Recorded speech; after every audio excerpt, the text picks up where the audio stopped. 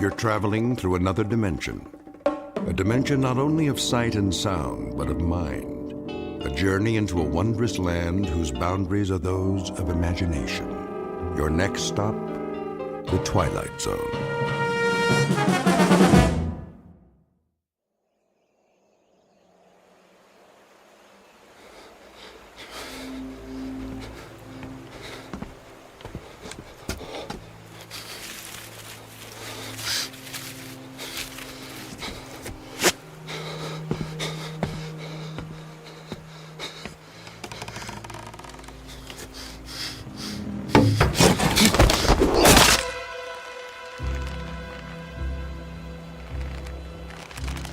He's dead.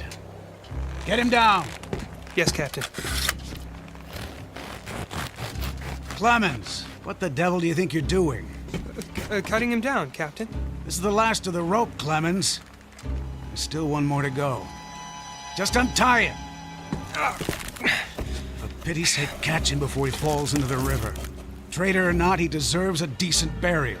Captain, the rope's looking pretty frayed. I'm not sure it'll take the weight of another prisoner. It'll have to. But, Captain... I said it'll have to. Yes, sir.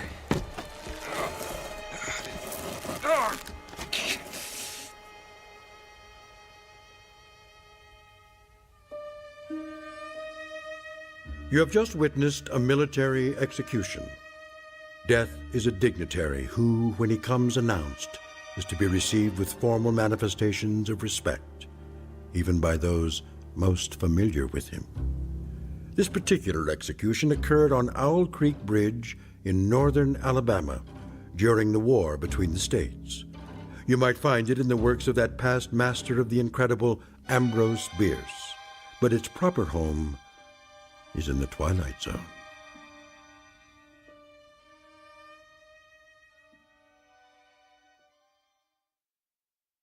And now, the Twilight Zone and our story, An Occurrence at Owl Creek Bridge, starring Christian Stolte, with Stacy Keach as your narrator. Hurry up, Clemens. I want to get this last one hanged while it's still daylight. Almost got him, Captain.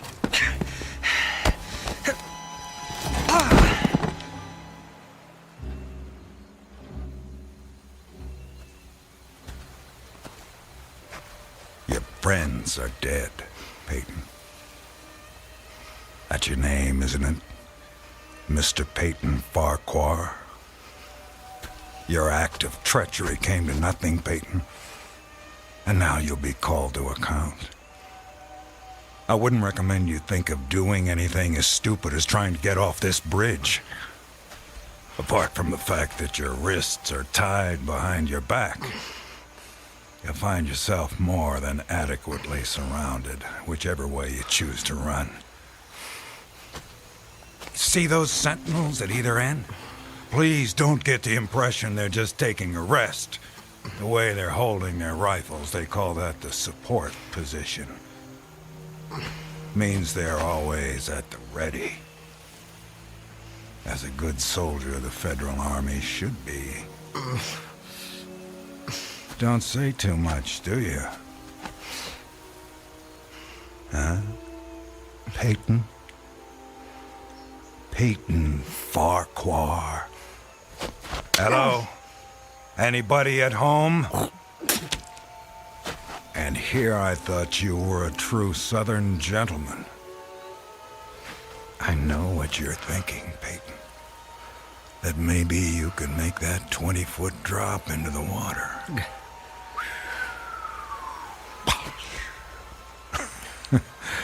And who knows, maybe you could at that. But after that, your chances for continued survival become pretty slim. Look over there on the bank of the stream. You know what that is? It's the muzzle of a cannon. You see, there's an outpost near here. If you really squint, you can see a company of infantry at parade rest. Think of them as spectators if you want. But if you sincerely want to swim for it, you might just as well be giving them target practice, which, believe me, they don't really need. You want to leave your wife a pretty-looking corpse, don't you? Still not in the mood for talking, huh? Well, I can understand that, time like this. A man needs to get his thoughts in order, ready himself for, you know. Perhaps I can help you with that. From a purely practical standpoint, I mean. I'm not a priest or anything like that. Truth to tell, my knowledge of matters theological doesn't amount to very much at all. But I can tell you a little bit about how it'll happen. Me and Clemens will escort you out to the center of the bridge, then introduce you to Captain Newman. He's a nice man. You'll like him. Me and Clemens salute the captain, then we stand behind him, leaving you face to face with the sergeant. Now, he's not such a nice man, sorry to say, but... Oh, I forgot. You two have already met. Well, when the moment comes, you'll both be standing on opposite ends of the same plank. He stands on the safe end, but you probably already guessed that. And you probably guessed that it's his job to hold the plank in place. Then, when the captain feels the time is right for him, not for you, he gives a signal to the sergeant. The sergeant steps aside, the plank tilts, and down you go. Nah, never having been hanged myself, I can't give you any information on what your final moments on this earth might feel like. But I can tell you, I've seen more than a few of these. And I'm sorry to have to tell you, it doesn't look any too pleasant. Anything to say about that? Well...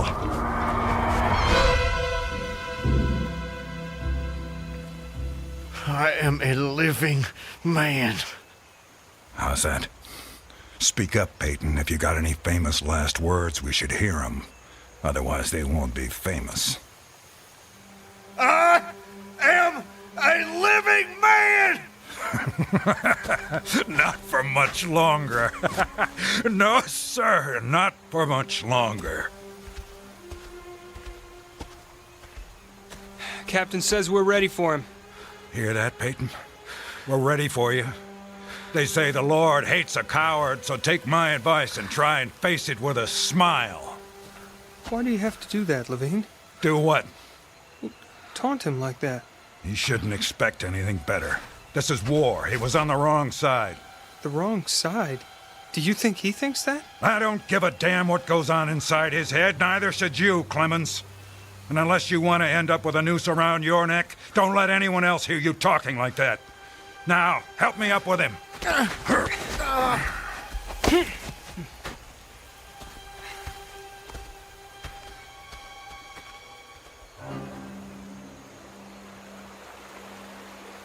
Oh, Elizabeth.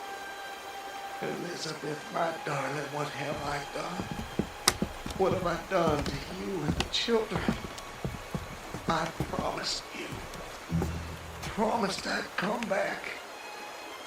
What is a man if he's not as good as his word? What am I? Secure the noose. The noose. If only I could free my hands. Perhaps I could throw off the noose. Perhaps I really could dive into the stream. I might evade the bullets, and if I swam vigorously enough, reach the bank, then take to the woods and get away. Get back home. Yes, home. And back to you, Elizabeth. Thank God home is outside their lines. My wife and little ones are still beyond the invaders' farthest advance. That pounding. What is causing that pounding? It's like the stroke of a blacksmith's hammer on the anvil. Is it distant, nearby, or both? Perhaps it's my death knell. Feel feels like a knife being thrust into my ear. Damn them, what's taking them so long? If you're gonna do it, just do it! Sergeant, step away. Too late. My God, it's too late. Oh, Elizabeth.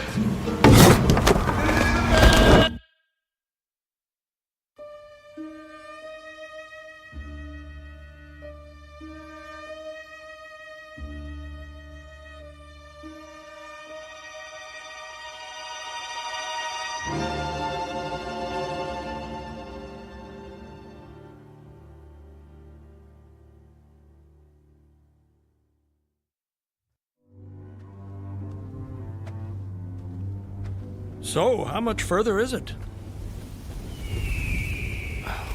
What? Much further to where? Where am I? You're home, Mr. Farquhar. How much further? A little further. Yes, a little further.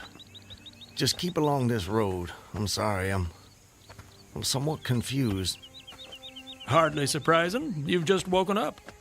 It usually takes me a good half hour and a stiff drink before I know my own name. Say, you wouldn't happen to have a stiff drink on you, would you? I'm afraid not. Too bad. No, wait. I can't have been sleeping. Why not? Look at me, I'm walking. How could I fall asleep walking? Horses fall asleep standing up. But not walking.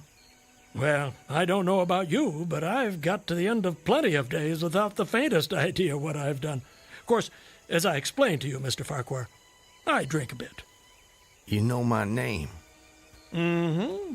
You're Mr. Peyton Farquhar. How do you know my name? You told me. I did. Sure you did. Right after I found you on the bank of the river. The bank? The southern bank. When I discovered you, you were digging your fingers into the sand, throwing it over yourself in handfuls, and almost blessing it.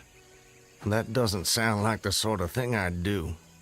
You don't remember? No. Well, it's what you did. You said it reminded you of diamonds, rubies, emeralds. I said that. I got the impression there was nothing beautiful you didn't think it resembled. Naturally, I was quite convinced at that moment that you were insane. No offense, sir. Sounds like a very natural reaction. I would have come to the same conclusion. And then you said something that captured my attention. And what was that? Still don't remember? Please, refresh my memory. You said, now let me think. This was all good stuff. I don't want to get it wrong. Oh, yes. You noted a definite order in the arrangement of the trees. That a strange roseate light shone through the spaces among their trunks, and the wind made in their branches the music of Aeolian harps. Well, sir, I've been from one end of this great land to the other, and I've met many madmen. Some of them confined for their own good, some of them elected to high office, but never a madman with such a poetic grasp of the language. That was when I knew you were just too interesting to leave where I found you. I do remember. Now it all comes back to you. Not all of it, not yet. But I remember lying on the bank. I was so content there. More than I've ever been in my... Right then and there, I had no wish to perfect my escape. I was happy to remain in that enchanting spot until they recaptured me. Recaptured, eh? You haven't mentioned that before. Of course, you haven't said much of anything since I found you. You're a man on the run, then. Forgive me, Mr. I'm sorry I don't seem to be able to recall your name. It'll come to you. Well, no offense, sir, but I'm not sure it would be wise to tell you the details. You're not a trusting man. Of late, I've become somewhat disappointed in human nature. I'm not sure why. This is a new world, Mr. Farquhar. It's understandable that you'd be cautious. But rest assured, I'm not what you might call political. But I do love a good story if you have one to tell. My story? I have no story. I have a life. A life that's become considerably more interesting of late, I'd venture to say. But beyond your name, I know nothing about you. What manner of man is Peyton Farquhar? Why do you want to know? The road I travel is long and lonely. I'm starved of intelligent conversation, and the only voice I ever hear is my own. Talking to oneself leads inevitably to madness. With you here as my temporary companion, I can stave off that unfortunate condition for at least another day. I see. And tell me, sir, where are you headed? Anywhere I'm welcome and nowhere I'm not. In short, nowhere in particular. So, you were telling me about yourself.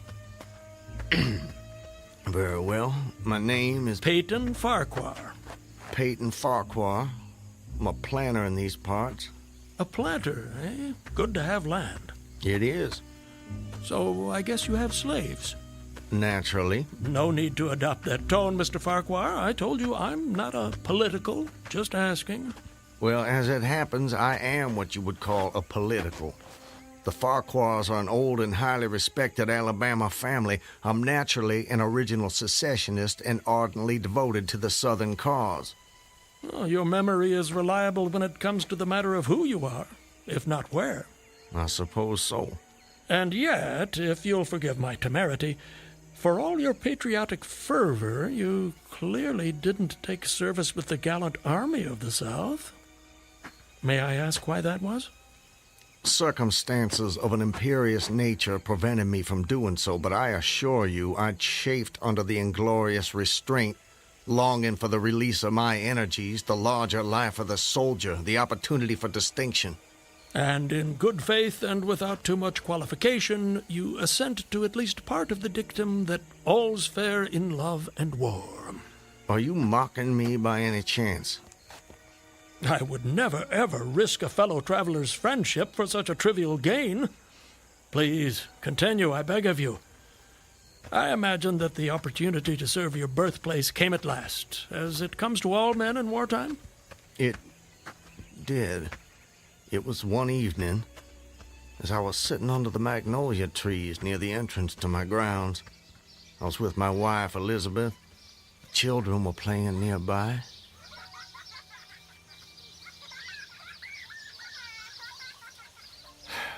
This is the life. It surely is, my dear. It surely is. Look at it. It's all so perfect. I'll tell you frankly, Elizabeth, if I should die this very moment, I'd die a happy man. Peyton, darling, I wish you wouldn't say such ghoulish things. I can't bear the thought. I have no fear, Elizabeth. I have no intention of passing away from sheer bliss. I just wanted to make the point that, well, that on such a beautiful evening as this, it's almost impossible to believe there is a war. I wish there weren't. But there must be. Why, Peyton? For them. For the sake of the children. They deserve the best future we can give them. Isn't that worth dying for? I understand that, Peyton. I do. It's just that...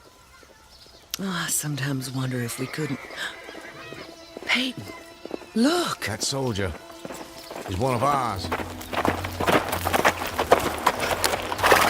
Water. Please. You're exhausted. Peyton, should I fetch one of the slaves? By no means.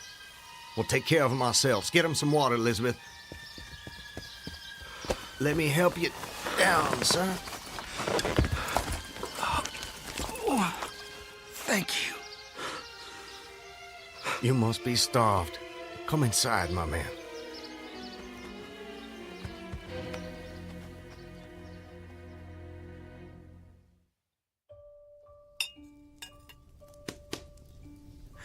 Oh, this is a splendid meal.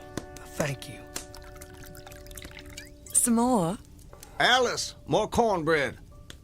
No, please.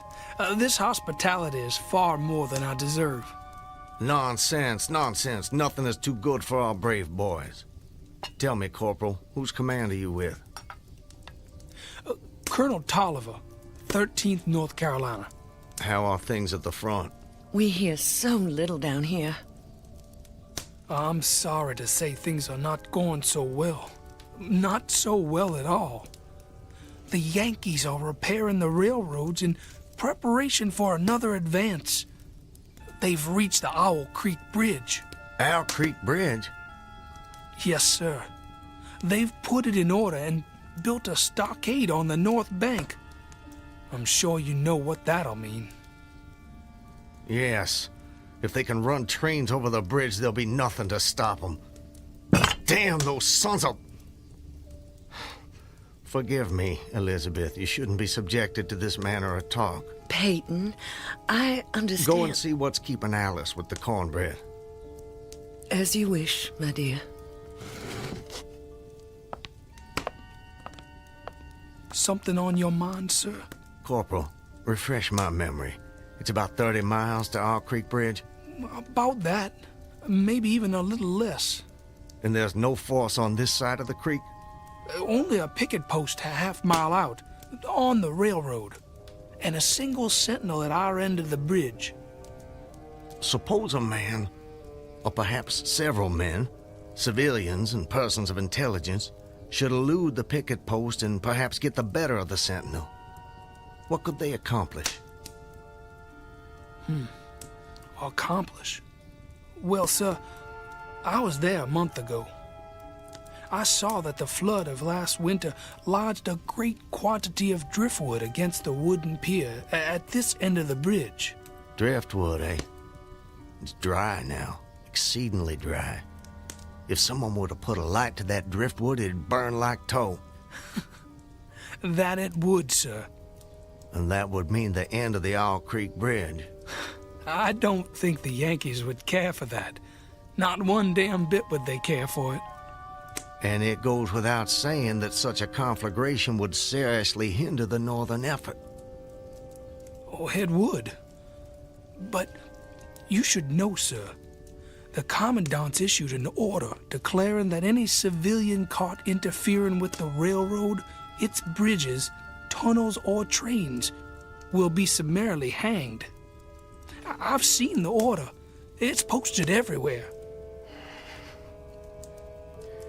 Risk is a part of life, soldier. You face it every day. I do. That I do.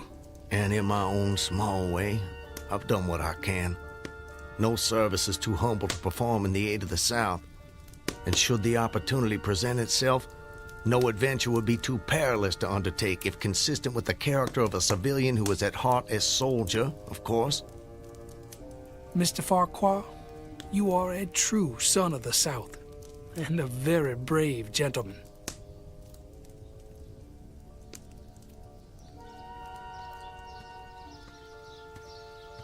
Elizabeth, I have to go away. Away? For how long, Peyton? Probably just a couple of days. Why? Business. Larson will be going with me, maybe Zeller too. I don't know. I'll have to ask him. Peyton, don't go. I don't want you to. The children need you. It's for the sake of the children that I'm doing this, Elizabeth. Why can't you understand that?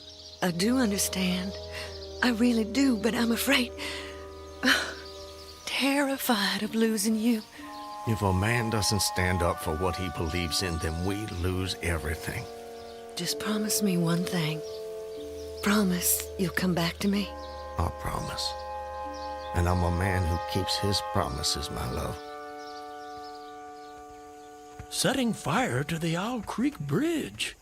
Sounds like a most audacious plan. It was. I must confess, Mr. Farquhar, I'm a little confused. How so? You strike me as a competent and determined gentleman. I imagine whatever you want out of life, you get it. That's fair to say. What of it? Simply that I'm surprised your endeavor came to nothing. And what makes you imagine that?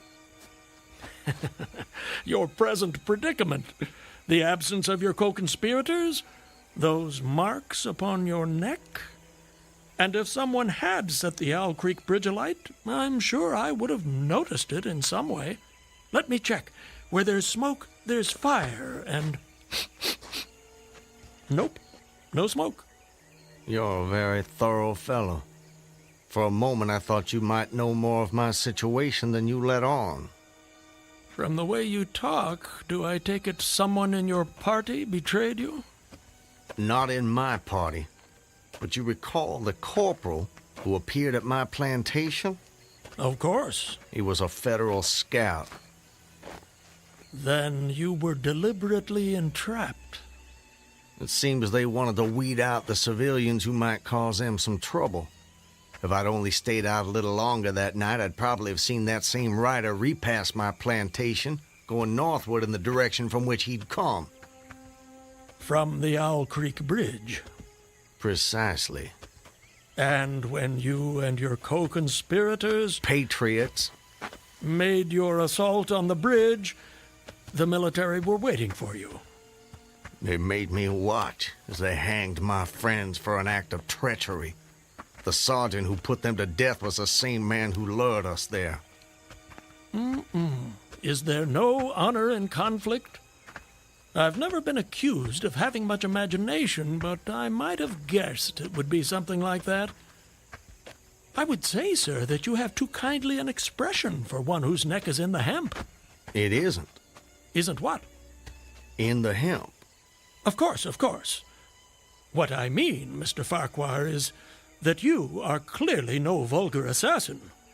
Fortunately, the liberal military code makes provision for hanging many kinds of persons.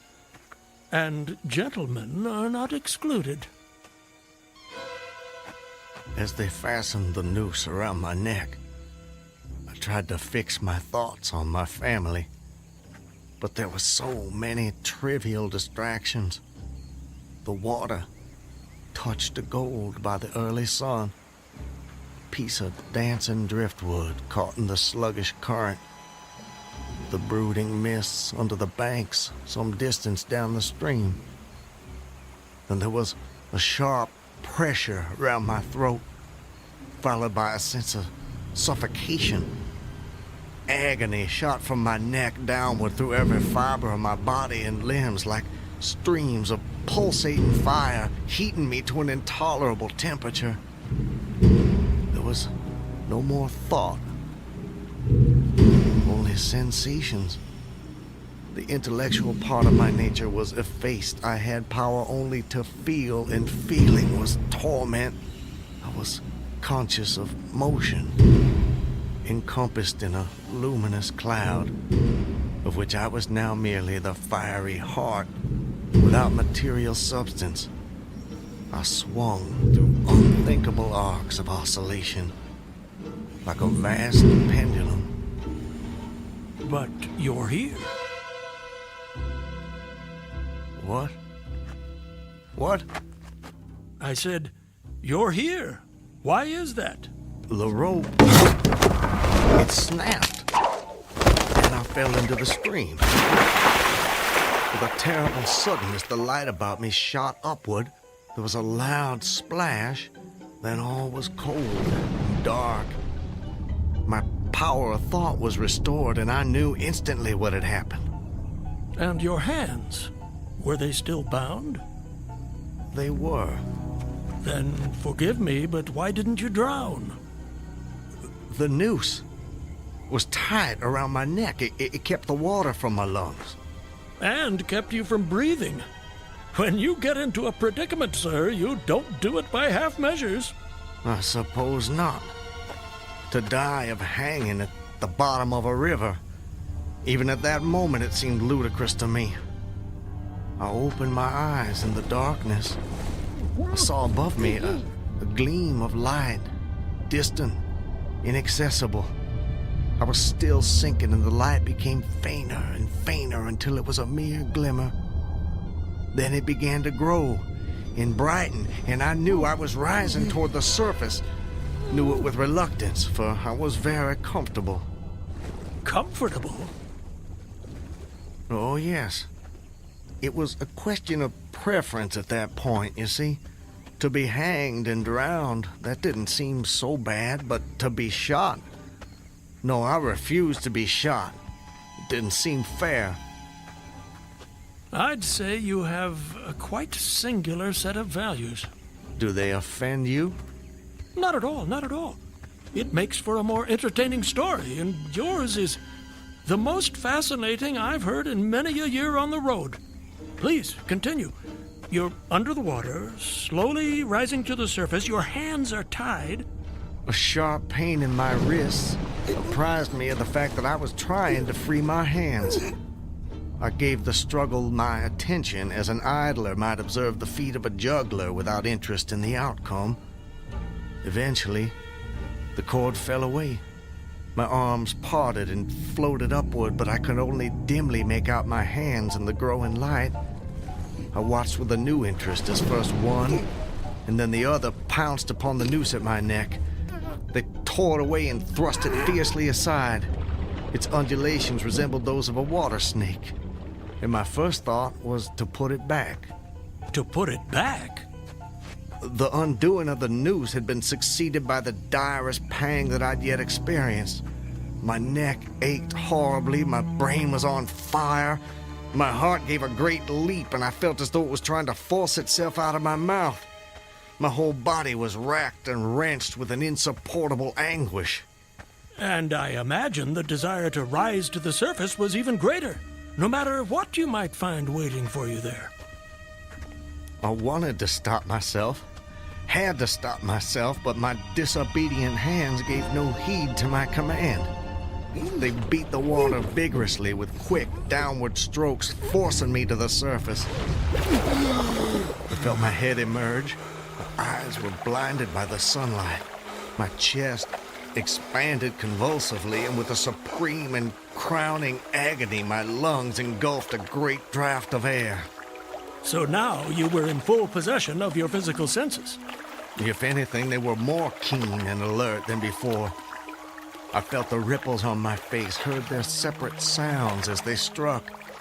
I looked at the forest on the bank of the stream, saw the individual trees, the leaves, and the veining of each leaf, saw the very insects upon them, the locusts, the brilliant-bodied flies, the spiders stretching their webs from twig to twig, the prismatic colors in all the dewdrops on a million blades of grass, the humming of the gnats that danced above the eddies of the stream, the beating of the dragonflies' wings. They all made audible music. Remarkable. If you'll forgive my saying so, you missed your life's calling. You have quite a turn for descriptive language. I'm surprised you had the time to note your surroundings in such detail. It may only have been a few seconds, I'm not really sure. I seem to have lost the ability to judge the passage of time accurately. Or perhaps you've gained a greater appreciation of time. There's a whole world in every second. You have a singular turn of phrase yourself, Mr. I'll get it in a minute. No doubt. Did you acquire this philosophical outlook during your travels? Hard to say. See, it often seems like I've been traveling my whole life. But enough about me. I long to hear your story. You've painted a beautiful background for me, but it strikes me there are more pressing issues in this particular picture. For example, your executioners. My would-be executioners? That goes without saying, surely. Very well. I saw them, silhouetted against the blue sky. They shouted, they gesticulated. Their movements were grotesque and horrible, their forms gigantic. Suddenly, I heard a sharp report as something struck the water smartly within a few inches of my head, spattering my face with spray. One of the officers had his rifle. At his shoulder, there was a light cloud of blue smoke rising from the muzzle. I was surprised he missed. I read somewhere that marksmen with gray eyes are the keenest shots. This fellow was the exception to the rule, it seems. The marksman had gray eyes? Mm-hmm. How could you see that? I'm sorry? He was on the Owl Creek Bridge. You were in the water. And you must have drifted some distance. So, how did you know the marksman had gray eyes? I don't know how I know. I must have noticed it on the bridge. Just before your execution. My intended execution. As you say. Doubtless the detail was burned into my mind. Doubtless. I told you how much more alive my senses had become at that moment. Alive. Yes, indeed. That you did.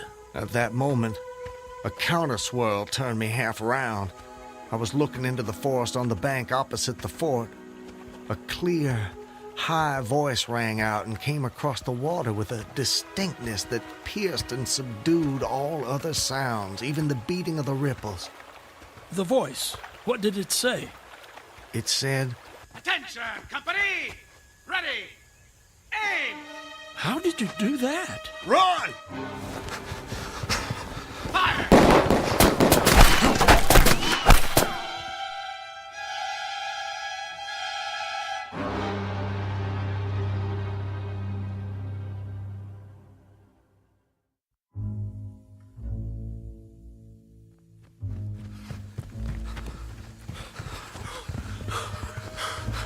Are they still behind us? No, I don't think so. All right. That's enough for now. No more running for my life.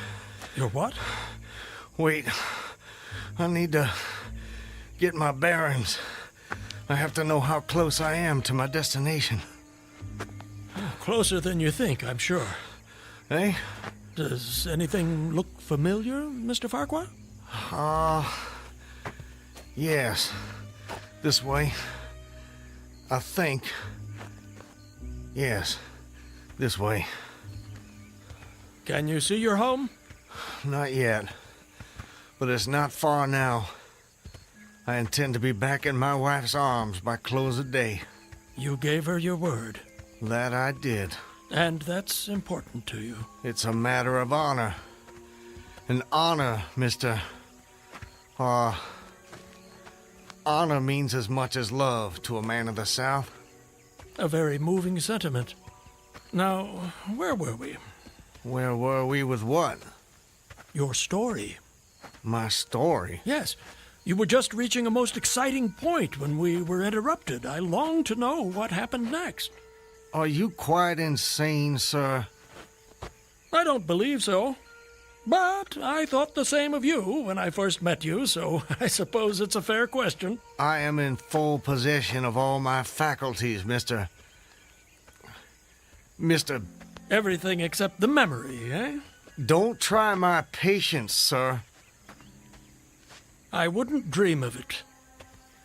You asked me an important question, and I'm doing my best to answer it. But you'll appreciate it's difficult to judge these things when one spends so much time alone. If I had a constant companion, someone to tell me if and when I appeared to be losing my senses, that might be helpful, but that's not what fate has in store for me. And as I say, I try to avoid talking to myself because that seems to me the fastest route to madness.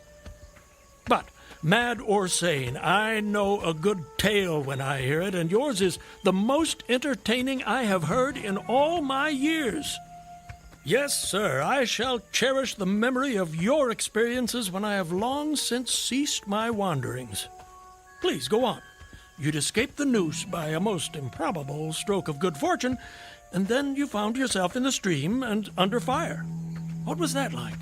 Surely you can imagine that for yourself. We were just under fire a few minutes ago. But not in the water. Well, does it matter? Does to me. It's the setting that makes the crucial difference. Please. Very well. I suppose it might make the journey shorter, at least. Not mine. I dived to avoid the shots, dived as deeply as I could. Water roared in my ears like the voice of Niagara, yet still I heard the dulled thunder of the volley. those heightened senses of yours? I rose again towards the surface and was met again by more shining Yankee lead. One shot nicked my cheek, do you see it? I see it. Well, the next time I dove, I was a long time underwater, and I made damn certain I swam farther downstream and nearer to safety. Just as well, since the soldiers had almost finished reloading.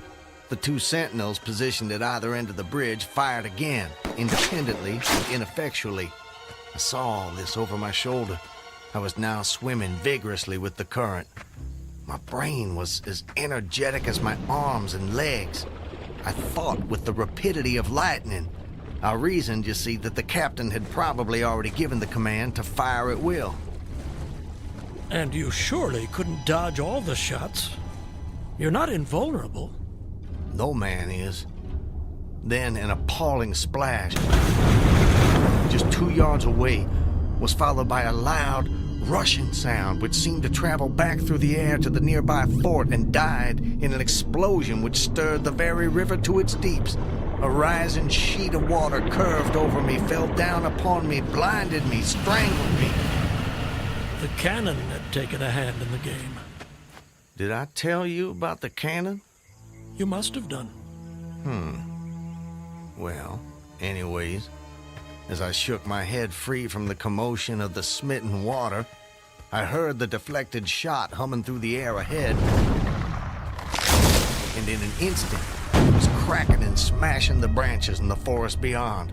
I was certain they wouldn't be so far from their target next time, and it was a good gun. The report lagged behind the missile. But surely the smoke would have apprised you of another shot. So long as you kept your eye on the gun, you had a certain advantage. Am I correct? You are? The problem was how to reach the shore without turning my back on the cannon. You have my complete attention, sir. How did you manage it? Well, I don't know. I'm not sure. I felt myself whirled round and round, spinning like a top. The water, the banks, the forest, the distant bridge, fort, and soldiers, they were all somehow commingled, blurred. I could no longer make out objects, only colors. Circular, horizontal streaks of color. It was all I saw. I was caught in a vortex. I felt giddy and sick. Fascinating. Incredible. What is that damned hammering? I don't hear anything. Unless it's the ticking of your watch you can hear. My watch? You're lucky it still works after such an immersion.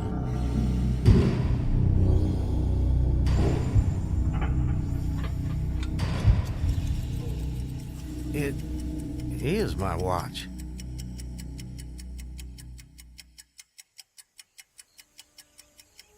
But why should I think...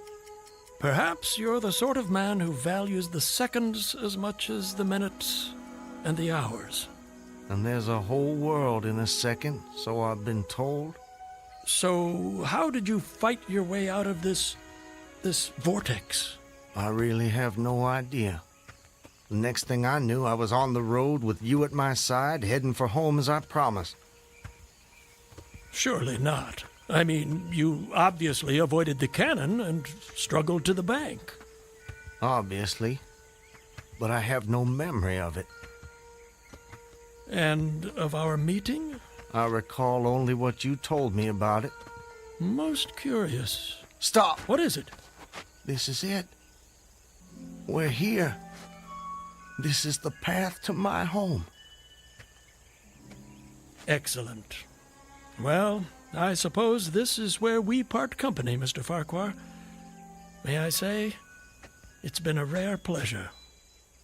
You wouldn't care to come in? I'm sure the servants could prepare you a meal. That won't be necessary, my friend. I have many miles still to travel. But your journey is almost at an end. Yes. Well, goodbye, Mr. I'm sorry, I thought I could recall your name, but it just escapes me. Call me Ambrose. I wish you well, Ambrose. And you, Mr. Peyton Farquhar. And you.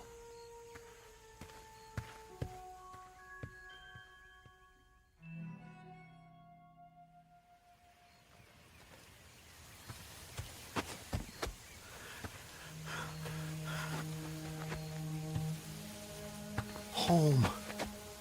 Almost home. How long? How long since that damn imposter rode down this road? How long since I was drawn to the Owl Creek Bridge? I would say, sir, that you have too kindly an expression for one whose neck is in the hem. Seriously. It is. Isn't what? In the hem. Of course. I promised I'd return, Elizabeth. All so perfect. They couldn't keep me from Just you. before your execution. My intended execution. As you say. Not even a noose around my neck could stop me from coming back to you, to the family. Yes, indeed. I told you how much more alive my senses had become at that moment. Alive. Yes, indeed. Saw them. John, don't tease your sister. I want you Elizabeth! both on your best behavior when your father returns. Elizabeth! Peyton! Elizabeth! You're not invulnerable. No man is. Elizabeth! Elizabeth! I swore I'd come back to you. I promised. Peyton! Elizabeth! Peyton! Elizabeth! Peyton! Oh, Peyton. Peyton, my love. Elizabeth, let me hold you. Let me take you in my... There's a whole world in every second.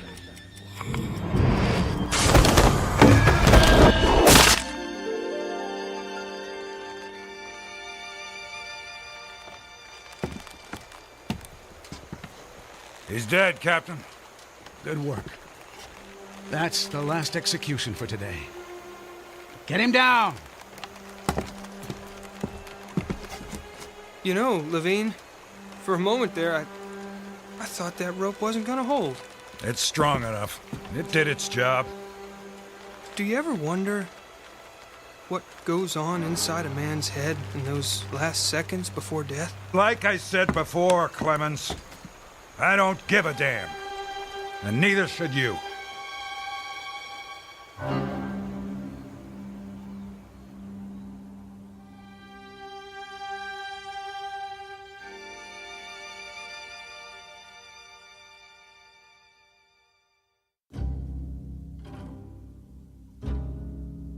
An occurrence at Owl Creek Bridge in two forms, as it was dreamed and as it was lived and died.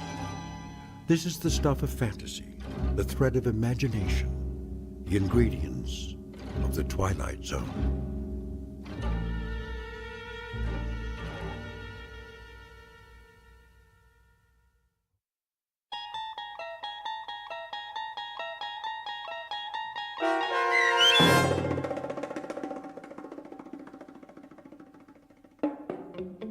An Occurrence at Owl Creek Bridge, starring Christian Stolte with Stacy Keach as your narrator, was adapted for radio by M.J. Elliott and based on the short story by Ambrose Bierce. Heard in the cast were Rob Riley, Danny Goldring, William Dick, Susan Hart, Gonzo Schexnader, and John Hogenacker. The producers of The Twilight Zone wish to thank CBS Enterprises and the Rod Serling Estate for making this series possible. This copyrighted radio series is produced by Carl Amari and directed by Joe B. Cerny for Falcon Picture Group. Sound design, custom Foley effects, recording, and editing are done in the Cerny American Sound to Picture Theater by sound designers Craig Lee, Todd Beyer, and Tim Cerny. To learn more about the Twilight Zone radio dramas and to contact us, visit our official website at twilightzoneradio.com. Doug James speaking.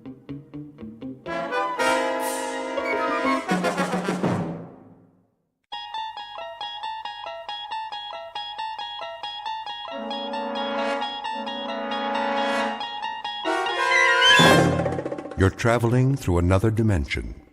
A dimension not only of sight and sound, but of mind. A journey into a wondrous land whose boundaries are that of imagination. Your next stop, the Twilight Zone.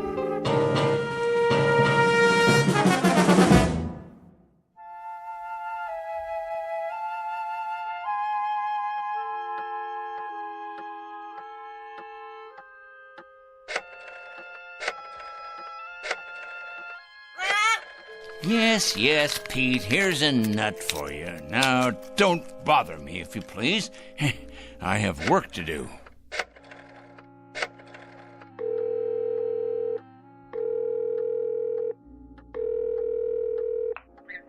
I'd like to speak to Mr. O'Connor, please.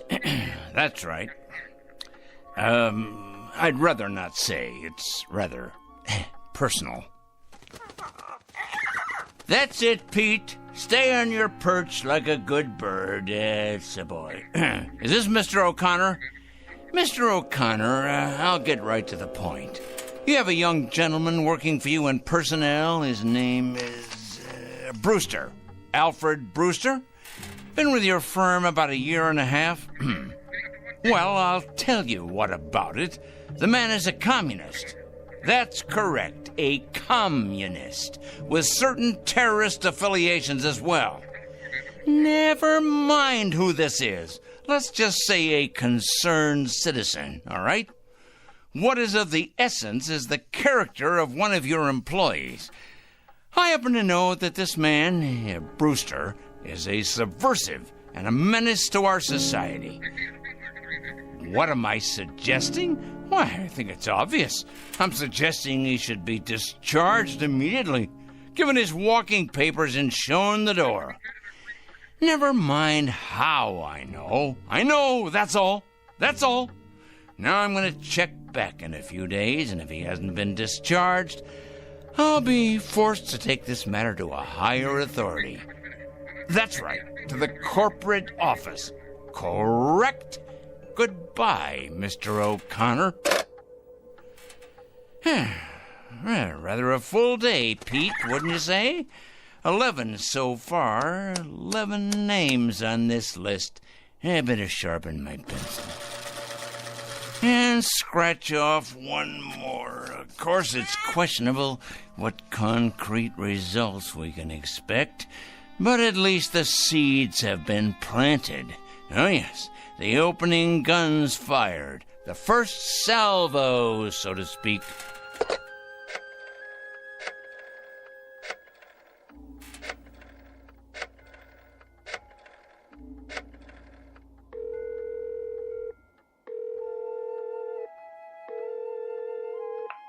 Hello, Board of Education? Well, please connect me. Yes, I'd like to speak with the superintendent of schools, please. It's a personal call. No, I'm not at liberty to give my name. That's right, it's urgent. Is this the superintendent? This is a concerned citizen. I'm calling about a teacher and your employee. That's correct. His name is Farwell. William J. Farwell. He teaches at your North End High School. That is correct.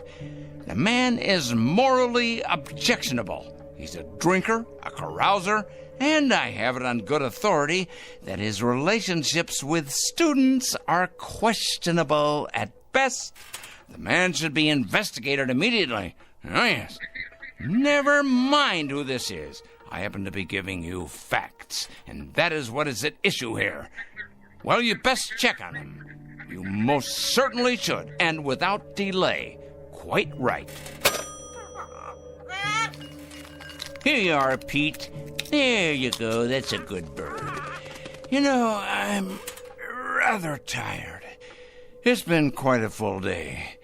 You don't realize just how tired you can get during a campaign.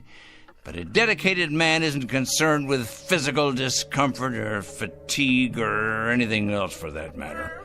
No, a truly dedicated person is interested only in victory, in the conquest of morality over the forces of immorality.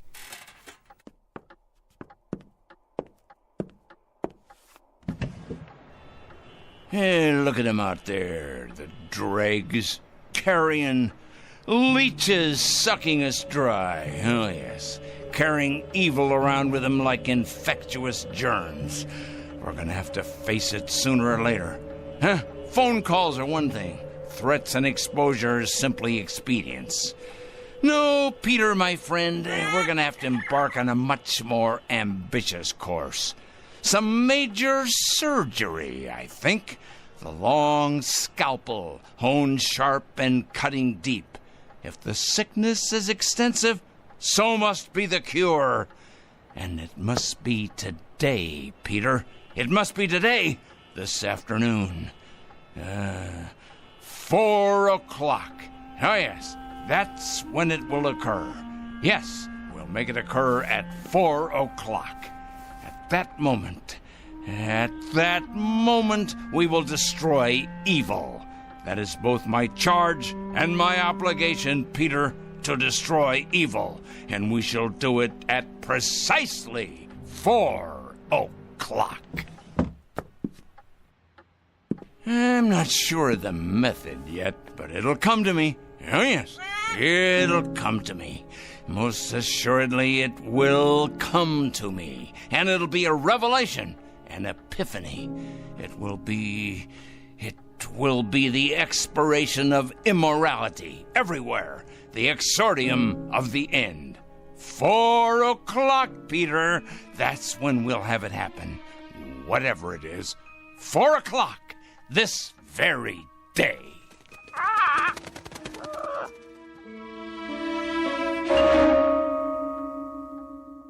This is Mr. Oliver Krangle, a dealer in petulance and poison, a self-appointed, self-designated, self-ordained vigilante, whose jaundiced eyes peer out at an unholy world and find it undeserving of anything but judgment and punishment. And Mr. Oliver Krangle is both the judge and the executioner. He has rather arbitrarily chosen 4 p.m. as his personal Gotterdammerung. We are about to watch the metamorphosis of a twisted little fanatic poisoned by the gangrene of prejudice to the status of an avenging angel, upright and omniscient, dedicated and fearsome. Whatever your clocks say, it's almost 4 o'clock. And wherever you may think you are, at this moment you happen to be in the Twilight Zone. And now, The Twilight Zone and our story, 4 o'clock, starring Stan Freberg with Stacy Keach as your narrator.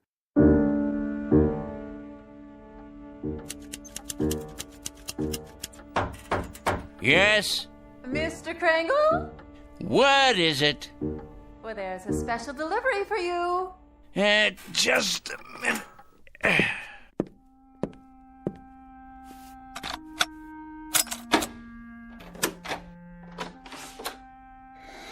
Here you go. A whole lot of stuff, 8 or 10 envelopes at least. Thank you, Mrs. Williams. Something else, was there? Something... Oh, no, nothing else. Then in that case, why do you stand there trying to read the contents of these envelopes as if you were an X-ray machine, Me? Read your mail? Oh, I can assure you, Mr. Krangle, I have many more things to do than trying to read my tenant's mail. Your mail in particular. I feel reassured. You sure get enough of it. Somebody'd think you were running some sort of mail order business or something. Just look at that desk of yours. So much mail and papers and I don't know what all. What is your business, Mr. Krangle? What I do is none of your concern. I pay my rent on time, and I keep to myself. A respect for privacy you should learn, Mrs. Williams. Well, I never... You never? That's good to know. Now, have you any more comments to air? Because if not, I would greatly appreciate your leaving me alone. I have a great deal of work to do. I believe that. The question is, what kind of work? You should believe it. You may thank me one day, Mrs. Williams. Oh, yeah, you and everyone else. Assuming you're still around, and assuming you retain the capacity to feel appreciation. What's that supposed to mean? Assuming I'll be around. Are you threatening me or something, Mr. Krangle? Threatening you, Mrs. Williams? I don't threaten people, my dear lady. I compile files on them. I compile them, and I analyze them, and I investigate them, and then I categorize them, and I judge them. Oh, yes. If they're impure, they must be punished. If, on the other hand, they are simply misled or naive or unsophisticated, I point them to the right way. I lead them by the hand, Mrs. Williams. I show them the proper course, the path to redemption. Is that... what I mean is that what you do? For a living? Indeed. In short, I check evil, Mrs. Williams, and I eradicate it, inoculate it, wipe it clean, and sponge it away. And you know where these evil people are? I most certainly do, Mrs. Williams. Can you give me an example?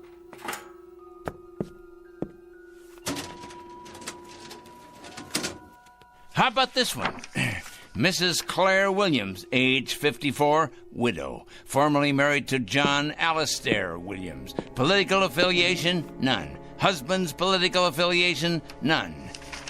Evidence of subversion, none. Negative personality traits, curiosity, and ignorance. Of course, that's just a preliminary report, Mrs. Williams. The in-depth research is in the master file cabinet right over there.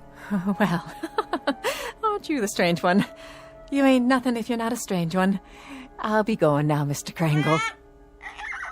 Had your nap, Pete? All rested up, are we? Well, that's a good young parrot. It's going to be an exciting afternoon, Pete. Big things are going to happen at 4 o'clock. Yes, they are indeed. 4 o'clock? What's going to happen at 4 o'clock? Interesting question, Mrs. Williams. A very interesting question. Very much to the point. What's going to happen indeed? At 4 o'clock, we're going to expose evil, strip it bare, push it out into the light, dissect it, pinpoint it, and eliminate it. You are? Exorcise it, denude it, confute it, destroy it. Oh, now careful, Mr. Kringle. You're gone and broken your lamp. What? Oh, the lamp. I see. Sorry. Well, no matter. Would you like me to clean that up for you?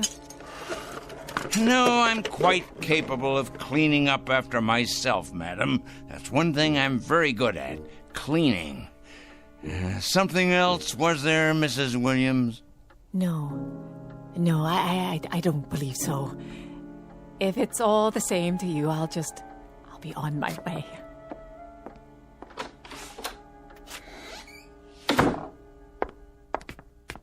Saints preserve us.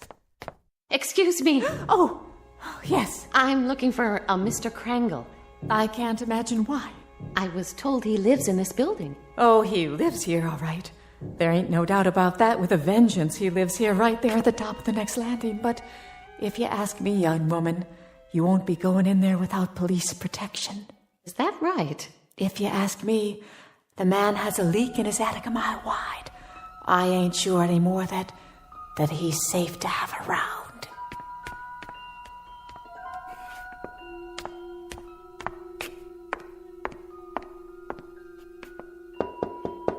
Mr. Kringle? Mr. Kringle? Well? My name's... Who else is with you? Why, no one. Are you sure? Yes, quite sure. My name is Lucas. I wonder if I could speak with you for a moment. Lucas. Ah, yes, Lucas.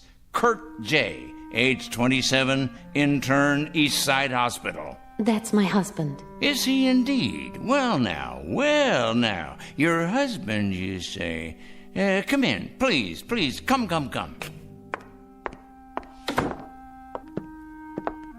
Have a seat, by all means. Thank you. Now, what about your husband? Why, Mr. Kringle? Why what? Why are you trying to hurt him? Hurt?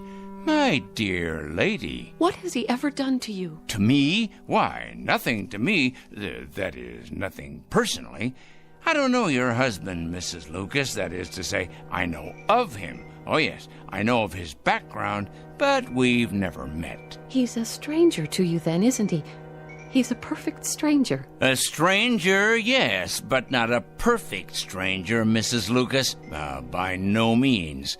Your husband happens to be most imperfect. And when you perceive, quite correctly, that he's done nothing to me, at least not directly, I hasten to enlighten you. He nonetheless happens to have done a great deal against society. In what way? Ho, don't play dumb with me. Don't give me any of that naive stuff. My husband, for your information, Mr. Krangle, is a dedicated young doctor. A gentle, decent, fine human being. He has only one abiding interest in life, and that is to cure, to heal, to stop pain. And to kill. How can you say such a thing? Yeah, that's his other abiding interest, the one you've conveniently skipped. L-L-L-U-C Lucas. Here we go. I know his file well. Lucas Kurt J., M.D., second-year intern, Eastside Hospital. This year, on the night of March 12th, while serving in the emergency ward, he permitted the death of one Mrs. Angela Rienti by failing to relieve pressure accumulated as a result of a brain injury sustained in a traffic accident. It wasn't his fault. It was too late. That's his only crime. He wasn't able to treat her because he was responsible for half the ward that night. And by the time he got to the woman, she was already dead. That's your interpretation. It's not an interpretation. It's a fact. It's exactly the way it happened. By the time he got to her, by the time she was put into his care, she'd already died. He should have gotten to her earlier. How could he? Do you know how many lives he saved that night? How many people he saves every day, every week? He did nothing to her. That's about the size of it, Mrs. Lucas. Miserable dereliction of duty, resulting in the untimely death of a woman who by rights should be alive today. These facts came to my attention, and I simply called them to the attention of the hospital supervisor, an institution, by the way, which I help to support through taxes. By what right? I must ask you, Mr. Krangle, excuse me, but by what right do you presume to pass judgment on my husband? You're not even a medical man. Why, you weren't even there that night. You don't know anything about it. And yet you write your letters to the hospital, dozens of nasty letters accusing my husband of being a murderer. Why, you wretched, small-minded... Enough, Mrs. Lucas. That will be quite enough. I've suffered your presence here, but I'm not required to tolerate your abusiveness, although I don't wonder you're the type of woman you are. Oh, and what type is that? You're obviously greatly attracted to your husband, and there's no secret that birds of a feather, well, you know the rest. I think I catch your implication, Mr. Krangle, and you're over the line. Way over the line. You're as cracked as that lamp of yours. Tell me, has the hospital discharged your husband yet? Discharged? That's right. Let him go. Cashiered him out. Eradicated him from the payroll. Given him the sack. I've been expecting it momentarily. They have not, Mr. Krangle. They have done no such thing. It'd take more than a letter-writing campaign from a crank like you to make that happen. Your husband is an evil man. He is no such thing. And I will not put up with evil in any form. And I will not stand by and allow an injustice like this. Of all the presumptuous, wrong-headed... I'm sorry, Mrs. Lucas. I haven't any more time. Why, look at the hour. It's 3 o'clock already. I got things to do. Many more important things to do, thank you. Today's mail, for instance. You'd probably be interested in these. They're cases not unlike your husband's. Communists, subversives, thieves, harlots, but all made out of the same metal. Evil, Mrs. Lucas. All of them evil. And I will not countenance evil. I am absolutely incapable of countenancing it. You're probably unaware of it, Mr. Krangle, but my husband is a very sensitive man. Oh, please, spare me. Your letters have had an effect on him, if on no one else so far. The people at the hospital tell him to ignore the letters, forget about them, but they're tearing him up inside. They're killing him, his confidence in himself, his ability to concentrate and work. You see, he's like a lot of doctors, Mr. Krangle. He cares. He cares very deeply. So, you see, you really have been quite successful after all. I imagine you've been equally successful with other people, too. Mm-hmm. There's too much sanity still left out there for you to have succeeded in having them all fired. Mm-hmm. But you must be hurting them, those men and women, hurting them desperately, as you've hurt my husband. So you've really accomplished a great deal. Yep.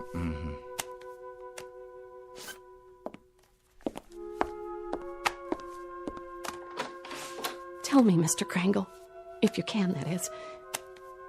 Why? What's that? Why do you do it? I really need to understand. Why? You ask me why? Why? Because they're evil. That's it precisely. Nothing too complicated about that, is there? They're evil, plain and simple. Here, take a look out the window. All those little bugs down there, you see? Bacteria. That's what they are. That's what your husband is. All those little... That's it. That's precisely it. What is? That's what I'll do. I've finally gotten the clue. I said little, you understand? That's what I'll do. I'll turn all the evil people into little ones, understand? I'll make all the evil people, let's see, 3 feet. No, 2 feet. 2 feet tall. That's it. At 4 o'clock this afternoon, at precisely 4 o'clock, every evil man and woman will become a mere 2 feet tall. A revelation, an absolute revelation. Peter, my lad, did you hear what I come up with? Did you? That's it. Do you see the beauty of it, Pete? That's it. It's brilliant, absolutely brilliant. 2 feet tall, Pete. 2 feet tall.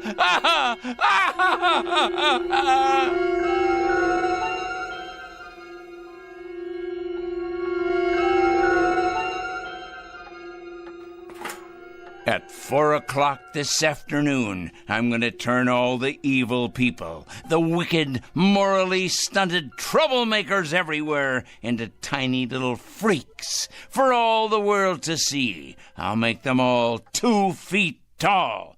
2 feet tall, I say. Yes, it'll be better than if they wore badges on their clothing. Impossible for them to hide the purest form of poetic justice.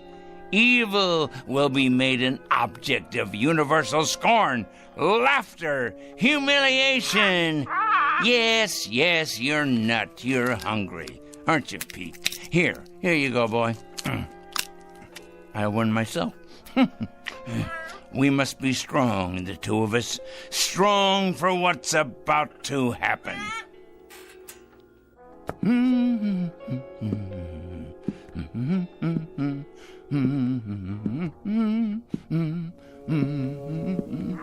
That's right, Petey. 10 minutes past 3. It won't be long now. Yes, a peanut. Here you are. That's a good, strong boy. I'll bet you could crack open just about anything with that great big beak of yours, couldn't you? Yes, you could. I'm sure you could.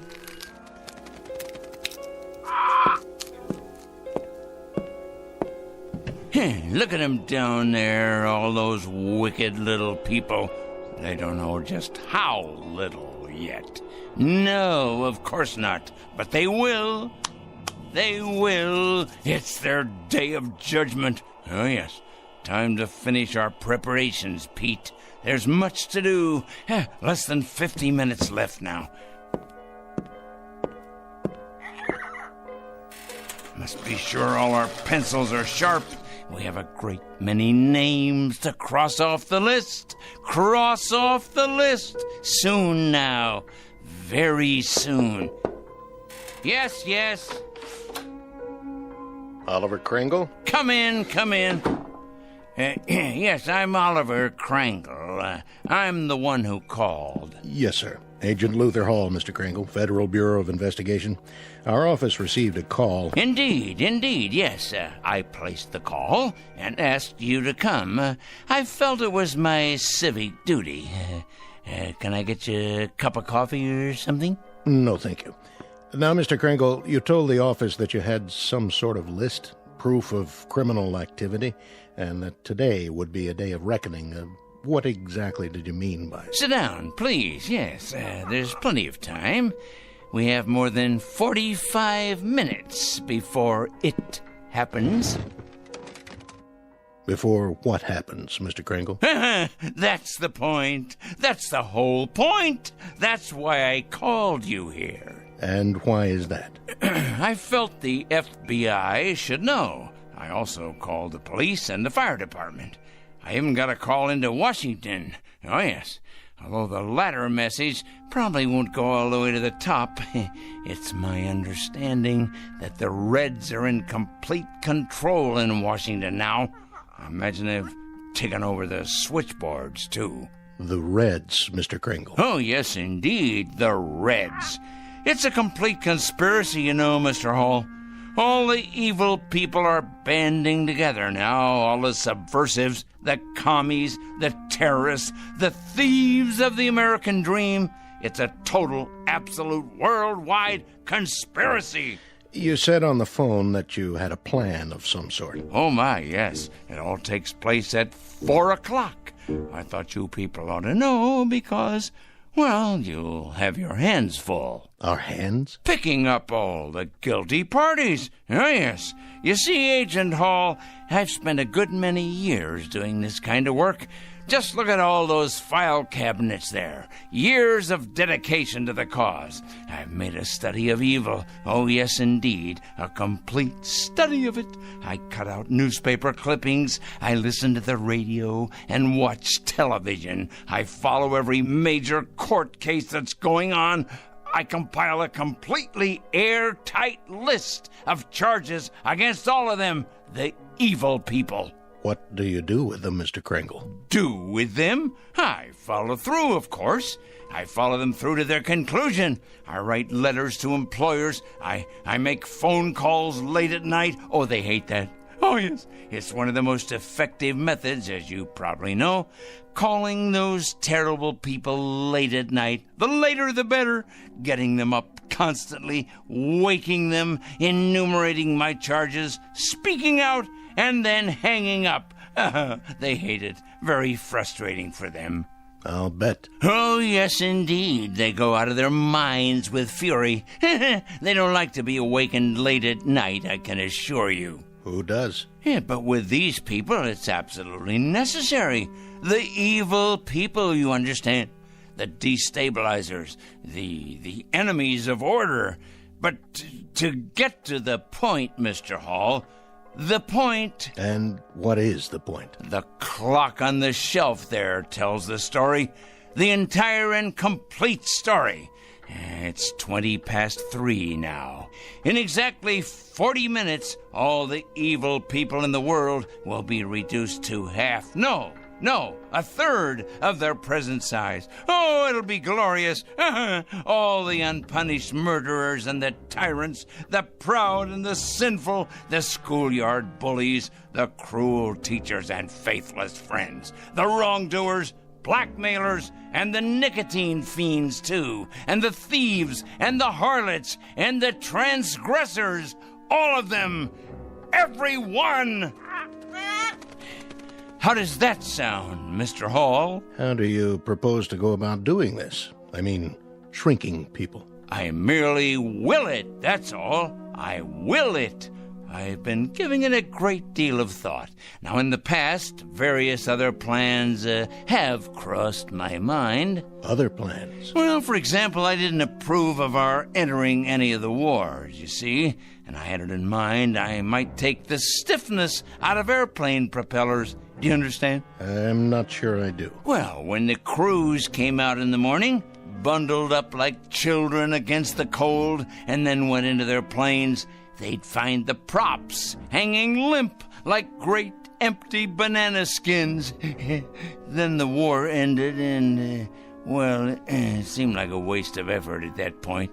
After that, jets became the order of the day, and so I thought, what would jam up the intakes on those jet engines? Huh? What better than a flock of birds? Oh, not you, Petey. Not the beautiful, brave, loyal parrots of the world. Oh, no. Just your low-class country cousins. You read about it from time to time. Seagulls that get sucked into jets, cause them to fail. So, naturally, I thought, chickens. Chickens. Ignorant. Can't speak. An army of them bred to sacrifice themselves for the greater good. Release them on runways just at the moment of takeoff. That would ground those bombers and cargo planes, but fast. Of course, there'd still be trucks and overland supply routes. And then I read in the paper a year or so ago about an accident, a bad traffic accident. 3 people were killed. So I decided I would change all the wheels in the world from round to square, or maybe even triangular, so they'd stub in the asphalt and stop in their tracks. You mean sabotage interstate commerce? I devised another method later on. Terribly interesting, I thought. Mark all the evil people on the forehead, or better yet, turn them all one color. Say, purple. But then it came to me that they'd simply be able to recognize each other more readily and band together in their collective wickedness. I see. Well, Mr. Hall, this is hard to believe, but I hit upon this latest idea about the change in size just this afternoon. Some benighted woman was in here, and she quite inadvertently gave me the clue I needed. Make them all 2 feet tall. Now, what could be simpler? Think of it, Mr. Hall. Think how ineffectual this will render them. They can't handle delicate scientific instruments, or typewriters, or computers, or telephones, because they can't reach them. They won't even be able to open a window or turn a doorknob to escape once we know where they are. Why, pretty soon they'll be as extinct as dinosaurs. Here's a peanut for you, Petey. I think, Mr. Hall, that the most interesting place will be, let's say, a murder trial, where nobody knows whether the accused is guilty or not. And then at 4 o'clock, if he's guilty, or watching the drunkards in a saloon, or, there's so many places to be. Mr. Kringle? Yes? I'd like to ask you a question, sir, and I hope you don't take offense at it. Go on. Have you ever had any psychiatric help, sir? What? Psychiatric help. I don't think you're rational. I think you've developed some kind of obsession here, and I think you need some help. Help? Me? I need help? Why should I need help?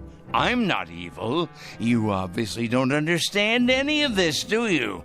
I'm not the evil one. It's them. It's all of them out there on the street. Just take a look out the window. See? They're the evil ones. They're the ones who are going to be 2 feet tall. In just 30 minutes. That's when it's going to happen. In just 30 minutes. Well, I'm sorry, Mr. Kringle, but there doesn't seem to be very much we can do about all this. What do you mean? Why, the law enforcement agencies are going to have round-the-clock schedules from now on. Do you realize how many evil people you're going to be able to find? Why, they'll be all over the sidewalks, all over the streets. You'll have to build more jails. You have to build more electric chairs, gas chambers, gallows, penitentiaries. Well, Well, what about it? What are you going to do? Nothing, Mr. Kringle. Not a thing. And if you'll forgive a suggestion, that's what I think you should do, too. Nothing.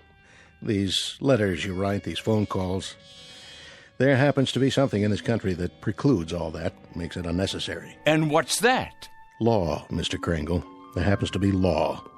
We like support from citizens. Support, help, cooperation. But interference is quite another thing. Oh, I get it now. I understand. At last I understand. You're part of the conspiracy. That's it. You're one of them. Why, of course. I'm an idiot not to have realized it. Of course you people have gotten into the FBI. It stands to reason you would. You've infiltrated every other place. Well, I'm going to tell you something, Mr. Hall. Good day, sir. You'd better enjoy yourself for the next 20 or 30 minutes. You hear me? You'd better enjoy yourself to the utmost, because you're going to be 24 inches tall. You and everybody like you.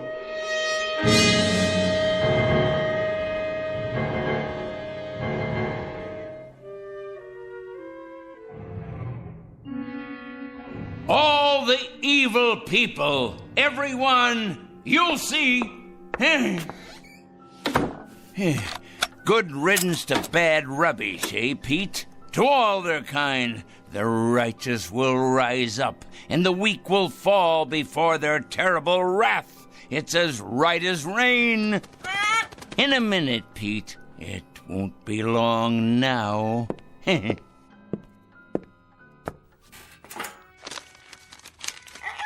Yes, here's your nut. It won't be long now at all. We must have everything in order, all our pencils sharpened, weapons that are truly mightier than the sword. And our desk, we must have lots and lots of clean paper to make another list of the newly exposed. Their corruption on display for all the world to see. I wonder what they'll look like down there on the streets, on all the streets everywhere. Oh, what a glorious sight it's going to be. So many people. Think of it. Fat ones, thin ones, the young and the old, suddenly grown too small for their clothing, which of course will no longer fit them. It simply won't fit them at all. Like the toads and the cretins they are. Someone should follow along behind and collect it in trucks, boil it in hot water, decontaminate it, and then redistribute it to the rest of us. Think of that, Pete. New suits, trousers, neckties, formal wear, tuxedos, this and casual wear of every style. Oh, yes, it shouldn't go to waste. Think of how much money could be made in resale centers across the land. Money to finance a whole new campaign. Why, Pete, we could open a chain of clothing stores. All we need is a fleet of trucks to gather it up. Ours for the taking. But alas, it's too late to organize any of that now. Oh, if only I'd planned ahead. Well, the least I can do is alert the media. Yes, that's the responsible thing to do. I wonder if they have any idea at all about what's to take place. And at this hour, the Dow Jones is down 14 points. Raging fire now under control in upstate. The White House press secretary announced a peace plan today.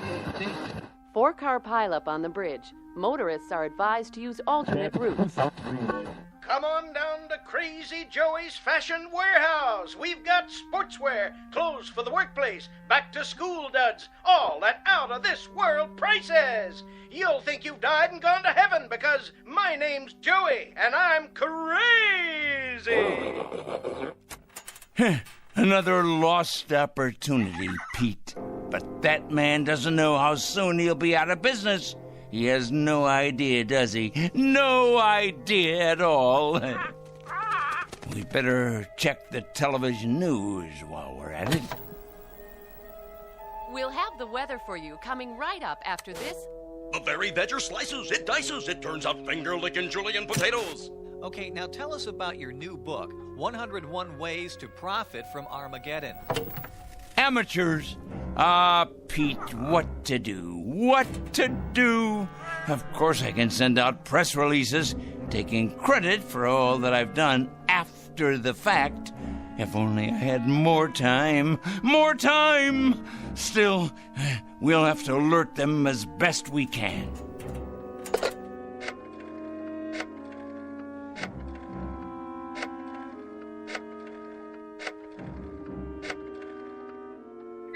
Yes, put me through to the news department, please.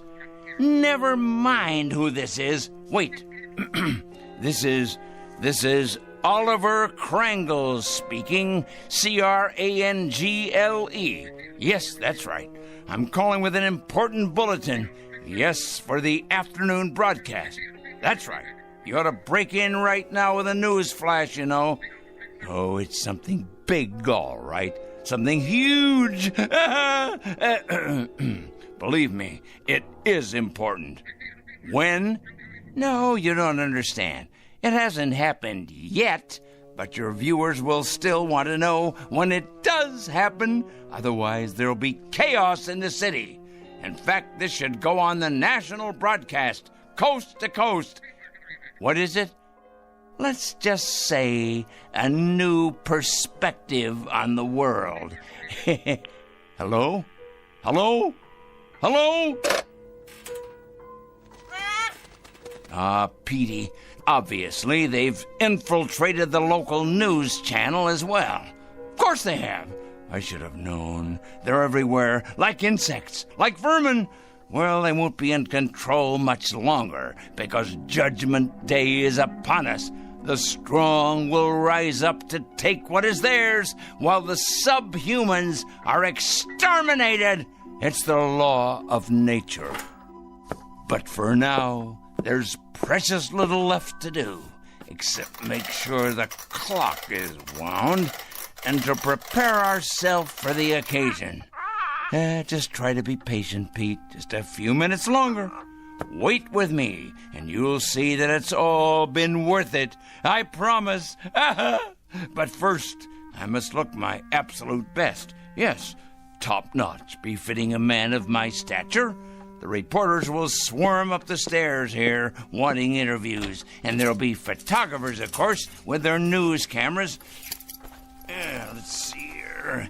What do you think, Petey? Perhaps a clean shirt and tie? My best shoes. I have to pass muster here. Meanwhile, you preen your feathers, my boy, and get ready to meet the press.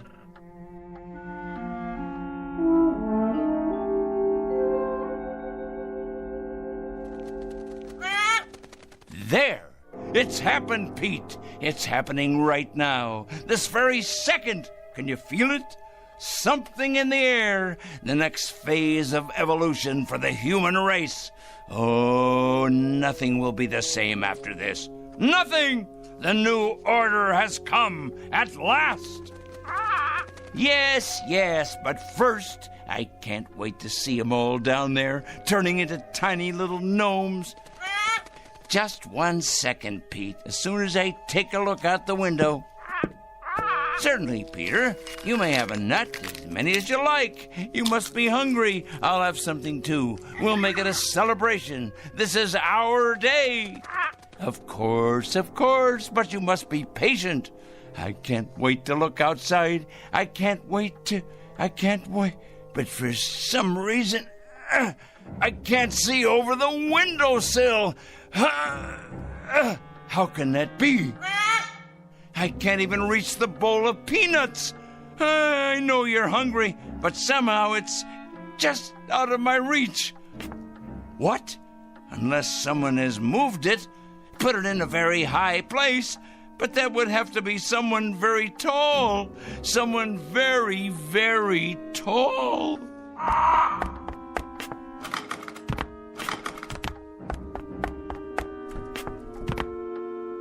Pete! What's happened? You've grown so large, and I'm so close to the floor. These shoes don't fit me anymore. And these clothes, whose are they? Must get out of this ridiculous costume. Pete, why are you looking at me like that? Your eyes and your beak. Close it. Please close it. You're not still hungry. You can't be. Pete, you're frightening me. You know me, Petey boy. You must.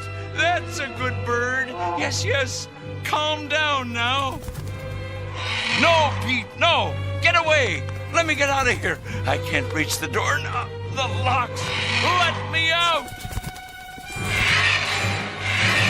No! No!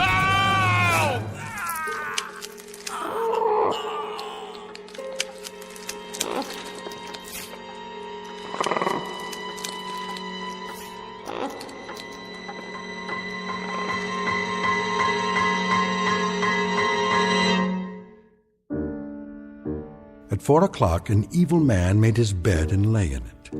A pot called a kettle black, and a stone thrower broke the windows of its glass house.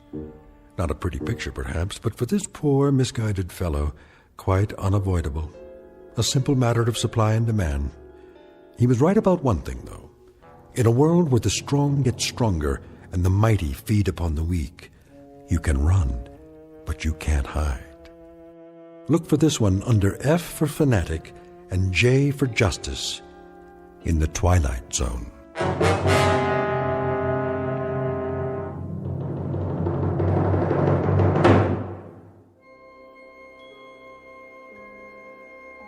Hi, this is Carl Amari, producer of the Twilight Zone Radio Dramas. I'd like to take a moment to tell you about our official website at twilightzoneradio.com, where you'll get the latest news and information on these Twilight Zone Radio dramas. Plus, at twilightzoneradio.com, you can digitally download 3 free episodes or any of our episodes for only $1.95 each. In this age of ever-changing technology, we've decided to make these episodes instantly available to you by making the Twilight Zone Radio Dramas a digital download-only series. This means that this series will no longer be offered on CD. The CD collections at our website are now being offered while supplies last at buy one, get one free. So be sure to get your favorites before they're sold out. Be sure to visit us often, and I'll see you in the zone.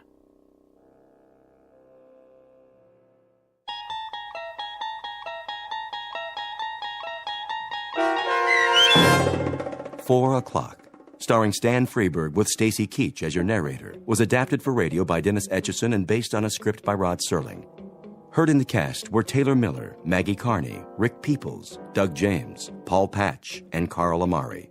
To learn more about the Twilight Zone radio dramas and to obtain audio cassettes and CDs of these programs, visit our website at twilightzoneradio.com. The producers of The Twilight Zone wish to thank CBS Enterprises, Carol Serling, Dennis Etchison, Dick Brescia Associates, Claire Simon Casting, Terry Jennings, the American Forces Radio and Television Service, our sponsors, and our radio affiliates for helping make this series possible. This copyrighted radio series is produced and directed by Carl Amari and Roger Wolski for Falcon Picture Group. Doug James speaking.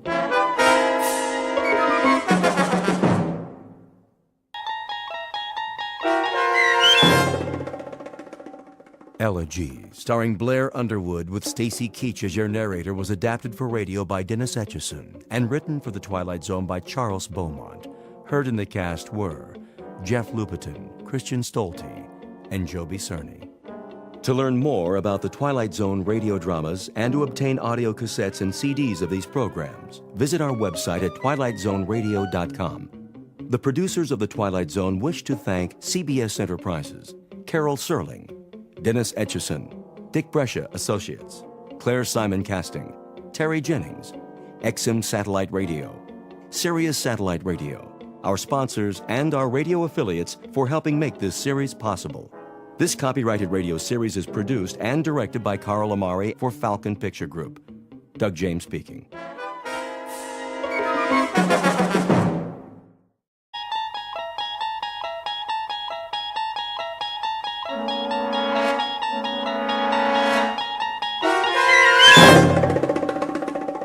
there is a fifth dimension beyond that which is known to man.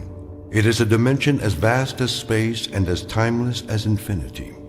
It is the middle ground between light and shadow, and it lies between the pit of man's fears and the summit of his knowledge. This is the dimension of imagination. It is an area which we call the Twilight Zone.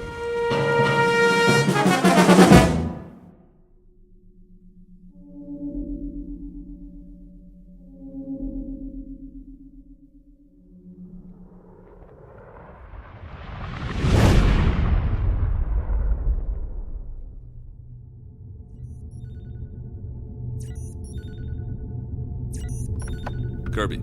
Yes, Captain. Give me the readings.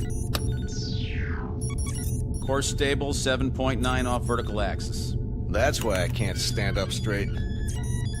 Speed 2650, steady she goes. How close are we to that asteroid? In range, gravity detector starting to read. Say 100,000, give or take. Piece of cake. We still have to maneuver for a landing. Fuel supply. Well, Captain, let me put it this way. If I was back home in my car, I'd pray for a steep hill so I could put her in neutral and coast all the way down. That bad, huh? I think the expression is running on fumes. What's the terrain? Spectrographics coming in.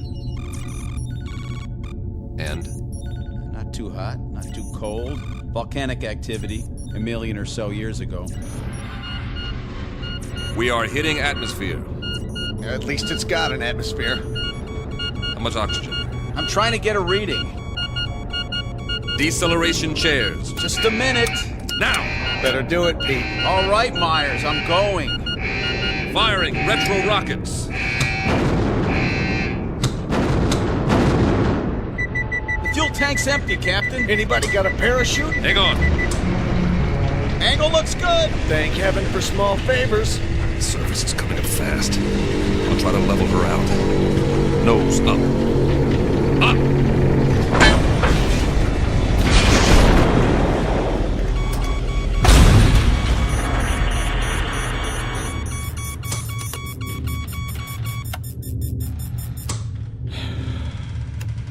Nobody say anything.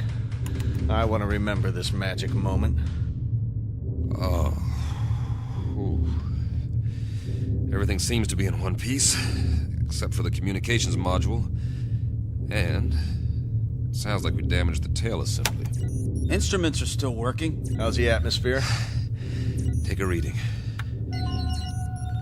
20.95 parts oxygen.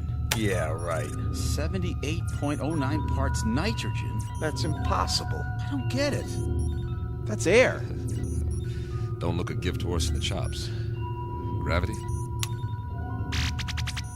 1 unit to 0.99. Are you sure?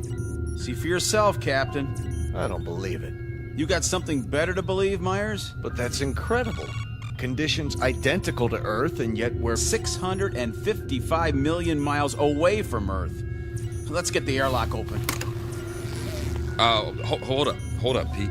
What for? I'm sick of breathing recirculated air, eating freeze-dried tofu, and we're almost out of that. The instruments could be wrong. What's the difference? We aren't going anywhere for a while. We can't even radio for help till we fix the module. The man has a point.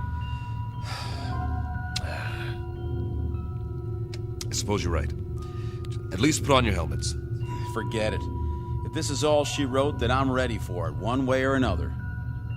I'm afraid I'm with Pete on this, Captain. Either we die now or we die later, starving to death like dogs. All right, open it. Now, this isn't an order, but I'd recommend everyone take a very deep breath.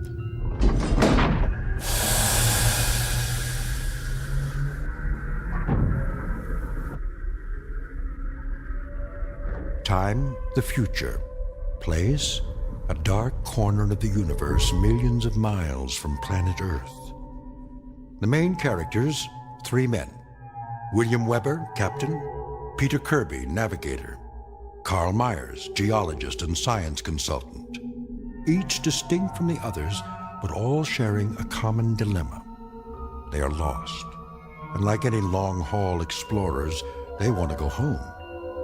Not their home necessarily, that would be too much to hope for. But at this point, any old port in a storm will do, especially for those who have veered off course and into the Twilight Zone.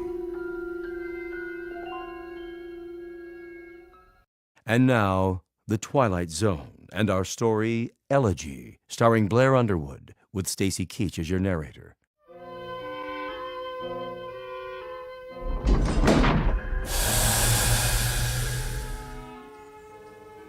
Captain's notes.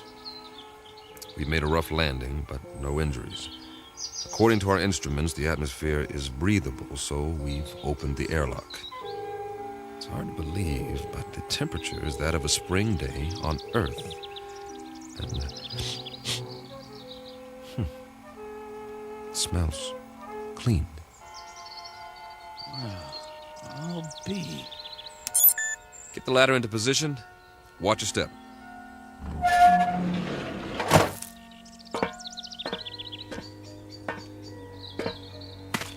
How many miles did you say we were from Earth? Too many. Time for a reality check. You see the same thing I see, Captain? What do you see? Open country, farmland. Kirby? Affirmative. Acres of grass, trees. I grew up in a place like this, in the Midwest. And those hills? They're settled granite, I'm sure. Eroded over thousands of years of wind, rain. I don't get it. Neither do I. Wait a minute. I do. Don't you see? We're back on Earth. Come off it, Kirby. I'm serious. The instruments are all screwed up. Some way or another. Don't ask me how. We got turned around, and now here we are, right back where we started. Oh, man. That is rich. Only one thing's missing. A brass band. Maybe they forgot about us. It's an interesting theory. Except for one thing. As far as I know, Earth has never had two suns in the sky.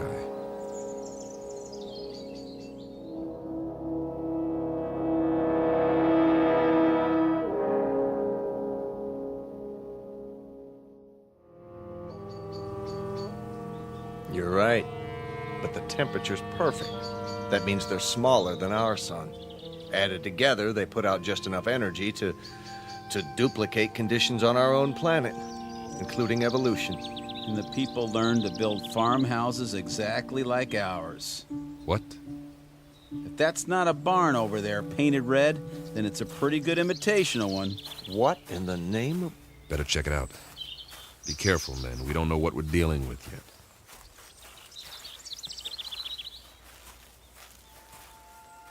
What do you call this? A Martian? I'd call it a hound dog. Hey there, boy. How come he's not moving? He's taking a nap in the shade.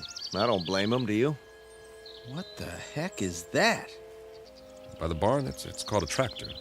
They were internal combustion vehicles used in the 20th and 21st centuries before the Total War. So we are on Earth 300 years ago. Negative. We're not equipped for time travel. Okay, you explain it. I can't. The only thing I know for sure is that we're not on Earth. And we are not alone. What do you... Hey! Hey, you over there, by the barn! What's the matter? Can't he see us? He's turned the other way. Looks like he's taking a rest. Leaning on his... It's a pitchfork. He was using it to load hay into the wagon. Some outfit. Overalls. Farmers wore them with straw hats, just like that one. He even has a red bandana in his back pocket. Well, I suggest we ask him the way to the Emerald City.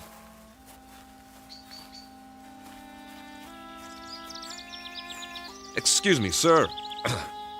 My name is Captain Weber. My men and I... Sir? Sir, I hate to bother you, but that's our ship over there. We've crash-landed. If you can tell us... Sir... Sir, can you hear me? What's the matter with him? Seems to be in some sort of trance. Are his eyes open? Yes, but... Move your hand in front of his face. Nothing.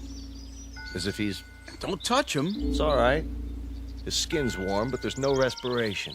He seems to be frozen in place. Well, let's move on. Say that again. This is giving me the creeps. We'll recon the surrounding area. There may be others.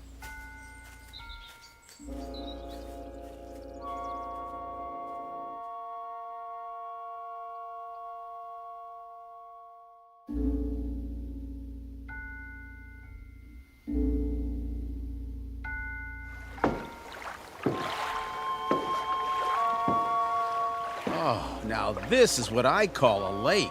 That's what anyone would call it, Pete. Easy, easy. Be sure the bridge will hold. Feels solid to me. We ought to take off these flight suits and jump in. No, thanks. Why not? Well, go on, say it. You can't swim, can you? Not as such. Oh, the big scientist. Wait a minute. Maybe we can find some water wings for you. Let's get a move on. We have a lot of ground to cover. Back home, we had a swimming hole. Man, on a hot day, I thought I was in heaven. We'd go skinny dipping. Right in all that pollution. Nah, before the government closed the rivers. They were even fishing it. You could even see them jumping in the air. You ever go fishing, Captain? Yeah, as a matter of fact, I did. In the mountains. The runoff from the snow was clean. Yeah, you could eat the fish if you wanted to and not get sick. I don't see any fish in this water. We better keep moving. We don't know when the suns go down. We should be back at the ship before dark, just to be safe. Good point. Maybe they don't have fish here. That's a possibility, if the planet's evolution took a different turn. Hey, there's somebody. I don't see anything. On the opposite bank, plaid shirt. See him? Sitting there with a fishing pole. Hey, mister! Hey, mister! Kirby's right. Folding chair, wicker basket, the whole setup. Looks like the guy's got it made. Let's hope this one talks to strangers.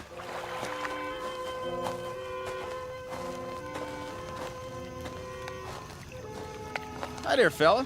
How's it going? Fish biting today? Mum's the word, huh? Let me try.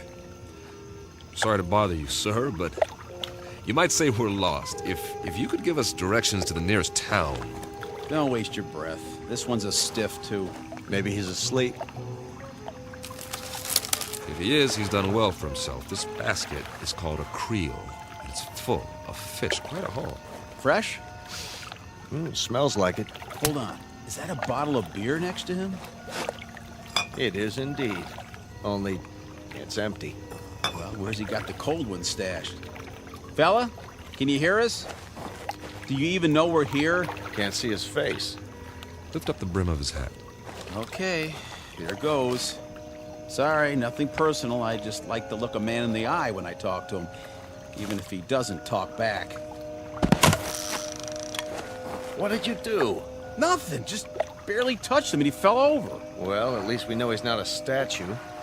No pulse, like the farmer. But his skin feels real. Sit him up again, exactly the way we found him. I get it. Get what? He's off the clock. Way off. What's that supposed to mean? Pete and I used to joke about it in flight school. Now, there are 24 hours in a day, but sometimes that's not enough. You're not kidding. All my life, I've wanted extra time to read a book, write a novel. Or go fishing, spend some time in the country, meet a girl and get married, or just take a nap for crying out loud. But I was too busy. We all were. So the only answer is to fit some extra hours into the day. Hours that don't show up on the clock. That don't count. I don't see... Look at it like this. What if you could stop time? For a few minutes, or a few hours. At least as far as everybody else is concerned. Think of what you could do. They stand there, frozen, while you run off and do whatever it is you need to do. Then, when you're finished, you run back and time starts again. They move and walk and talk and go on with what they were saying, and they never so much as know you were gone. Is that a plan or what? I wish we could have done something like that on the ship. If I'd had time for pure, uninterrupted thought, I might have... Oh, I don't know. Perfected Sheldrake's theory of causative formation while the ship ran itself. That's right, and get home to find you've won your own Nobel, right? Now, we make planetfall, and we run into these people, if that's what they are, and it's as if we've finally done exactly that, taken ourselves off the clock, at least temporarily. Permanently would be fine by me. Nice theory, Captain. I'm afraid there are reasons, though, why it wouldn't work. I am sure there are. It's just a thought. If I were a science fiction writer, I could have some fun with it. But we've got more important things to do, like finding out what options we have now that we're here. Say, I'm hearing things. I hear it too. Seems to be coming from the top of the ridge beyond that grove of trees. That must be where the town is. We were close after all. Sounds like you got your brass band, Pete. I like it. Maybe they got a ticker tape parade, too. One way to find out.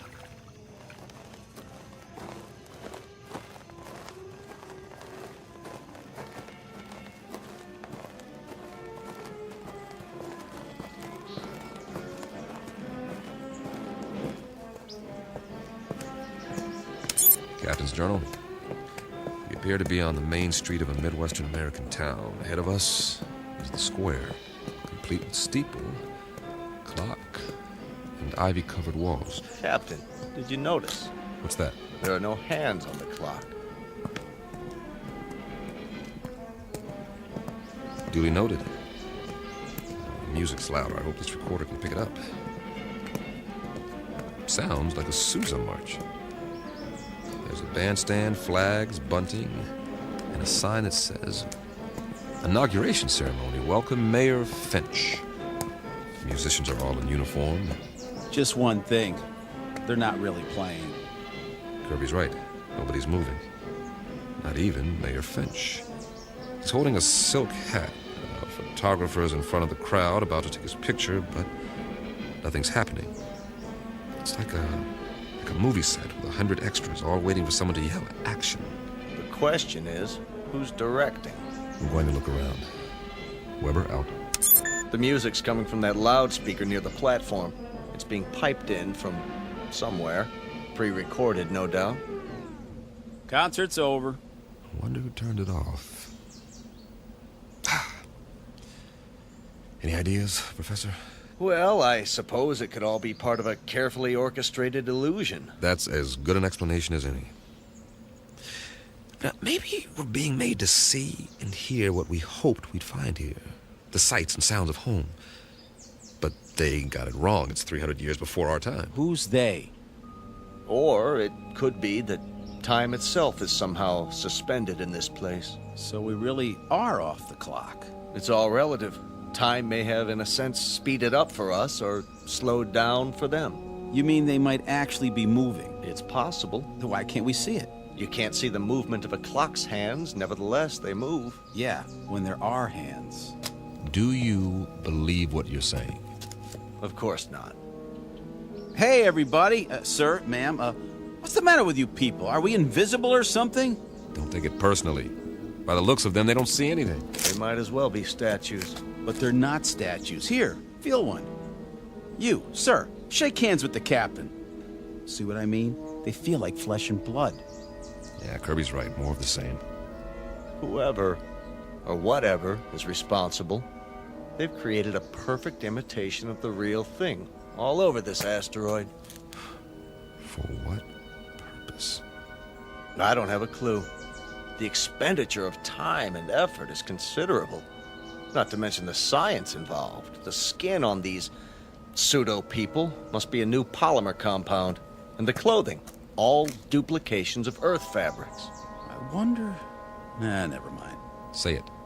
Well, we must not be the first to land here. But this asteroid's not on the charts. Then who were they modeled after? Maybe somebody real is still here. Where? Could be anywhere. The streets, the buildings. I say we separate. We'll meet back here in an hour. Well, it's better than huddling together like frightened children. All right. Pete, you go that way, Carl. See where the street leads and take some readings while you're at it. All right. I'll cover the buildings along this side, starting with the hotel. Remember, 1 hour. Are your watches set? Yeah. Yes. Don't ask me what to set it to, though. Earth time or something else entirely.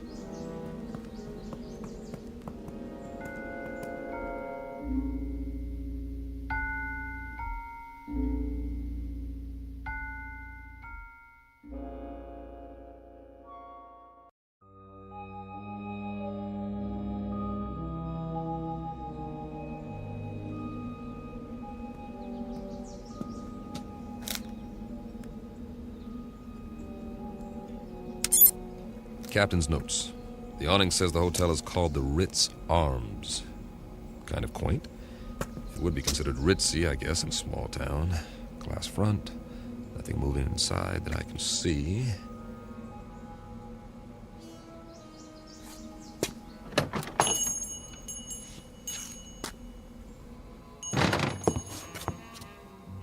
I should have brought the Visicam to record this. There's a clerk behind the desk, not moving, of course. And this is classic. There's an alcove off to one side. I can see 4 men seated around a table. A green lampshade, money.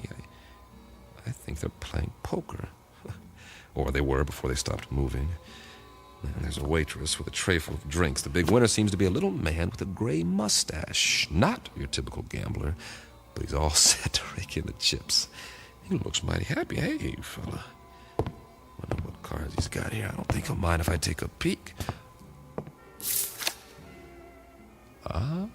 4 big, beautiful aces. Nice work. Oh, hold on. If I'm not mistaken, that's a waltz coming from upstairs.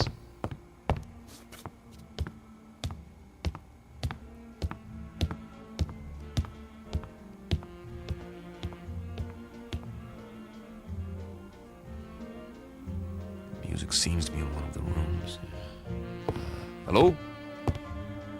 Hello? Anybody here?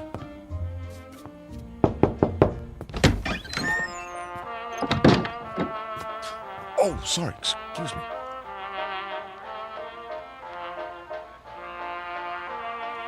This room is definitely occupied. There's a candlelit table, I see an ice bucket, and a bottle of champagne. The music is canned.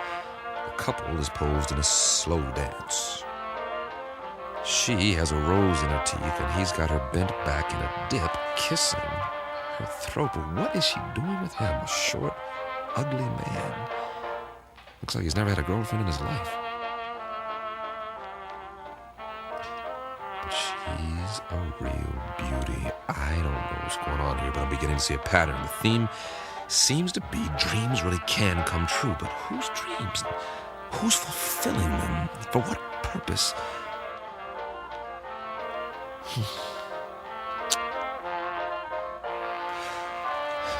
Weber out. For now.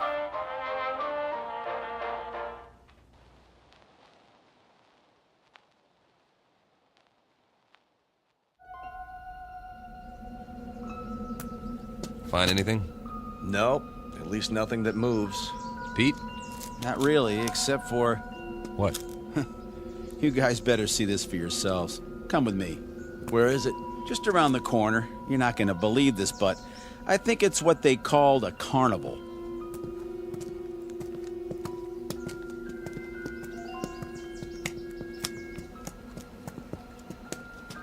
That's what it is, all right. The Midway. Those booths along either side, people could win various trinkets of low value by throwing baseballs at steel milk bottles or firing toy rifles at targets. I was wondering. A test of skill for amusement. Also the urge to gamble for those with a predilection for obsessive-compulsive behavior. What's in the tent? Oh, just some men in swimming trunks.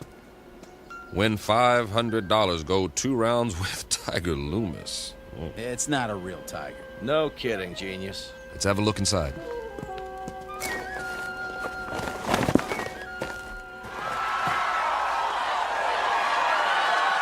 That must be Tiger with the stripes on his trunks.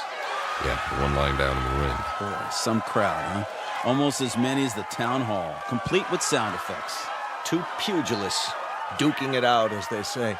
A primitive display of testosterone poisoning. Check out the other guy with his hand raised. That, my friends, is what's known as a potbelly. Yes, but why? Too many carbohydrates, not enough exercise, plus a certain genetic predisposition. But why would he be the one who wins? Must have been a lucky punch. Looks like old Tiger's down for the count.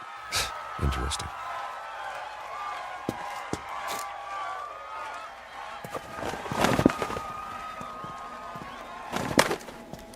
I think it's creepy. All these imitation people posed every which way.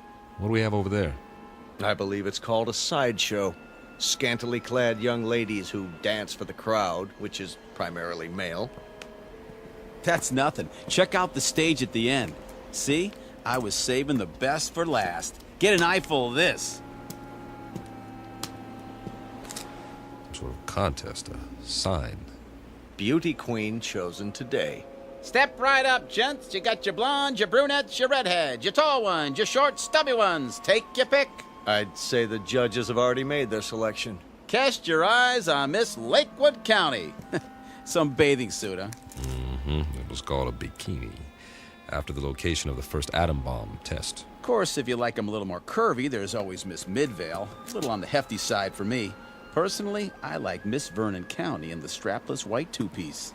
And they all lost. Kind of breaks your heart, don't it? The one they've chosen with the ribbon and the crown. Miss Wanda Bertolini from Stockton, California. A little long in the tooth, isn't she? 39 if she's a day. Freckles, frizzy hair, the whole bit. And yet, she's won against all those beauties. There ain't no accounting for taste. Perhaps the competition was rigged. Yes. But why? Your Majesty, my compliments to the judges. I don't blame them. They think you're the prettiest one of all. Wear it with pride, but tell me something, Your Majesty.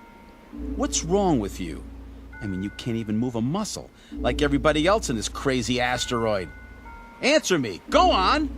What's the matter? Cat got your tongue? Answer me. Easy, Pete. Ah, you can have it. Everything about this place is nuts.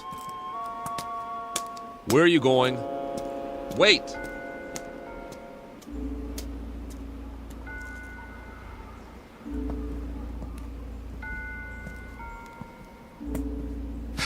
Now, Pete, don't let it get to you. None of us knows what's going on. But until we figure it out... I'm sorry, all right? But you know how long we've been on that ship? Now we sit down and what do we find? We all feel the same way. Sure we do. But it's like somebody's trying to trick us into something or drive us batty. Something that doesn't even think like us. But it's got our number. Oh, yeah. Let me tell you. You've got to pull yourself together. I'm pulling, all right? But if we just had some idea, some clue about what the deal is here in this crummy place. How are you fixed for ideas, Carl? I don't really have a theory yet. Of course, it's highly improbable, but... So is the fact that we're here. Come on. Any theory is better than none. Well, I've begun to think that all of this...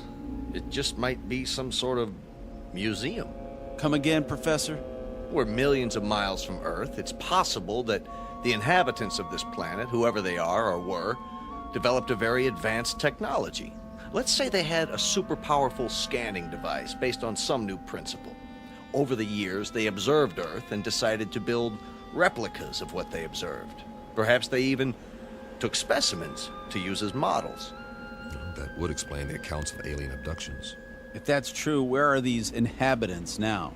Gone, perhaps, having moved on and left all this behind. They could be in hiding. Then we'd better explore the rest of it. Or as much as we can in one day. At least they had taste. Take the residential street we're on now. It's right out of the late 19th century. Old-growth trees, Victorian houses. Why this era? Why any of it? It must have interested them. Though for what practical purpose, I can't imagine. Maybe just to please themselves. This is the way it was on Earth a few centuries ago. I've seen pictures, the streets, the houses, everything laid out so peacefully. You guys like it here? I would, if I knew it was real. If I could be sure it wasn't all going to vanish in a puff of pink smoke. It's an okay place to visit, but I wouldn't want to live here. Well, you better get used to it. This is going to be home for a while. Charming. Which one? The largest house, there across the street. Well, that one's a mansion. Isn't it lovely? Think of the freedom, the space to move about. You want it, it's yours. Yes. That's true, isn't it? Why not? I don't think anyone will mind, least of all the old fella in the chair on the porch. Another stiff. It's actually quite realistic, the way they've got him sitting there reading the paper. What's the date on the front page? Hey there, old-timer. You don't care if we look around, do you? Check out the inside. Not at all, gentlemen. You are most welcome.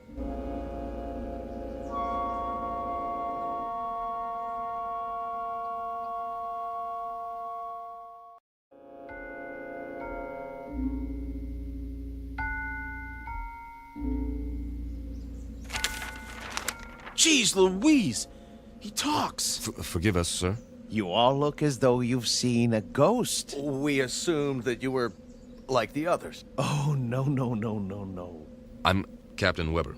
The name is Wickwire. Jeremy Wickwire. Ah, a pleasure. Peter Kirby, my navigator. Hi. Carl Myers. How do you do? Can't believe you're real. Isn't everybody? We used to think so. Not around here. Oh, the others are nothing to be afraid of. Really, they're not. We have so many questions. I don't know where to start. We can talk inside. Some tea, perhaps. Please, gentlemen, won't you come in?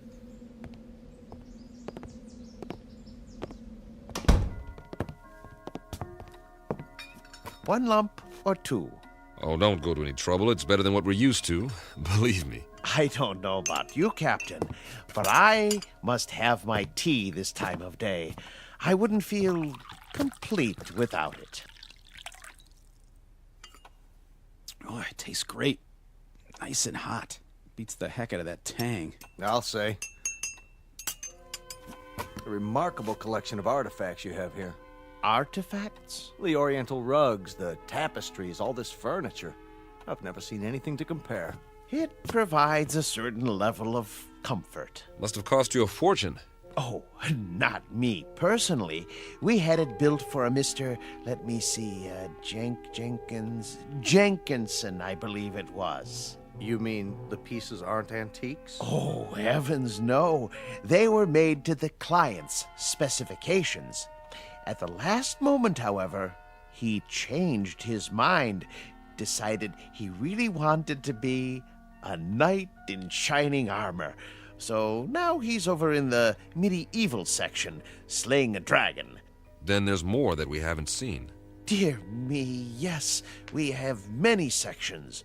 Rome, Egypt, the Wild West. But the one we're in right now is very popular.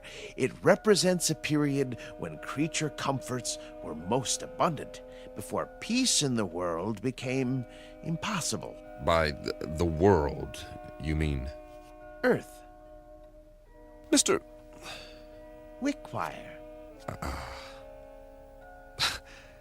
I don't know where to begin. You see, we are from Earth. Yes, of course. We were on a routine geological flight in search of ore to be mined.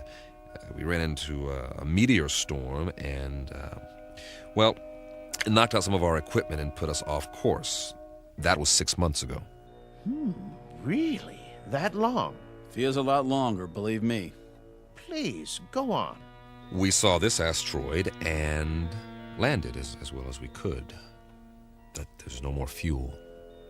We're going to have to stay here until we can repair the communications module and signal for help. They'll think our ship was destroyed without an SOS beacon. I see. Then you're not from the Glades. The what? I've been expecting them. I'm due for a delivery. From Earth? May I ask a question about the Earth? Did they, by any chance, have that atomic war? Not as such. A cluster of smaller wars almost simultaneously. Most of the Earth's surface was destroyed. We're still picking up the pieces. Oh, dear me. That is bad news. More tea, gentlemen. Mr. Wickwire, explain some things to us before we go out of our minds. Certainly, but you do look hungry. And you can say that again. Let me fix us a light lunch first, Then we'll talk. No, Mr. Wickwire. Explain some things to us before we go out of our minds. If you like. Where are we? Why, you're in a memorial park. A memorial? More commonly known as a cemetery. Didn't you know? Please, make yourselves at home. I'll be back in no time. Did he say cemetery? Well, at least we know more than we did. You act like nothing's happened. Nothing has happened yet. Just give it time. What would you suggest we do? I'd suggest that you... Settle down, fellas. Getting upset isn't going to help. Help who? There isn't anybody to help us. That old man's off his rocker. This place is some kind of loony bin. Shut up and sit down.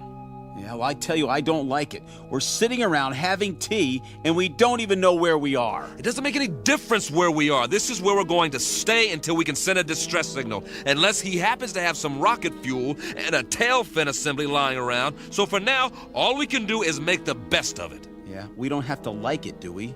Be patient. Everything will be explained, I'm sure. You mean you trust that guy? A little more trust might have saved our world, Pete. I say something about him is screwy. What's he so happy and well-adjusted about? Well, look at the way he lives. He's got everything he wants, even if it is a reproduction. Quiet. Here he comes. I've brought some sandwiches and a bottle of wine. I trust we'll make quick work of it. You can say that again. I haven't had a drink in I don't know how long. And after that, coffee. It's brewing now. Meanwhile, a glass for each of us. Do you mind if I pour? Very kind of you, Mr. Wickwire. May I propose a toast? Please. To peace, my friends. Eternal, everlasting peace. I'll drink to that. We all will. Excellent wine. Glad you like it. This is a special occasion. I thought it was worth opening a bottle. Liebfraumilch, isn't it? Yes, indeed. Mr. Wickwire, we're still a bit confused. You said we were in a cemetery. What did you mean? Mean? Yeah, why would there be a cemetery here? Perhaps you could elaborate. Certainly. But before I explain the details, you must give me some information. If you like. If your dearest wish could be granted, what would it be? I'm not sure I understand. What would you like to be doing most? Where would you choose to be right now? That's easy. Back on the ship, headed for home. And you, Captain? I'll go along with that. So will I. Splendid. Oh, one other thing. When you left Earth, what was the date? September? No. The year. 2280. Really? 2280? When you arrived, I thought you were the men from Happy Glades, but you couldn't be. We're still not following you. What's Happy Glades? The world's greatest mortuary. At least, it used to be. The management hit upon this scheme as a service to the few who could afford it. The scheme being... Why, this little asteroid. Moriarty bought it and paid well to keep it off the maps. For what reason? Simple, really. You see, the plan was to recreate conditions in which the dearly departed would be most happy. A favorite setting, a desired event. For example, if one had always wanted to be elected mayor, he'd achieve his ambition here for all eternity. So those people outside, they're all... Oh, not all of them. Just the select few. The rest are imitations. Simulacra, we call them, for effect. In other words, this is the place where your dreams come true after you've stopped dreaming. Yes, that might be a way of putting it. Very good. But a cemetery in the middle of space? Your boss, Moriarty, he could have bought a piece of property anywhere, in the desert, say, away from everything. Oh, no. You don't understand at all. Happy Glades promises eternal peace, everlasting peace. You couldn't have that on Earth, now could you? Especially with the wars you've described. He has a point. Let's finish the wine, shall we? It doesn't keep well once it's opened. Thank you. Cheers. Would you like some music? What kind?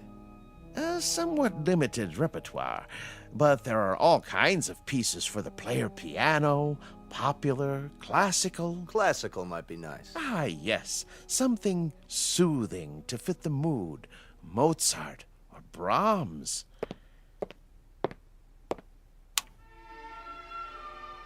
A good choice. I thought so. Drink up, gentlemen, before I bring the coffee. Unless you'd like something more to eat. I have some tea cakes in the kitchen. What about you? Me? Yes. How do you fit in? Why, I'm the caretaker. It's my job to make sure that our guests are not disturbed. This mortuary, or whatever it is, when was it built?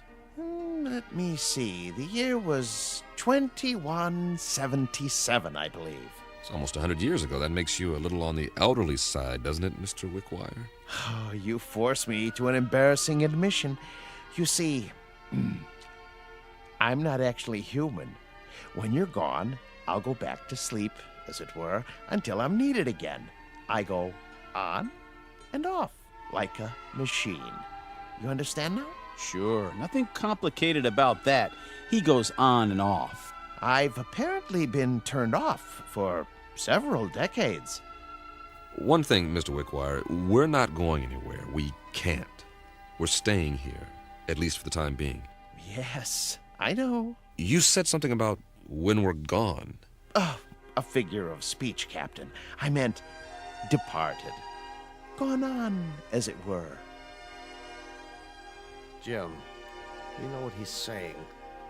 What's the matter, Carl? You're pale. And you're perspiring. What in the... Something wrong with the wine. The old man. He didn't drink any of his. You're right. Why? Why didn't you, Wickwire? I told you not to trust him. I told you. Oh, he's poisoned us.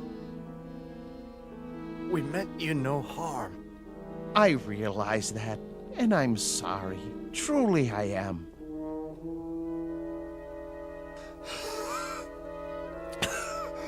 Give us the antidote. Give us the antidote. There is no antidote, Captain. Even now, the eternifying fluid is coursing through your veins. It won't be painful, I assure you. Oh, please. You've got to stop it. Oh, my dear friends, can't you understand? I have no control in these matters. I'm only a machine. But why? Why us? Because you're here and you're men. And while there are men, there can be no peace. Surely you've seen ample evidence of that on Earth. What are you going to do with us? There are several possibilities, but as you said, your preference is to be on your ship. So be it. I'll move you there and arrange you in your natural habitat. And every day for a while I'll come by and check on the display, your poses, the instruments and other details, and I'll touch them up if need be with a feather duster so that the scene is absolutely perfect before I retire to this house and turn myself off until the next ship arrives. I trust it will be a dream come true for you. It will. Won't it? For the love of God, Wickwire. For the love of God. You'll excuse me now, but I must make ready. Oh, and gentlemen, I do most sincerely wish that you rest in peace. Captain. Goodbye, Captain. Easy, Carl. Easy, Carl. Don't fight it. It'll only work faster. Bill. I'm scared. Try not to be, Pete. I'll be with you. I'll be back on the ship soon. For all eternity. See you over there.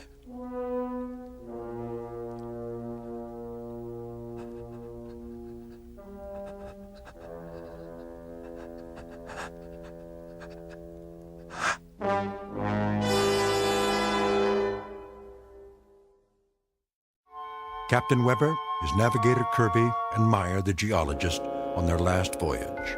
And now, at their journey's end. All agreed what they wanted most was to be aboard their ship, ready to head home. Now they will have that wish forever. Unfortunately, it's a wish that can only come true in the Twilight Zone.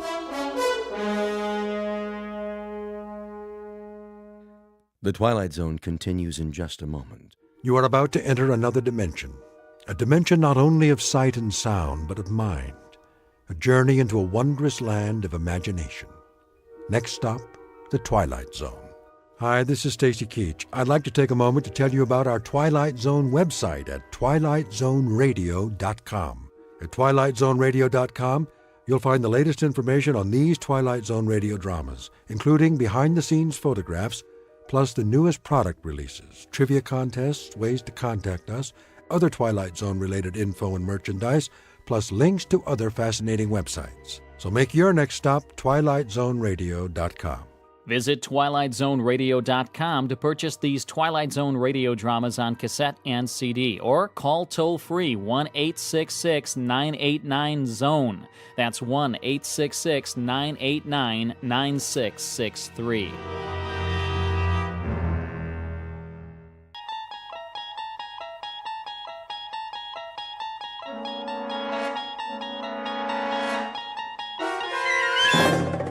You unlock this door with the key of imagination. Beyond it is another dimension, a dimension of sound, a dimension of sight, a dimension of mind. You're moving into a land of both shadow and substance, of things and ideas. You've just crossed over into the Twilight Zone.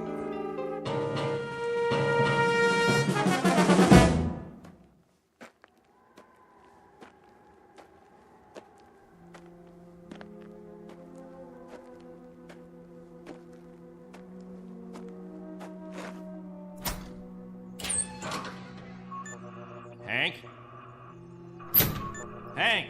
Oh, morning, Captain. Anything on the radar?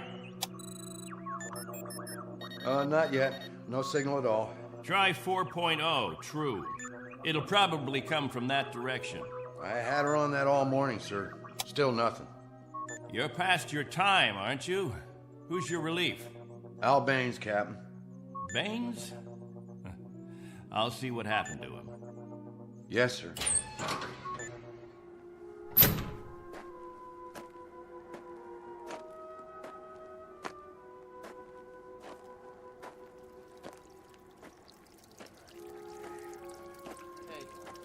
Morning, all.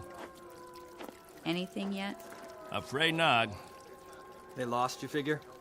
There's no telling. Okay if we fill our containers now? Go ahead, as long as the water supply holds out. Be a while till the next batch is ready. Julie, where's your husband? He was sleeping, Captain. Get him, Julie. Is something wrong? There's something wrong. Yes, sir. How does it taste today, Henry?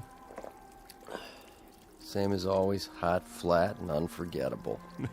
But wet. Suffer it a little bit more. 6 months from now, you'll be drinking chocolate ice cream sodas.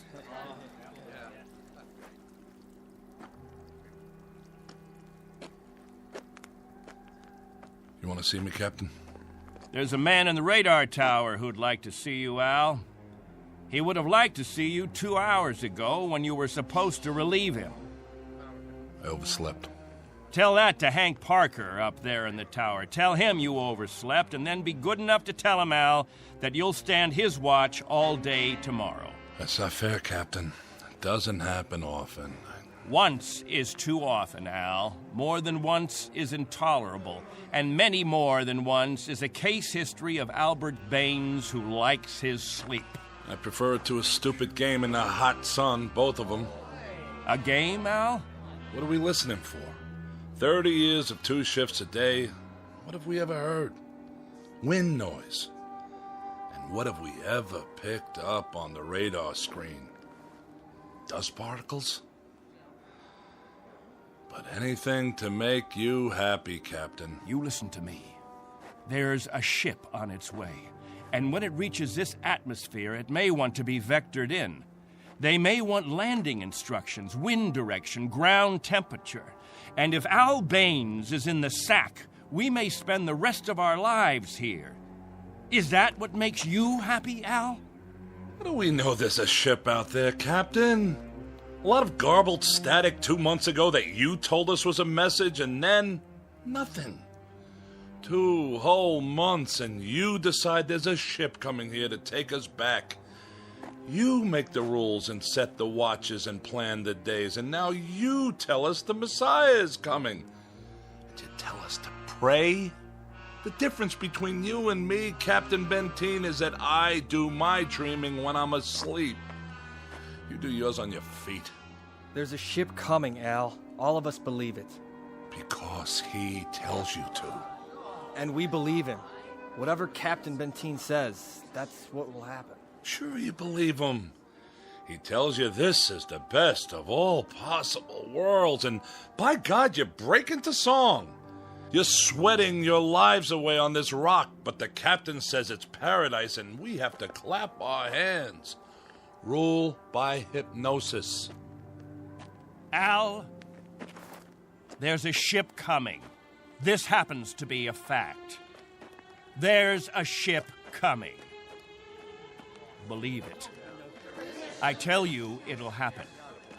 And you know it's real, just as you know this is real. You haven't forgotten our ship, have you? The Pilgrim 1? The first spaceship sent up to colonize the outer regions? And this plaque, placed here by the 130 men, women, and children who established the first off-Earth colony. We owe them our belief. Because they had faith. Don't ever forget that. Now, if you'll excuse me, I better go check on the generator.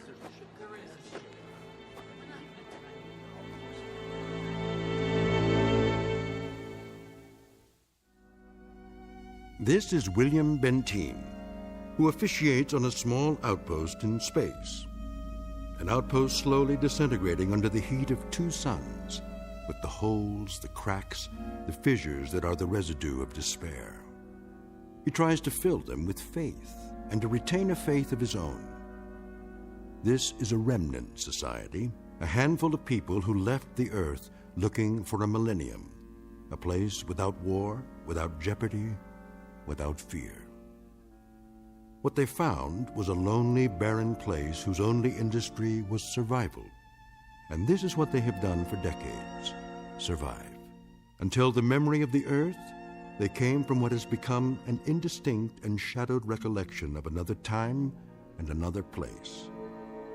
2 months ago, a signal from Earth announced that a ship would be coming to pick them up and take them home. In just a moment, we'll hear more of that ship, more of that home, and what it takes out of mind and body to reach it. Because this outpost is located in the far reaches of the Twilight Zone.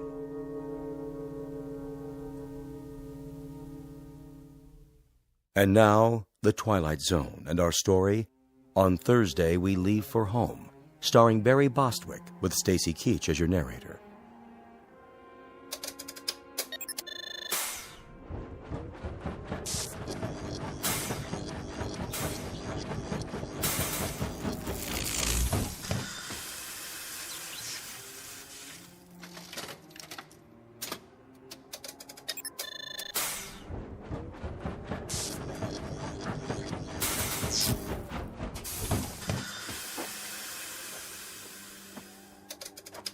Can't keep the generator running, sir.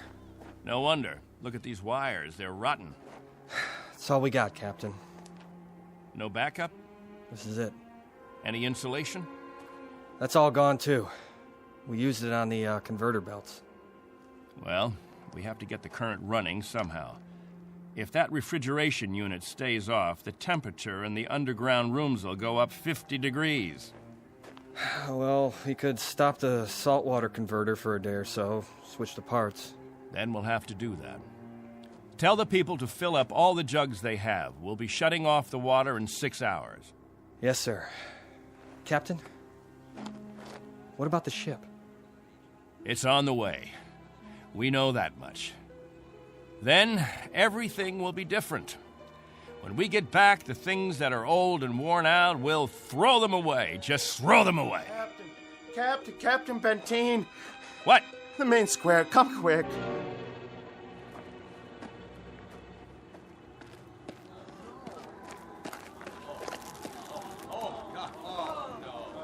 It's Mrs. Rodale.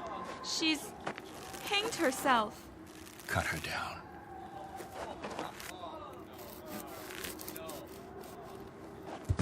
Oh! Mommy, what happened? Is that lady all right? Get them out of here. Come, children.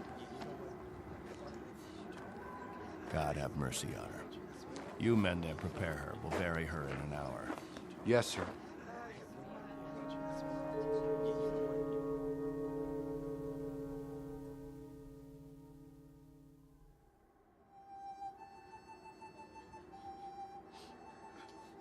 We now consign to this planet the remains of Mary Rodale. We ask God in His infinite mercy to give her the serenity and joy that she sought while she was with us. And we ask His forgiveness for her sin. Amen. We ask that this good woman be allowed to rejoin her beloved husband who preceded her in death 11 years ago. Bid your farewells now. Forgive her, Lord. Have mercy on her, Lord, for what she's done. A terrible thing. She didn't know what she was doing. She knew what she was doing. Better and clearer than the rest of us. This is a funeral, Al. The 9th funeral in the last 6 months. Nobody talks about it. We just let it go by. But there have been 9 people who thought that maybe heaven is a place where they can get a drink of water without salt in it, where they'll be able to breathe air without choking on the heat of it. If you want to talk blasphemy, Al, take it away from here.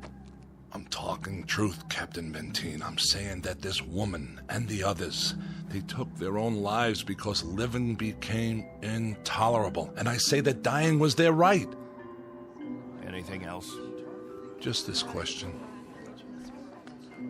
I put it to everyone here. Al, please. No! Isn't living tough enough that we don't have to do it by the book? Isn't it hot and blinding and miserable enough that there shouldn't have to be rules? So that we shouldn't have to suffer by the numbers? Will anyone make the simple observation that there's far more happiness going into that hole than what's left above ground? There's more peace of mind in that dead body than all you mourners put together. All we've got here is anguish. Captain Benteen, let us live with it or die from it in our own way. Young Mr. Baines here wants us to lie down in the sun. Young Mr. Baines would have us give in to death when there is still life. He would end all the rules. He'd throw away the regulations. There'd be no standing in line for water. Let the strong take it away from the weak. No rationing of food. Let the young steal it from the old. And when that ship comes down to take us back to Earth, it won't find a society. It will find only a pack. There'll be no human beings left. Only animals. There's a ship coming. It's winging its way in now. It's on its way. Say it. Say it out loud. Let me hear you say it. There's a ship coming. There's a ship coming. There's a ship coming. There's a ship coming. There's a ship coming. There's a ship coming. That's right. There's a ship. A ship. Yes. A ship that's coming to take us. What's that? Hear that? Can you hear that, everyone? Do you hear? It's the... Meteor storm! It's a meteor storm! Find shelter! Get inside! Up to the cave! Get up to the cave!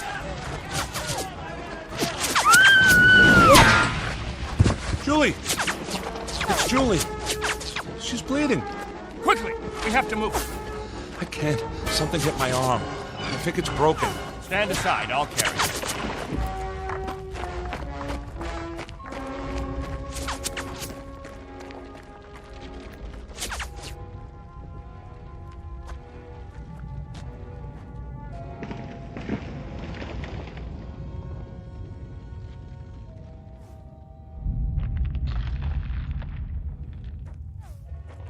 How is she?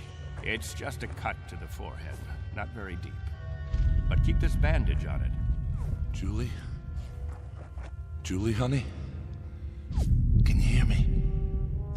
Al? Don't let her move just yet. She may have a concussion. How's your arm? It's not broken. Must have been a rock that hit it. Captain, thank you. For a little first aid. No thanks necessary. I deliver babies, too. You might want to keep that in mind. Now, I'd better go see to the others.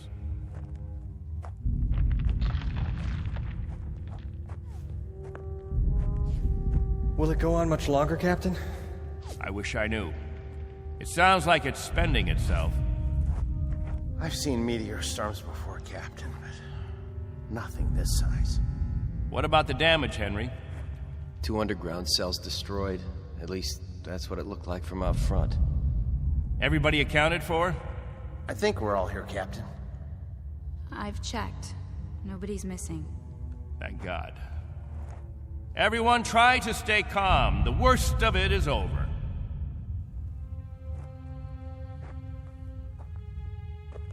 Jojo? Yeah, Captain? You're not scared, are you? Well, kinda. Now, we can't have that. Mind if I sit for a minute? We'll talk, you and me. Captain, tell me about the Earth. Would you, Captain? Tell us what you remember. Yes, do. Well, all right, I guess I can do that. We'd like to hear. You, over there, is that you, friend? Yes, Captain. And you, Buck. Yes, sir. You fill in the holes if I leave out anything. Straighten me out if I'm wrong about any of my recollections. Jojo, I was a boy of 15 when we arrived here. But I remember Earth. I remember it as a place of color. I remember that in the autumn, the leaves changed. They turned different colors, red, gold, orange. And I remember streams of water that flowed down hillsides, and the water was sparkling and clear. And I remember clouds in the sky, white, billowy things that floated like great, majestic ships. They looked like sails. What are sails? Don't you know what sails were? In ancient times, that's how ships moved across the water. There was so much water. The men unfurled large sheets of canvas against the wind, and it was the wind that moved them. And I can remember night skies. Night. Endless black velvet with stars. And sometimes a moon that seemed to hang there as big as the face of an old man, looking down on us all. Captain, what's night? Why, that was the quiet time, Jojo. Night was when the earth went to sleep. It was the cover it pulled over itself. Not like here, with 2 suns always shining, always burning. It was a darkness that felt like a cool hand brushing over tired eyes. And there was snow on winter nights, gossamer things that drifted down and turned the earth all white. And we could build snowmen the next morning and see our breath in the air. And it was good then. It was right. So, why did you leave there? Oh, we thought we could find another Earth, Jojo. Then we found this. We thought we could escape war. We thought we could build an even better place. And it took us 20 years to find out that we had left our home 1 billion miles away, only to be stranded, like visitors, transients, that no roots could take hold in this ground. But it was too late. So we spend the next 30 years watching a clock and a calendar and waiting. But we can't wait any longer. Not a day, not an hour. We have to get back home. There's no more time. I'll go outside and survey the damage.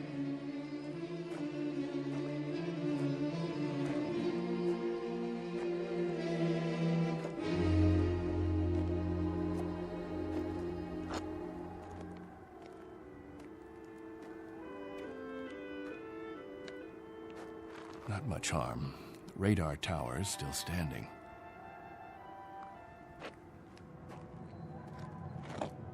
What? Why, it's... Al! Al Baines, do you hear that noise? All of you, come out here. Do you hear it? What is that? That's not a meteor show. That's not a meteor, and it's not wishful thinking. Not this time. Those are rocket engines. Look, I remember the sound of them. That's the ship. The ship has come at last.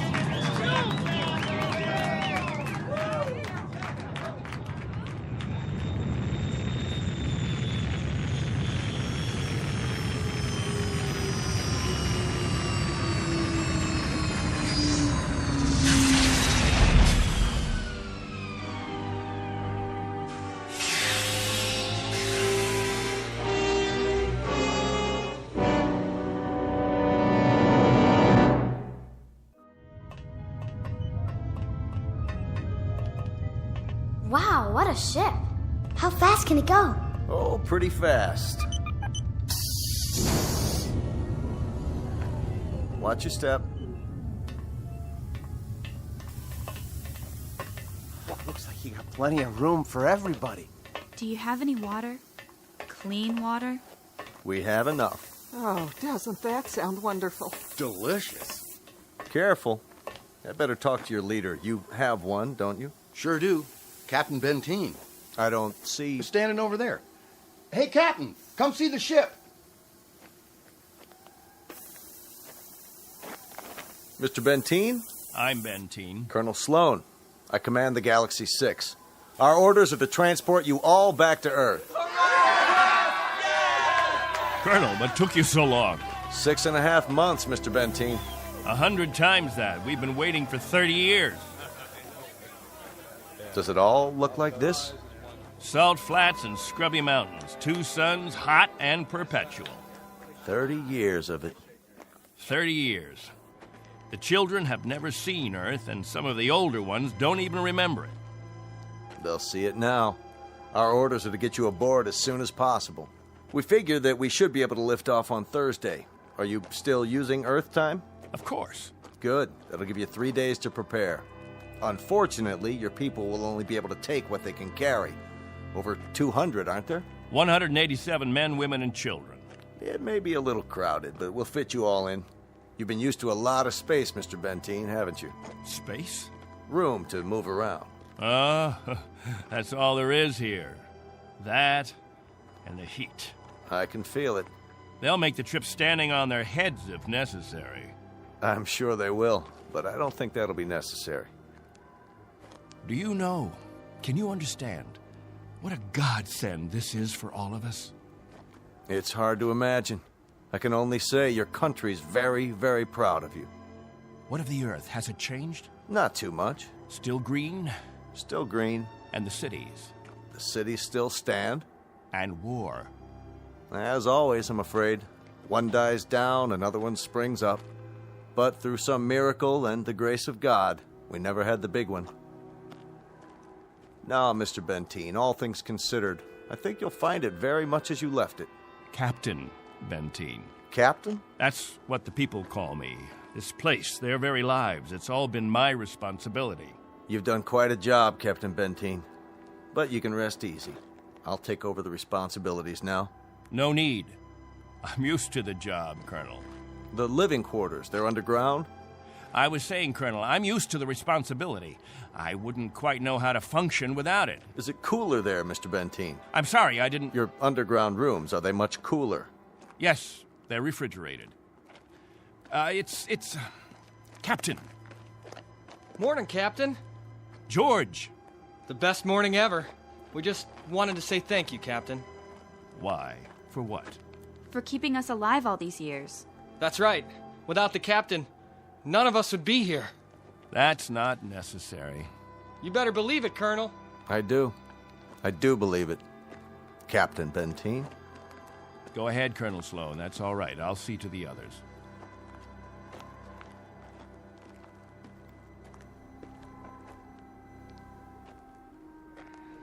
You know, I don't need this. I'm not going to take this. Hi, Captain. Julie, where's your bandage? Oh, I don't need it anymore. But we put one around your head so the cut would heal. What's this? Isn't it incredible? It's called a medicinal patch. You wear it for 24 hours. It accelerates the growth of new skin. Look at her forehead, Captain. You can hardly see the scratch. Better put the sling back on your arm, Al. I don't need a sling. Just this metal band. It's magnesium. Colonel Sloan said my arm would be perfect by the end of the week. Well, I seem to have had my practice taken away from me. But while we're here, I'd use that sling. I'll bet I've fixed about 500 broken wings in my time, and the only way to be sure it heals properly is to keep the limb immobile. Where's Colonel Sloan? I want to ask him what to pack.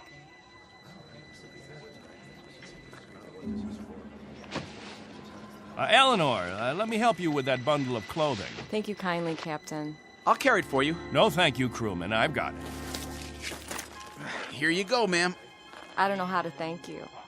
Are all the crew as strong as you? That's our job, ma'am. Nothing to it.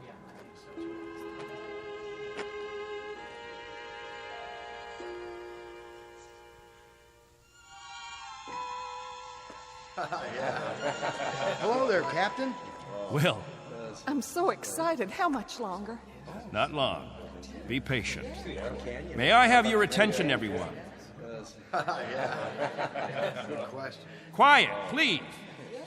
What is it, Captain? As all of you know, we have less than 36 hours before we depart. And as I told you earlier, there is a maximum allowance of 14 pounds per person. Soon we'll begin weighing your belongings, and if we're over the limit, I'll make up a list of necessary items.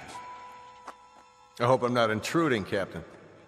I was just telling them about the weight requirements. We'll handle all that tomorrow. I heard you'd called a meeting here in the cave, so I brought Lieutenants Engel and Rafferty with me. Everyone has so many questions about Earth, I thought perhaps this would be a good time. Actually, Colonel, the purpose of this meeting is simply to make some last-minute arrangements. Colonel, I used to live in San Diego. Is California still the same? Sunny and warm most of the time, but not this warm. Los Angeles has become the biggest city in the world. These kinds of questions, we could just as well handle them when... Colonel Sloan? Are there still major leagues? My dad used to tell me about baseball and the World Series. The leagues are just as before, American and national. What about the Dodgers? They came in 10th last season. I'm told they need pitchers pretty desperately. I'll tell you what, when we're finished here, we'll improvise a ball and bat and have ourselves a game. How's that sound? Yes! That'd be great. Let's do it.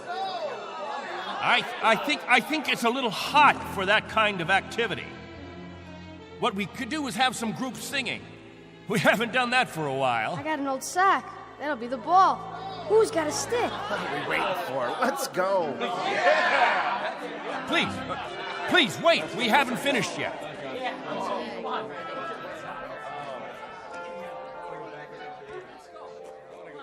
Jojo, I haven't told you a story in a long time. How would you like to hear a story about... What have you got there? This is what they call candy.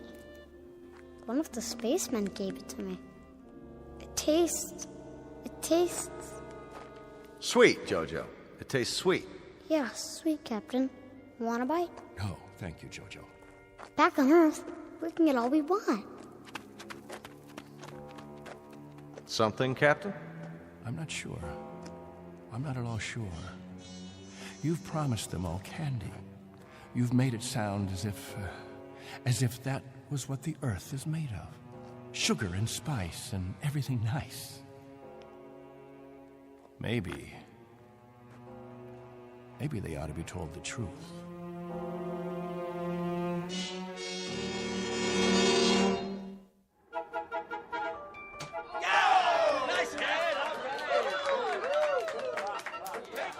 The universal language. Baseball. You have a limited vocabulary, Colonel. Do you have any idea what the temperature is?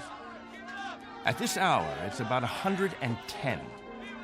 I don't know whether your crew can take it, but I know my people. They're going to pay for this little athletic event. Some of the older ones, it might even be serious for them. It's just a game, Benteen. My guess is that it's worth it.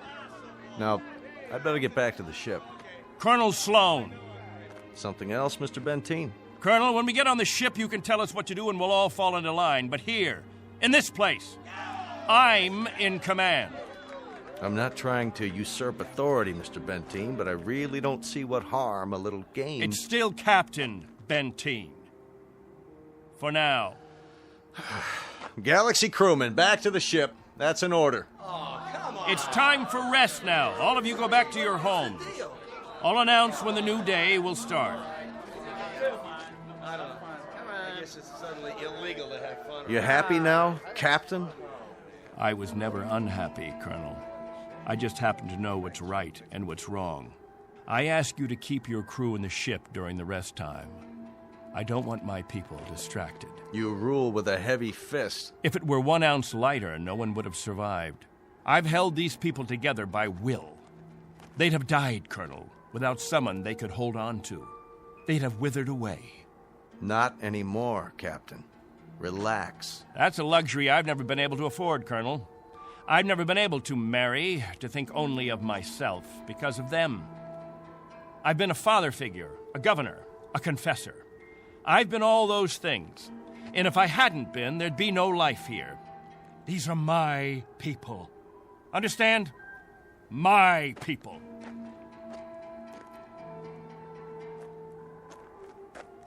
What's with him, Colonel? I'll bear with him a little bit longer, fellas. He's really quite a man. He's got just one minor aberration. And what's that? He believes he's God. As far as he's concerned, we're booting him out of heaven.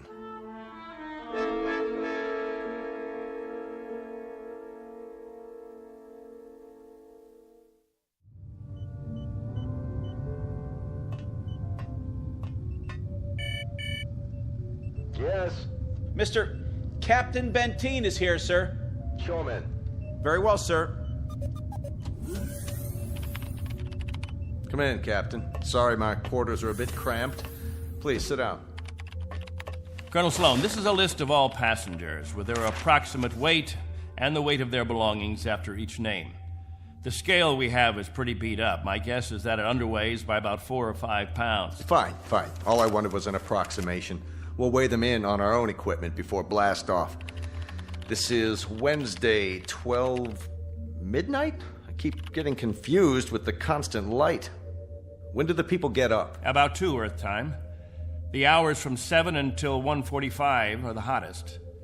That's when we try to stay indoors. Then we have our meetings at the cave about 2 hours afterwards. We've had to improvise our own schedule. You've improvised very well, Captain. I looked at the saltwater converter, your electro plant, the sun shields you put up over the crops. Very inventive.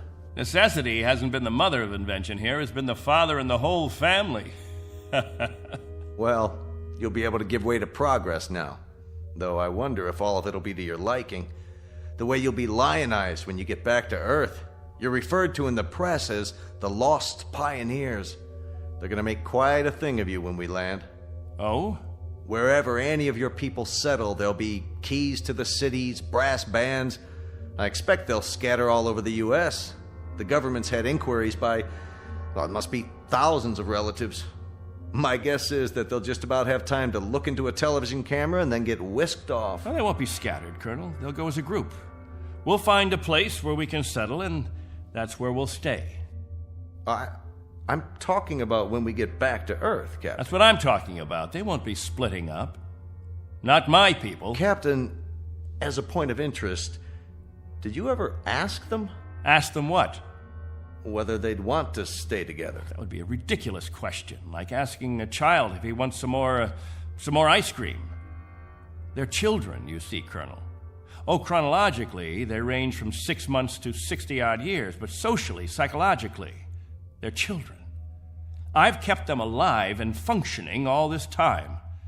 Once we're back on Earth, I'll simply continue the process. Captain Benteen, have you told them that? Have you told them that after 30 years of waiting, 30 years of living in a compound, they're going to travel 1 billion miles just to walk into another one? Have you? There's no need. They wouldn't have it any other way. To leave them to their own devices, that would be an act of cruelty. Captain, do me one favor. Just ask them.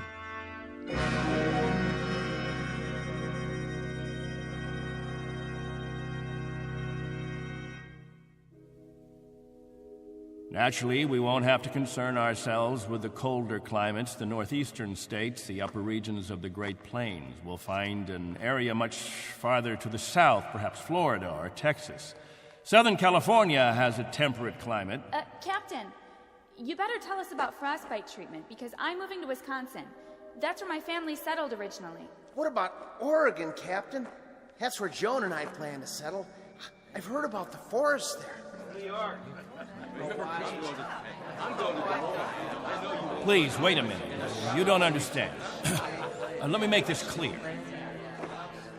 All of you will have a chance to meet your relatives. I see no reason why visits can't be arranged, perhaps even for a week or more.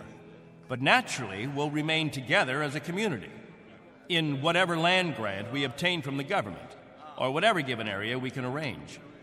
I can assure you of one thing, and I hope put all your fears to rest. I'll remain as your guide, your consultant. And I guarantee that no one will lack for my help or my advice. Captain, Julie and I were thinking of farming. Why, that's a fine idea, Al. We'll farm just as we have farmed, but much more easily. The rainfall back on Earth is so plentiful. And as I told you, there's only one sun, so you won't have to shield the crops. Of course we'll farm. Certainly, we'll farm. Julie's got relatives in the state of Washington. You couldn't take the cold. None of you could. But I guarantee that wherever we settle, the farming will be good. I'll see to that. What's the matter? Don't you understand? We don't plan to stay together. You don't understand, Al. You've never understood much of anything. If we split up, I seriously doubt that we'd survive. Al, explain it to him. Go on. We'll survive, Captain. If anyone wants to stay together, that'll be their right. But if they want to go their own way, that'll be their right too. Am I wrong, Colonel? You're not wrong. We're to take you back as a group. Once on Earth, you can do as you please. Colonel, let us settle our differences in our own way. There are no differences, Captain. There are differences. There are. Changes that have taken place on Earth. Things we aren't prepared for. Oh, the Colonel has made it sound like a big holiday. The good life just plucked off a tree. Well, friends, I don't want any of you disillusioned. Wherever men live, they grub, they scrabble. They have to dig to stay alive. It's a fact. But together, that's the word, together. We've got to stay together.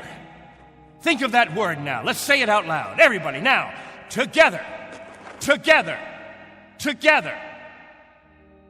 Together. Together.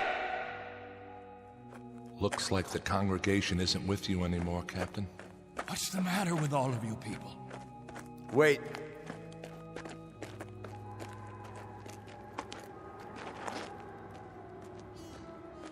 I've made the compartment assignments. I'd like to go over them with you. Assignments? There's not much time, and there's some things we have to check off. There's a decompression problem that we've got to tell them about, and a moment of weightlessness shortly after we leave the atmosphere that I want to explain to the children. Do you know what we called you while we waited for you to come? We called you the Messiah. Did you? You were supposed to bring freedom, but that's not what you brought. You brought selfishness, dissatisfaction, divisiveness. With all the misery we've had here, those germs never infected us. I brought nothing but a ship and a crew and a means of escape. You've had no diseases, no viruses. Did it ever occur to you why? You've lived in a test tube, Captain. Antiseptic and germ-free and sterile. Sure, you're a group, a cell, but that's all over with. Now it's time for you to be what God meant you to be, individuals. Time to break the test tube. Time to rejoin the human race. What I'd like to know is why in the name of God you're so reluctant about it. Because I remember the human race. This is incredible. Oh, it's really incredible. I was wrong, Colonel. I've been telling them about an Earth that doesn't exist, an imaginary garden. No, we can't go back. It's too late. Captain, really?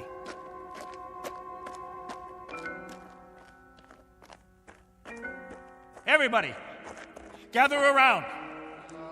I've got something to tell you. Listen to me, all of you. I want to tell you all. Listen to me, all of you. I want to tell you about the real Earth. Captain, are you all right?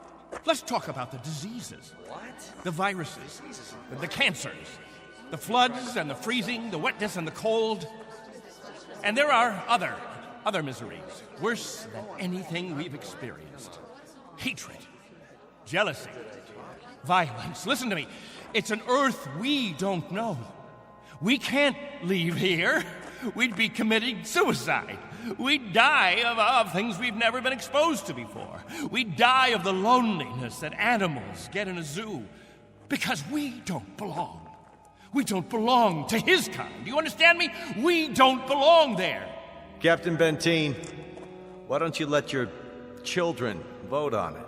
Only if they know what's waiting for them. Only if they understand that Earth isn't any garden. It's never been, and it never will be. That's fair enough. I'll tell you what Earth is. The same as it's always been. It's a race struggling to survive, just as you have survived. Captain Benteen is right when he tells you that it isn't all a place of beauty. There may still be wars and prejudice and strife. I suppose there will always be jealous men and angry men and unforgiving men. But it has one thing you don't have. Every man is his own master. There won't be anyone telling you when to eat and when to sleep and when to meet, what to sing and how to play. Instead of heat, you may feel cold, and instead of thirst, you may feel hunger. But you'll be men and women.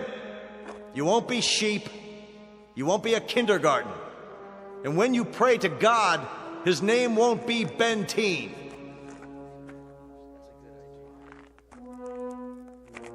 A vote now, Captain, and the majority wins.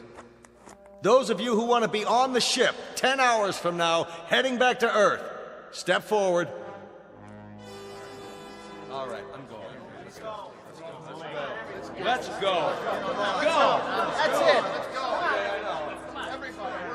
I suppose that makes it unanimous, Benteen. Even you, Jojo? Well, I want to go with the Colonel. Give me something, anything. Give that sledgehammer. Here. No, let it go. Angle! Rafferty! There, sir. Stop him! He's running for the ship! No! Captain, no, please!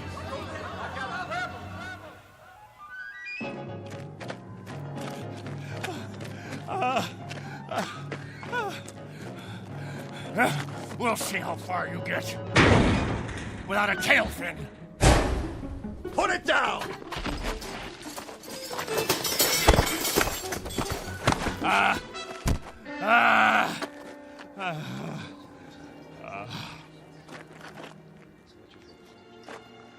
You all right, Colonel? I'm fine.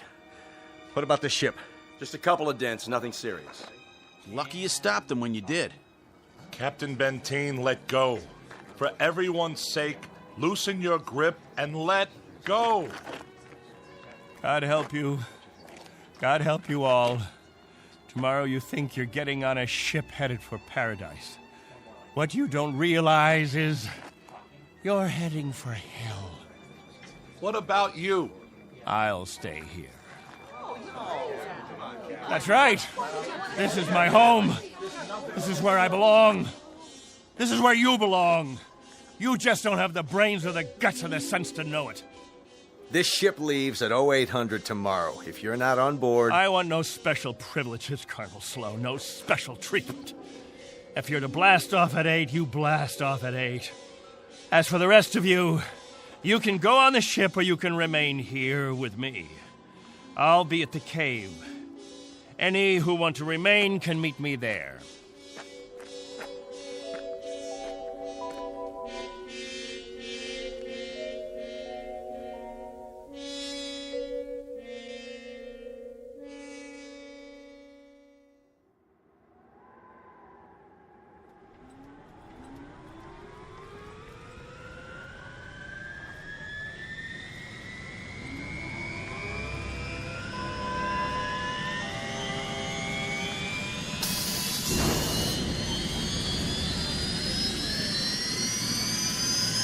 That's it, folks. The rocket's fired up. Everybody on board, single file.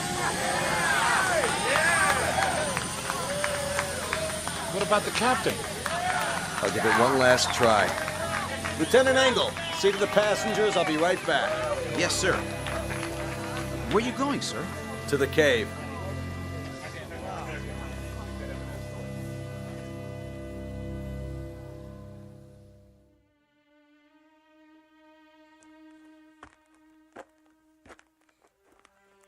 Captain? Benteen? Benteen, we know you're in here. Please, let us talk to you. He's not going to show himself, Colonel. We're leaving now. We have to blast off in 5 minutes. If we don't, we'll have lost our orbital position. Benteen, it has to be now. Captain! Captain, please, come out! Remember this. If we leave without you, there'll be no other ships. This is where you'll live the rest of your life. And this is where you'll die. All right, Benteen. As you prefer. Let's go, Baines. Goodbye, Captain.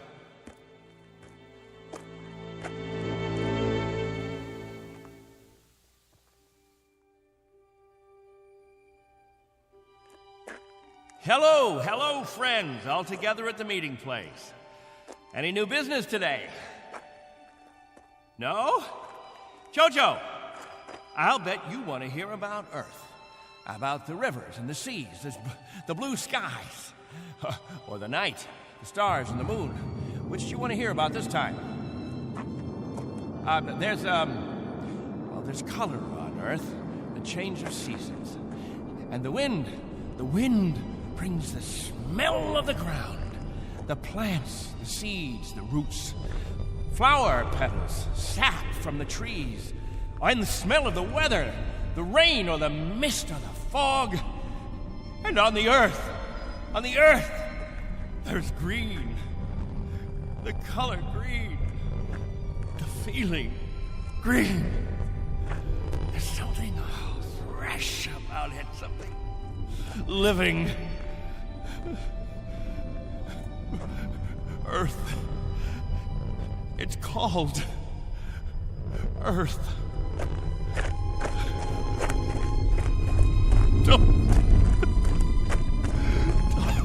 Don't leave me. Please. Oh, don't leave me.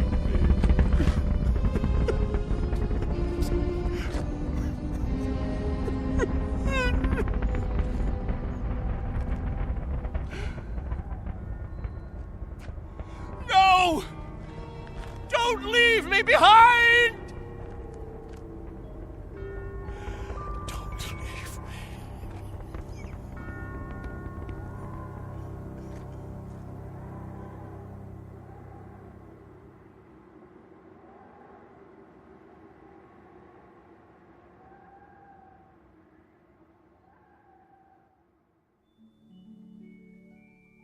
a man named Benteen, sometimes known as Captain, who had certain prerogatives. He could lead, judge, legislate, even dictate. It became a habit, and finally, a necessity. William Benteen, once a god, now a population of one, on a distant outpost in the Twilight Zone.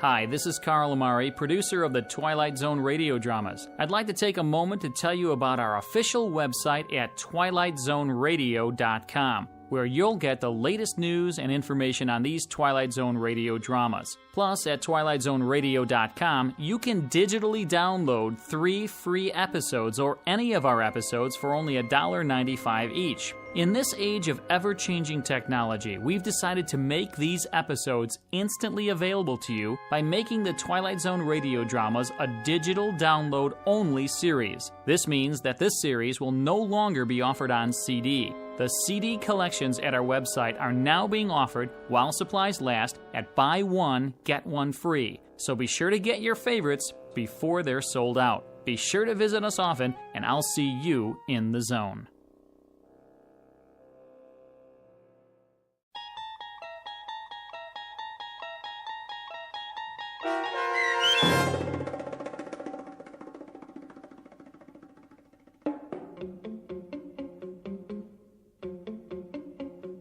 On Thursday, We Leave for Home, starring Barry Bostwick with Stacy Keach as your narrator, was adapted for radio by Dennis Etchison and written for The Twilight Zone by Rod Serling. Heard in the cast were Mike Starr, Christian Stolte, Elizabeth Lido, C.J. Amari, Richard Hensel, Justin Kaufman, Kurt Nabig, Joby Cerny, Jennifer Joy, Meg Thalken, Tracy Hernandez, Jake Salins, Doug James, Jeff Lupiton, and Amanda Amari. The producers of The Twilight Zone wish to thank CBS Enterprises and the Rod Serling Estate for making this series possible. This copyrighted radio series is produced and directed by Carl Amari for Falcon Picture Group. Sound design and custom Foley effects for The Twilight Zone by Cerny American Creatives Bob Benson, Craig Lee, Michael Slaybach, and Matt Sorrow.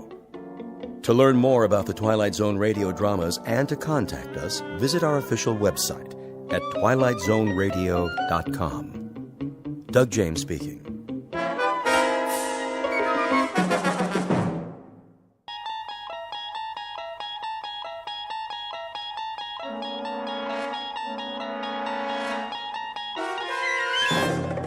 You unlock this door with the key of imagination. Beyond it is another dimension, a dimension of sound, a dimension of sight, a dimension of mind. You're moving into a land of both shadow and substance, of things and ideas. You've just crossed over into the Twilight Zone.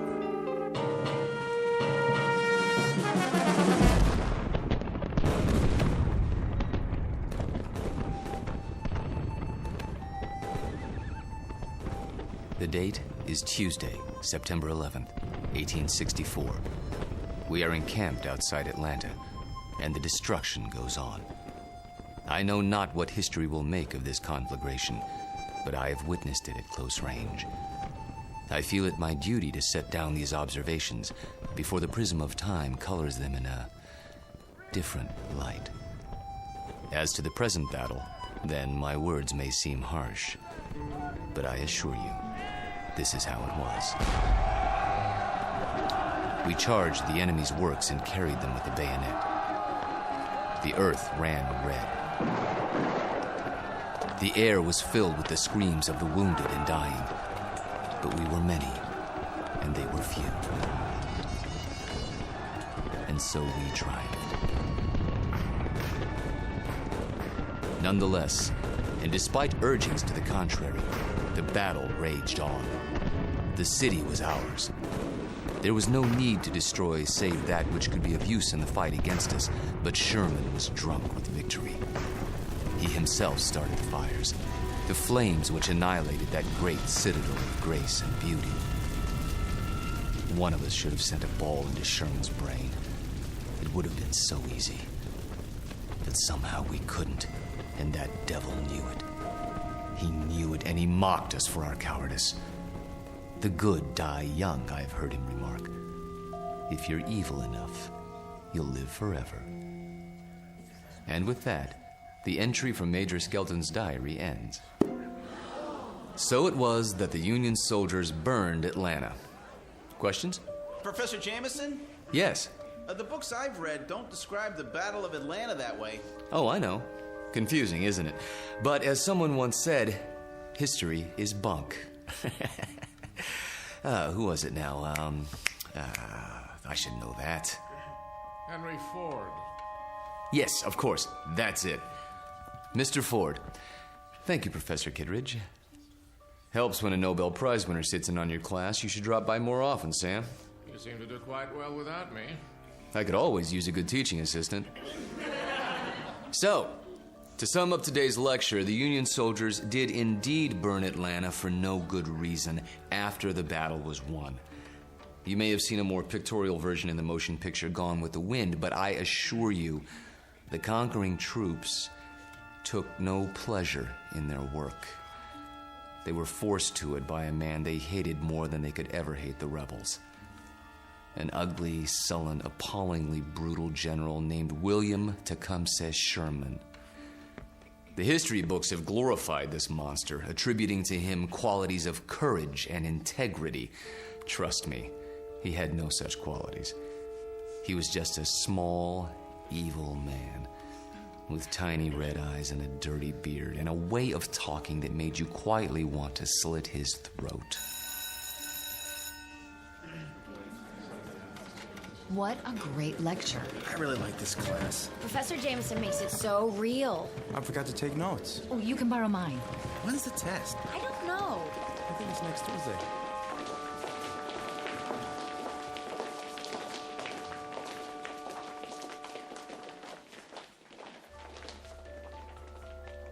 It has been said that universities are worlds unto themselves, inhabited by the young. These are the inhabitants of Collins University, a very small world indeed, young people hungering for knowledge, which can be imparted only by age. You have just met Walter Jameson, for 12 years the college's most popular and respected history professor. Students crowd his lecture hall and listen in fascination as he brings the dead past to life for them. It doesn't seem to matter what period of history he's discussing. He makes that period as real as this morning's headlines. Some explain this ability simply as the mark of a consummate actor. However, there are those who don't agree, like Professor Samuel Kittredge, Nobel Prize winner in chemistry, who has another, more disturbing theory about Walter Jameson, and that theory is about to be put to the test. Very soon we will find out whether our star professor received his degree from a major university or from the Twilight Zone. And now, The Twilight Zone and our story, Long Live Walter Jameson, starring Lou Diamond Phillips, with Stacy Keach as your narrator.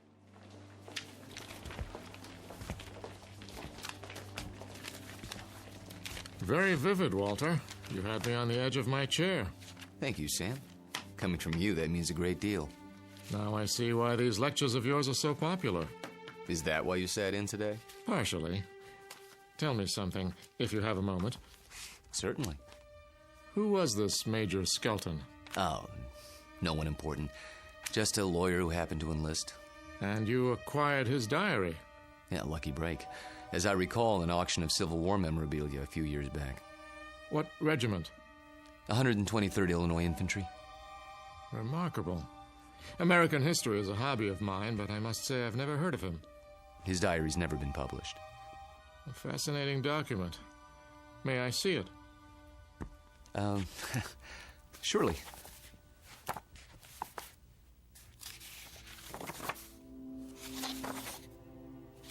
Well preserved. It was stored in someone's attic for 100 years.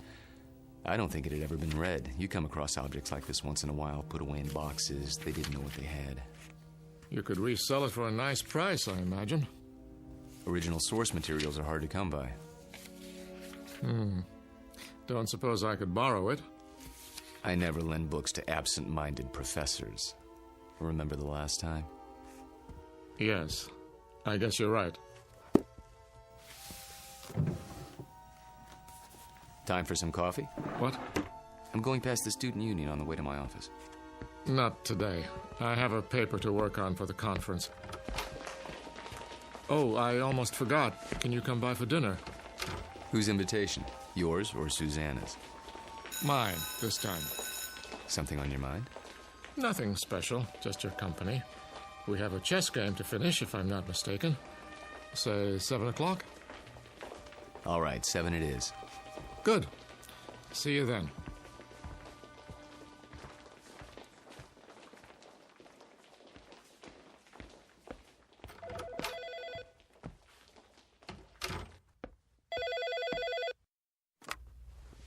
Hello? There you are. Where else? I keep regular office hours. I know. A chance to counsel all those co-eds. Oh, please, Mr. Jameson. I just have to talk to you. It's about my term paper. It's Professor Jameson to you, young lady. Excuse me, Professor. I might have an hour this afternoon. Then we'll have to work fast. You see, I have a bad case of writer's block. I need someone to, well, loosen me up. You don't need me. You need a cold shower and a massage. Speak for yourself. Daddy told me he invited you for dinner. He did. You mind? Not if you don't mind my getting some work done afterwards. My thesis is due in 10 days. How's it coming? Oh, it's coming.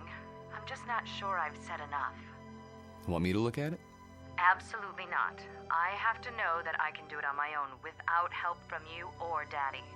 You will. Don't worry about it. I miss you. Me too. Only a few more days. Then we can spend more time together. We'll paint the town red. Oh, there's my 2 o'clock. I gotta go. Let me guess. Female, age 19, about 5'2", with eyes for her handsome professor. Be right there. Actually, this one's a little old lady. Wants to finish her degree before she kicks the bucket. I'll bet. See you in a few hours, darling. It's a date.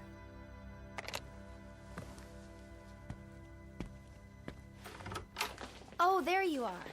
Come in, Janice. I was afraid I was late. Someone else is waiting for you. You're my only appointment this afternoon. She asked if this was your office. A student?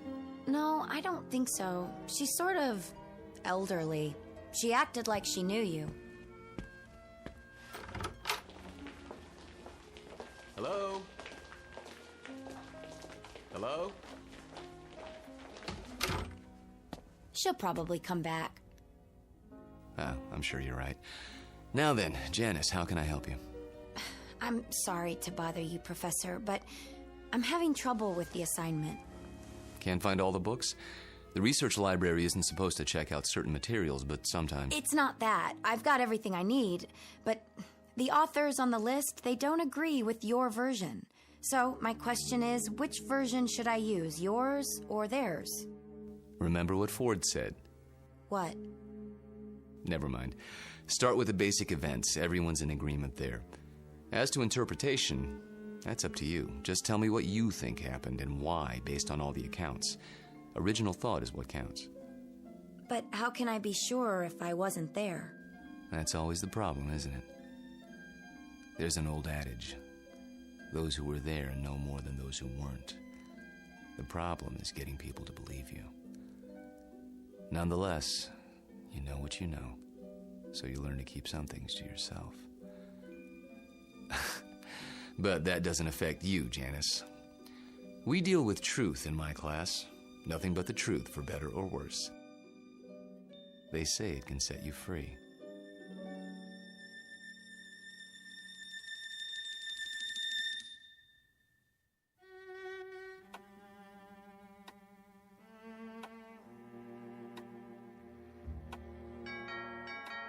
I'll get it, Father.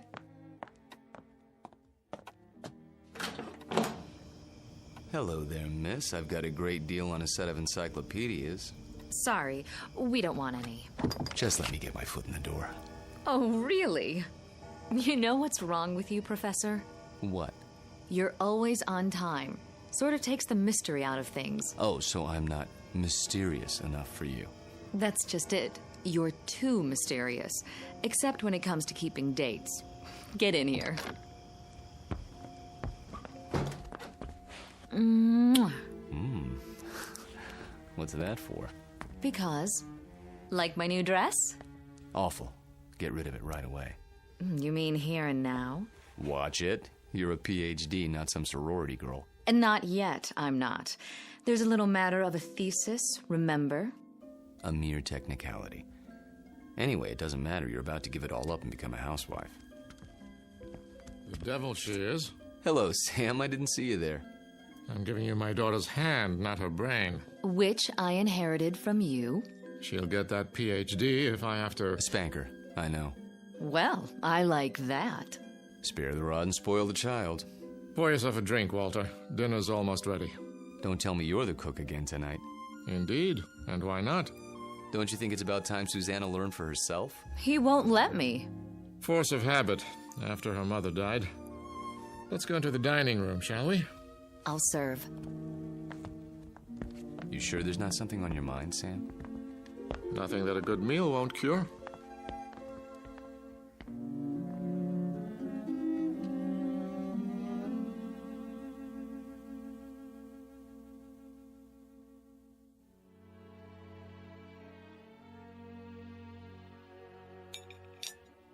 Had enough to eat? I take it all back, Sam. She'll never be the cook you are. I wouldn't even try. Oh, you could try. Who knows? Maybe you've inherited your father's talents. What do you think you're doing in here? I'll do the dishes later, unless this is the men's hour. Cigars and brandy and all that. Not a cigar, a pipe. It's not the dishes I'm worried about. It's a little matter of a doctoral thesis. Upstairs with you. Walter and I have some talking to do. I don't believe this. It is the gentleman's club, right here in my own house. Just for a while, Susie. Then you can have Walter to yourself.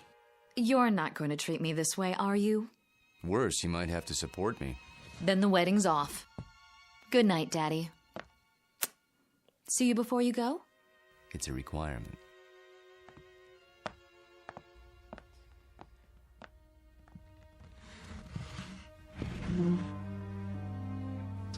Brandy? By all means. You know, you don't have to worry about her. She'll accomplish anything she sets her mind to, with or without us. Oh, I know that. But she's wasted a lot of time. She's almost 30, and I'm almost 70. You're talking about chronological age. You're both still very young. I don't feel young lately. Aches and pains. Let's sit down. The chessboard is exactly as we left it.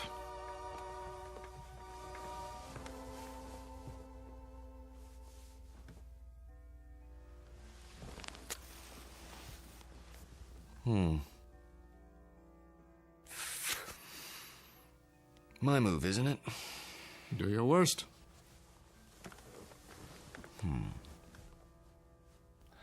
How about pawn to king's bishop 4? Look at that. You don't like it? Not the move. Your hands. What about them? Extraordinary, isn't it? They looked very much the same when we met, those two hands. Firm, smooth, not the slightest discoloration. Time marches on. For some of us. Walter, tell me something. Of course. How old are you? You know the answer. 44. My move. I seem to recall that when you applied for a position at the university, you listed your age as 39. That was, 12 years ago, which would make you 51 now. Come on, Sam. So I'm 51. Too old for Susanna, is that it? In a sense. What are you getting at? This is between the two of us. It won't go beyond this room. Really, Sam? Walter, when I met you, I was 58. I had most of my hair, all of my teeth, and hardly a wrinkle. Look at me now. In 12 short years, I've turned into an old man. But you haven't. It happens that way sometimes. I know. But why? Clean living? Don't ask me, Sam. You're the chemist. I'm just a history teacher. Yes, and you teach it very well. Do you know what your students say? They say it's almost as if you witnessed history firsthand. I try to make it interesting. Fake it, you mean? You could call it that. Yes, that's what I thought. But somehow it didn't seem like you. You're such an honest, precise man. Ah, here it is.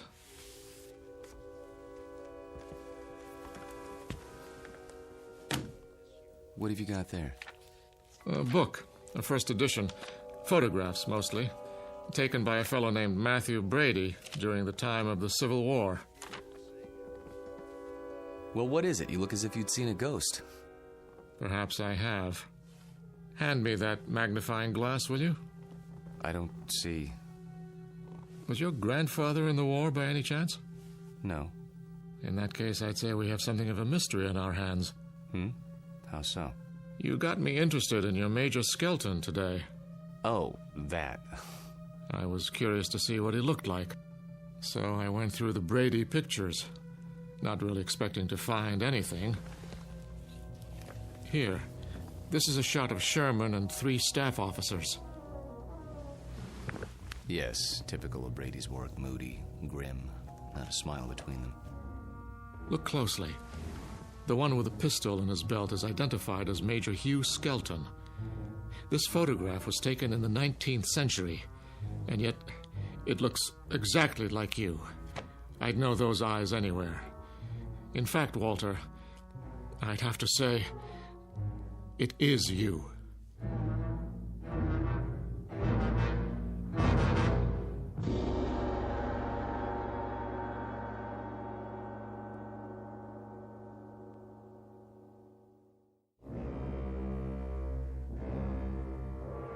It is you, Walter, isn't it?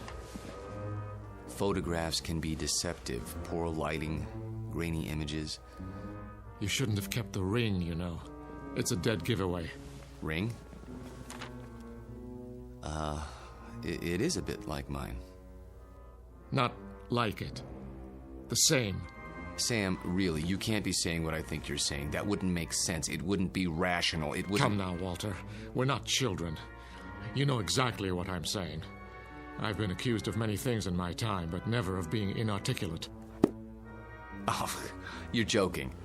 Just because a man in a picture happens to look like me... And happens to wear the same ring, and happens to have the same small mole on the left side of his face. Did you keep the pistol?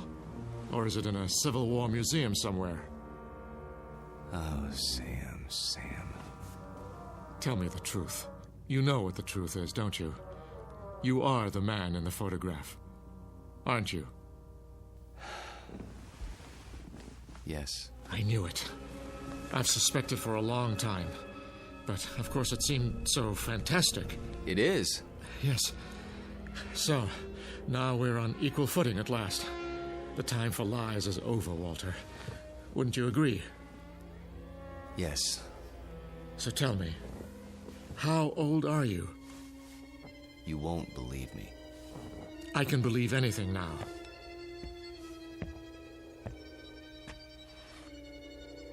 This bust on your mantelpiece? What about it? It's after a Greek statue, as I recall. The head of Cato the Elder. That's right. Let's just say, I'm old enough to have known this gentleman personally. But he lived more than 2,000 years ago. I said you wouldn't believe it. No, it isn't that, but 2,000 years?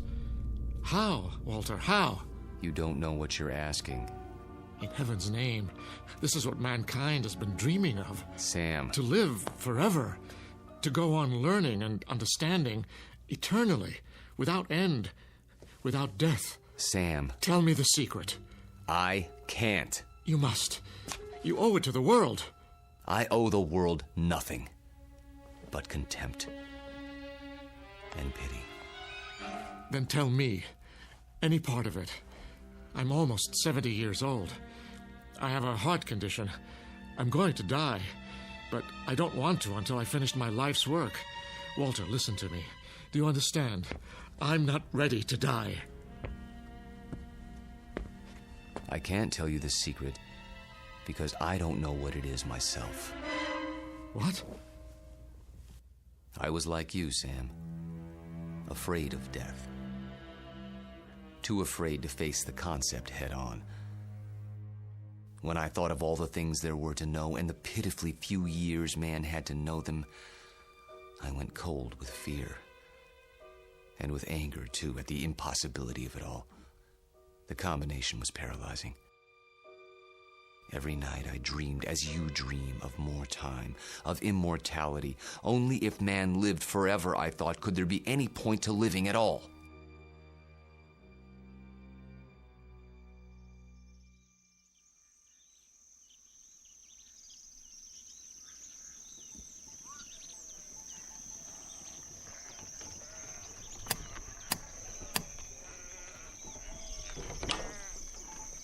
I'm thirsty. You have water? Come in, traveler. Thank you. You're very kind.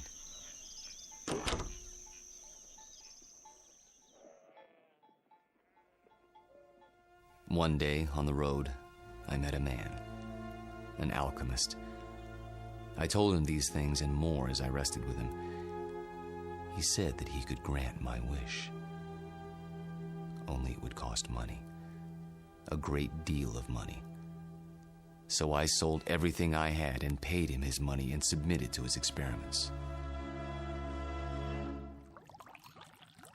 Drink this, young man. You may remain here until you recover.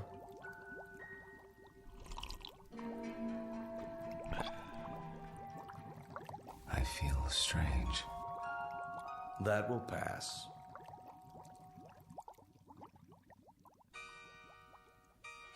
I remember very little of what followed, except that I was in a coma for many weeks. When I revived, I learned that the alchemist had been burned for blasphemy. You're not serious? An alchemist? The only legitimate one that I've ever known. You're asking me to believe something that goes against everything I know. Not without proof. But an alchemist? I'm a man of science. They knew nothing of chemistry. Lead into gold. Just as I thought. You won't believe it. Smoke and mirrors. Their methods were based on superstition, magic. What did he use? Bat's blood and eye of toad? And once upon a time, germs were unknown, and blood cells, and pasteurization, and human growth hormone, and... Sam, all those things and more would have been called magic once. It's a matter of knowing what to measure and how. Do you realize that most of today's medicines come from plants? Witch doctors discovered a long time ago that they worked, even if they couldn't explain the reason. Don't lecture me. All right. But you'll grant that certain phenomena exist before we know why. Science is like history in that respect. A detective story, working backwards from known facts until we understand the cause. And I'm the most undeniable of facts. Unless you can come up with another explanation. Go on. There isn't much more to tell, really. I thought the experiment had failed, of course, because I didn't feel any different. But then, when I saw my wife and my children and my friends aging and growing old, this was a problem I hadn't considered, you see. But surely there's a way to get around that paradox. Such as? There must be. Is there? Think about it. If I tell you that somehow I can stop you from aging, where do you want to be stopped? At 30? Then you watch everyone around you turning old. At 70? Would you want to live forever the way you are now? Sick and weak? It's better than dying. No, Sam. You're wrong. I was wrong. It's death that gives this world its point. We love a rose because we know it will soon be gone. Who ever loved a stone? I'm not a rose, and I'm not a stone. I'm a man, very old, very frightened. Of what? Death? Yes, of death. You're a fool. I want to die. Then why don't you? Because I'm a coward, like all men. Because I'm tired of living and scared of dying. That's why. There's a revolver in my desk at home, Sam. The same one you saw in the Civil War photograph. Every night, I hold it in my hand and pray for the courage to pull the trigger. But I can't. You mean to say you've survived all these years without an accident, without being injured or wounded? Some people are lucky that way. They go through life without ever breaking a bone or seeing the inside of a hospital. Oh, I've come close to death plenty of times, but never close enough. Thank you. For what? For reassuring me. I thought that if a man lived forever, he would grow wiser. But that isn't true, is it? You grow tired, that's all. It must be lonely. That's a word that comes to mind. You say it as if you think it's a word I don't know anything about. I suppose you married more than once? Yes. How long with each woman, Walter? 10 years? 15? I take your point. Now you know why I attended your lecture, why I asked you here tonight. It wasn't idle curiosity. I suspected as much. Sam, this isn't a situation of my choosing, not any longer. I tried to resign 6 months ago, but you talked me out of it. Do you remember? Yes. Do you know why? I knew that Susanna was falling in love with me. And I knew what would happen because it had happened before. A few years of happiness and then... I warned her. I did everything I could to discourage her. Except tell her the truth. How could I do that? She'd have thought I was mad. Then why didn't you leave? Because it was too late. I was in love with her. Everything was against it, all my reason and experience. But that didn't matter. And God help me, it doesn't matter now. It does to me. Walter, I can't let you marry my daughter. And why not? Susie. Well, go ahead. I asked a question, Father. We were just having a conversation. So I gather. How long were you standing at the top of the stairs? Long enough to hear that there's some sort of disagreement over me. Don't you think it would have been considerate to include me in the negotiation? It's not a negotiation. Please, don't misunderstand. Your father seems to think I'm too old for you, darling. Susanna, let me explain. That's the silliest thing I've ever heard. Good. In that case, you will marry me? I thought that's already been decided. You asked, and I accepted. Unless you're having second thoughts. Nonsense. If I had my way, we'd do it tonight. Are you serious? I've never been more serious in my life. I think you mean it. There's a justice of the peace in the next county. Go upstairs and get your prettiest dress. I'll go back to my place and pick you up in an hour. But... Go. Go. Daddy? I can't very well ground you, can I? You're of legal age. Oh, Walter, I do love you. Though your timing is a bit of a surprise. Life is a surprise. If we're not ready now, when will we be? Next week? Next year? We have to seize happiness when it comes, and it's here now. 1 hour, darling.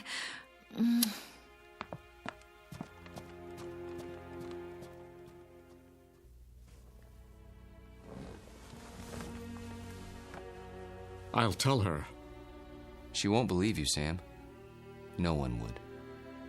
In fact, by tomorrow, you won't believe it yourself. We'll see. Yes, we will.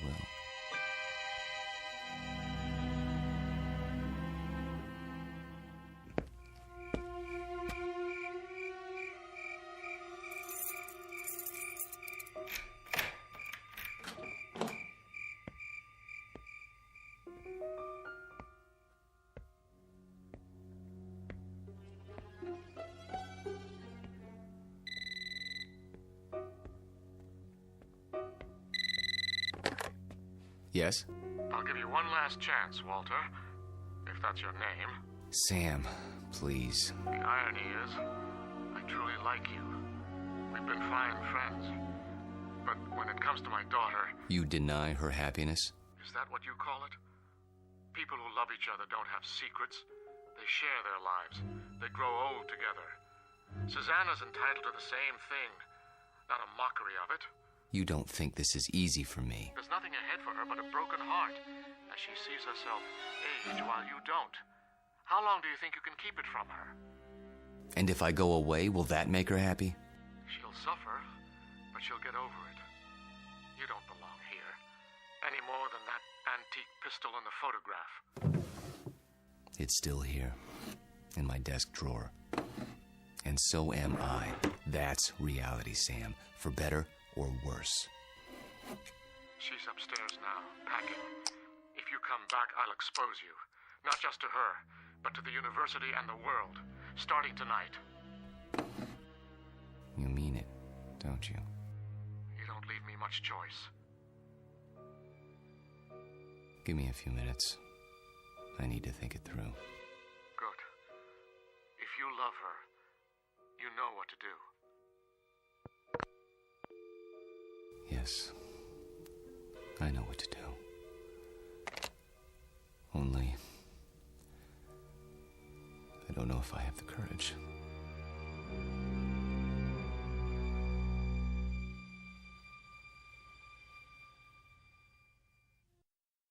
Hello, Tommy. Who are... You needn't stand up.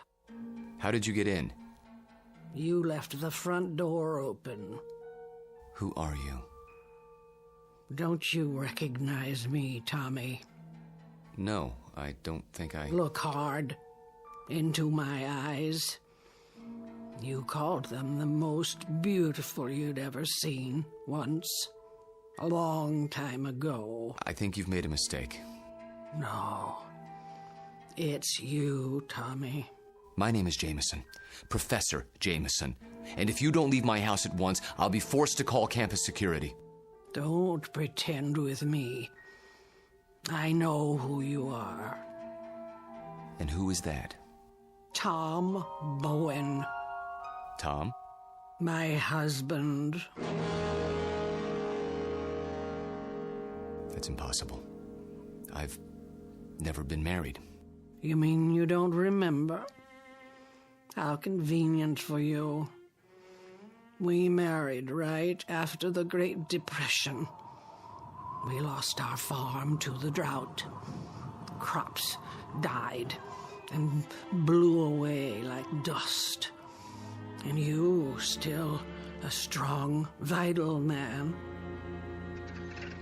So we packed up the car and moved west. The living would be better now, you said. And it was. For a while. We had a little girl. Did you know she passed away last year, Tommy? A grown woman herself, getting on in years. It's not right to outlive your children. But me, I had to keep going. It was like I'd been waiting all these years, waiting to know where you went when you ran off. And now, I found you. My dear lady, perhaps if you told me who you're looking for, I could... Oh, stop. Please, stop. I saw your picture in the paper. I knew it was you by those eyes. And the ring. You always wore it. So I had to see if it was true. It is. No, Lord, look at that. I can't explain it. I only know what I see. I've grown old, and you haven't. Don't. Please. And now you're going to marry someone else and leave her. The way you left me. Lorette, for God's sake. I can't let you marry her, Tommy. You're mine. Don't touch me. What's this? Put the pistol down. Oh, I remember that gun. You used to keep it locked away. Said it belonged to your great-grandfather. Take it out and oil it like you knew you were going to use it someday. Is it still loaded? I said put it down. Tommy, what you're doing, it's wrong. You can't go on hurting people the way you hurt me. I won't let you. Lorette, for the love of... What was that? I didn't hear anything. Are you sure? I thought... Thought what? I don't know. Susanna, dear, please wait. Don't try to stop me. I've made up my mind. I know. It's not like I'm going away. Walter and I will be married, and then we'll come back and I'll move my things into his house. It's only down the block. I'll still see you every day and... Shh. I did have some things to say to you. Very important things.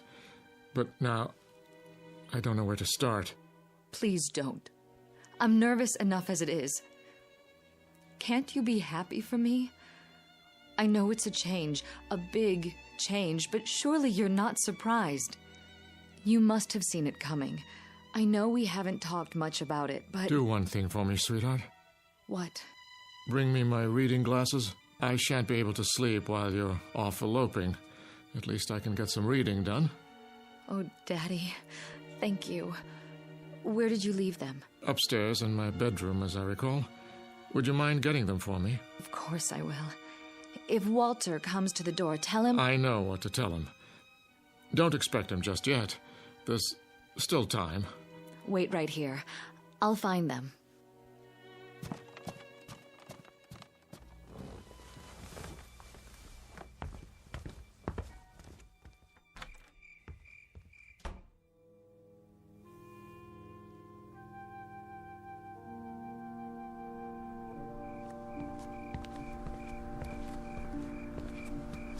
Oh. Excuse me, I didn't see you there. I saw my Tommy. He's resting now. Good evening to you, madam.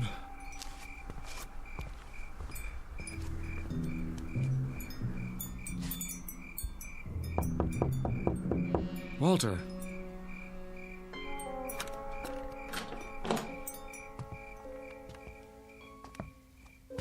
Walter? Where the devil are you? Hello, Sam. Why are all the lights off? I was just, thinking. The window's open. I know.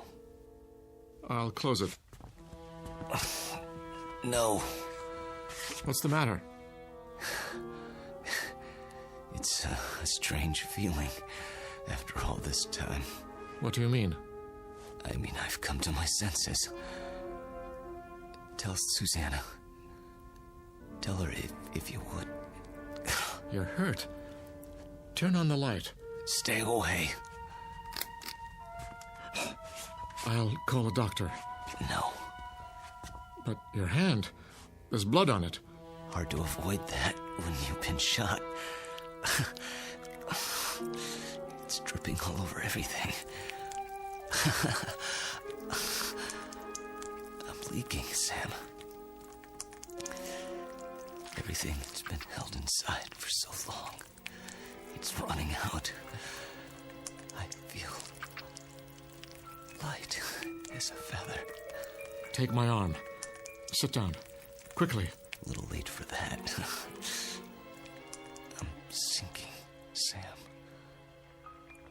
Right into the rug. It'll be quite a mess to clean up. What's happening to you? It's happening. At last. Your hair. Your skin. Sorry to fall apart on you. Oh. But nothing lasts forever. Thank God, Sam. Thank God in his wisdom. Oh, Walter. Walter. Tell her. I'll try to think of something. Don't let her see me cry.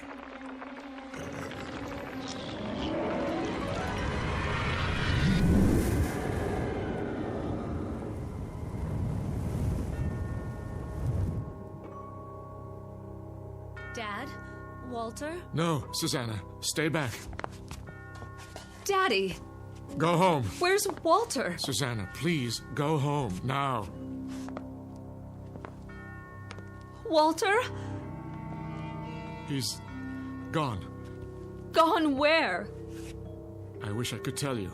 But there are his clothes, his shoes. Daddy! Daddy, what else is on the floor? Dust, my dear. Only dust.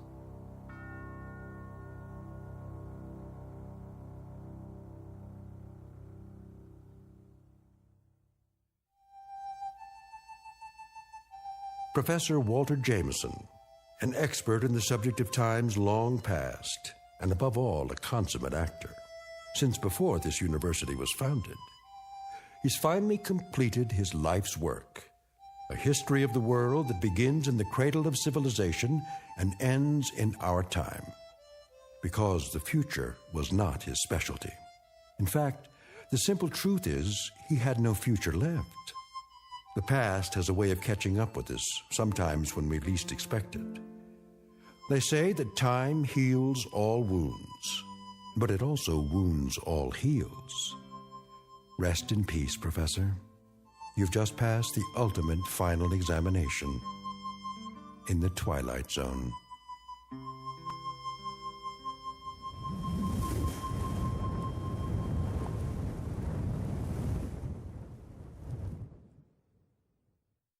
More from the Twilight Zone after this. You are about to enter another dimension, a dimension not only of sight and sound, but of mind, a journey into a wondrous land of imagination. Next stop, the Twilight Zone. Hi, this is Stacy Keach. I'd like to take a moment to tell you about our Twilight Zone website at twilightzoneradio.com.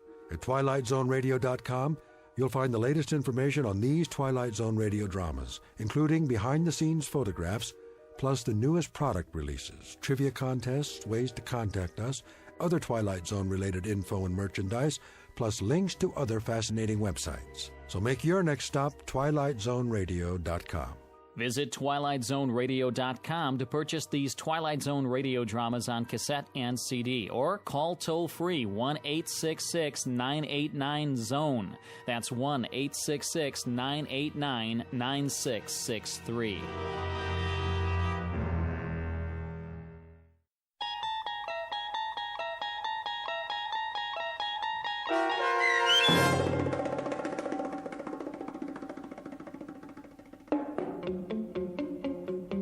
Long Live Walter Jameson, starring Lou Diamond Phillips with Stacy Keach as your narrator, was adapted for radio by Dennis Etchison and written for The Twilight Zone by Charles Beaumont. Heard in the cast were David Darlow, Alyssa Fraden, Elizabeth Lido, Ann Whitney, Jeff Lupetin, and Christian Stolte. To learn more about the Twilight Zone radio dramas and to obtain audio cassettes and CDs of these programs, visit our website at twilightzoneradio.com. The producers of The Twilight Zone wish to thank CBS Enterprises, Carol Serling, Dennis Etchison, Dick Brescia Associates, Claire Simon Casting, Terry Jennings, XM Satellite Radio, Sirius Satellite Radio, our sponsors and our radio affiliates for helping make this series possible. This copyrighted radio series is produced and directed by Carl Amari for Falcon Picture Group. Audio editing, sound design, Foley effects, and mix for the Twilight Zone radio dramas are by Cerny American creatives Craig Lee, Michael Slaybach, Bob Benson, and Jason Rizzo. To learn more about the Twilight Zone radio dramas and to contact us, visit our official website at twilightzoneradio.com. Doug James speaking.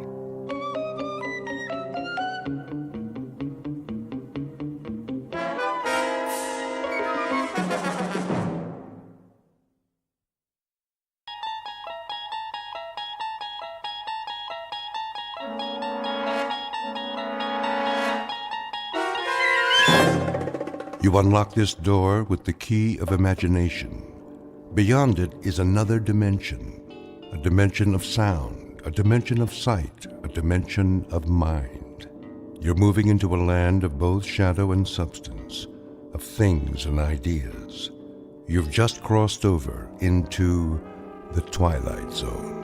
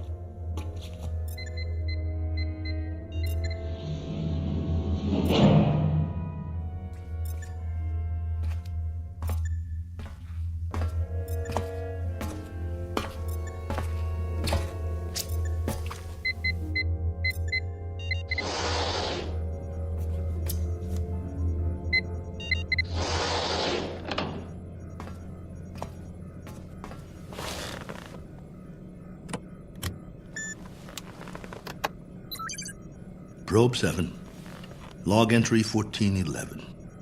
Another waking period. Ship seems to be functioning perfectly as usual. Wish they could make cars this reliable back home. Oxygen supply, right on the button. Food supply, a little over. Something wrong with my appetite. Not enough exercise, I guess. I know. More workout time. Gotta stay in shape. Never know who I might meet in space.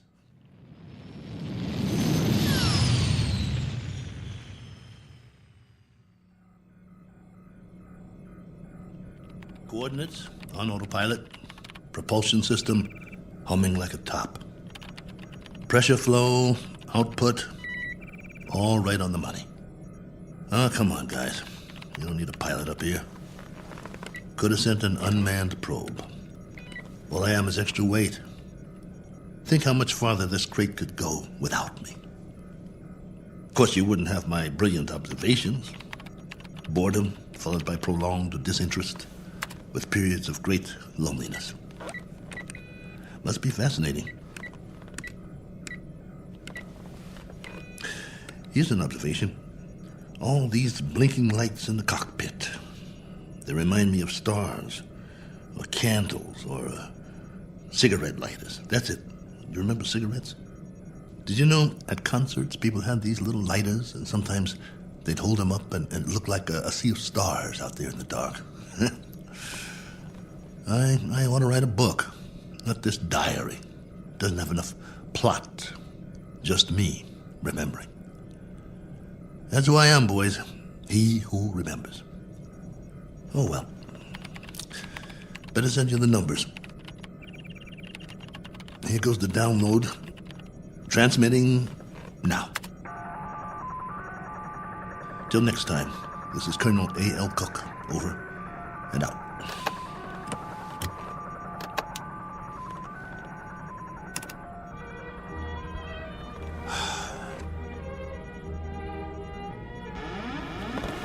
Hold on, I think we've got a malfunction here. Some kind of overload. Yep, there's a power drain. Initiating diagnostics. No time for that. Switching to manual override.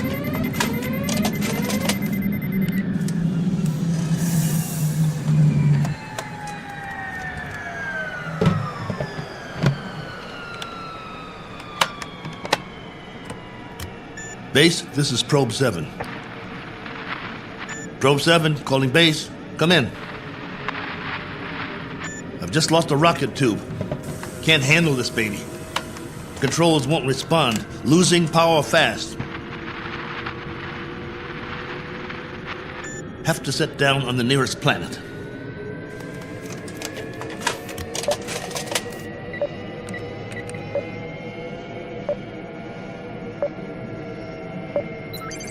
Got one in view now. Not much choice.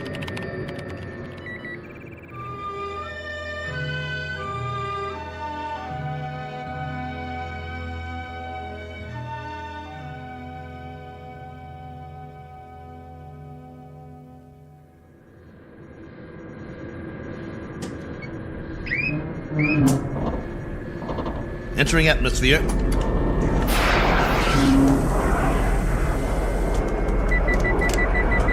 Surface coming up fast.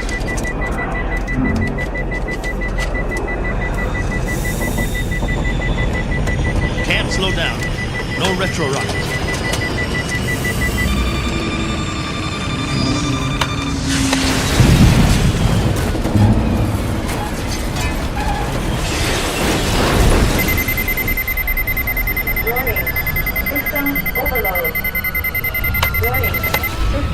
Ship's about to catch fire. Base, do you read? This is Probe 7. Probe 7. Mayday! Mayday!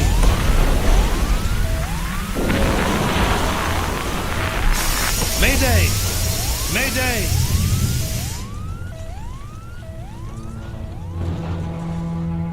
One Colonel Cook, a traveler in deep space several million miles from his point of departure and presently out of options. He set a course across an endless ocean in a one-man lifeboat, now scorched and broken on an alien shore. But even if he should survive, his greatest ordeal is yet to come, for he must face a far more dangerous challenge, an opponent more menacing than the cold, lifeless vacuum of space. He must face what awaits him on the other side of the bulkhead and do battle with the unknown. As soon as the dust settles, he will take stock of his plight with very little effort, a single 360-degree movement of head and eyes. For Colonel Cook has come to rest on a small, undistinguished planet not on any chart, one that is actually an outpost in the Twilight Zone. And now, The Twilight Zone, and our story, Probe 7, Over and Out, starring Lou Gossett Jr., with Stacy Keach as your narrator.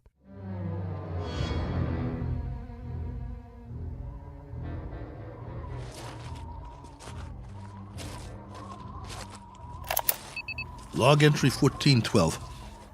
I'm alive. That's all I know for sure. The ship is wrecked pretty badly. It might be possible to realign the main drive, but not without help. So far, I'm holding up. One badly bruised head and a broken right arm for which I've made a sling. A few more painkillers in the first aid kit, but after that, I'm on my own. The planet has an atmosphere, so I don't need the pressure suit. That's another stroke of luck, if you can call it that. The terrain is desolate. Sand, rocks, some low-grade plant life. That means there's water. The question is, how much and where? The ship has cooled down now, what's left of it. Main instrument panel is intact, so I'll try to contact the base directly, if there's enough power. More later. Cook, signing off.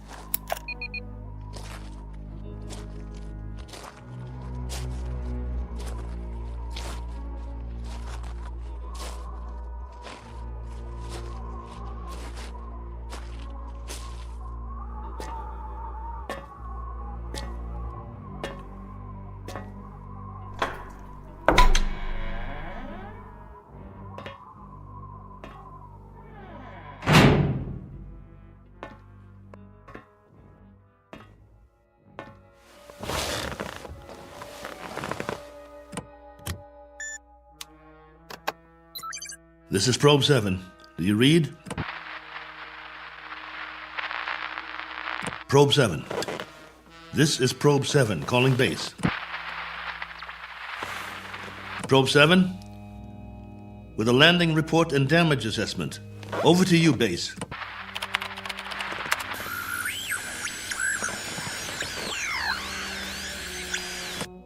This is Probe 7. Come on, base. I'm waiting.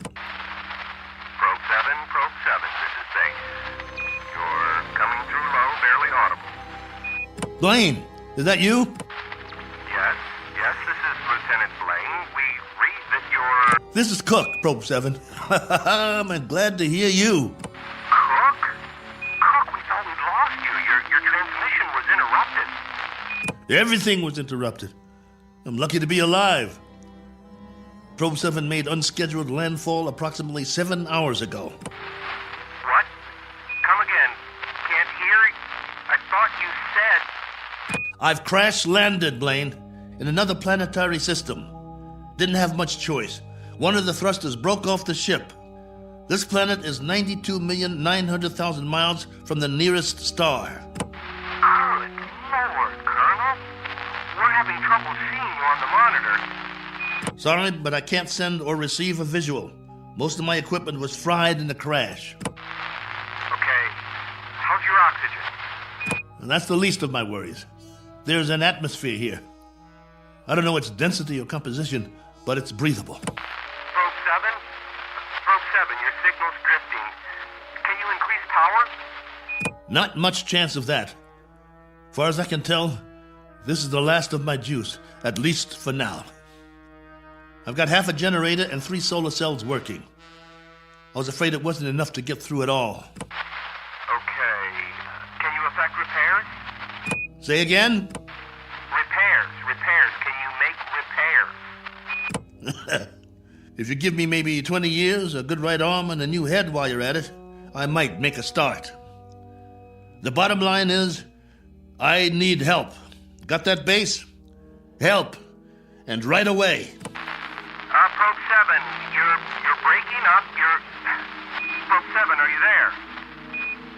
Probe 7, we're having difficulties. All right, just stay there. Stay in transmission.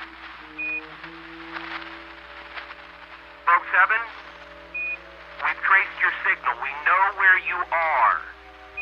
Great. How soon can you send a ship? Colonel, I'm sorry to say we have nothing here that can reach you. What? You had several ships on the drawing board. Repeat, we have nothing available. Say again? All construction is suspended pending the current crisis. Ah, come on! Colonel Cook, I've been told you'll have to make the repairs yourself. Base, now hear this. I don't have fuel, no propellant at all. I left most of my rockets scattered across 50 miles of dirt and rock. All I have is a ship that looks like a jigsaw puzzle. As for the wiring, it's nothing but spaghetti. So when you say you've got nothing that can help here, you're telling me you're crossing off one spaceman permanently. Probe 7, we're having difficulty. Your words are breaking up. All right, Base. I'll give it to you in a few syllables. This ship isn't going anywhere. Not forward, up, down, or back home.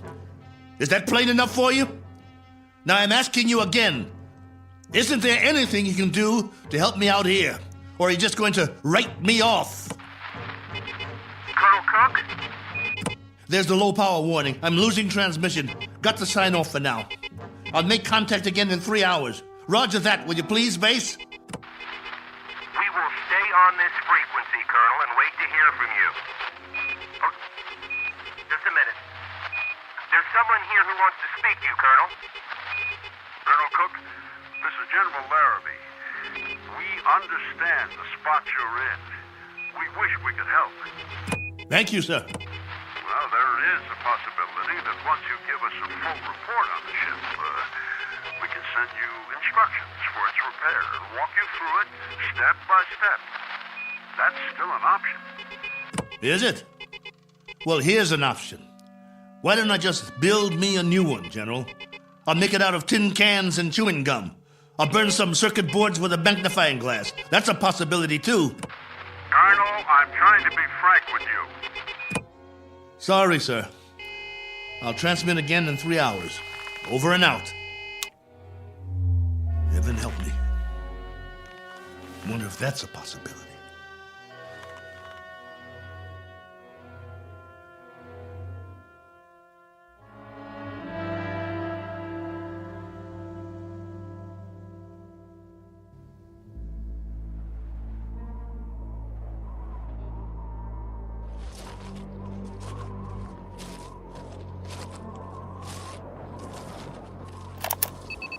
Log entry 1413.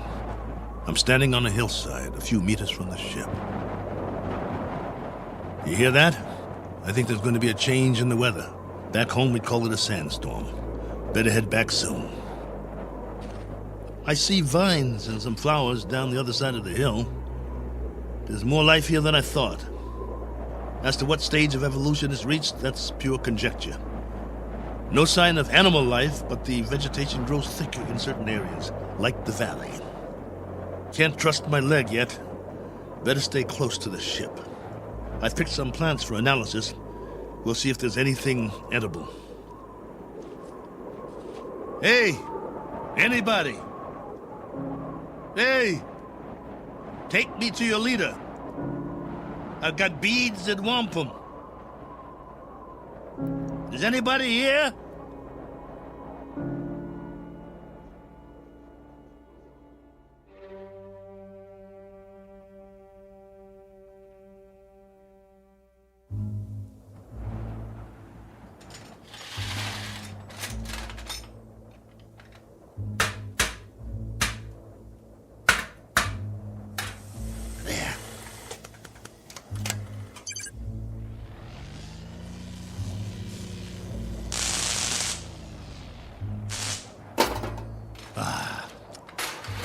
That's just great.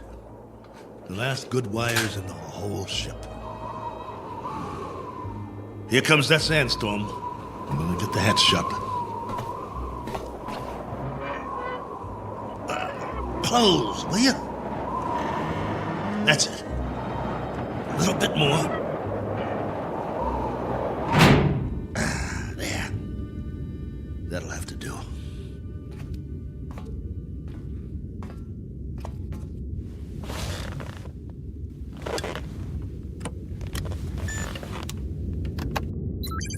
This is Probe 7, calling base. Probe 7, calling base. Over to you. If you read. We read you. We read you very well, Colonel. Ah, you've got the video going. For now, General, I've wired all the solar cells in the series. At the moment, I'm running off the storage batteries, though. It's almost night here. All right, tell us your situation, please. My situation? Yes. Any change, Colonel? I've done what I can, but I'd have to call it unchanged. The power level's higher as long as I charge up during the day, but I don't know how long that will last. At least, I've got you on the screen. Got to see another face, both of you. You should be used to solitude. You've been in space a long time. Yeah, I should, but that was different somehow. I was a big something in the middle of nothing. This, though, I've landed and it feels like I'm supposed to be somewhere, and I'm not. My memory of home is fading fast. Colonel, and the condition of the ship, still a total loss? Probe 7 is no longer probing, General, unless it's the few feet of dirt I tore up when I crashed. There is life here, like I said, vegetable life, pretty elementary. I've explored the surrounding area in all directions, but I can't get down to the valley with this leg. The gravity is roughly the same as ours. From what I can tell, the atmosphere is similar as well. At least, there's no pollution. I haven't started coughing yet. Describe what's left of the ship. What's left of the ship, General, is a few feet of bent-up metal. I told you, it's unrepairable. You're sure, Colonel? You're absolutely positive? There isn't one other section that's still intact. She'll do for a museum or a junkyard. Take your pick. As for me, I don't have the luxury of making a choice. Nor do we, Colonel. Nor do we. Right. The crisis. Listen to me, Cook. We've got a major problem here. Oh, you do? Since you left, we've had an international incident. A serious one. There's talk of war. The next 24 hours will be crucial.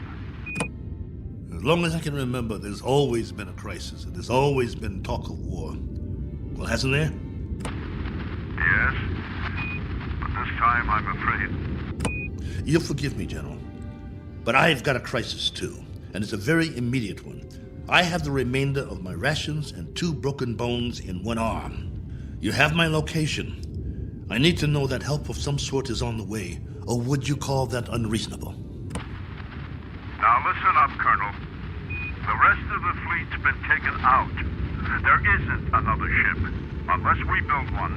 And if we go to hydrogen war in the next few hours, there'll be nobody left to do the building. Do I make myself clear? You're serious? That's the realistic view, Colonel. It may go down hard, but I'm giving you the facts of life. 10 hours from now, maybe 6, maybe 4, we'll be fully committed. I'm talking about 500 million people, not just one man. That's about as clear as I can put it. Very well then, General. I guess that's it. We don't see any alternative. Will there be any point in making further contact with base? Yes, Probe 7. For 2 reasons I can think of, both of some benefit to you. One, so you'll know that you're not alone up there. And 2, to confirm that your own world still exists. Though the latter is a moot question at this point. Over to you, Colonel. I can't think of anything else to say at the moment. Feel free to keep the signal open, if you like. Can't do that, General. I need to charge the batteries when it's light again. Here's that storm. Don't know how strong it'll be or how long it'll last. But I'll try to get through it. Nothing else I can do. Then for whatever it's worth, know that we're still here. For now. Over to you, Probe 7. Roger, base. And out.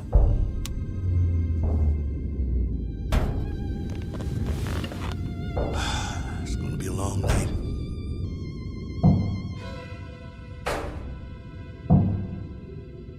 Wait. What's that? Hold on. Blaine? General?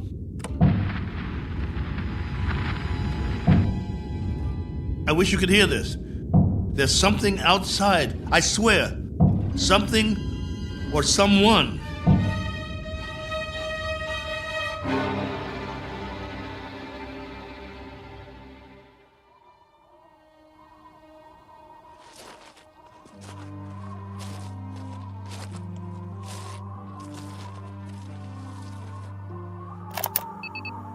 Log entry 1414. Just in case anybody ever hears this, I didn't get much sleep last night. I was waiting for the wind to die down. As soon as it did, I opened the hatch sometime around dawn. You see, I thought I heard something pounding on the hull, over and over. It couldn't have been an accident. It had to be something intelligent trying to signal me, to let it in from the storm. That was what I thought. Funny the way the mind works. I've never been so glad to hear anything in my life. And at the same time, so afraid. But I opened it anyway. Well, everything was covered with a fine layer of sand, silica crystals, very much like the soil back home.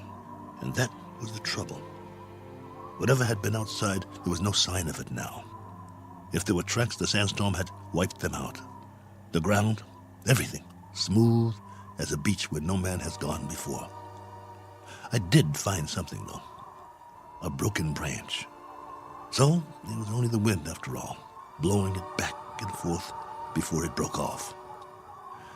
Had me going for a while. So much for my man Friday.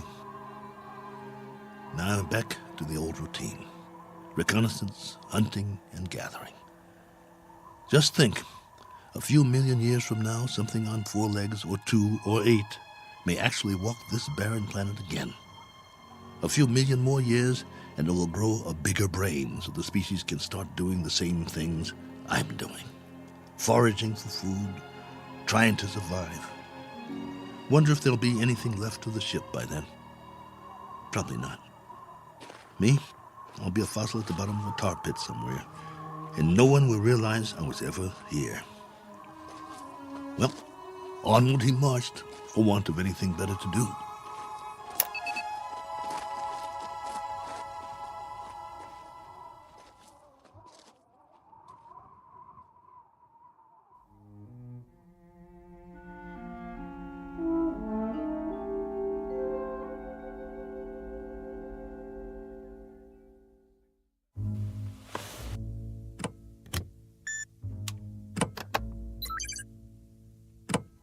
Blaine? General Larrabee? Are you still there? Here, Colonel. Go ahead. Well, you look like you haven't slept. Not much. And you? Not really. Up at dawn to do some hiking, north, east, south, and west. I had been hoping. Yes? Just a crazy dream I had. No sign of anything? It's a primitive planet. I'm very much alone here, after all. Oh, not completely. I've got a wind that sings sad songs and some scrawny plants that check me out every now and then as I walk by. There might be some fruit trees that are edible down in the valley, if they're not poisonous.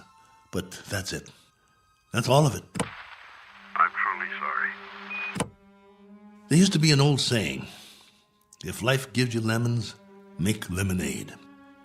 The only thing wrong is I can't even find lemons. But don't worry, I'll keep trying. Not that this will provide any vast solace to you, but at 9 o'clock this morning, Colonel, we went to war. And? The whole eastern seaboard went up. You mean all of it? The cities, everything. It took 12 minutes. Exactly 12 minutes. I suppose we retaliated? Oh, indeed. With great alacrity and effectiveness. And we still are. With everything we've got. It was our old enemy? That's right, if it matters now. And the result of all this? Our world is doing a little wholesale dying at the moment. And there's nothing to do but watch it happen. What about the base? Are you safe? For the time being. Our location's classified. Only you and a few others know where we are. The signal's encrypted. That's good then. Trouble is, we can't stay here much longer. There have been bombs as close as 400 miles from us, falling through the night. It's now a question, Colonel, of the manner of death. Very fast or very slow. It's that kind of consideration, not one we thought would ever be a reality. General. You know, it's really quite a pity that we didn't send others with you. What you think of as a prison might have proved to be a haven of sorts for the survival of the species. Don't have any illusions about it, General. What you think of as a haven is only a very sizable dungeon. A good-sized dungeon with a breathable air. But that's what it is, and there's no way out. I don't much care for solitary confinement, and neither would you. Unfortunately, both of us have very little choice in the matter. General, this is urgent. Give it to me. What is it, General? What's happening there? In a moment, Blaine. But, General... I said in a moment. Cook, I've just received an official communication. We're going to have to move out of here. Now, I don't know whether we'll be able to transmit again or not. If we are able to, I'll do my best to make contact. You have my word. Thank you. Try if you can. It means a lot to hear a real, live voice. I wish we could do more. Silence. Or cries. That's the story from our world. Silence or cries. God bless you. And good luck.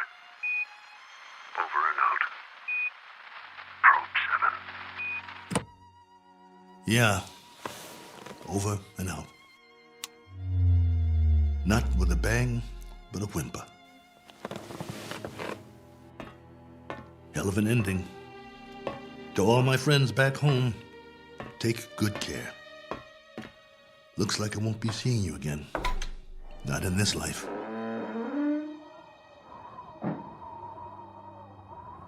Time to start a new project. Chapter 1. The Memoirs of Colonel A.L. Cook. And I've got a very good memory. You wouldn't believe the stories I could tell. Who knows? After I'm gone, maybe someone else will crash here and find it. A lifetime of memories. Every sight, every sound, all the way back to the beginning. The kids I knew, the girls I dated, my friends, mom and dad, the first job, all of it. Every detail recorded for posterity. Has anyone ever done that before? Maybe people who keep diaries their whole lives, except that no one ever got it all down. Didn't have the time, but I do. All the time in the world.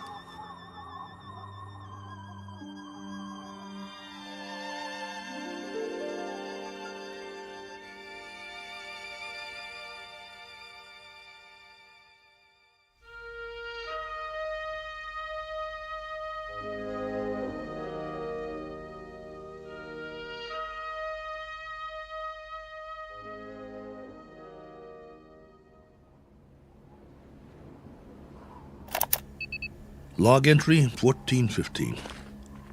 This one's for the record. A final official entry. From here on, it'll be the life story of Colonel A.L. Cook. Me, myself, and I. If for no other reason than to keep from going batty. But for now, it's a beautiful day, here on Primordial World. Ship still standing, of course. You'd never know that's what it was. More like something from a scrap metal yard. The cost that went into building it, the man-hours, and for what? To come to rest here. A little way station that isn't even on the map. I'd call that a waste. Exhibit number 1 in the elephant's graveyard. Ever hear of that? They used to say there was a place where elephants go to die. Hundreds, thousands of them. A secret place off the beaten path.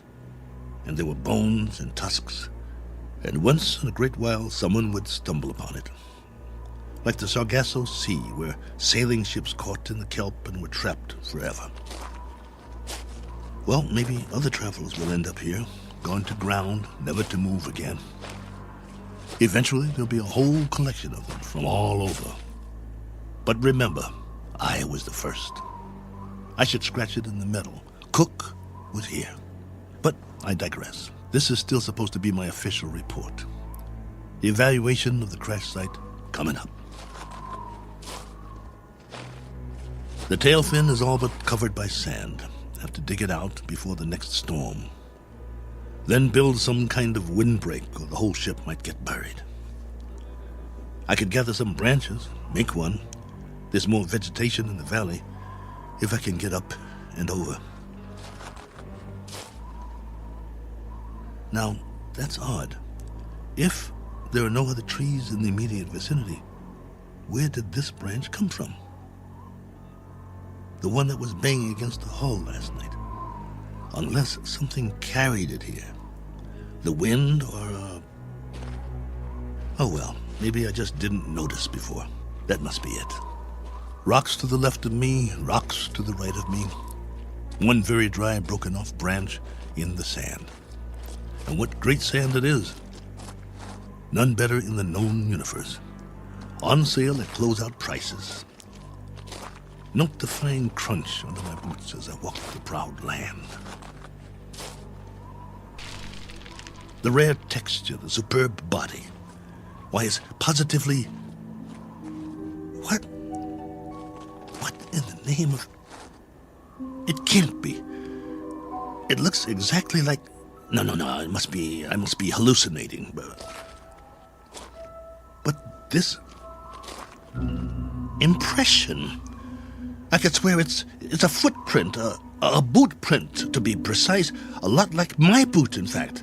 But it's not one of mine, about 4 inches shorter. But that's what it is. It is! Now hear this. Now hear this. I've got company. I've got company. Hey! Whoever you are, come on down. It's open house at my humble abode. It isn't much, but it's home. Drinks on me. Meet your genial host. Please. Please let me see you. Here's another footprint. And another. And another. Where do they lead? Up the hill? Has to be since the storm, so there was something here. I knew it! Hey, I don't care who you are or where you're from. Let's shake hands and be friends. Don't you need a friend? I do. Come on, friend. We can talk. I've got some stories, believe you me. Where you hiding? Behind that bush? Ugh!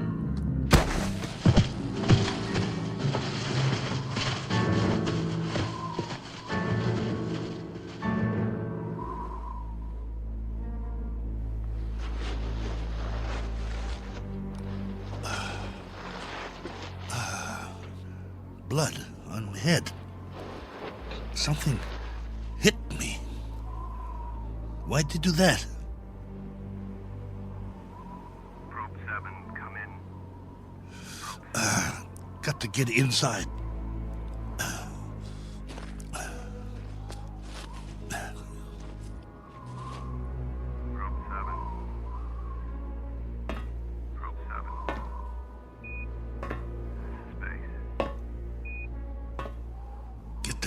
Closed before they come after me. Probe 7. Can't let them get in. This is Base. With our last transmission, we got ours a few minutes ago. A 500% increase in radioactivity. Not much hope for us. Colonel, this is General Larrabee. I wanted to wish you well. From what we can gather, the enemy got it just as bad as we did. We wiped them out. And they wiped us out. One last forlorn wish for you, Colonel. If you ever meet someone where you are, whoever they are, and however it happens, in whatever circumstances, I hope it can come without fear. I hope it can come without anger. That's what they're going to have to put on the stone. The one we'll all be buried under on our world. Here lies a race of men who flex their muscles. One time too many. I hope your new world is different, Cook. I hope there's no such word as hate. I hope there's...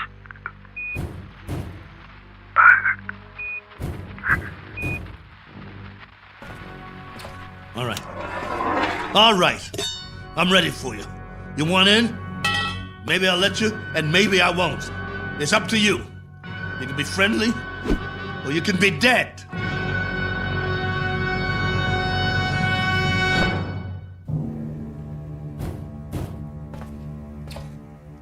Hey, friend. You want to come in? Must be lonely out there. I hear you. What's the matter? Hungry? You're going to get a lot hungrier. Or don't you eat, friend? What do you say? Speak up. Can't talk, huh? No. You only know how to hit. Take more than that to put me down. What'd you use, a tree branch? Not very friendly, if you ask me. Well, I've got a nice piece of metal in my hand, and I know what to do with it. Won't catch me again. This has been going on for hours. I don't know about you, but I need sleep. I really need it. Understand? Sleep. And this king-size bump on my head doesn't help. Tell you what, we'll make a deal. I give you one more chance to get away. Go hide, I don't care. You may not understand the language, but maybe you get the message. I'll wait a while and catch some sleep. Then when I wake up, I'm going to have a nice freeze-dried dinner. If I don't hear you out there, we'll forget the whole thing. You stay up the hill, and I'll stay down here. Just remember to keep your distance. Otherwise, I might have to come up there and teach you a lesson. A man's got to have his boundaries. Oh, God, I hurt. I want to sleep just for a while.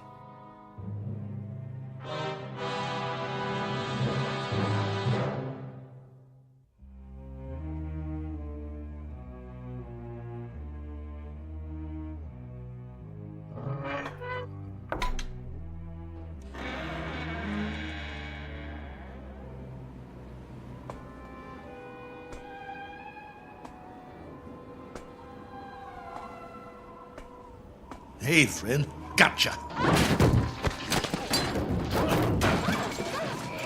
Stay down.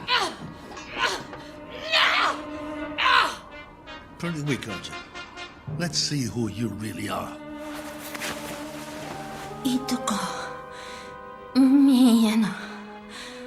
Manda. Manda. No. You're a woman? No, wait.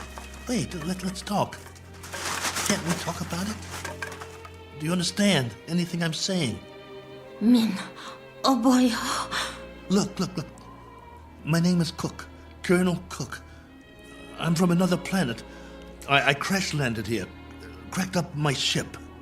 This is my ship, get it? Or it was. It can't fly anymore. Now I'm just a wingless spaceman with no place to go and all the time in the world to get there. All right, be that way. I'm not going to hit you. I'm putting my weapon down, see? Oh, what difference does it make? You're probably an illusion, and those prints you left on the ground, they're illusions too. I've been fighting a running battle between fear and loneliness took the prize. You can disappear any time now. Any time at all. Go on. Poof! In a puff of smoke.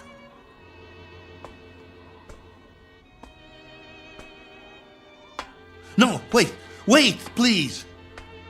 Are you real? This knot on my head certainly is.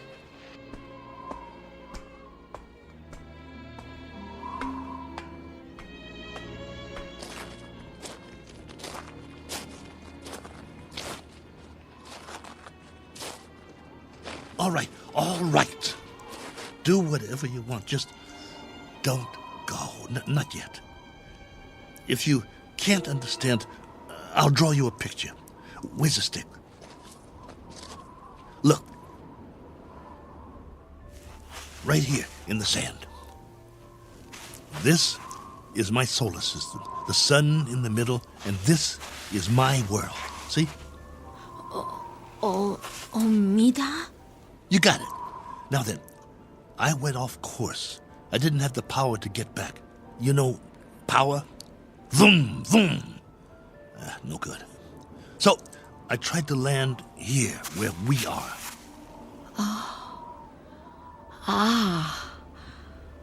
Omida korum. Go ahead, you draw. Korum mistum. Oh, that's your solar system and your world. You came from there.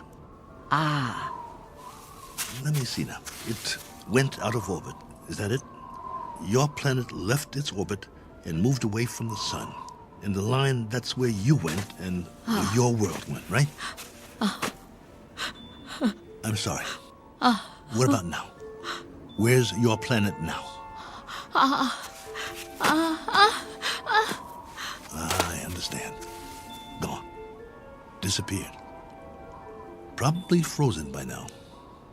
But you got out. How many others? How many got out? You got away. Any others? Min. One finger. That's a hard count, my dear. A very hard count. And you've been here a while, haven't you? Look at your suit. Your galaxy might be light years away. It would have taken years to reach here. Where's your ship?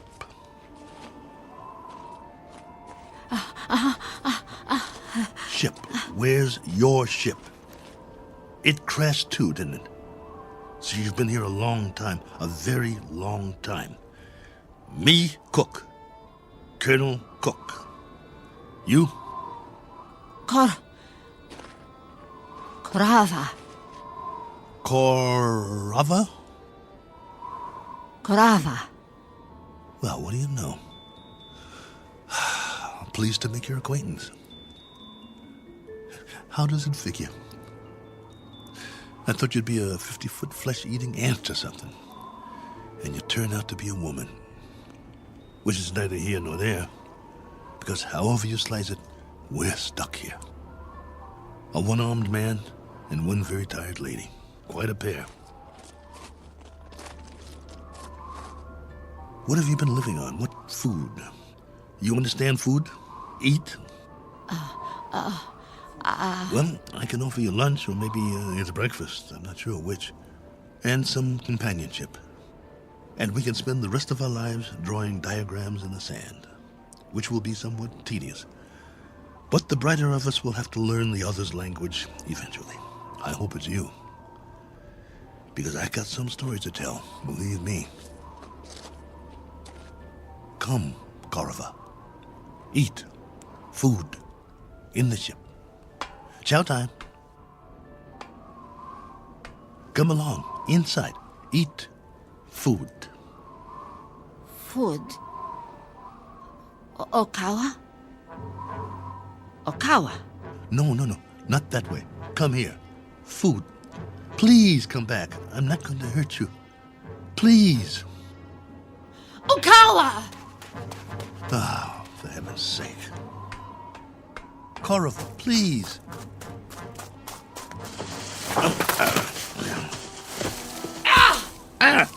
You scratched me. What did you do that for? That's all you know how to do, isn't it? Draw blood. Well, go ahead. Get away from me. It's not just language, is it? It's our animal nature, the way we instinctively respond to one another. In that case, there's not much hope. Go on. Go. If that's the way you want it, go.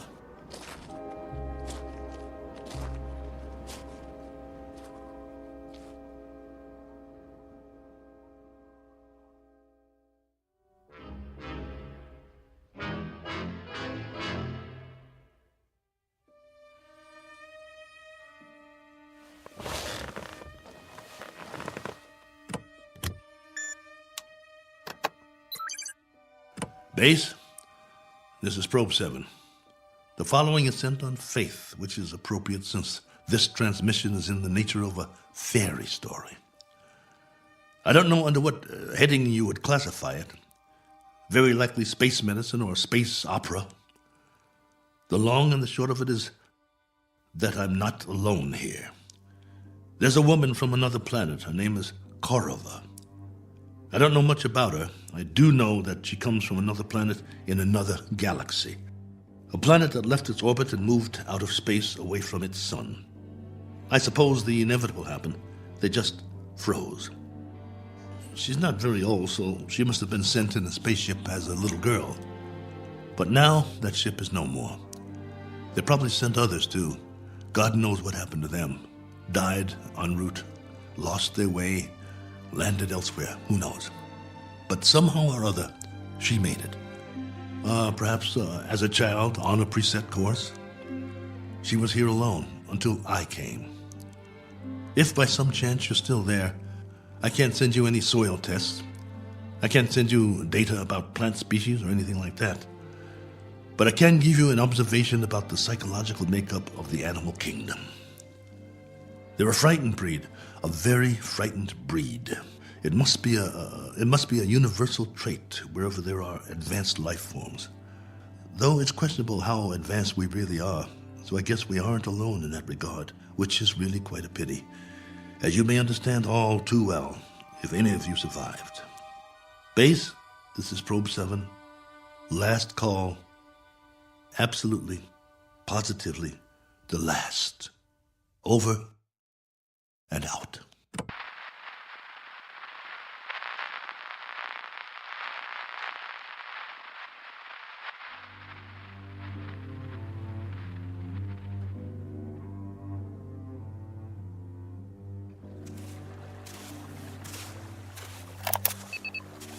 Log entry 1417. Well, the ship is history. I've left it for good. I finally made it up the hill and down the other side. And guess what? There's much more vegetation here. Fruit trees. Flowers as big as your head. And through it all, a stream of running water. I swear, it's like a garden. I brought what I need in a backpack. I'm going to set up shop on the banks of the river and try to live here, for better or worse. It will be the last great adventure. I only wish I could share it. Oh well, there's always posterity, if anyone should ever find this and play it back.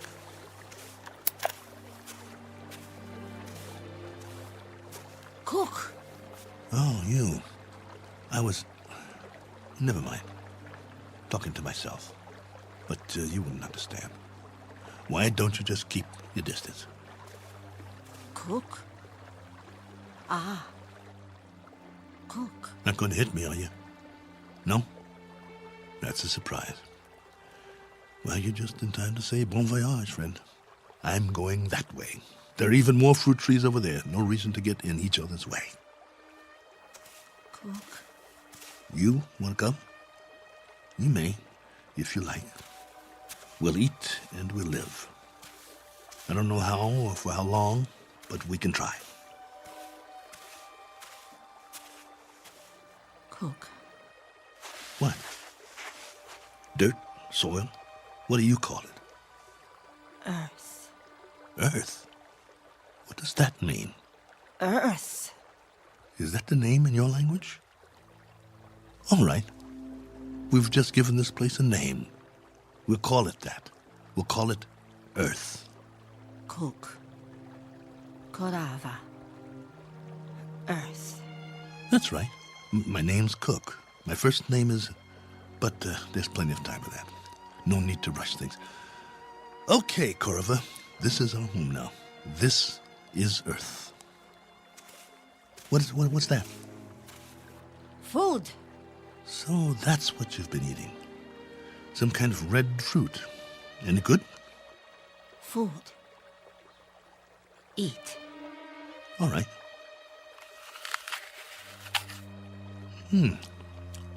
Not bad. We'll take some with us. If you think it's all right. Come on. I wanted to tell you something, but now I've forgotten. I guess we'll have plenty to talk about, though. This place, a new life after all. And after a while, we'll have new memories to talk about. Things we can share. Come along, then. Let's go.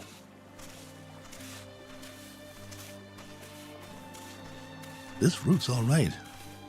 Any other life forms around? I hope not, for the moment. But if there are, we'll make the best of it, won't we? Pleasant enough place, don't you think? My leg's better. We'll explore as much of it as we can. No need to set up any boundaries, I guess. There's plenty for everyone. For you and for me. And it's a beautiful day.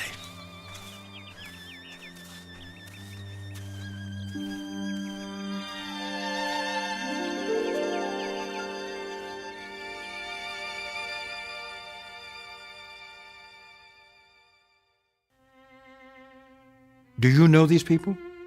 Their names might be familiar were you to hear them. They lived a long time ago. Perhaps they're part fable, perhaps they're part fantasy. And perhaps the place they're walking through now is not really called Eden.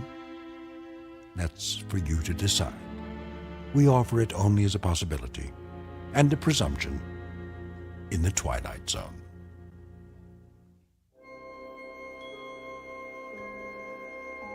Hi, this is Carl Amari, producer of the Twilight Zone Radio Dramas. I'd like to take a moment to tell you about our official website at twilightzoneradio.com, where you'll get the latest news and information on these Twilight Zone Radio dramas. Plus, at twilightzoneradio.com, you can digitally download 3 free episodes or any of our episodes for only $1.95 each. In this age of ever-changing technology, we've decided to make these episodes instantly available to you by making the Twilight Zone Radio Dramas a digital download-only series. This means that this series will no longer be offered on CD. The CD collections at our website are now being offered while supplies last at buy one, get one free. So be sure to get your favorites before they're sold out. Be sure to visit us often, and I'll see you in the zone.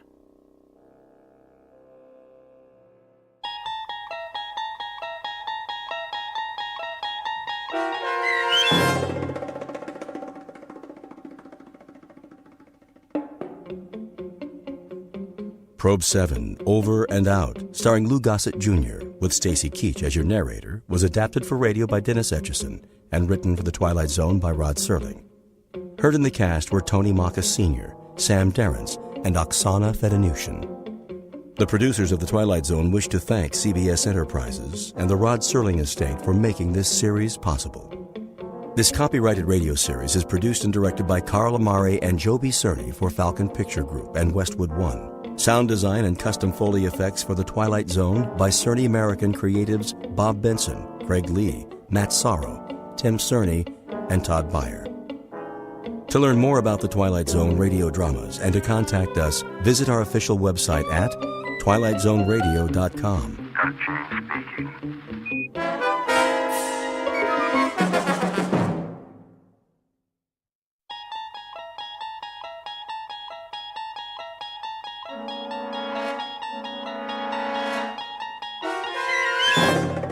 You unlock this door with the key of imagination.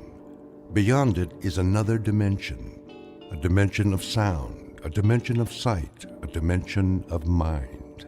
You're moving into a land of both shadow and substance, of things and ideas. You've just crossed over into the Twilight Zone.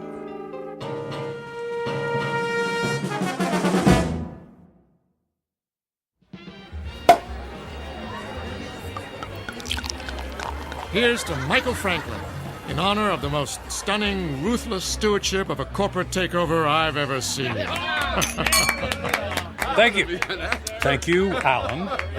Thank you, everyone. And may I just say, I absolutely deserve it. I know you've had your eye on that corner office for some time. Well, it's yours. Actually, Alan, I have my eye on the corporate suite. What? That's my office. Exactly. Careful, Michael. Your ambition is showing. Well, my ambition is what made this deal happen. My ambition is what allows our billable hours to skyrocket every quarter. And my ambition is what will eventually lead me to not only your office, Alan, but to your company-paid condo, your company-paid Mercedes, and your company-paid weekly $200 haircuts and manicures. Just kidding. I have to admit, you had me going there, Michael. I have no doubt that someday you will occupy my seat in the company. But we'll have to wait and see what the future holds. Tut, tut, no harm in celebrating. Speaking of the future, check out that wild-looking old woman sitting behind the table. Wearing that colorful headscarf with all the jewelry? She looks like a contestant for Best Halloween Costume. No, I think she's telling fortunes. See how she's looking at that guy's hand? Let's go see what she has to say. Alan, you don't believe in this stuff, do you? Of course not. It's just for fun. On the other hand, maybe she can give us a hot tip for our next takeover target.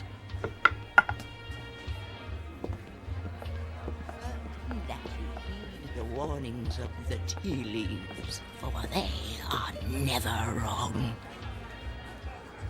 Ah, I see there are 2 more supplicants who wish to learn about their futures. Make that 1 supplicant. I'm not playing. Oh, go ahead, Michael. What can it hurt? I put my faith in real things, Alan, like profits and a well-written prospectus and a robust return on an investment dollar. And people? People are the least reliable things on the planet. Well, anyway, I'll spring for your reading. How much is it, please? For this most rare and deep connection to the mystic masters of the cosmos, the charge is $5. $5? Ooh. It's highway robbery. All in good fun and worth $5 to find out what's next for the amazing Michael Franklin. There you are, my good woman. The mystic masters thank you. Yeah, I bet they do. Please be seated and give me your right hand. What's wrong with my left hand? The right hand crosses the body's meridian, connecting directly to the humors of the heart through the intercession of the soul. Oh, I'll say this for you. You've got the sales pitch down pat. Please close your eyes and focus your thoughts on your inner golden light. I would have guessed that green is your color. Michael, quiet. All right, I'm quiet. I'm focused. Watch as the golden light moves toward you. Slowly, it surrounds your consciousness. Surrender to its mystery. I never surrender. The mystic masters perceive you as a man who values work above all else. She's got that right. She could have said the same thing about anybody in this bar. There are people in your past who have suffered a disconnection with you. Spirits are left unsatisfied. Well, it can't be old girlfriends. It doesn't take time to go on dates. Your soul is troubled. My soul is just fine. Thank you very much. There's something strange. I am attempting to discern your future, but I cannot. I could have told you that. No offense. Oh. What's the matter? The reading is over. What? Hey, we paid you to tell us fortune. Here is your money back. I cannot complete the reading. Now look, lady, I don't believe in all this hocus pocus, but a deal's a deal. Just tell me I'm going to be the richest man in the world, and you can keep the $5. I do not take lightly the readings of the soul. I'm going to go complain to the manager. Alan, hold on, Alan. Look, we don't want to cause you any trouble, lady, all right? Just say what's on your mind, and we'll leave. Very well. I will tell you what the mystic masters have divined.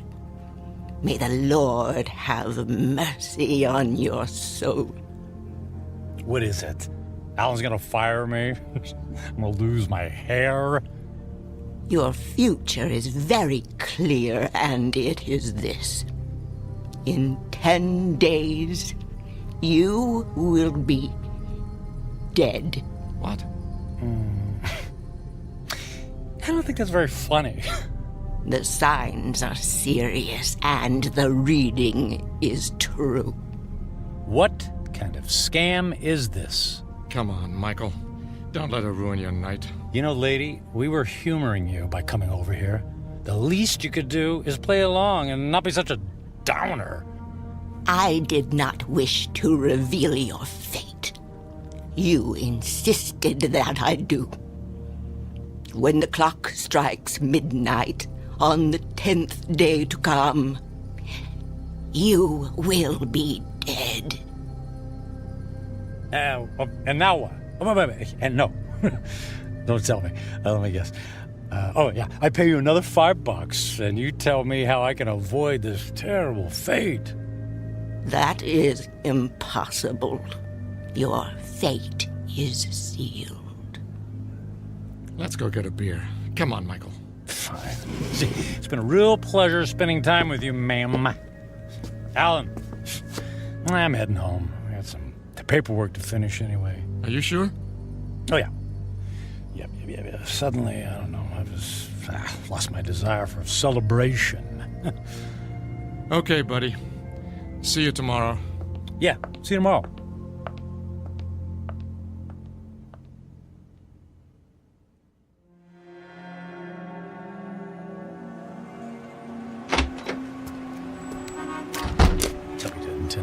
I'll be dead in 10 days. Jeez. Yeah. Con artist. Hey. Come on. Where's a taxi when you need one? Oh. Hey, taxi! Taxi over here!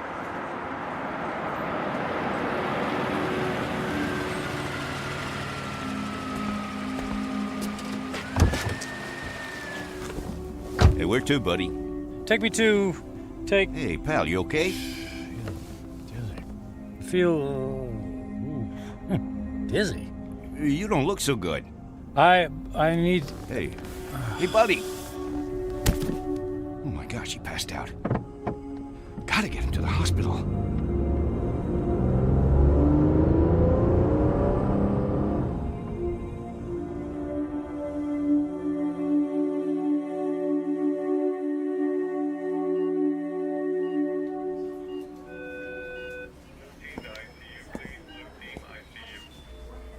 Mr. Franklin, can you hear me? Where am I? You're in the emergency room at Samaritan Hospital. What? What happened? What's going on? Easy, please. Don't try to sit up right away. You're still recovering from the anesthesia. Anesthesia? Yes. For what? You were brought here because you passed out in a taxicab. Do you remember that? Vaguely. We performed some tests on you. Blood pressure, heart. Everything was normal. Well, then, I don't get it. Then why am I... In an abundance of caution, we gave you an MRI. I'm afraid we found something unusual. Oh. Well, what does that mean? There's a dark spot on the X-ray of your brain. We don't know what it is until we perform more tests, of course, but I must impress on you. This is a very serious situation. Well, what happens next? Well, I'd like to check you into the hospital for further procedures. We can consider options for chemotherapy and radiation right away. But I feel fine. I'm in great shape. Cancer has no respect for those issues, I'm afraid. How long do I have? A few years? Given the size of your anomaly, I suspect that your prognosis is dire. And how long? 6 months? It could be a matter of days. I'm very sorry, Mr. Franklin. I will send the nurse in to take your information, all right? Days, wait. The old woman in the bar, she was right. I'll be dead in 10 days.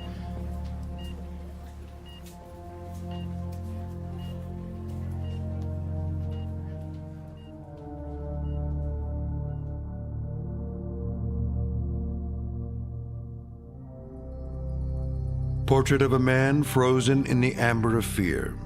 Michael Franklin, workaholic captain of industry, ruthless to his enemies and dismissive of routine human interaction. Given a prognosis that would send a chill of terror down the spine of the most stalwart of men, he is faced with the rising specter of his own mortality. But even worse, he stares into the rear-view mirror of a life only half-lived.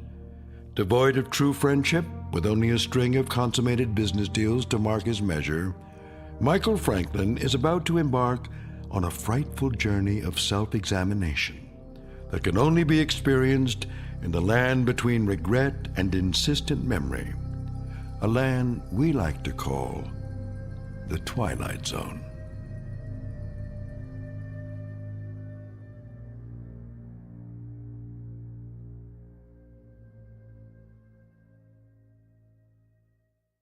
And now, The Twilight Zone and our story, 10 Days, starring Ned Bellamy with Stacy Keach as your narrator.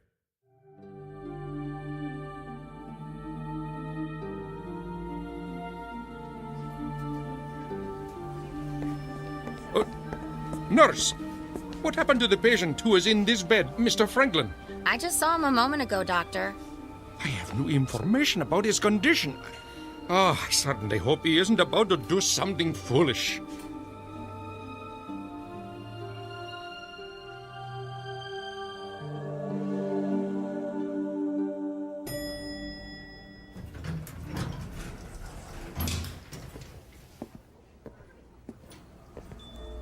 Is Alan in yet? Oh, yes, Mr. Franklin. Are you all right, Mr. Franklin? I'm fine. I don't believe I've ever seen you in the office without shaving or changing your clothes from yesterday. I was in a hurry this morning. Is he in a meeting? He just finished a call. Fine. I'll only need a minute. Oh, but he's got another appointment at... I'll only be a minute.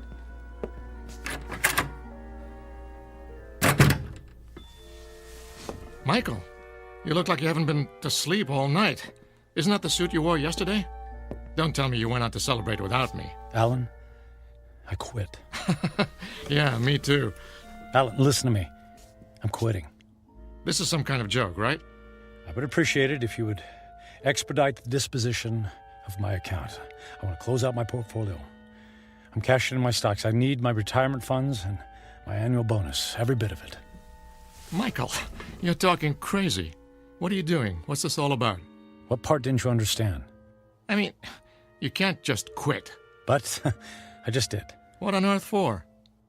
Personal reasons. Personal reasons? After all these years of working together, you offer me that? Correct.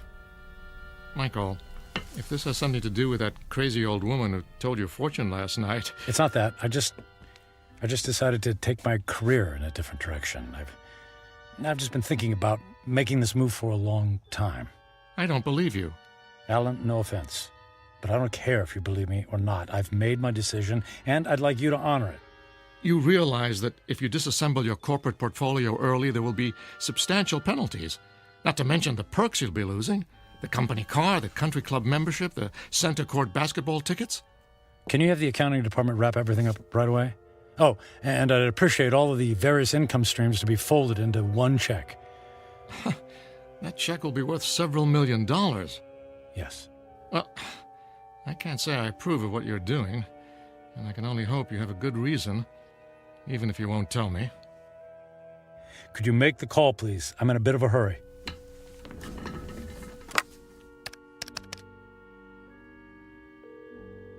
After 12 years, I don't see why there's such a... yes, this is Alan Fisher in corporate. I have it's an unusual request. Michael Franklin has decided to leave the firm, and he wants all of his outstanding monies gathered into one check for immediate pickup. Yes, I understand the amount is substantial. Very good. He'll be right there. All right, Michael. The check is being... Michael? Michael? Where did he go?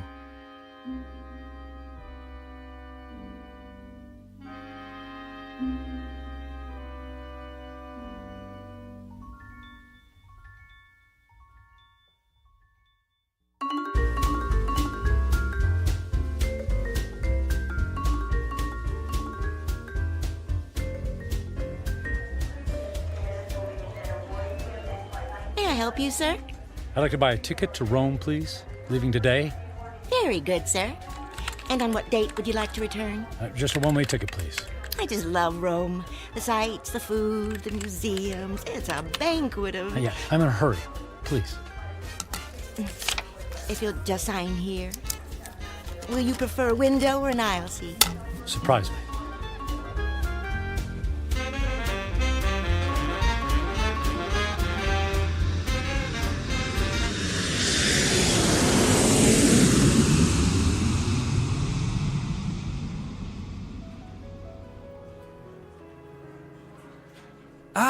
Mr. Franklin, welcome to the Grand Hotel, Rome's premier destination. Our presidential suite has been prepared. All 3 fireplaces are ablaze, the champagne is on ice, and your veranda opens onto the courtyard where Rome's finest string quartet is waiting to play for you. And of course, an entire staff of valets are at your disposal. And the concert tickets for this evening? The limousine will gather you at 6 o'clock. You will be driven directly to the private entrance where a personal elevator will whisk you to the ambassador's box. Only the finest for you, Mr. Franklin. Bravo! Wonderful!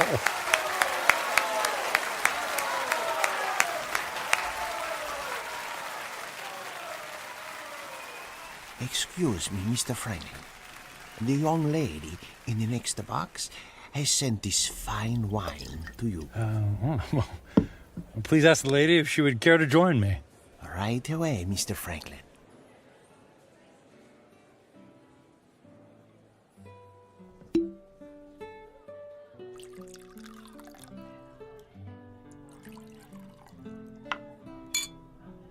I haven't seen you at the theater before. Do you come to Roma very often? You might say this is a once-in-a-lifetime vacation.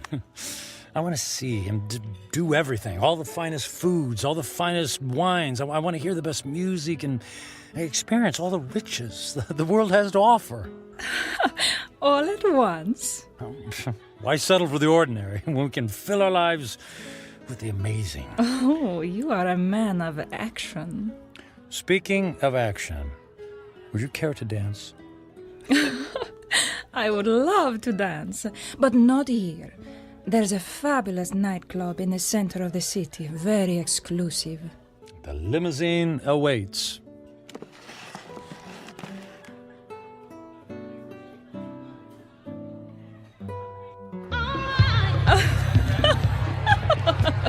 What a wild dancer!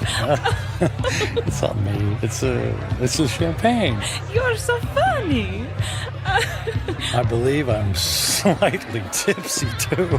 Oh, tipsy. What does it mean? It means I've had too much to drink, which means I'll probably have a ferocious hangover tomorrow. Oh, that is too bad. But no worries. The way to prevent a hangover is to keep drinking. More champagne! More champagne! More champagne! And more dancing! And more dancing!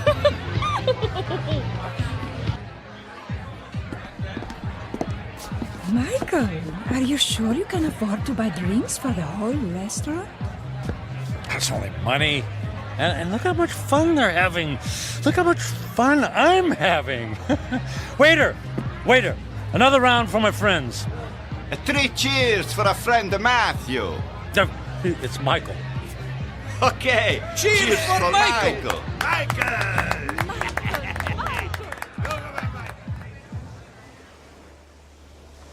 Michael, are you able to walk?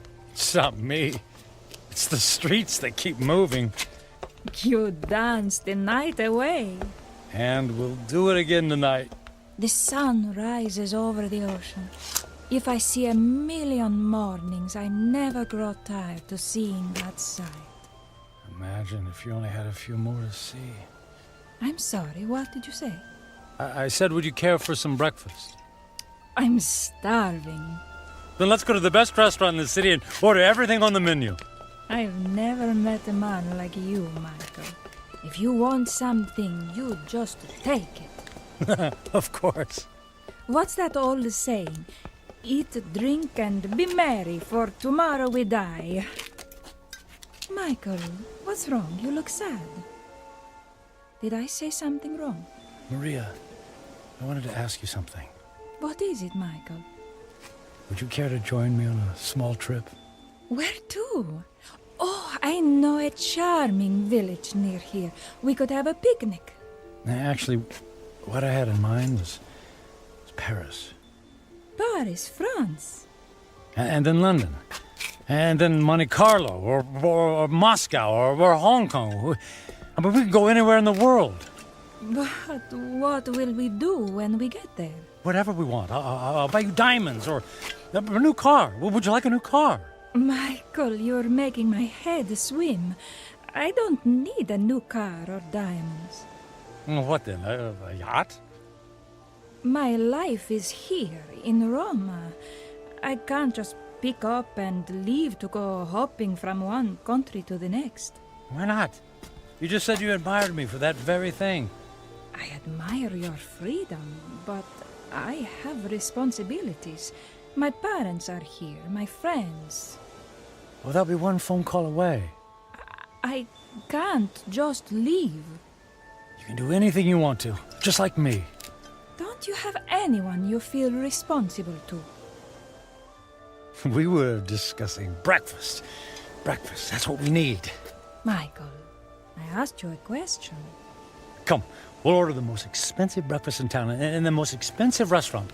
We'll have them serve us eggs on plates made of gold. I'm not really hungry. Where are you going? Where are you going? I have things to do. But what about Paris, London? You're willing to give all that up? If I left with you, then I would be giving up something. Like what? My life here. It's who I am. The people I love, the friends I have. So window dressing. None of that is important. And what do you think is important? I am. And what I want. I see. Goodbye, Michael. Fine! I'm going to Paris by myself.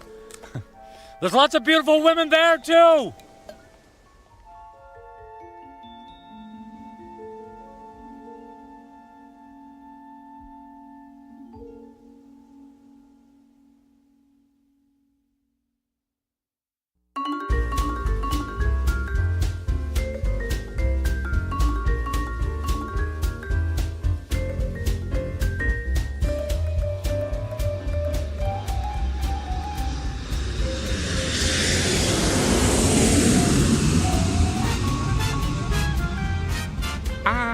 Bonsoir, Monsieur Franklin. Welcome to Paris. Your suite is prepared for you with a view of the Seine and a bottle of champagne on ice, right? Mais oui.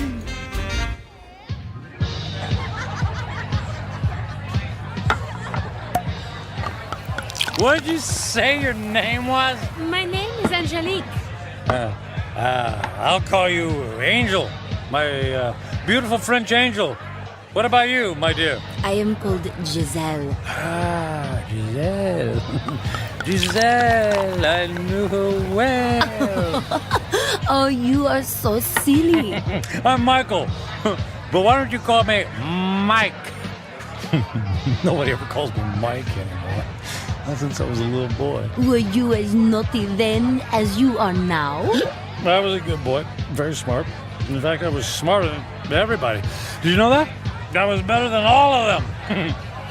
Oh, you are a good person, Mike. Nobody ever bought me a pearl necklace on the same day I met them. I'll buy you another one tomorrow. Hey, we need more caviar here, garçon. More caviar, s'il vous plaît. But Mike, we have 2 bowls full on the table already. They're 10 minutes old. We need fresh caviar. Freaking caviar. Let's dance.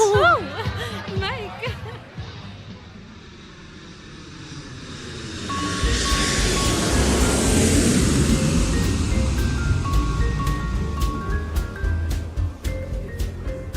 Welcome to London, Mr. Franklin. Your suite has been prepared for you and... Bottle of champagne on ice. Got it. Let's say, on second thought, cancel my room. Book me on a flight to Monaco. I got an itch to gamble. Right away, sir.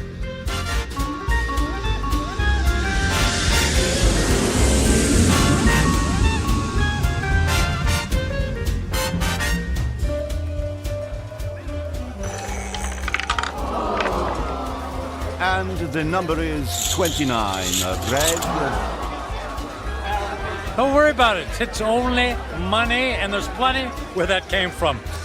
Another 10,000 in chips, please. Is the gentleman sure he has already lost several $100,000? If the gentleman wanted to hire a babysitter, the gentleman would have done so. You understand? As the gentleman wishes.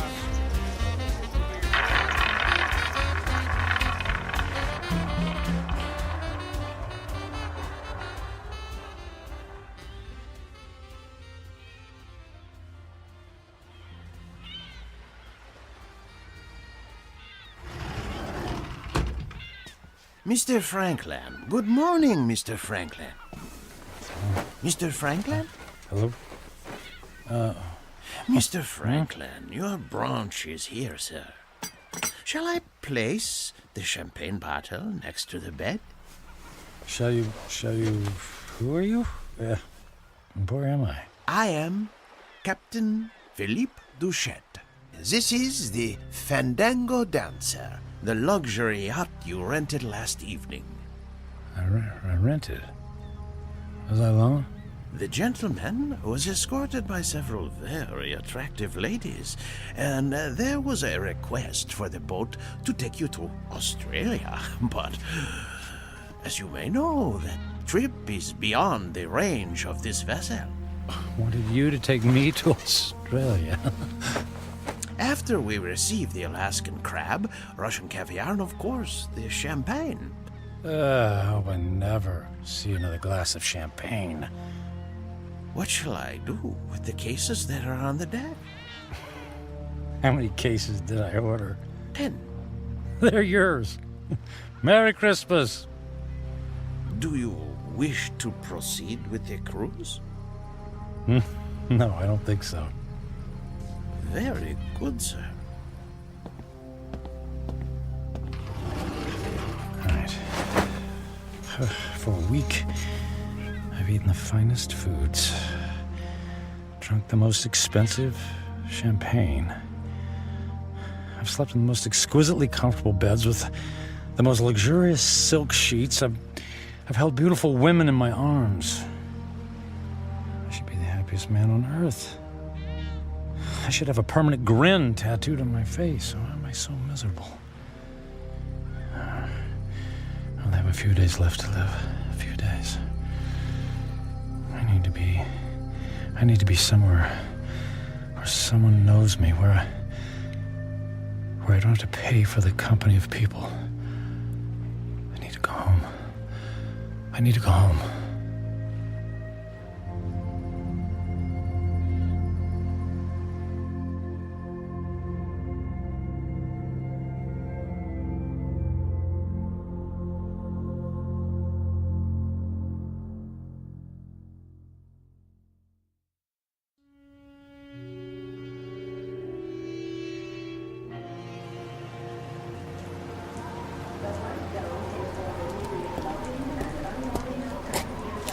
Taxi!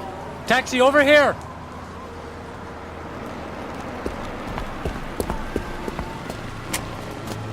Hey, where to, mister? 1020 Clark Street. Hop in.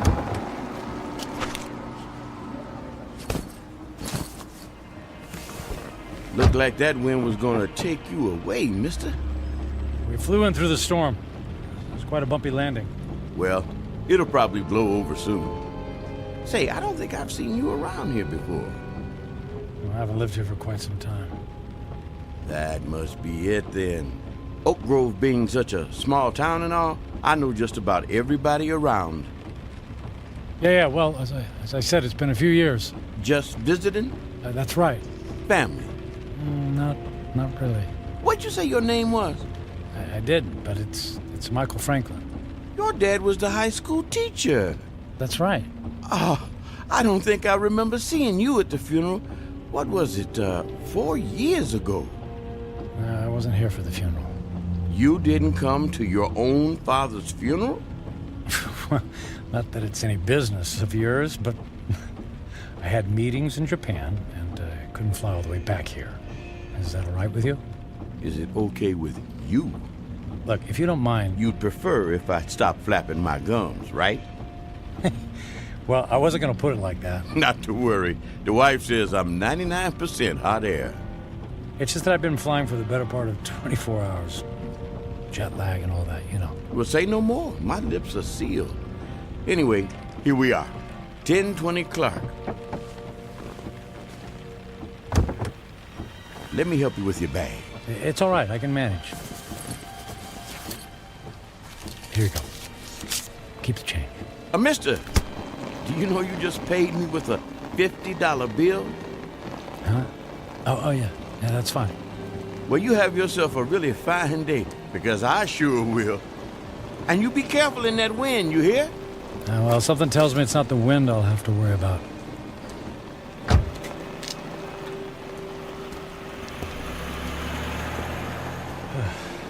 Here goes.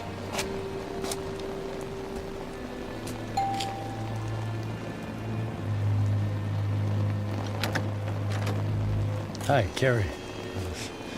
Surprise. Michael? What are you doing here?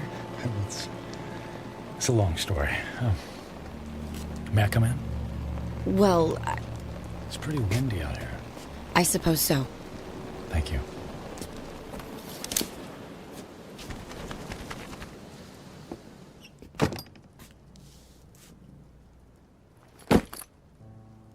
Michael, what's going on? You just show up on my doorstep after 4 years? Well, you know me. Spur of the moment. You are not a spur-of-the-moment person. You plan everything in your life. I wouldn't be surprised to find that you plan how many times you blink every day. Well, the truth is, I don't have any place else to go. That sounds dramatic. It's true. What about the penthouse? It's gone. The beach house? Gone. They're all gone. I sold everything. I thought you went through your midlife crisis when you left me. Apparently, it's still going on. Please, Carrie, I don't want to fight. Then what do you want? I just wanted to see you again. You just wanted to see me. Okay, you see me. Now what? Do you mind if we sit down?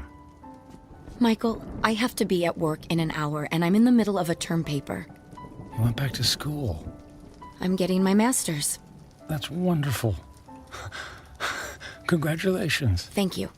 I mean, you planned it for years. It's great that you finally decided to do it. Yeah, well, if there's nothing else on your mind... So, how have you been? Busy. I don't have a lot of downtime, but that's how I like it. You redecorated things here. You redecorated the house. I needed a fresh start after you left. Oh, well, Carrie, about that, I'm so... If you're about to apologize, please don't. I've already more than paid you back by thinking the most horrible thoughts any person could think about another person. I guess I deserve that. Oh, you have no idea. How could you just walk away from a marriage, Michael? What was so terrible that you couldn't stand up like a man and fight for me? For us? It wasn't about you, Carrie. Oh, that's good to know. Because when I was picking up the pieces, when you left, it sure felt like it was about me. What I mean is that I wasn't a good husband. True. You were always working. And I knew that I wouldn't be a good father. True. You never even walked the dog. So, I didn't give up on you. Or us. I gave up on myself. Well, that makes everything all better. You can go now. Carrie, please. Oh, I could just clobber you for coming back here. It isn't fair for me to have to dredge up these old feelings again. Well, maybe a civilized conversation without any bickering would do both of us some good. I don't think so. Please, Carrie, it's more important than you know. For what purpose, Michael? So you can go back to your high-powered, big-shot job in the city and feel good about yourself? I just don't want to leave loose ends. Please, for better or for worse, can we just talk? I'm not looking for forgiveness, just closure. Well... One cup of coffee? I'll even make it. All right. 1 cup, and I'll make the coffee. Yours always tasted like motor oil. Thank you. Thank you so much. Thank you.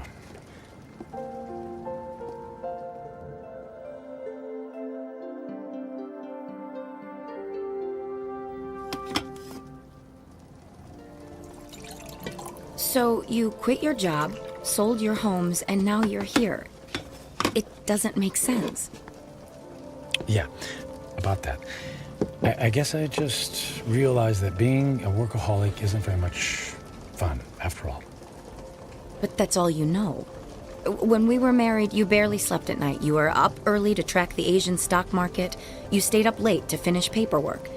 I can count on one hand the number of times we actually went out on anything resembling a date. And even when we did go out, you acted like it pained you to be away from your business calls. That is all over now, Carrie. Money doesn't mean a thing to me. I find that hard to believe. Believe it, it's true. So, what? You're gonna take up oil painting? Or become the stand-up comedian you always wanted to be? Nothing like that. Actually, it's quite serious. Last week, What was that? It came from the living room. Oh, the tree! The wind knocked the tree into my house! Carrie, wait a sec, Carrie, don't go over there. It might be dangerous. That's a tornado warning! Oh my god! The house across the street! The roof just caved in! All right, look, let's get into the basement. The power just went out! I have flashlights downstairs. Wait, outside, look. What? Michael, come on, there's no time! Oh, look, in the street, there's a kid in a bike. Oh no! That's Jimmy from next door! He doesn't know which way to go. Oh, Michael, he's going to be hurt. I'll get him. Michael! What are you doing? Michael! Jimmy, keep your head down. Jimmy, I'm coming for you. Help me! I'm right here, buddy. I'm right here. I'm gonna carry you into the house, okay? What about my bike? I'll get you a new one. Let's get out of the storm, okay? Okay. Put your arms around my neck and hold on. I'm trying. Squeeze real tight, Jimmy. I'm scared. And I'll be brave for the both of us, Jimmy. Okay? Got to get this door open. Michael, I can't budge it. Carrie, push. Push as hard as you can. Carrie, push. Pushing. Harder. As hard as you can. There, you got it. We made it. We made it. Into the basement. Come on. Come on, Jimmy. That's it. Let's go get safe. Okay.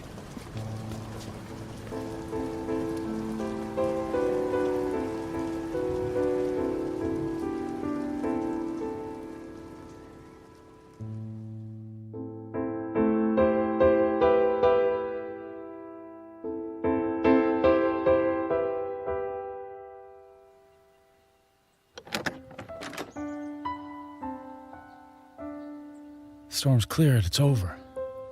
Is the wind gonna get me? No, honey. You're safe. Look. That car. It's been overturned. At least there's no more damage to the house. Mom! Jimmy! Jimmy! Oh, Jimmy, we didn't know where you were. We had him in the basement with us. I was so scared. And then the wind came, and then this man came and saved me. You saved my Jimmy? Well, not really. Yes, you did, Michael. You ran right into the path of the tornado and brought him inside. Oh, come here and let me give you a hug. You don't have to. Okay. How can I ever thank you? You don't have to. It was my pleasure. Is our house okay, Mom? Yes, sweetie. We were very lucky. Jimmy, you're a very lucky little boy. Yes, and thank you again for my son's life. Yeah, thanks. You're welcome. Michael, you saved Jimmy's life. You're a hero. I didn't even have time to think. I just saw him and ran. It was still amazing. When the chips were down, you really came through. I'm proud of you.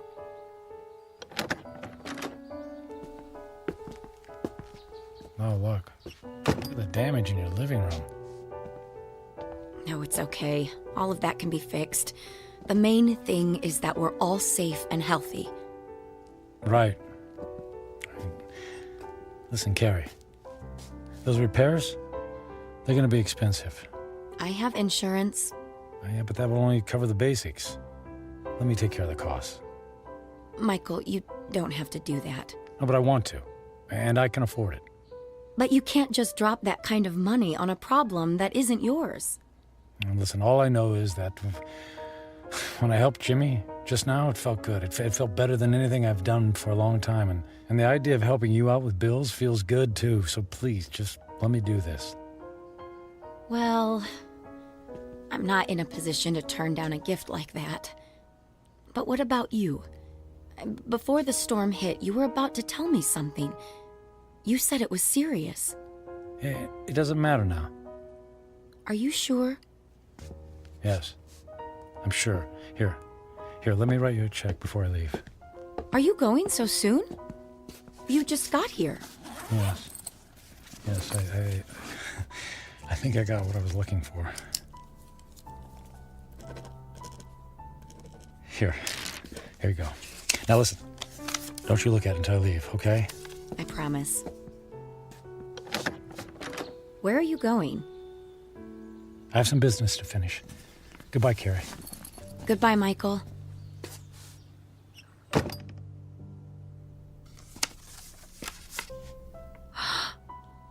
$1 million?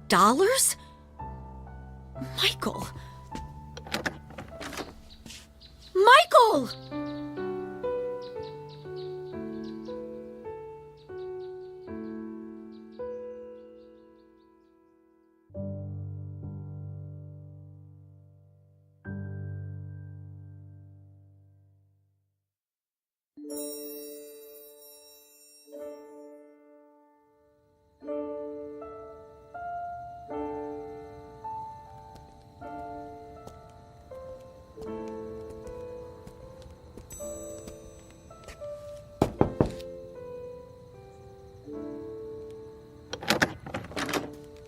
Yes? What is it? Forget the late hour, Reverend. I realize it's nearly midnight, but I wanted to visit the chapel and the door's locked. Unfortunately, in these times, we must protect ourselves against theft. The doors remain locked overnight. Is there any way I could just go inside for a few moments? No, I'm sorry. If you can come back in the morning, yeah. But you see, tomorrow morning will be too late. I only have tonight. Mm-hmm. It always seems that way, my son. But have a little faith. Please.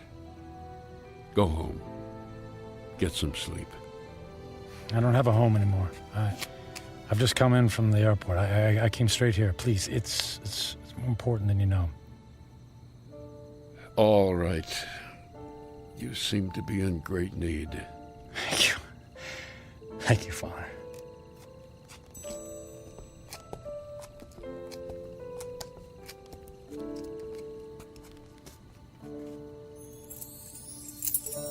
Yeah, it's one of these. Here we go. I'll come back in 10 minutes. I won't need more than 5. And now that I'm here, I don't know what to say. It's been a long time since I've set foot in a place like this. In fact, I can't remember the last time. I suppose it's true. People come back when they're in trouble, but I'm not exactly in trouble. In fact, all my troubles will be over in just a few minutes. Then why am I here? Maybe I just wanted to see if I could find a moment of peace before everything ends. Just a single solitary moment when I don't have to feel so alone. The truth is, I'm alone because of my own actions, by the selfishness of the man I've become. I was given love, but I turned away from it in favor of my career. I gave up friendship in favor of business colleagues who couldn't care less if I lived or died. So what did it all mean? What is the sum total of my life? I have no job, no home. I'm gonna die without a single friendly voice in my ears. I did have some good times with Carrie. Thank goodness for Carrie. I don't blame her for being angry. And despite her anger, she took me into her home. She forgave me. And Jimmy, I saved his life. He'll have a chance to grow up, to have a family and a little boy of his own. I gave that to him. I did make a difference after all. Maybe I had to go through it all so that I could be there to save his life. If that's true, then it's worth it. I'm glad things turned out the way they did. I did something worthwhile. My life mattered after all.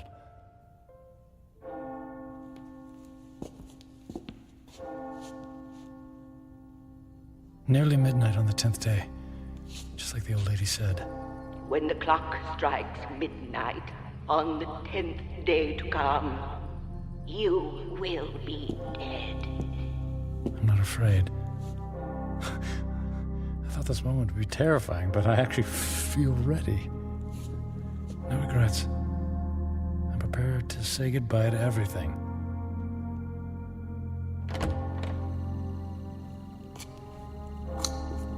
Excuse me, sir. I'll have to ask you to leave now. Yes, I'll go, and thank you.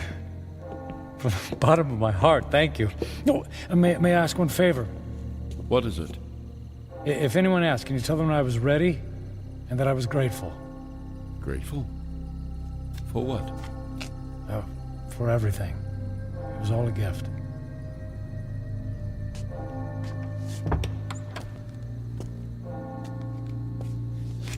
Okay, it's time. I don't know what to do.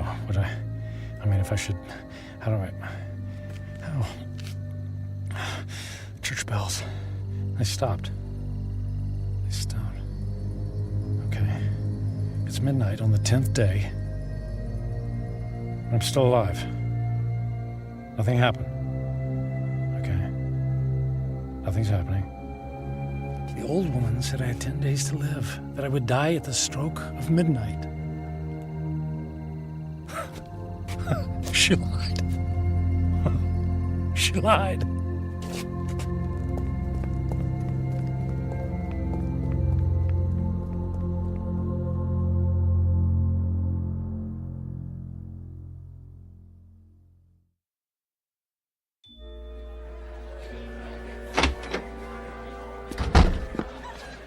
Hey, excuse me.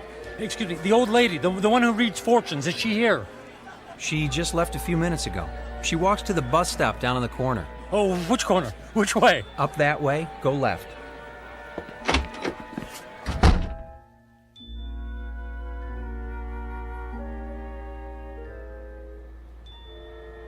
Where is she? Don't let her be. Ah, there she's. Hey, don't get on that bus. Wait. What is it? Who is calling? You lied to me. Who is it? Who are you? What do you want? Look, I'll stand in the light so you can see my face. Now, do you remember me? Ah, yes. The angry man. And I'm still angry.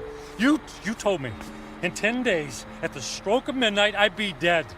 10 days are now over. I sold my home. I shut my life down because I believed in you. Yes. I told you that in 10 days you would be dead. So? And I was correct. The man I spoke to 10 days ago is dead. What do you mean? That man was selfish and cruel. That man was friendless and meaningless. Can you say the same things about yourself today? I guess not. He's gone. Bury him. Give yourself the rarest of all gifts in life. A second chance. A second chance? Huh. Sounds too good to be true. And yet, here it is, yours for the taking. You're right, things are different now. I don't know how to thank you.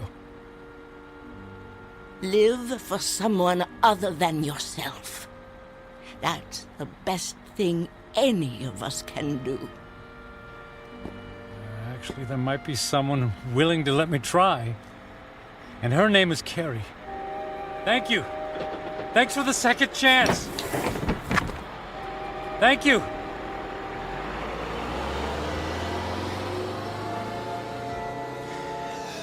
Thank you.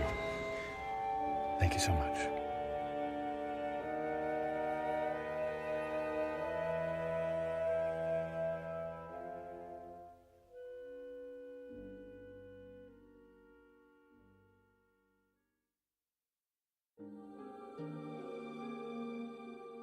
Michael Franklin, a man on a mission to burn every bridge even before he made his way across. Stung by the terrible knowledge of his impending demise, his journey toward redemption faced a detour of intoxication and self-indulgence. As he now knows, such things are not the stuff of satisfaction, only empty calories and heartache. Ironic, then, that a man who placed such a premium on personal wealth could only feel full upon losing everything. A stark, lonely truth, but an eternal one. Upon such truths are built second chances here in the Twilight Zone.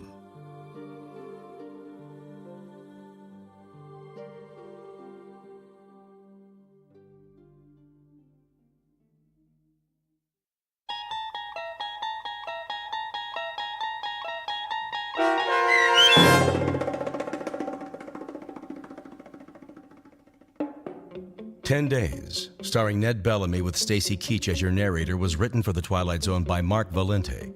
Heard in the cast were Linda Ryder, David Darlow, Ernest Berry Jr., Roger Mueller, Tony Makis, Saskia Balori, Joby Cerny, Elizabeth Lido, Martin A. Strope, C.J. Amari, Molly Glynn, and David Pasquesi.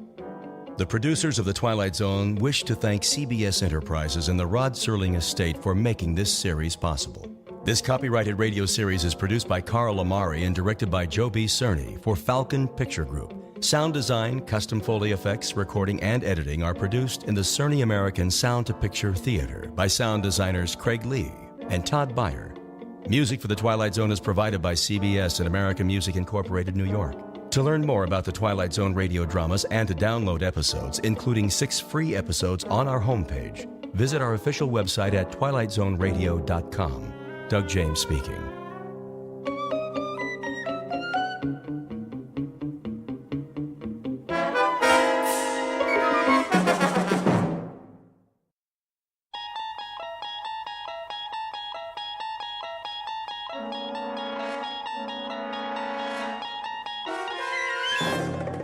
You unlock this door with the key of imagination.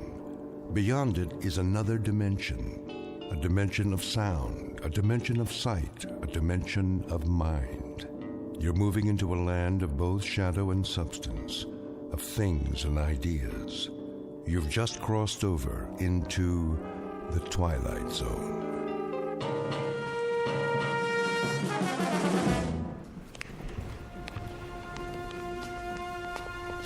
Here we have the famous temptress from ancient Egypt, Cleopatra. Her beauty almost brought about the destruction of Caesar, Mark Antony, and the Roman Empire. And now, if you will follow me, the last group of figures in our little wax museum. The piece de resistance, if I may say so. The most infamous black-hearted killers of all time. This is not for the faint of heart, so if there are any who would prefer to stay behind... I don't like this place. Come on, honey. They're made out of wax. But... No? Very well, then. Feast your eyes upon... Jack the Ripper, Henri Landru, and the dreaded Burke and Hare. It's Burke who's smothering the poor lady with a pillow, while Mr. Hare assists by holding her feet to the bed. And last but not least, in the sailor's garb, Albert Hicks, about to sink his gleaming axe into the skull of his hapless victim, one Martin Sinescu. Move in, please. They look so real. Closer. Closer. But not too close. Allow me to introduce Mr. Sinescu, the curator of Murderer's Row. Thank you. Thank you. I'm sorry if I startled you.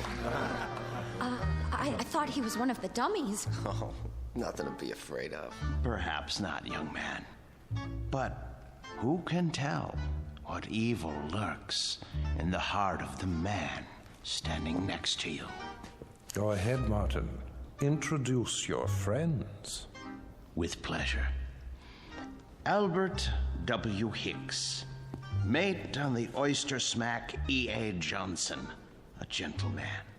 Yet one day, in 1860, off the Atlantic coast, he murdered everyone in his crew with an axe, exactly like this one.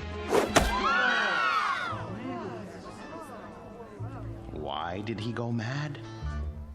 I'm afraid we'll never know. Not to mention Burke and Hare, two more monsters of their time. But do they look like monsters? What torment drove them so late in life to behave like ghouls? You see here how they suffocated their victims.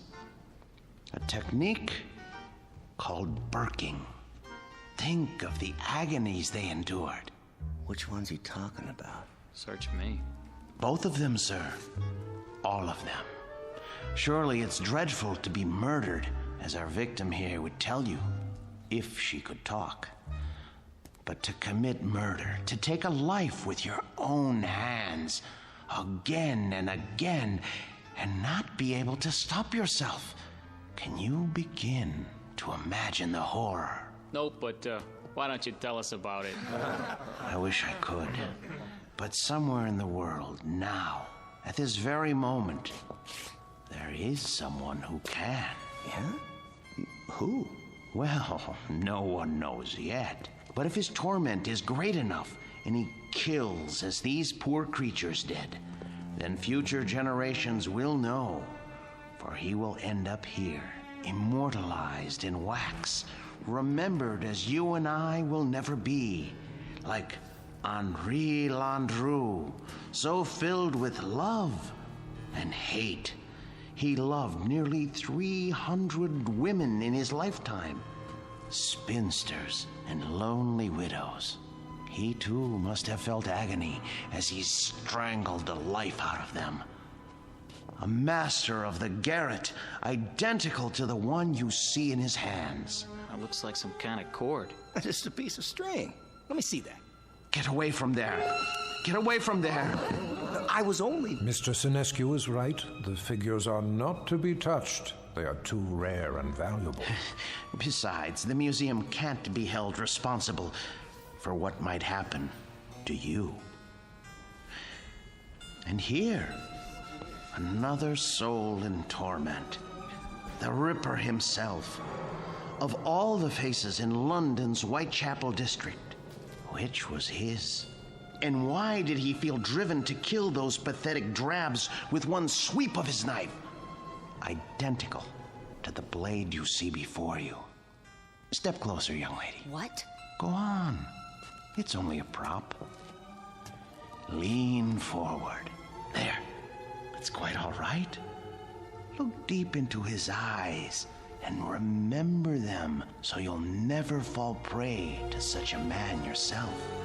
A man who carried a long, sharp weapon which he slashed across women's throats. Like this. That knife, it swung at me. It almost... Spring in the arm. Pretty good trick. A trick, yes, but one that serves to remind us how near death is to all of us. When we look at Hicks, at Burke, and Hare, at Landru and the Ripper, we see what appear to be ordinary men. What devils pushed them to their bloody fate? We can only guess. Thank you for your kind attention. Thank you, Mr. Sinescu. Ladies and gentlemen, this concludes our tour of Ferguson's museum. Exit to your right, please.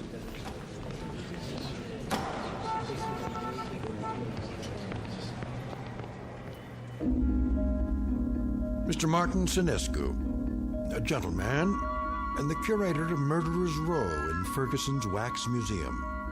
He looks after these replicas with care and dedication, and he ponders why ordinary men are driven to commit mass murder.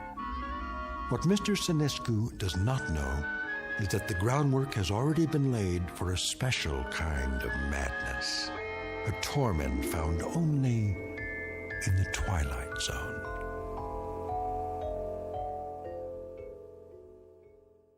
And now, The Twilight Zone and our story, The New Exhibit, starring Joby Cerny with Stacy Keach as your narrator.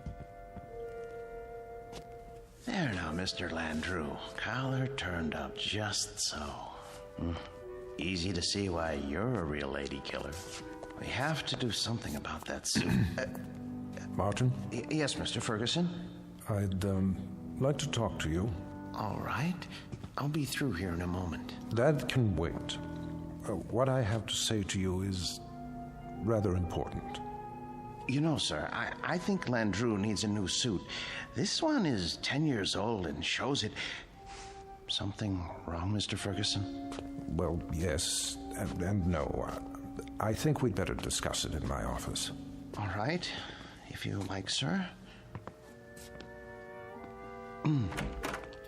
Is it something I've done or haven't done? No, nothing like that. Sit down. Very well.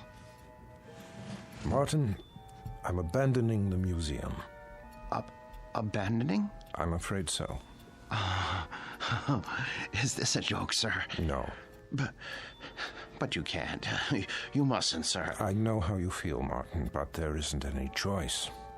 I don't understand. I've been offered a large sum of money for this property. Some people want to build a supermarket here. A supermarket? When I first opened the museum 30 years ago, I'd never dreamed I'd see this day. But the day is here, Martin, and we will just have to face it. 30 years, sir. No, for heaven's sake, don't make it more difficult than it is. I'm sorry. I hate this, Martin. You're the best employee a man could have.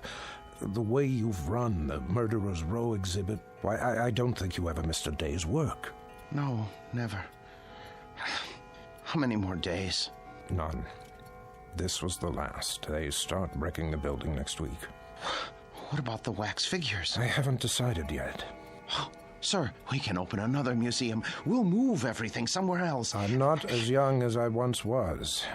I could use a rest. But, sir, I'll do all the work. You won't have to lift a finger. I appreciate that, Martin, but it would be foolish. Foolish? Foolish? Why? We have become passé.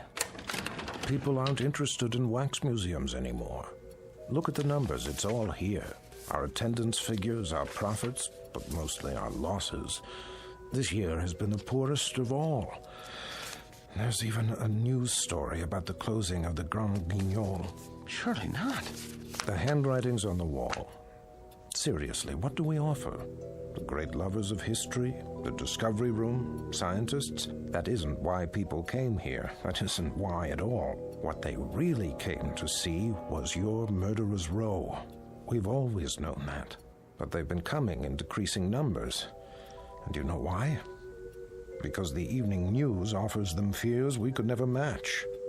The wars, the atrocities, the perversions, they've all ruined our chamber of horrors. People are blasé. They think they've outgrown the need to be frightened. They already live in fear day in, day out. It's the world, Martin, and the world has changed. No, it would be foolish to open another museum. Maybe it's the location or the exhibits. Remember how people came after we installed the Ripper's arm with the knife and the spring mechanism? That was years ago. They're simply not interested anymore. But what's going to happen to them? Landrew and Hicks and the others. If I could sell them, I would. But there is no market for wax figures. Mr. Ferguson, you're not thinking of destroying them, are you? I mean, they were meant to live forever. Martin, I tell you, I don't know what I'm going to do. You're forgetting something. Come with me. Martin. Look at Landrew. His eyes. Don't you see the shy, frightened little choir boy he once was? The bookkeeper who so longed for freedom. Of course, but... Even the cheek feels real, like flesh with pores, and the mouth. Isn't it about to say something? Oh, Landru was an elegant man, full of tenderness. It's right here, in the lips. The way... What are you trying to say? Mr. Ferguson, you seem to have forgotten that these figures are the work of the great Henry Guillemond, the only ones he created outside of Europe. I haven't forgotten. There was genius in everything he did. They're not just so much candle wax. It's as though they were alive. I'm afraid it doesn't make any difference now. I don't think I could stand it if these figures were destroyed. It would be like losing 5 close friends. I won't destroy them, Martin. I give you my word. But where would I store them? You know how vulnerable they are to changes in temperature. I could take them. You? Yes. What would you do with them? I wouldn't put them in an ugly warehouse, I'll tell you that. They need constant care. I'll put them in my basement. That's ridiculous. Think about it. What would Emma say to having the figures of 5 famous murderers in her basement? Oh, she wouldn't mind. She rarely goes in the basement. It's my space. She'll understand. I'll put air conditioning down there and a heater for colder days. Oh, you'll see. I'll take care of them, just as I always have.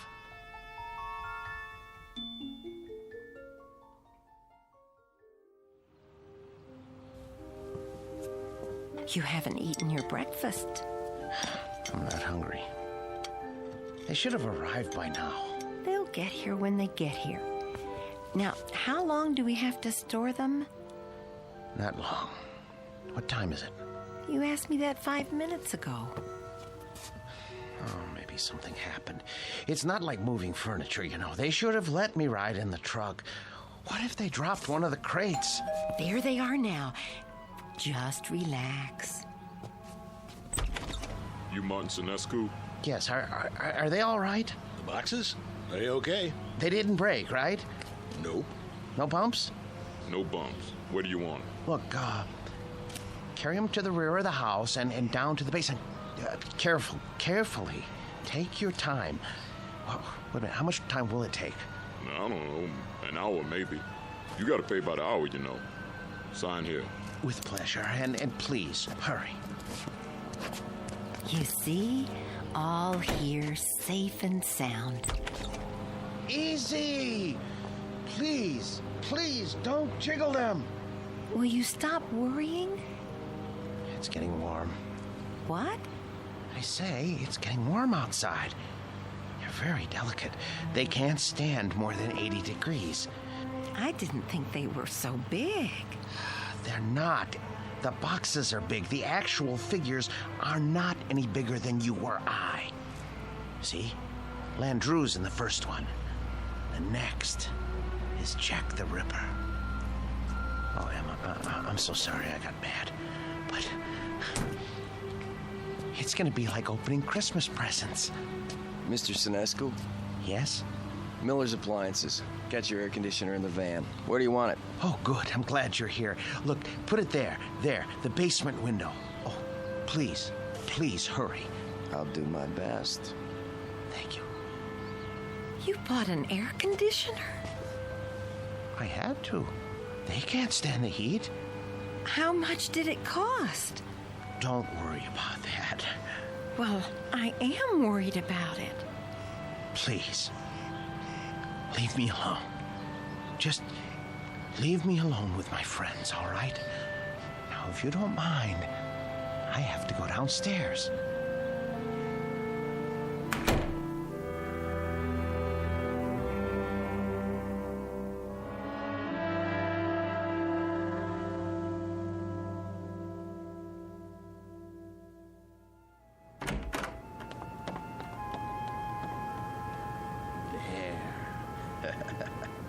Ooh, feels cool enough.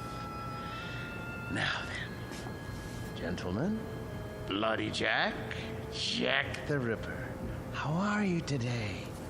None the worse for wear, I see? Oh, my. Cape's a bit shabby, though. Martin, are you down there? Yes, sir. Positively threadbare. Martin! Yes? Are you fussing with the Ripper's cape again? No. Yes. No. It's his hat. His hat is going to need cleaning and blocking before long. In fact, all their clothes could stand it. It's been almost a year since Mr. Ferguson let me do that. Martin! Emma, listen to me. The truth is, these men need clothes. But the Ripper here, his are the worst. Part of his coat back's come undone and... Martin! What is it, dear? We're not buying them any clothes. Oh, Emma, listen. It's not just buying. It's tailoring to fit their bodies. I don't care, Martin. Oh, you don't mean that. Yes, I do. No, you don't. Honestly, Martin, you pay more attention to those murderers than you ever did to me. Oh, Emma, listen, that's not true. You practically live down there. Emma, they're a trust, a sacred trust. These figures were made by Guillemont. They're masterpieces. All right, so they're masterpieces. But you told me it would only be for a few days. Now, they've been here for weeks. I've been nice about it, Martin. You can't say I haven't. How long is this going to go on? I'm sorry, dear. I didn't lie. I thought they'd be here only a little while. I really did. But, well, I can't find anybody to finance the museum. Well, how can you find anyone if you spend all your time down there? Well, I phoned, but everyone I talked to never even has heard of Henry Guillemont. Can you imagine that? What's that? The electric bill. You see how much this air conditioner is costing us running around the clock? Well, you know how hot it's been. Oh my. That is high, isn't it? I'd like to know how we can go on paying it. Martin, there's no more money in the bank. I know. But you mustn't worry. I promise you, I'll think of something. There must be somebody somewhere. Mr. Ferguson. No. Why not? You've told me he loves these things as much as you do. Besides, isn't it up to him to take care of them? Emma, I don't know anyone in the world I respect as much as Mr. Ferguson. And I would never trust these figures to him. I couldn't be sure they were cared for properly. I don't even think I could sleep if I... So we're stuck with them. Stuck? Emma, it's an honor, a privilege. For you, maybe. But how do you think I feel? I am afraid to go into the basement because of these monstrosities. I mean, I just about get a heart attack, Martin. The way they stand there and stare at me, they're frightening. They're supposed to be frightening. Live with them as long as I have, and you'll come to love them. Love them? One day, they cease to be strangers to you, and you want to say good morning to them and ask them how they passed the night. And when that happens, Emma, I tell you, Emma, where are you going, Emma?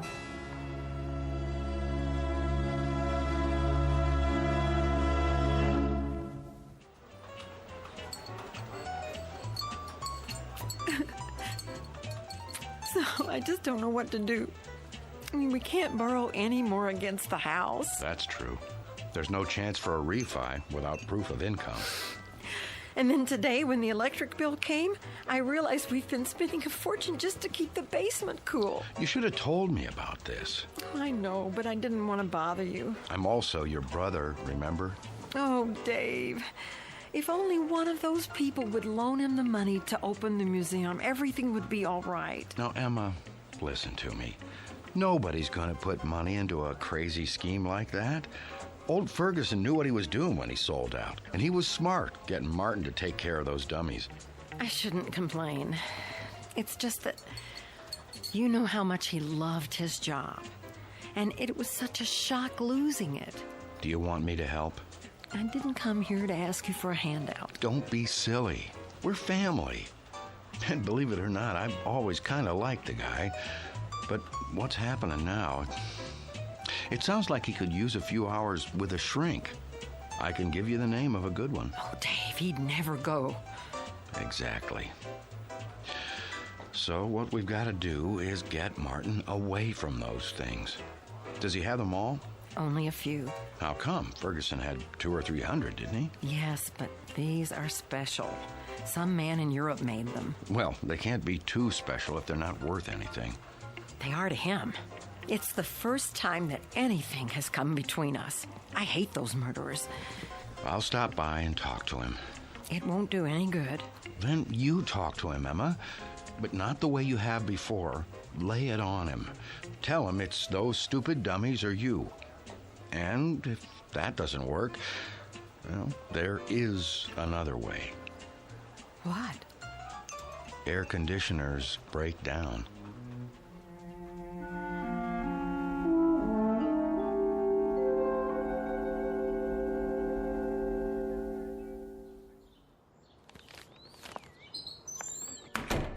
Emma? Emma? Is that you?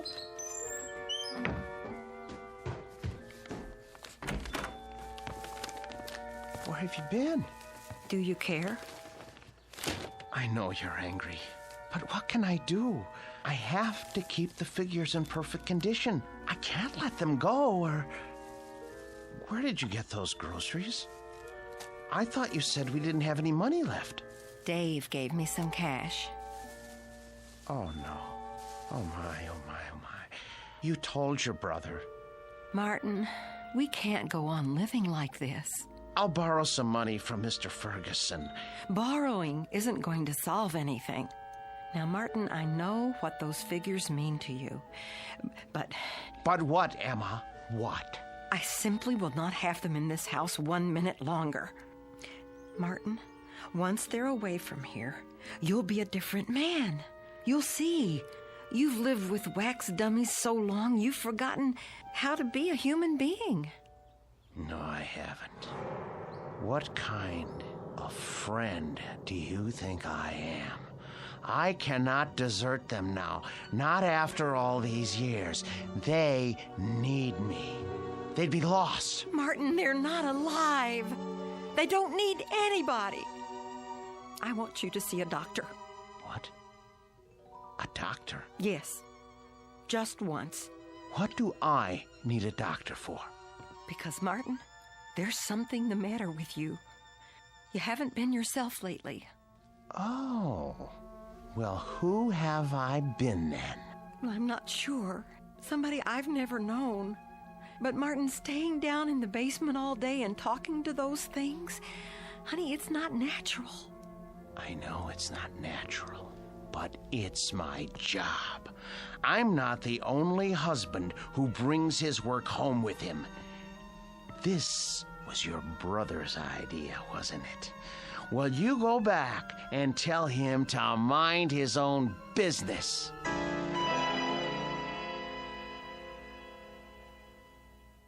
So it's hard to know where it's heading. Chances are we're in for another ride tomorrow. And that concludes our broadcast day. This channel will return to the air at 6 a.m. with the early report. Until then, we bid Are you asleep? Good night.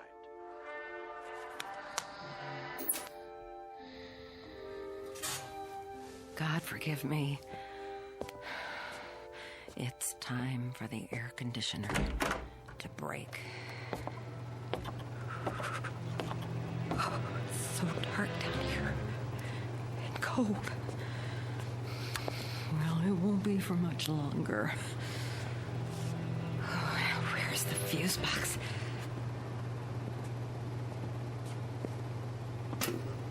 Let's see now. Which one is for the air conditioner? should have brought a flashlight. I can't see a thing. Here it is. Good.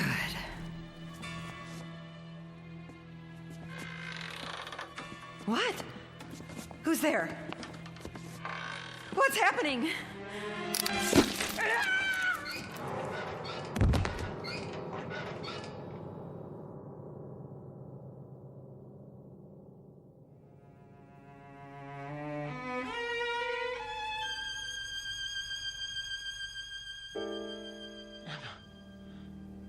Where are you? Emma? Emma? Are you down in the basement? Oh, what are you doing? Emma? I asked you not to go down in the basement alone, Emma. I don't want you touching the figures. You leave them to me.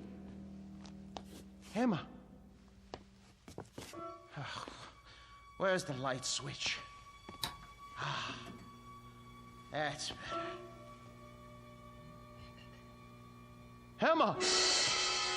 Emma! Emma!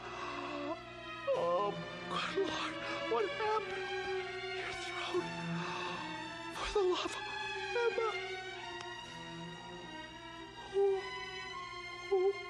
Who could have... Oh, you. The Ripper's knife? The blood? Oh, so no. No.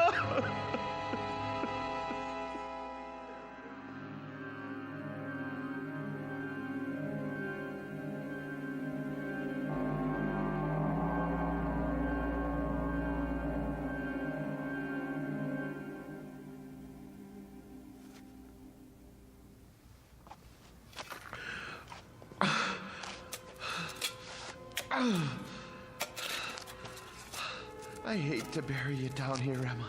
I know how much you hate the basement, but I don't have any money. I know I should report it to the police. Who would believe me if I told them you had your throat cut by Jack the Ripper? You just bumped into the Ripper in the dark and his spring arm went off. It was an accident. Besides, if I go to prison, who will take care of the figures? It's better this way.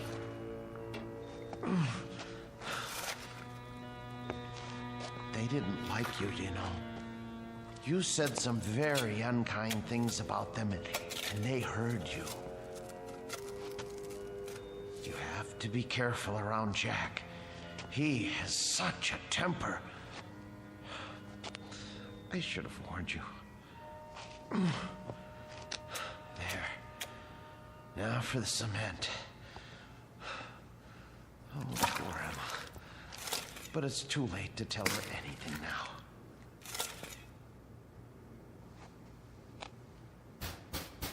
Yes, man. Come back later.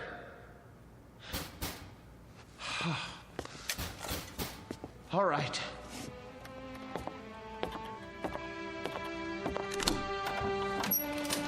Hi, Mr. Snesku. I gotta read the meter. Hey, careful of the cement, it's wet. Oh, yeah. Doing a little patching, huh? Floor must have been pretty bad. Yes, it was cracking. I had to do the same thing. These old houses, holy mackerel! Something the matter? Woo! For a minute there, I thought they were real. How'd you ever get statues like that? Yes, well, they're wax, actually. From the museum, I'm taking care of them. Boy, they're the most realistic things I ever saw. You sure they ain't alive? Well, not altogether. Well, you could have fooled me. Should be a fine thing come Halloween. Something like this will really throw a scare into people. Man, oh man. Even close up, they... What's this? What?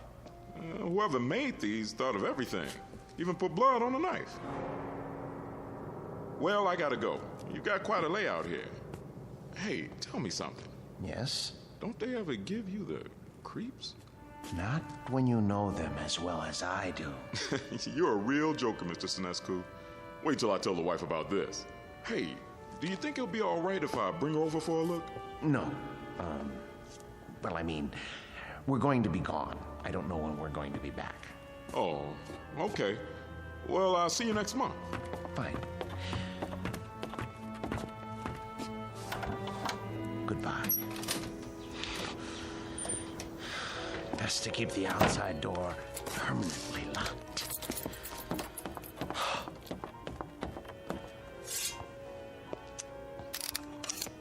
Check.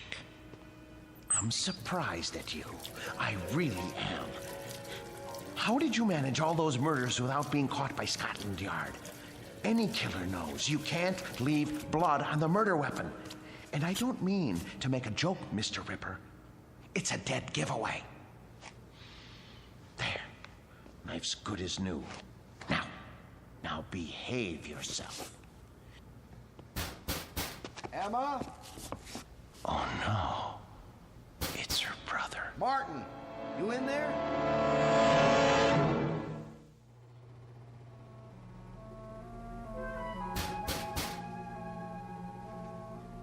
Emma? Martin? Where are you? Gotta lock the basement door. Martin, if you're in there, open up. Now. Martin, are you in the basement? Yes. Yes. Is that you, Dave? I'm down here. Open the door, will you? I can't. Why not? I'm painting the stairs. Look, give me a second. I'll go out the cellar door and come in the kitchen. Okay.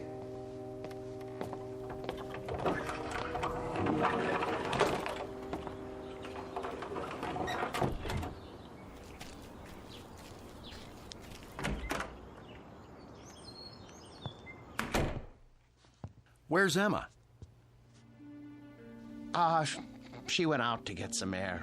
Just as well. Mind if I sit down? Why?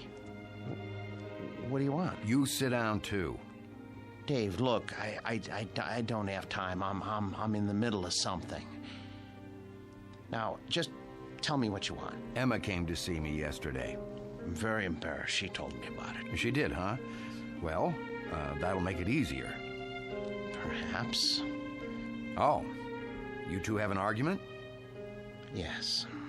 But look, everything is settled now. Glad to hear it. She was pretty upset when she talked to me. I know. You didn't treat her square when you brought those dummies home. That's been changed. Well, now, I guess I had you pegged wrong. You got rid of them. Yes. Must have been pretty hot in here last night, huh? What? For a bunch of wax dummies. Hey, what's that humming noise? I don't hear anything. It sounds like it's coming from the basement. No, is that the air conditioner? I don't know what you're talking about. What are you driving at? Why's this door locked? I told you, the steps are wet from paint. I don't smell any paint. And why's the air conditioner still going if you got rid of the dummies? Well, I thought it might help the paint dry. Yeah? I thought it might get rid of the fumes. Is that all right? This is my house, isn't it? I think you locked it because you don't want me going down there. You better open up. Are you threatening me in my own house? You didn't get rid of those things at all. Where's Emma? Look, I am tired of answering questions. I've had a busy day. I'll thank you to leave now. All right. I don't want to cause trouble for Emma, so I'll go. But have Emma call me when she gets back, here? I will.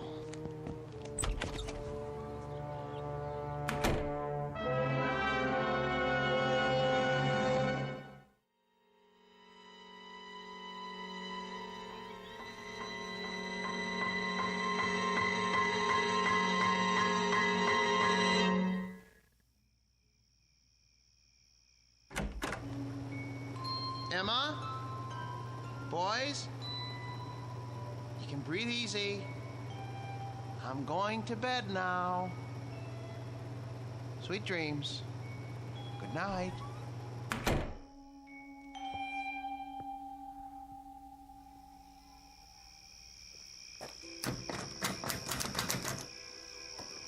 Huh. Locked up tight as a drum, huh? Now, what's so important down there he didn't want me to see? Ugh, window's too dirty to see in. So, I guess I'll just have to force it open. Whoa, air conditioner's on all right. Cold as a tomb down here. It's so dark. Now, let me light a match. Oh, a dummy in a sailor suit with an axe. Oh, Martin, old boy, you need help. You really do. Ugh, when you look at these two, plug ugly. And two more big ones. Oh, some knife. Looks real. What the heck? Oh, a shovel. Fresh cement? What is he trying to cover up? Blasted match. Who's there? Who's there? Wait. What the? Where's the axe?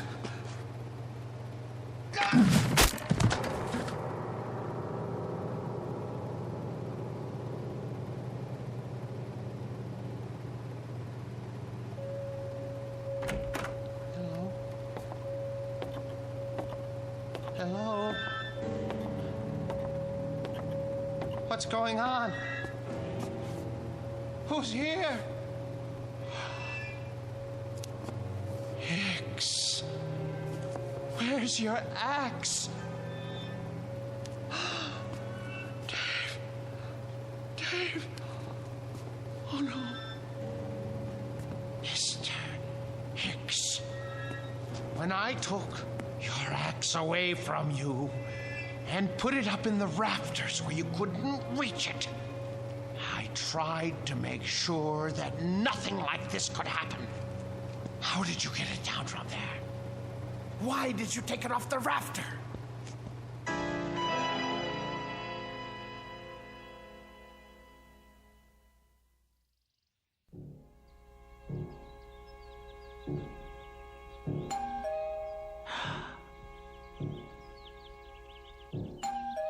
Martin?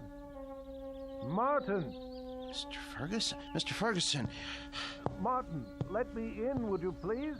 Just a moment. Hello, sir. Hello, Martin.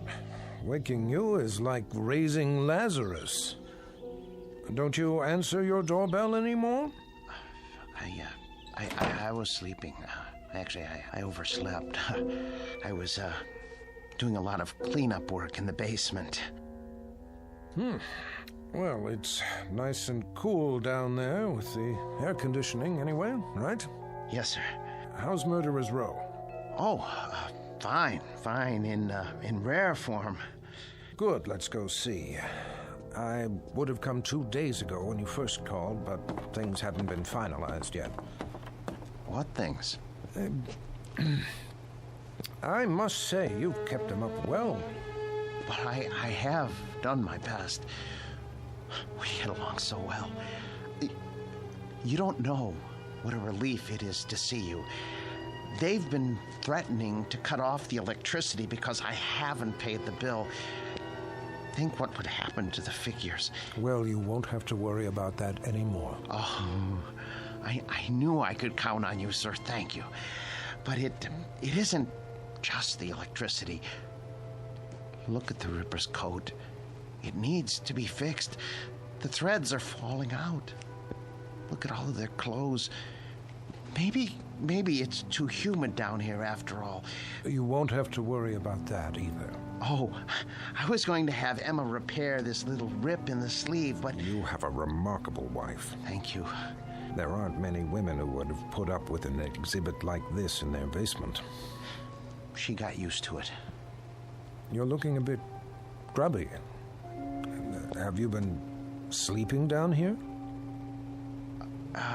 Yes. I wanted to show you. I came across an item in this book last night. Martin? I forgot I even had this. It's got a letter in it written by Landru himself. Martin, listen to me. I'll read it.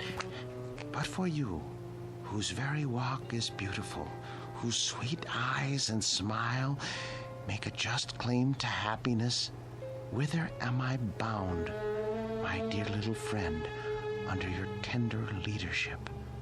Oh, isn't that touching? It's the one Landru wrote to Fernand Segre. Ha! You know it then. He also strangled her as he did all the others. Martin, are you all right? Yes. Well, that isn't so. I'm not all right. Some strange things have been happening. Strange? Yes. You see, my house guests haven't exactly been behaving themselves. Who? Oh, come on now. It's true. I swear. You have no idea what they've been up to. Martin, you've been so close to these figures for the past 3 months, you're beginning to imagine things. Oh, no, it was not my imagination. Well, that's neither here nor there now. I can't keep it from you any longer. What, sir? The best news in the world.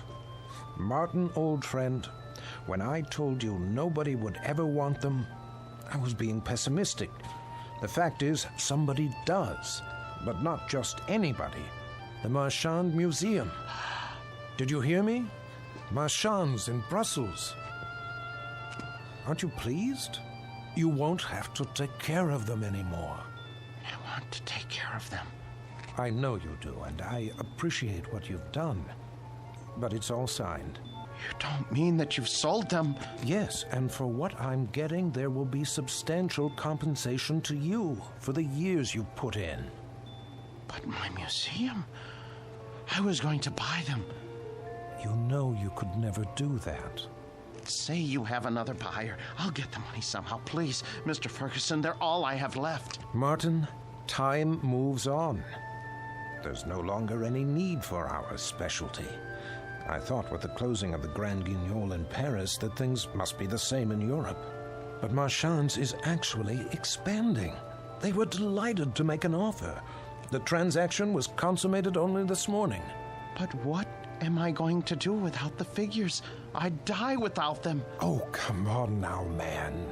You'll get over it. Why don't you go upstairs and prepare us a cup of tea or something while I take some measurements? The Marchand people want the exact dimensions. All right, Mr. Ferguson. If you're sure that that's how you want it. I'm sure. Very well. Very well. Let's see now. Hicks. 6 feet, 1 inch. And Birken hair. Hello there, Landru. Still holding your waxed cord, I see. Be with you in a second. Now then, Mr. Hare, 5 feet, 10 inches.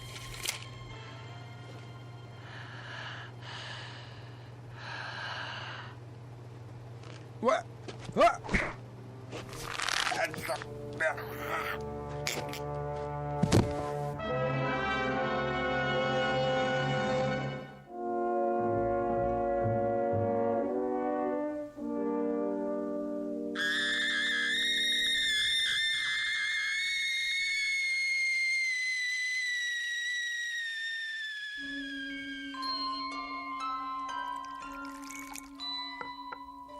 There, 2 cups of tea.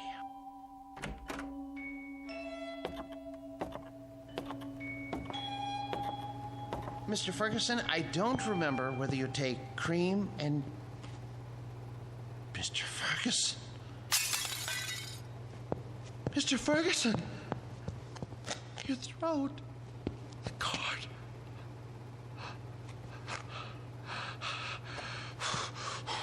Why did you strangle Mr. Ferguson? And the the rest of you. I know you didn't have any part in this, but you didn't stop it either. Landru, you have gone too far.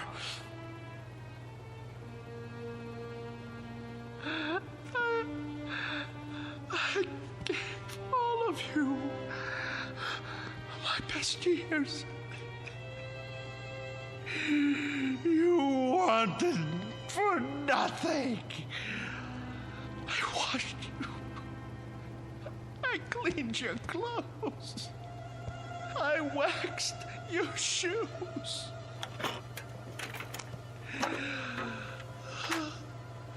The air was always the right temperature because I made it so. I defended your deeds against the thousands who came to see you. And when Mr. Ferguson sold the museum, who spoke up for you? Who wanted you? And now what have you done to repay me? Murdered Mr. Ferguson? He was a good man. The books were right. You are monsters through and through, and for that, I am going to punish you. Do you know what I'm going to do? Do you know what I'm going to do? I'm going to take my saw, and I am going to cut you into little pieces. Then I'm going to turn up the heat and let you melt into pools of wax. It's no more than you deserve. Who's going to be first? You, Landru? Because it was you who murdered Mr. Ferguson. It was not I, Martin Senescu, who strangled your friend. It was you. No, it was you. You killed him while I was upstairs making tea. No, maid, it was always you. With my blade, you murdered your wife. You killed her while I was asleep. You used my axe to kill your wife's brother. Get away from me, Hicks. Get away from me. You are the murderer. Perk, stay back. You are the murderer. You killed them all. You lie. You're monsters. Not so, Martin Senescu. No.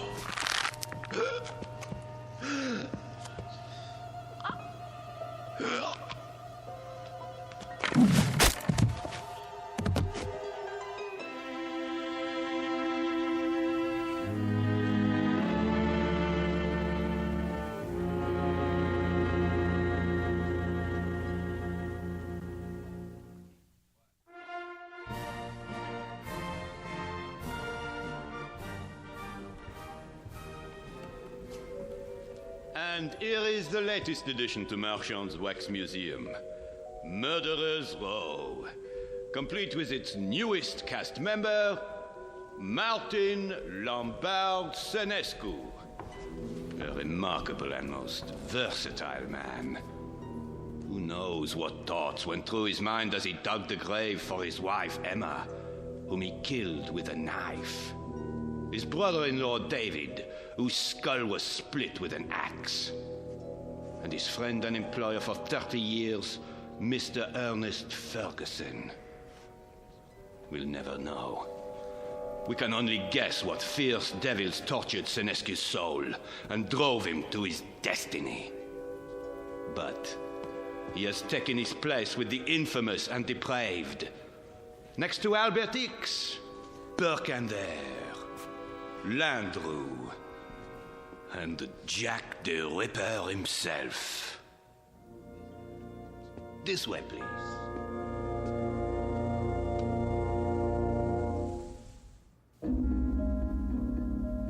The new exhibit became very popular at Marchand's, an instant hit.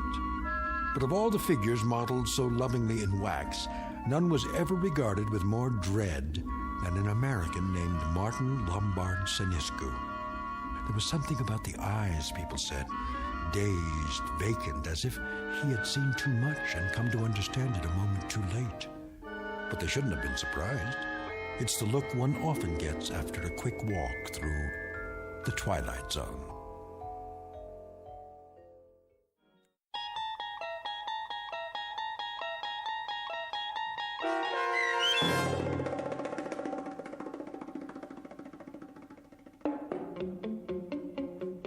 The new exhibit, starring Joby Cerny with Stacy Keach as your narrator, was adapted for radio by Dennis Etchison and Joby Cerny, and written for The Twilight Zone by Jerry Soule and Charles Beaumont.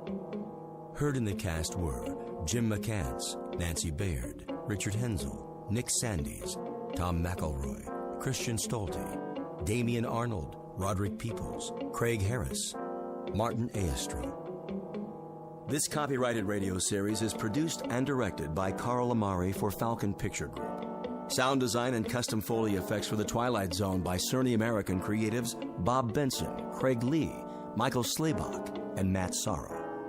To learn more about the Twilight Zone radio dramas and to contact us, visit our official website at twilightzoneradio.com.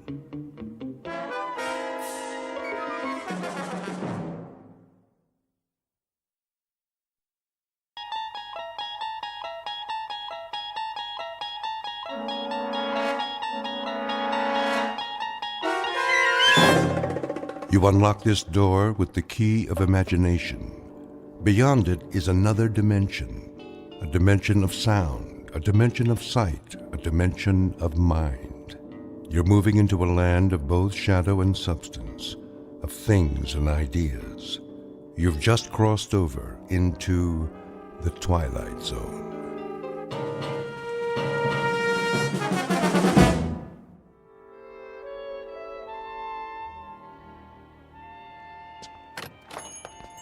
Yes, and will that be all then? No. What time is it? I thought you made an appointment. I did. Oh, come on, honey. You're not in that much of a hurry, are you? Yes. What about mad cow disease? Well, clear the room then. Tell them they're keeping the head of McClellan Enterprises waiting. Tell them that we... All right. You want to forget the whole thing? No, I don't want to forget the whole thing. I just want to get this nonsense over with. Send you a postcard. Oh, that would be wonderful. Bon voyage. Ta-ta. Yes, ta-ta. Come on. Hello. May I help you? Mr. Spirito? I am he. We're the Ransoms. My wife called for an appointment. Oh, yes. Please be seated. Now, where exactly do we intend to go? We intend to go to London. Splendid. Of course, you've been. Oh, no. Charming place. You have picked a rather bad time of year, though, but... Excuse me, we're kind of rushed today. I wondered if you'd... Certainly. Now, have we decided on an airline? No. Well then, if I may suggest... We're not going by plane. I beg your pardon? I said, we're not going by plane? Ooh, but you must, unless you're planning this for some time in the future. No, it has to be right away. Oh, then I'm afraid a ship would be out of the question. You see, it's the off-season, and the liners have all been booked up, or put on short runs. All of them? All the acceptable ones, yes. I hope you won't mind my saying this, Mrs. Ransom, but, you know, airplanes are perfectly safe nowadays. I realize that some people feel a certain trepidation, but there's absolutely no reason... Eileen, if it's the only way... May we see a list of boats that are running? If you wish.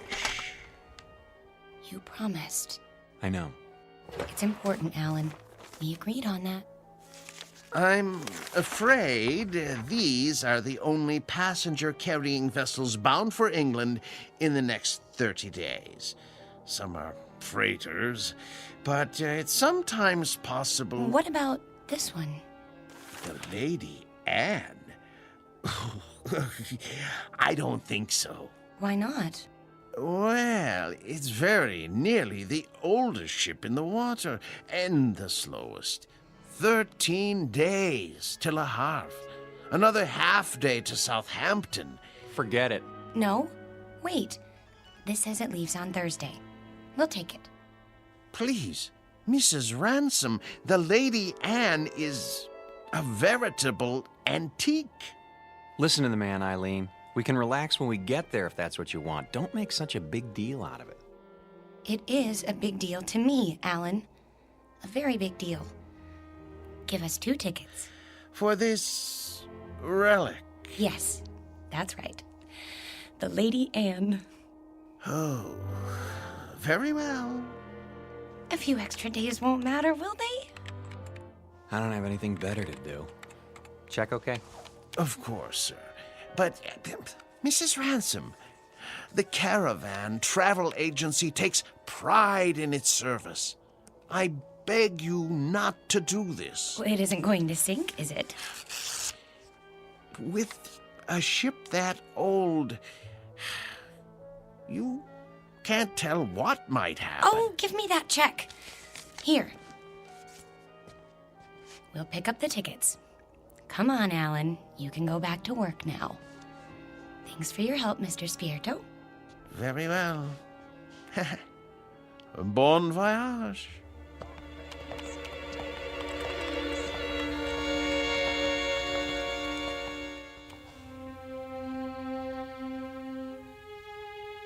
Portrait of a honeymoon couple about to embark on a journey. Like most newlyweds, they've never traveled a great distance together, nor have they become truly acquainted. But there is a difference. These newlyweds have been married for 6 years, and they're taking this honeymoon not to start their life together, but to save it. Or so Mrs. Ransom believes. She's not sure why she insisted on an ocean liner, except that it will give them some much-needed time together, even if it is the Lady Anne. The tickets read New York to Southampton, but this old ship is bound for a very different port. Its final destination? The Twilight Zone.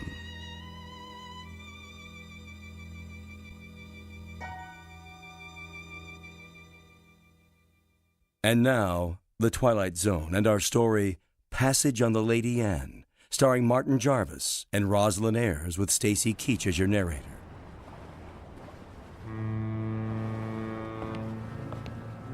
Perfect. A foggy night. Can't even see the ship. Where is everybody? Already on board. We're a few minutes late. I was ready. If you hadn't taken so long packing... There it is! Oh, Alan, isn't it beautiful?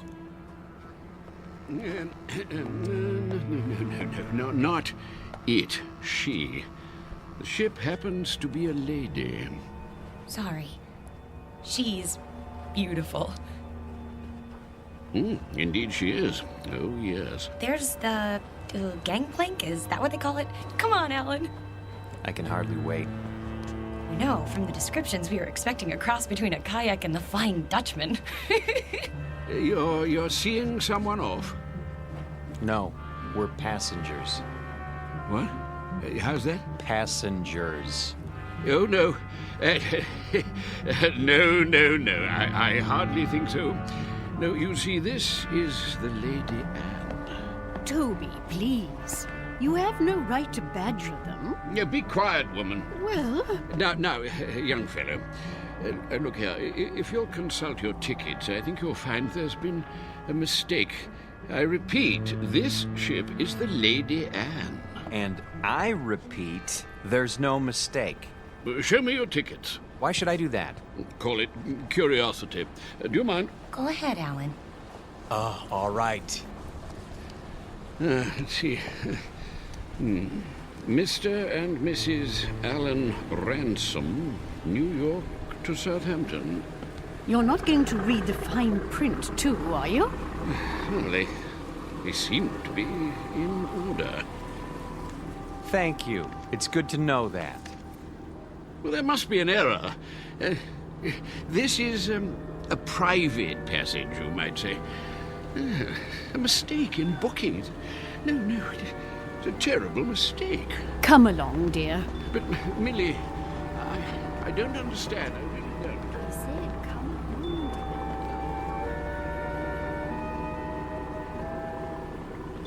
Well, I guess that's how the British say welcome aboard. Oh, don't get your back up. You'll be twice as cranky when you're his age. Bet we can beat him up the ramp.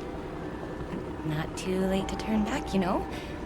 I mean, think of being cooped up with me for 14 days. I made a promise and I'm gonna keep it. Isn't that good enough? Sure. Not very steady. Really gives you confidence, doesn't it? At least try to enjoy this. One moment, please. Your names? Ransom? Yes, I see it on the list. Do you want to see our tickets too? Everything seems to be in order, sir. Stateroom 24 down that flight of stairs. Thank you.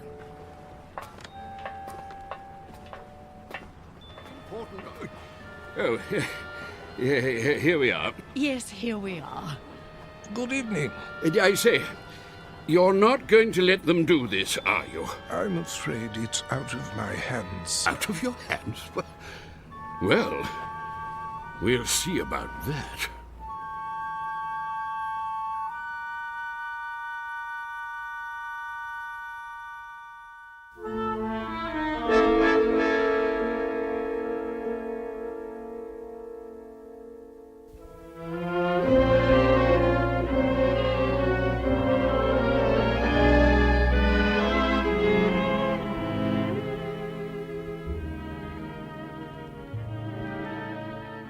I hope they got the luggage on board. It'll be waiting in our room. You'll see. It better be. We're due to take off in 10 minutes. Take off? Sail. Disimport. I think it's disembark. Alan, you have to admit, it's a real showpiece. Did you notice this carpeting? And the oil paintings? And brass everywhere. Great, where's the bar? I could use a drink. Number 24. This is it. What in the... Alan, look!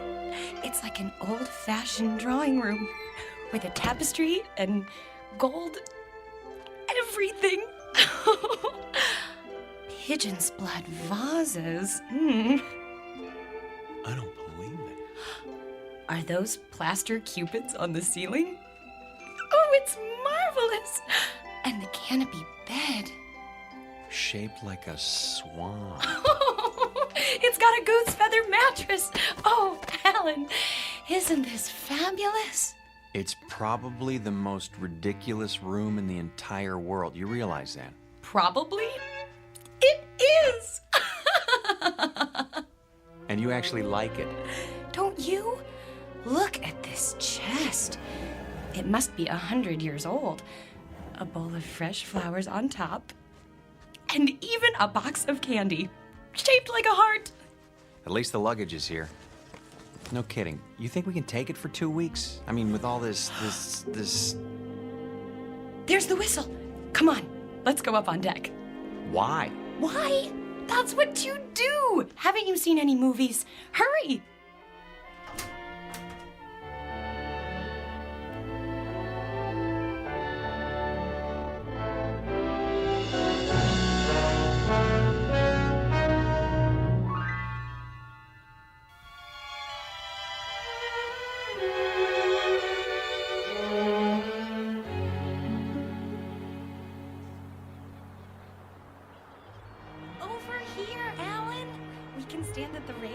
Those are the ones I mean, Burgess. Not the ones going with us. Yes, I tell you. Nonsense. Obviously a silly blunder. No. They have tickets. Calm yourself, Mackenzie.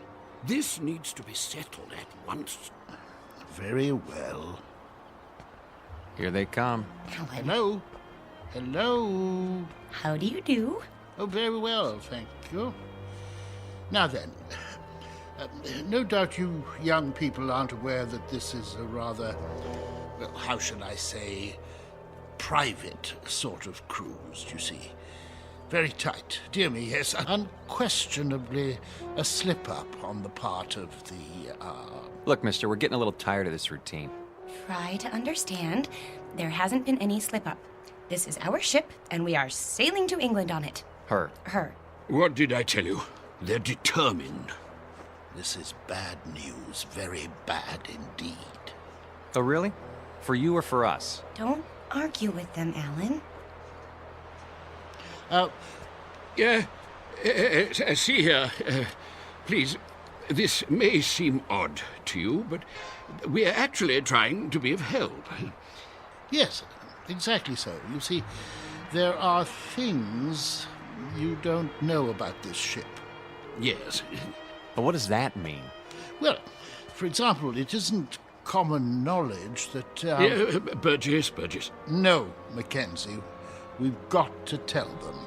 But... this vessel is over 50 years old. We knew that. Oh, but there are other things you couldn't possibly know, because you haven't had time to look. Such as? Well, she's falling apart everywhere. The deck chairs wouldn't support the weight of a baby. Yes, that's true. And the staircase is about to collapse at any moment. And the food, it's food. Dreadful. It's positively poisonous. Ptomaine, you know. Yes. But the worst of it is the danger at sea. Those boilers, not to be trusted. They've been ready to burst for years. Oh, yes, for years. So you can see how impractical the whole idea is. There's just one thing. Yes? If it's such an awful, dangerous ship, what are you doing on it? What? Well, we're old and eccentric. Well, yes. Well, we're young and eccentric. We like impractical things, the challenge and all. Besides, we think it's an absolutely charming boat. Last warning. They'll be pulling away the gangplank at any moment. Look, you'll be quite bored. We never get bored. Do we, Alan? Nope, not at our age. You're sick, then. Yes, you'll get sick. No stabilizers. She rides like a washing machine, I can tell you. Sounds like fun. I think I've heard about enough. Wait. I have my checkbook. What's that for? I am prepared to pay you double the amount of your tickets. This is ridiculous. No, I want to hear it. Pay us to do what? If you will abandon your plans, I'm sure you'll find another booking, something more suitable. That's a very generous offer. Yes, very much more suitable. Alan, you're not considering it, are you? Well, what do you say? Not a chance. Triple the amount, then. Yes, triple. No. Very well. I am forced to extremes. Sir, madam, if you will leave the Lady Anne at once, I will give you the equivalent of, let me see, 50,000 American dollars. 50,000 American dollars, yes, which I will match. Well, I haven't got it all on me, but making it a total of 100,000. Yes, 100,000, well. You're talking my language now, gentlemen. Alan! Let's say pounds sterling, shall we? In pounds? Or better yet, an even $250,000 U.S. currency will be fine. No, that amount is completely unreasonable. I'm sorry. No. In that case... But... Sorry.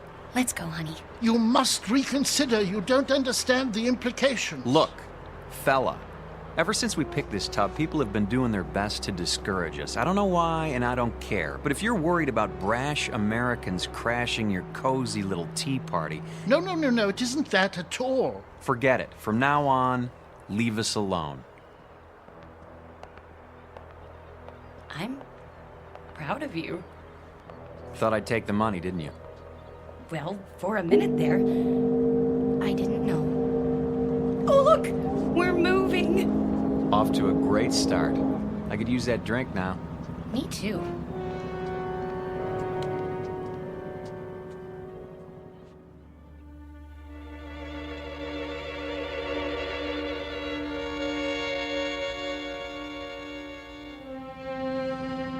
Too late. We did our best. We should have tried harder. But the funds he was demanding... highway robbery. Nevertheless, it was our duty. The duty of everyone on board. Who knows what the consequences will be? I fear we should have done whatever was necessary to keep them off this ship.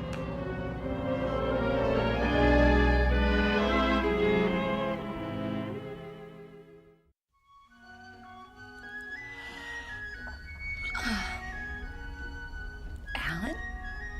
Yes? You're already dressed.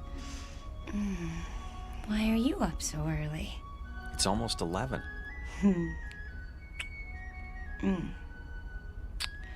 Don't tell me you're nervous. We're not going to let two cranky old men spoil our second honeymoon, are we? A lot more than 2. Better get dressed. Fire drills in 15 minutes. What?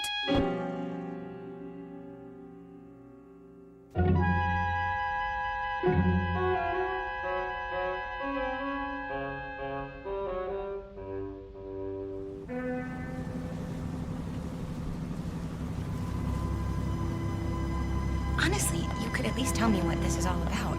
You act as if we're going to an execution. There. See for yourself. Look at all of them. And all wearing their life preservers. Oh no. Alan, some of them are even on crutches. And wheelchairs.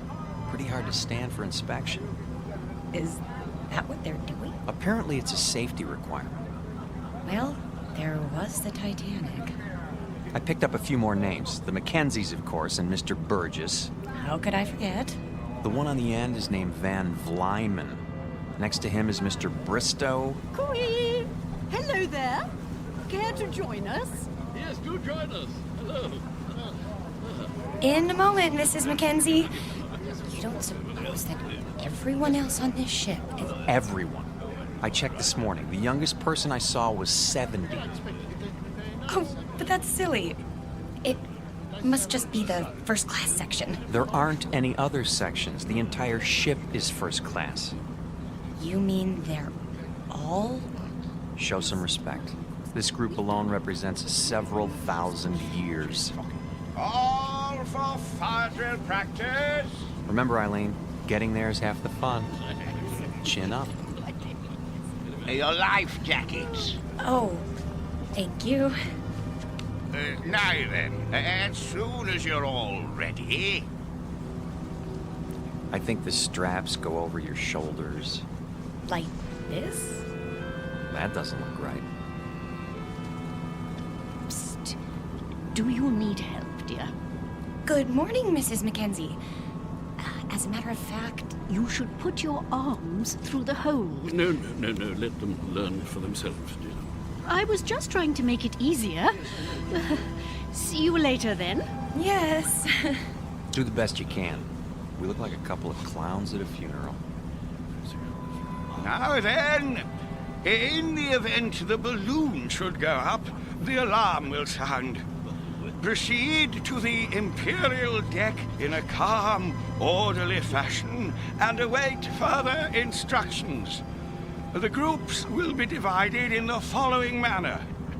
Group A, Mr. and Mrs. Huntley Small, Mr. and Mrs. Mackenzie, and Mrs. Scott Aylesbury.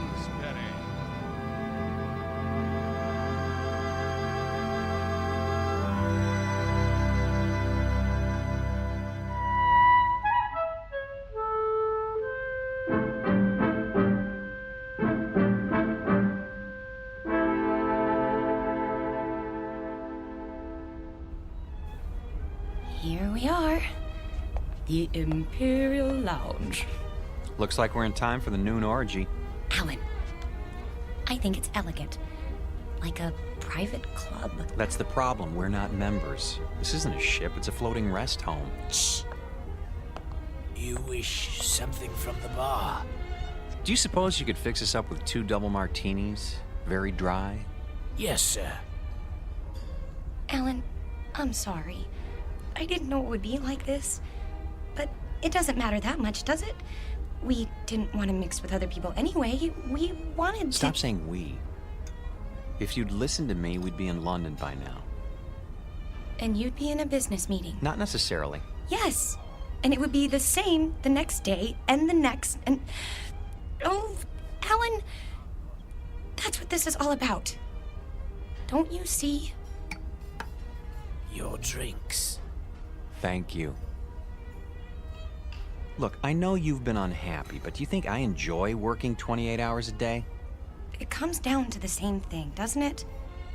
We never see each other. We never talk, or... I told you, after I close this deal, I'm going to start taking it easy. Which is what you said 2 years ago. You closed that deal, but it didn't make any difference. There were more deals. There'll always be more deals. Because that's all that matters to you now, isn't it? Bartender, another. Yes, ma'am. Try to control yourself. I have been controlling myself for 6 years, and I'm tired of it. I am tired of begging for little bits of your time. You're not interested in me anyway. You're interested in success. Fight your way to the top and then fight to stay there. Stop making a scene. Why? Does it take your mind off mergers and board meetings? No, it takes my mind off the fact that we're supposed to be on a trip together. Come off it, Alan. You're going to England on business. I happen to be along. That's all. Why? Because I insisted. If I hadn't, you'd have gone alone. Isn't that true? Admit it. I can't talk to you when you're like this. You made me like this. Because the truth is, you don't care anymore. I was stupid to think that a few days together would make a difference. You're a flaming success now. Alan Ransom, the financier. And I'm the nagging wife who doesn't understand. Eileen, please. What's the matter? Are you afraid they'll catch on? Don't worry. They think we're a happy couple, made for each other. Shut up. Yes, sir. Well, when this tub finally gets there, you can relax. Because I'll be leaving. That might be a good idea. Oh, it is.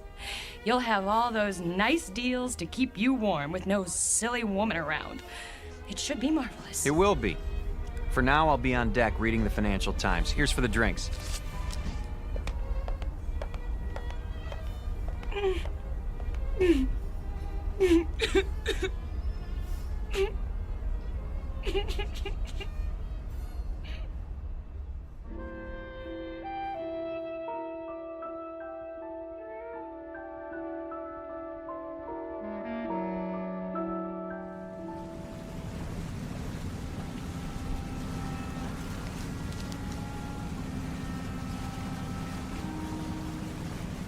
I say, you two, excuse us. Not you again. Well, yes. Not really. How do you do, dear? Nice to see you, Mrs. Mackenzie. If you don't mind, I'm trying to read the paper. My wife, Millie, yes. I say my wife, I mean we would very much like you to join us for tea, if you'd be so kind. Because I'm wearing my tweed jacket? Eh? Hmm? No, no. Tweed jacket, I see. That's a very, I think we're very British. No, we simply want to chat. Is it a date, then? We'd be delighted. In about an hour? Yes, in the Imperial Lounge. We'll see you there. And thank you. Not at all. An hour, then. Jolly good. Looking forward. Why did you do that? Because you and I don't have anything more to say to each other. You know it's true. We're finished. But you said it yourself. We're stuck here. So we might as well call a truce for now and make the best of it. Agreed.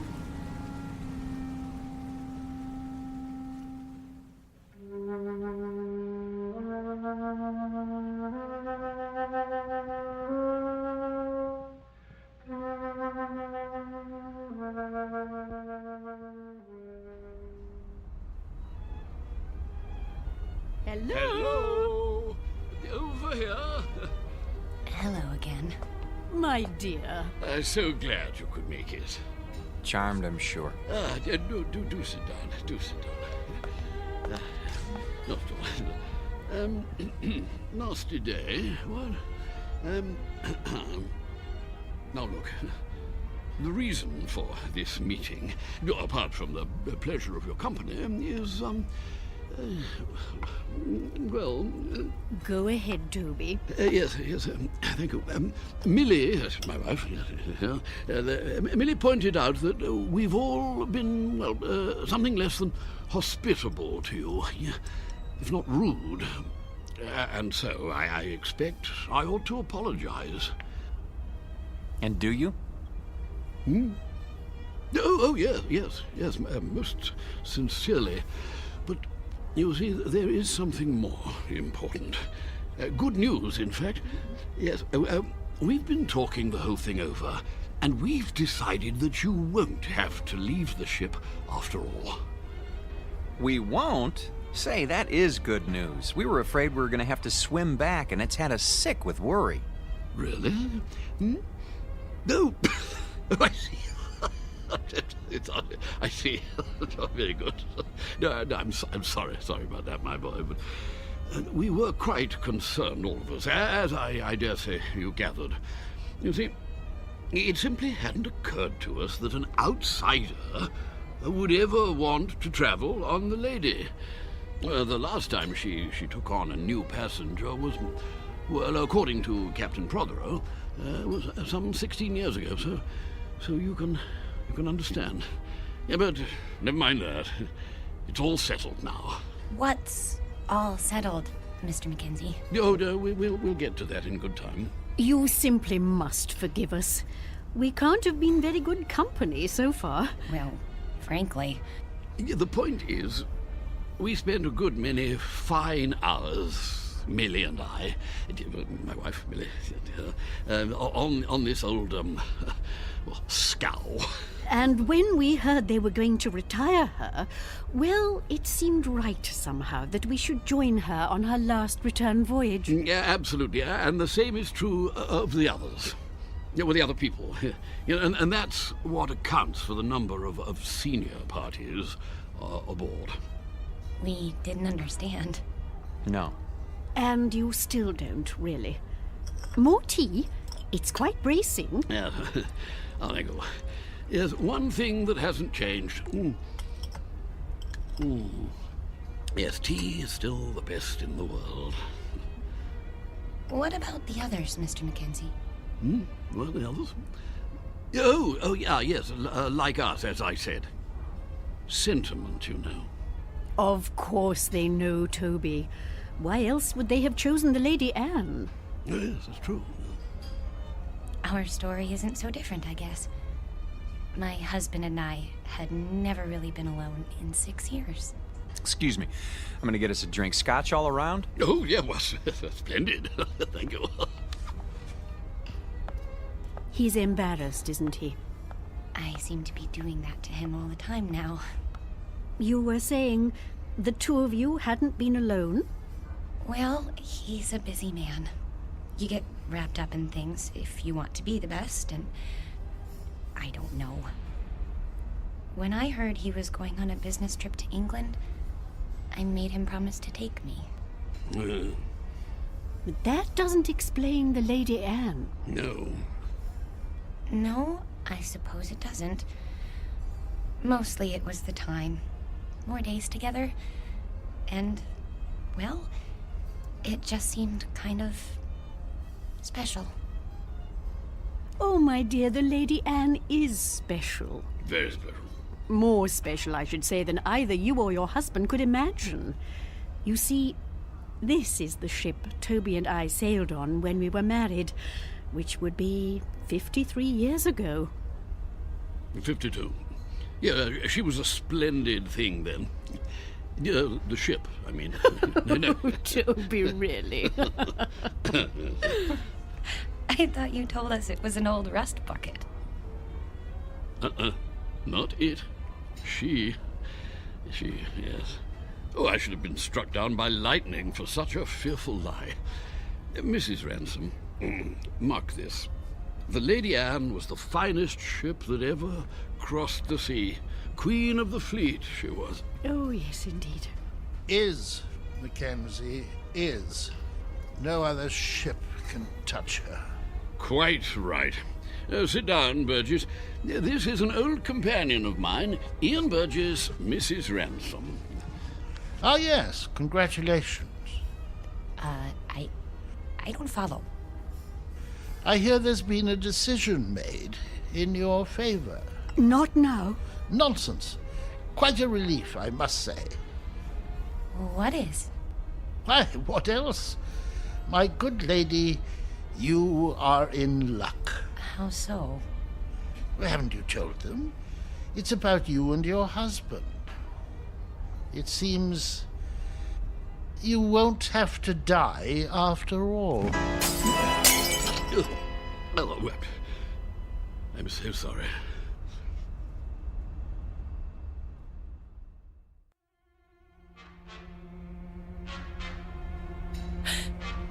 What did you say? He said you won't have to die after all. Of boredom, he means.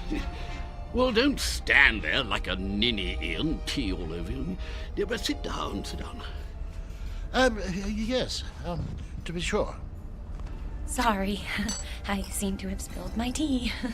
Well, you see, Mrs. R., she was the only one of her kind.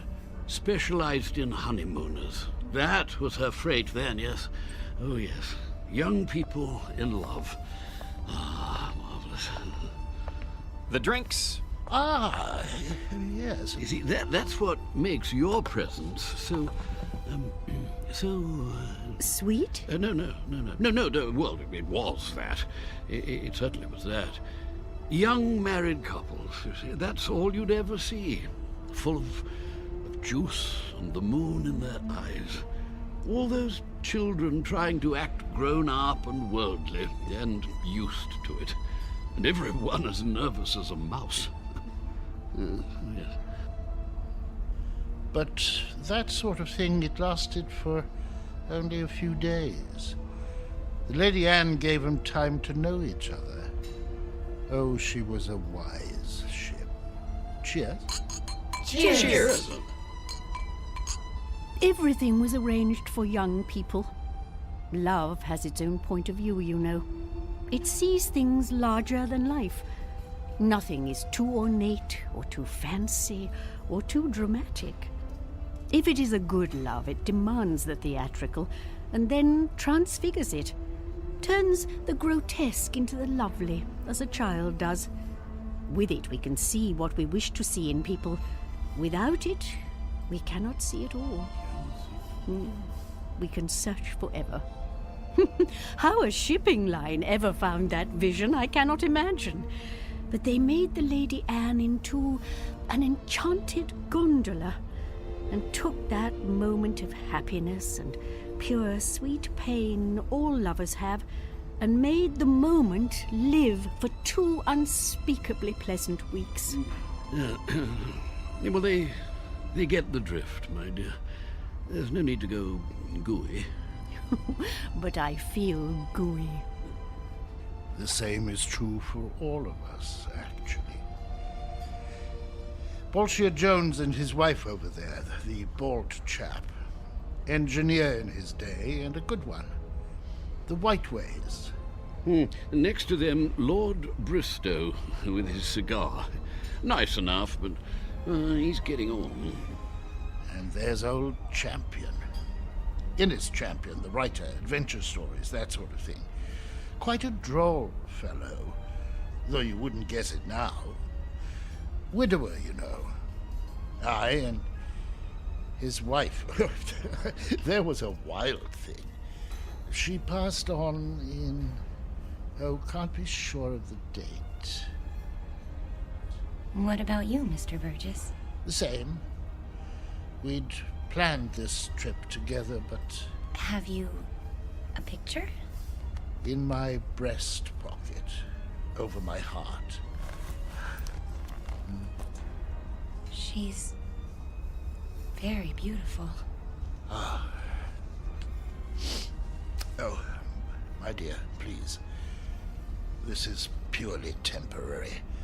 I shall be with her soon. I'm so sorry. Oh, there, dear. It's all right. None of it really matters if you're in love. You are in love, aren't you, Mr. Ransom? Yes, of course. Well, that's the only thing that counts, you know. Everything else perishes. Now you've made her cry. Oh, perfectly all right. I cry all the time, don't I, Toby? All the time? Well, I don't. Why don't you two go out and get some fresh air? Do you good. Fog or no fog. That might be a good idea. Yes. We'll see you later. Of course you will.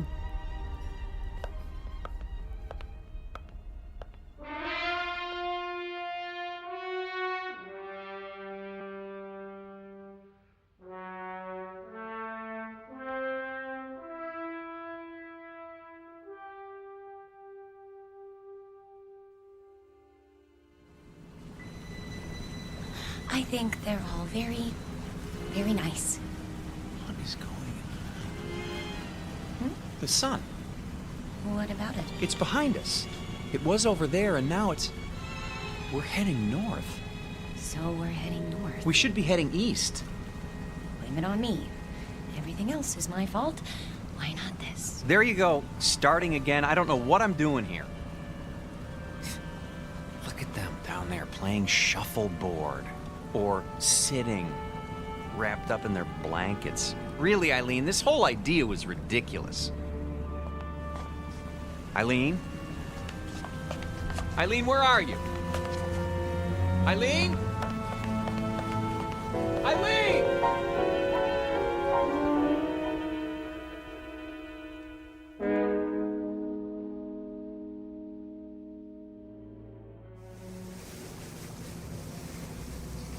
I thought you did get rather gooey there, my dear, but you know, I rather liked it.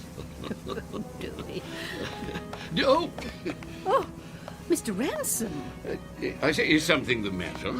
I can't find my wife. We were standing over there at the rail. She was right behind me. You don't think anything could have happened to her, do you? Oh, no, I doubt that. It's rather difficult to fall overboard. Oh, yes, yes. Eileen! Eileen! Eileen! Eileen! Eileen? Stuart, have you seen my wife? No, sir, but I wouldn't worry. I want this ship searched. I'll take the liberty of alerting the crew. Have you tried the library?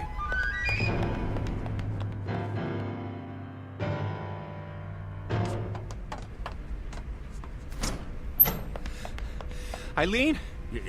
Not here, sir. But she's got to be somewhere. Still looking, sir. Haven't you found her yet? Easy, sir. We'll let you know. Eileen? Eileen, where are you?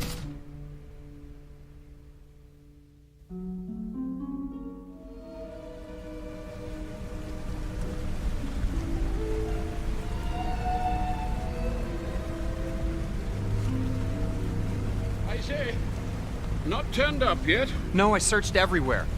She'll turn up. Have a nip with me. Come on, boy. Let's go inside. Yeah, maybe she's inside. Come on. Let's go into the Imperial Lounge, what?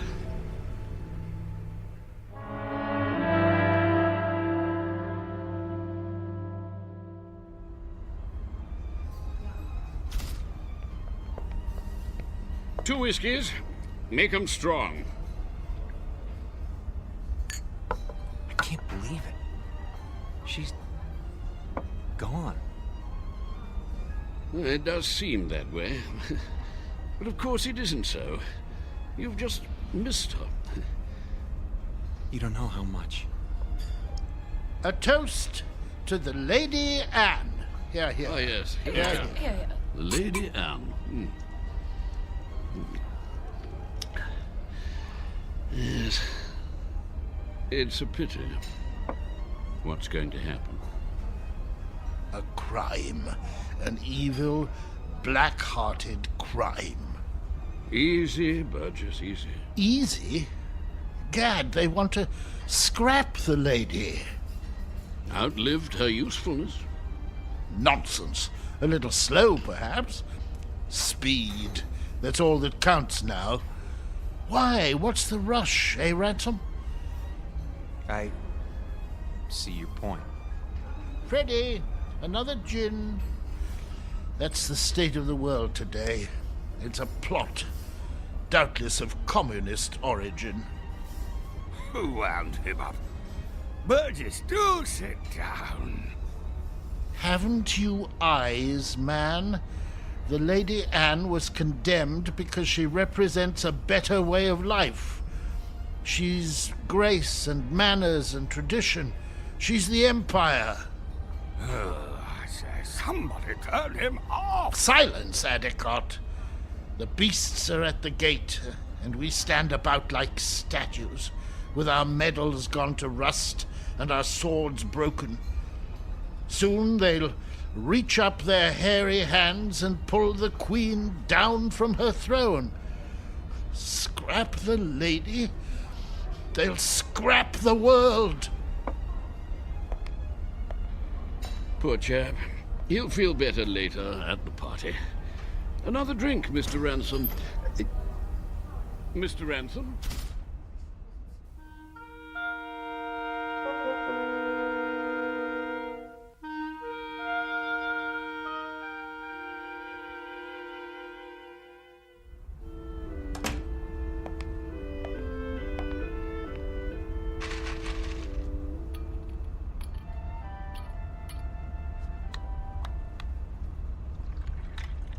Pour me one, too.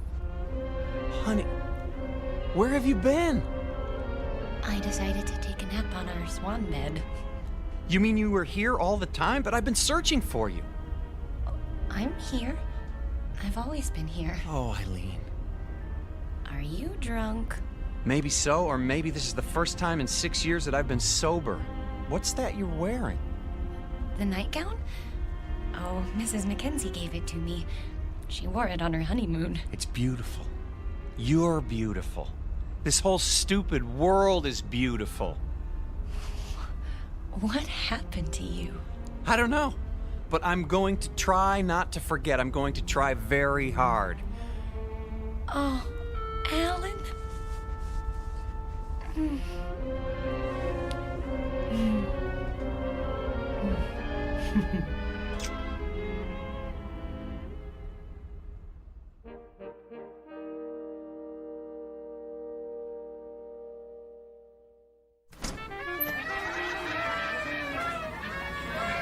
Will you look at all this? Balloons, ribbons. Over here! Join us, please. Mrs. Mackenzie! Oh, come on. Drink up. The champagne's getting warm. Well, you found her. Oh, you're as bad as Alan. I think we'd like you to meet Captain Prothero. Mr. and Mrs. Ransom. Happy to meet you, sir. My pleasure. You've had a pleasant voyage, I trust.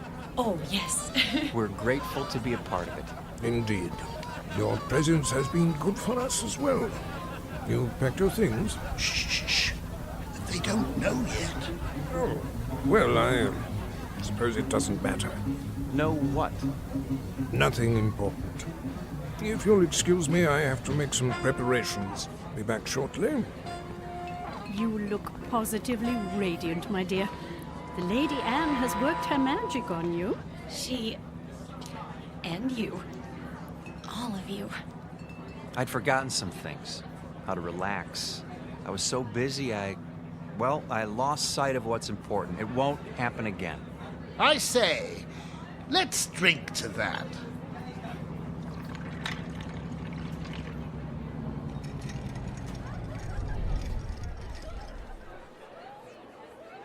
Have the engines stopped?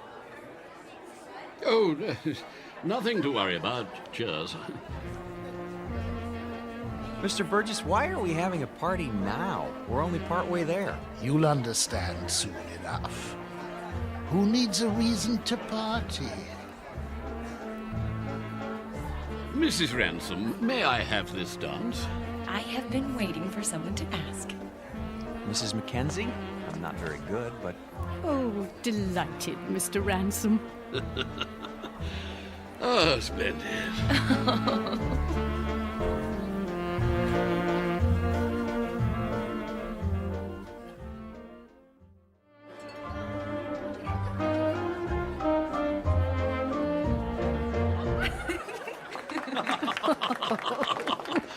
Oh, very nice. Well, I see they haven't gotten them fixed. What? The engines. The engines? Oh, there's nothing wrong with the engines. Ready now? Your luggage has been collected. Luggage? Really? Should have told them. Didn't want to spoil the party. Excuse me, but what are you talking about? Why should our luggage be moved? Because, my friends, we're putting you off the ship. You're what? Are we in trouble? No, nothing like that. They'll come to understand. Maybe so, but we don't understand now, and we're not going anywhere until we do. I'm afraid there isn't any choice. Follow me, please. Alan? Is this some kind of gag? You don't just put passengers off a ship in mid-ocean. Steward! Captain! Draw your pistol. Yes, sir. You're kidding, aren't you? If you'll do as the captain says. This way. I tell you what, we'll all go. Alan, what's going on?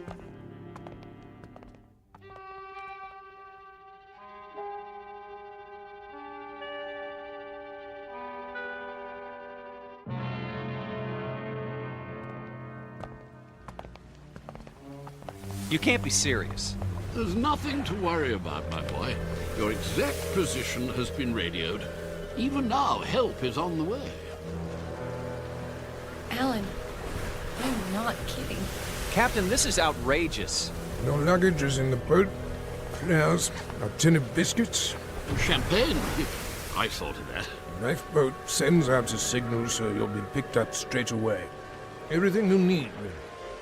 Except a reason. It's time we were off. Into the boat with you. No, please, But why? Is it something we've done? Not a bit of it. Then tell us. You can't do this without a reason. Cause, my boy, you can't go with us. Not yet. Yes, come along. Not where we're going. No. Step carefully, please. We liked you people. We thought you liked us. They do, Alan. Don't you see? They do. Lower away. Don't forget the blankets. Alan, look. Everyone's at the rail. Goodbye. Bye. Goodbye. I say, what are those papers, dear? They're your letters, Toby. Don't you remember, dear? I've kept them for so long. You're throwing them overboard? They deserve a proper burial at sea. I won't be needing them now, will I? No, dear. Not anymore. Listen, the engines are starting again. They're moving. So are we.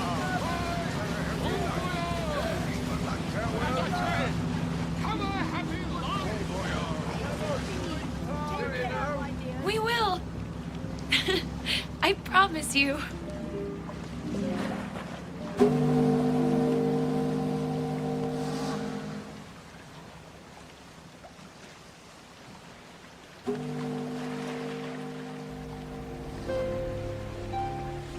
Here's a blanket.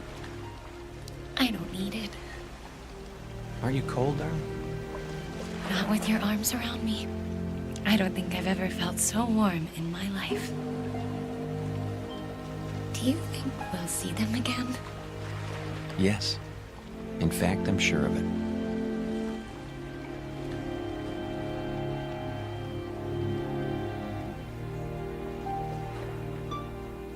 Lady Anne never reached port. The ransoms were picked up by a cutter a few hours later, just as the captain promised. They searched the newspapers but found no mention of the Lady Anne. The ship, with all its crew and passengers, went down in the mid-Atlantic, or so it was said. But Alan and Eileen knew better. They knew it had sailed on to a better port, its final destination on a distant shore called the Twilight Zone.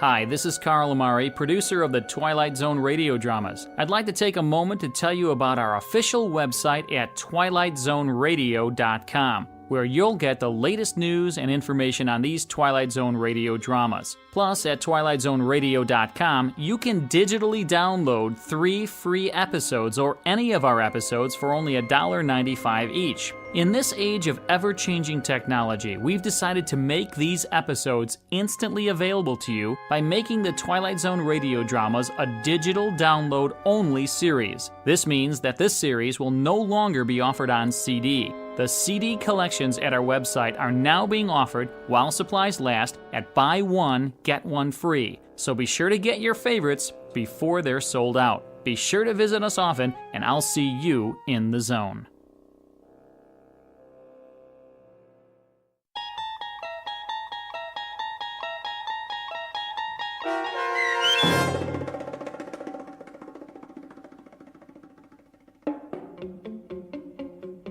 Passage on the Lady Anne, starring Martin Jarvis and Rosalind Ayres, with Stacy Keach as your narrator, was adapted for radio by Dennis Etchison and written for The Twilight Zone by Charles Beaumont. Heard in the cast were David Pasquesi, Anne Somerville, Jim McCants, Joby Cerny, Eleanor Weingart, Martin Astrop, and Nick Ruddle.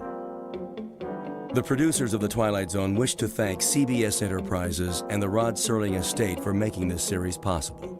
This copyrighted radio series is produced and directed by Carl Amari and Joby Cerny for Falcon Picture Group. Sound design and custom Foley effects for The Twilight Zone by Cerny American creatives Bob Benson, Craig Lee, Matt Sorrow, Tim Cerny, and Todd Beyer.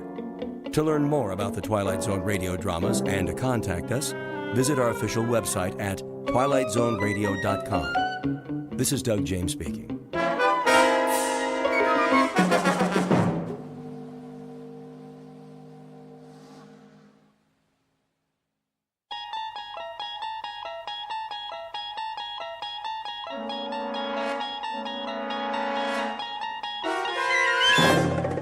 You're traveling through another dimension, a dimension not only of sight and sound, but of mind. A journey into a wondrous land whose boundaries are that of imagination. Your next stop, the Twilight Zone.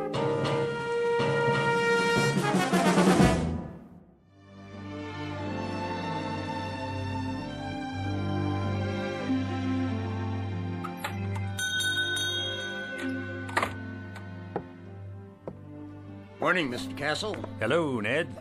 Any mail today? Got it right here. Where's my registered letter? Registered? Oh, I didn't see one. The one that says I won the Publishers House sweepstakes. Oh, well, I'll keep an eye out for it. I entered that one myself. Instead, I get only bills. Yeah, the check's in the mail, Mr. Castle. Say, maybe tomorrow, huh? Maybe. See ya.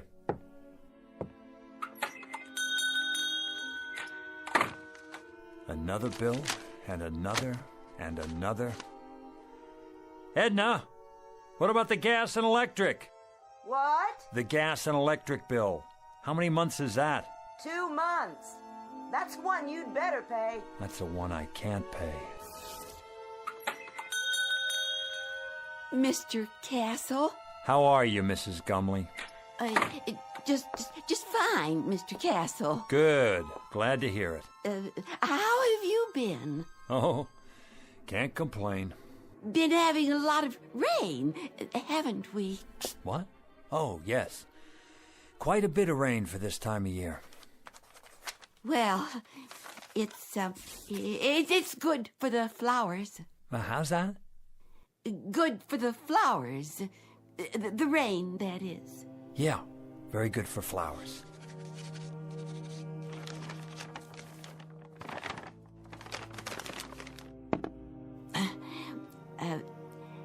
An heirloom today, Mr. Castle. An heirloom, Mrs. Gumley. You don't say. Oh, yes, Mr. Castle. Been in my family for years. Has it now? Years and years. It's supposed to be very valuable. Hand-blown glass is what it is. Mrs. Gumley, it's just a plain old glass wine bottle. Do you know what it's worth, actually? Nothing. Not even a deposit. If you could find the store where it came from, that's what they'd give you. Nothing. I could let it go for $1. Mrs. Gumley, if I could spare $1, I'd give it to you. Believe me, I would. But things have been rough here. The pawn shop business isn't what it used to be. I'm so in debt myself that... I see. Wait a moment. Yes.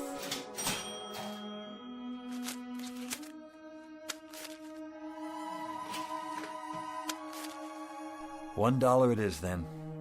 I wish it could be more, Mrs. Gumley. I really do. God bless you, Mr. Castle. I could kiss you. Stop that now. It's nothing. You're a wonderful man. Good luck to you. And to you. Better days for all of us. Mr. Castle, it's not an heirloom, you know. I found it in a garbage can. It's just a dirty old cheap glass bottle. Please forgive me for lying to you. That's all right, Mrs. Gumley. Who knows? Maybe it'll turn out to be an heirloom. We'll just have to wait and see.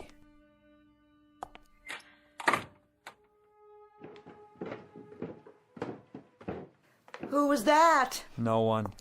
It sounded like Mrs. Gumley. Then I heard the cash register. What did you buy this time? Edna. Oh, a bottle. Gorgeous. She said it was an heirloom. Is that right? She has to eat, doesn't she? And you don't? That's not the point. Arthur, we're a couple of weeks away from bankruptcy. Don't you think I know that? Then you'd better start rubbing that bottle and pray, Arthur. Pray that a genie appears, because that's about the only hope we have left. Oh, Edna.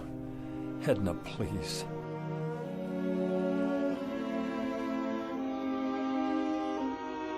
Mr. and Mrs. Arthur Castle, suspended in that brief fragment of time before fate comes out of a bottle.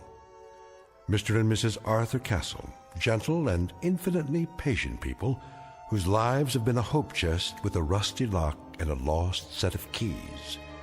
But in just a moment, that hope chest will be opened, and an improbable phantom will try to bedeck the drabness of these two people's failure-laden lives with the gold and precious stones of fulfillment. Mr. and Mrs. Arthur Castle, standing on the outskirts and about to enter the Twilight Zone.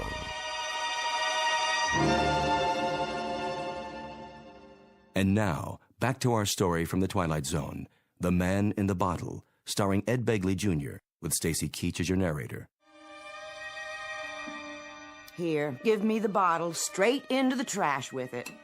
If you won't do it, I will. Wait, it's worth a couple of cents. A couple of cents, Arthur. A couple of cents. We've got more creditors than we've got cheap watches. You promised me no more handouts. Look, Edna, maybe all that's left for me is to try and find someone who I can feel sorry for. Can you understand that? I need to feel that I'm doing something of value. Maybe a man can be a failure for only so long, and then it catches up with him. Arthur, you're not a failure. Of course I am. Look around you, Edna. In this clutter, you see the legacy of 100 years. My grandfather owned this shop, and it finally broke his heart.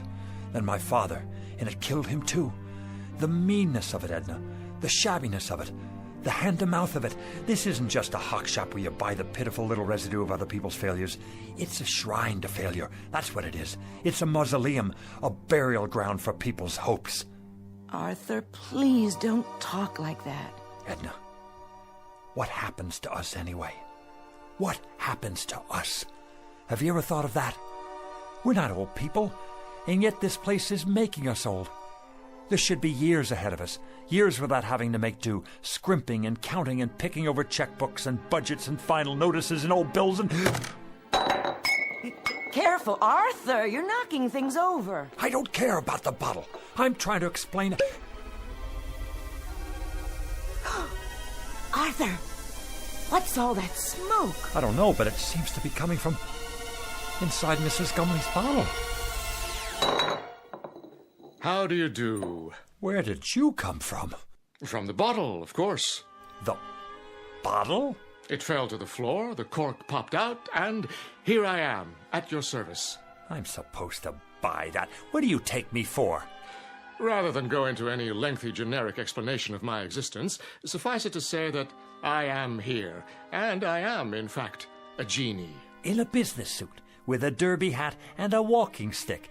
And you expect me to believe that you're a genie? That's quite correct. There's no such thing, except in fairy tales. On the contrary, I am living proof, in a manner of speaking. Arthur, who is this man? You'll have to do better than that, mister.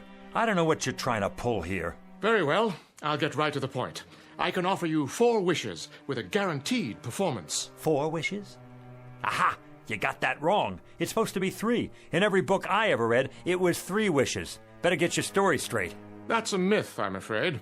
Oh, they may have offered only 3 in the beginning. But for some time now, 4 has been the operant number. Some considerable time. It's proven to be the most effective option. Think about it. Too few, and a person may waste the opportunity of a lifetime, so to speak. Too many, and, well, the possibilities can get out of hand. Frivolous, in other words. The opportunities tend to cancel each other out, if you see my point. You've got your answers down, I'll give you that. I think I better sit. Well, Mr. Castle, Mrs. Castle, what do you have in mind?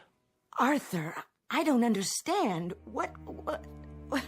What's happening here? Don't worry, Edna. The bottom line is he's a con man. He has to be. But I see him. Don't you? I don't know what I see. Could be some kind of hypnotist or something. Remember that guy on television? He made an elephant disappear. Child's play. Smoke and mirrors. You're telling me you're not a magician? Nothing of the sort. I grant 4 wishes to the owner and then go back inside the bottle for a century and a day. 100 years. Inside a bottle. Plus 1 day. A nice touch, don't you agree? Until a summons comes from the next owner. What if there isn't another owner? But, my dear fellow, there must be. Consider the span of a man's life. 70. Isn't that the tradition? So let's say nobody calls you, or it's the wrong day. Ah, you've hit the nail on the head. I've learned to cultivate patience beyond anything you can possibly imagine.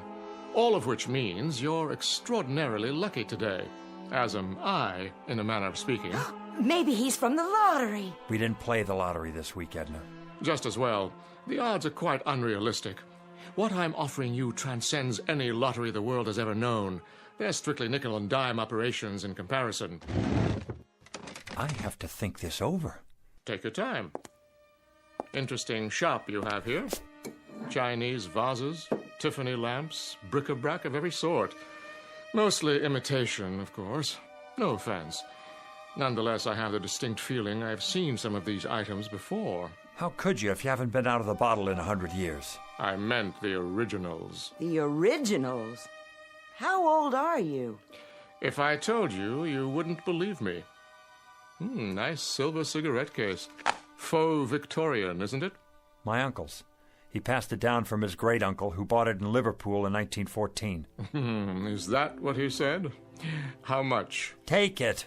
Get back to the subject. What else about the wishes? Oh, yes. Now, I think the business at hand is for you and Mrs. Castle to decide the nature of your 4 wishes, keeping in mind, of course, that each wish is irrevocable. Once made, it is fulfilled, and once fulfilled, it is a matter of record. It can only be altered by yet another wish. Clear, Mr. Castle? Clear enough. I think we better call the police. Why not wish for them? I can bring you Scotland Yard, the Federal Bureau of Investigation, or every bobby in the City of London. That won't be necessary. Is it the police you want? No. That's not what we'd wish for. Arthur, are you out of your mind? Go ahead, Mr. Castle. You were saying?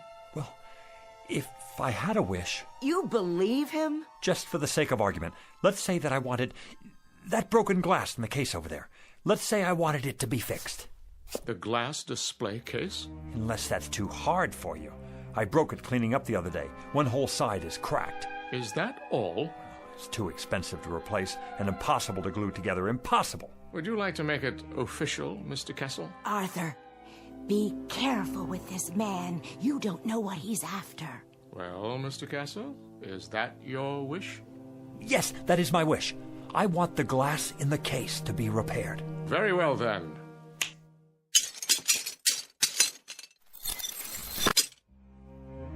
Am I dreaming? It's a magic trick. It has to be. No, you're not dreaming, Edna. I see it too. It's like new. How did you do that? Next. What? Well, Mr. Castle, you have 3 wishes left. 3 wishes. 3.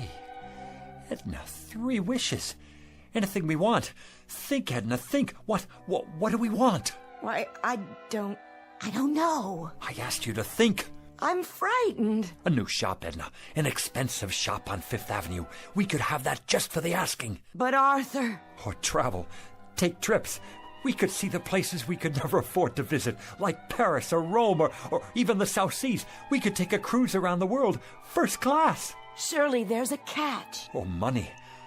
$100,000. $200,000. $1 million. We wouldn't have to grub anymore. We wouldn't have to sit here and waste our lives away. Arthur, it isn't right.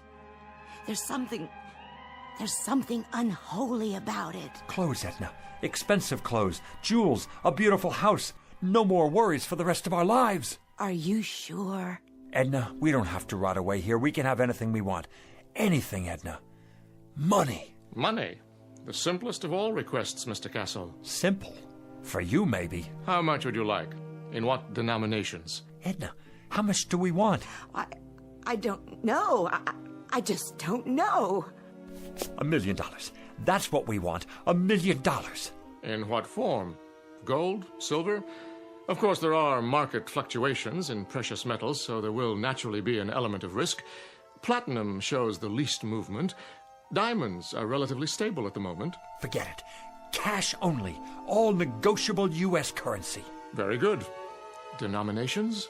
No 50s or 100s. Make it $5 and $10 bills. Recent dates and no counterfeits. Where would you like it? Savings account or checking?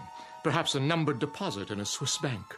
Right here. Here? Where I can see it. On the floor? Don't you worry about that. Just bring it here. I'll take care of the rest. That is your second wish. You understand English, don't you? That's our wish. Coming right up. Oh, just one thing. Aha! Arthur, I told you. Do you mind terribly if I... If what? If I smoke. Is that all? Of course, if you prefer otherwise. I see the no smoking sign on the wall. No. Go right ahead.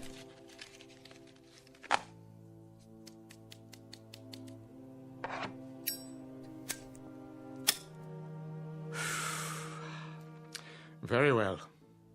Now then, Mr. Castle, where were we? Ah, yes, I was about to say, ask and you shall receive. What's that? Where's it coming from? What is it? It's money. Look at it. A rain of money. Edna, $1 million, Edna. $1 million.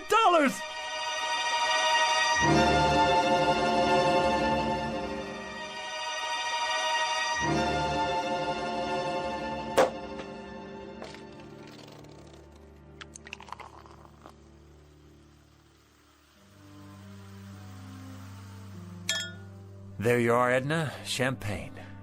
I think I've had more than enough. I suppose you're right. How can I work if I have a hangover? Well, you could take the day off. Edna, you're a genius. Why didn't I think of that? We both could. Close up the store and... And what? I wouldn't know what to do, would you? Well, let's see now. It's a beautiful day. We could take a walk together in the park. Oh, Arthur, I'd have to get dressed up, and I don't have any comfortable shoes. Or we could go to a restaurant. Any restaurant at all. But we've already had lunch. Then we could take in a film downtown, or a play, a musical. Do you know how many years it's been since we did that? And leave all this money out like this? I don't think that would be a good idea. So, we're prisoners here. We can't go anywhere, do anything, for fear that someone might steal it from under our noses. What good is it? Oh, Arthur, we can put it in the bank. That's tomorrow. The bank's closed now. Unless... What are you thinking? Call your brother on the telephone. Tell him to come over here. He needs money for his operation, remember? Oh, I like that idea. And while you're at it, call Avritton, the butcher, and Mrs. Tiola, and the checker at the market. And that nice girl at the bank. And the dry cleaner. And here, look in the book. All our old customers, the ones who can't afford to get their valuables out of hock. Call them all, every one. What will I say? Tell them we need their help.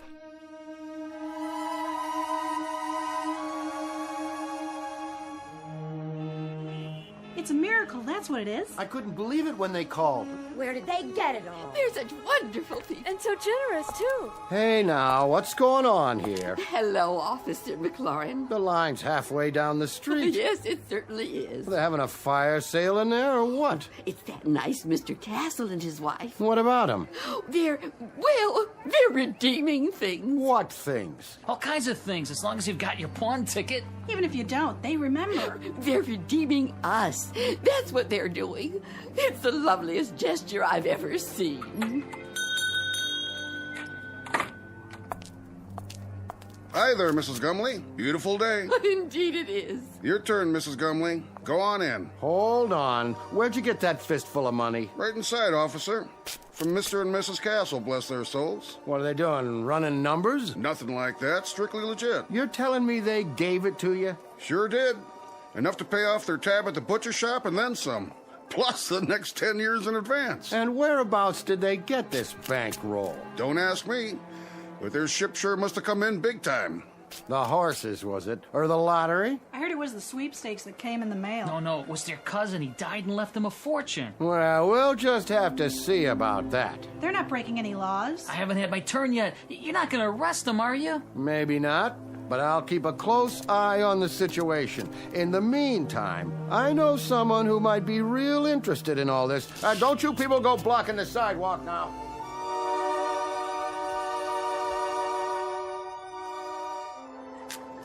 Here you go, young man. Pay off that mortgage now. I will. And then go have yourself a ball, you and your lovely wife. I don't get it. Why are you doing this? Do I need a reason? Every time I come in your gas station, you look under the hood. Oh, that's nothing. Check the air and the tires, all of it, without my asking. I say that's worth something. It's worth a lot these days. Well, thanks, Mr. Castle. Bye now. Who's next? Mrs. Gumley, how are you? Very well, thank you. Here, you take this now. I want you to have it. So much. Don't you worry about it, Mrs. Gumley. Anything you need, anything at all, you come to us. There's more where that came from. For you, plenty more. God bless you both. But why are you giving me this money, Mrs. Castle? Why? Because you're so bright and cheery every time I'm in the market. Oh, Mrs. Castle, thank you. You put this in the bank now for when you get married. And for you, Mr. Jacks? And you too, Mrs. Tiola. You have a nice day now.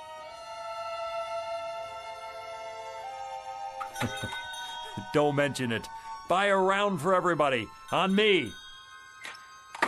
Is that all of them? Oh, for now. Put the close sign in the window, would you please? Of course, dear. Whew. Now that's what I call a day's work. You did wonderfully well, Arthur. I'm so proud of you. You know, Edna, I don't care how we spend the rest. I feel so good right now, seeing all those happy faces. I know.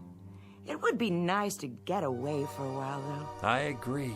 Some time in the sun, nothing fancy. How much do we have left? Look in the box. It's still practically full. We didn't put a dent in it. Your father would be proud.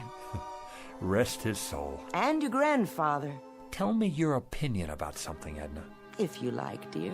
I'm wondering, do you suppose I still need to carry on the family business? Well... We don't have a son or daughter. I'd say you've more than done enough, Arthur. All these years. Even if we did have kids, I'd rather leave them money to start their own business. Something with a future. What about your cousin's children? Oh, that would be a wonderful present. And what about you? You've been so patient all these years. What would you like? Well, first, of course, you're going to retire. No ifs, ands, or buts. And then, wherever you'd like to live, Arthur, as long as we're together. Of course we'll be together. You think I'm going to take up with a young floozy? Oh, no, I don't think that. You wouldn't. It's not in your nature. But you're tired. You need to rest. We both do. Rest and live.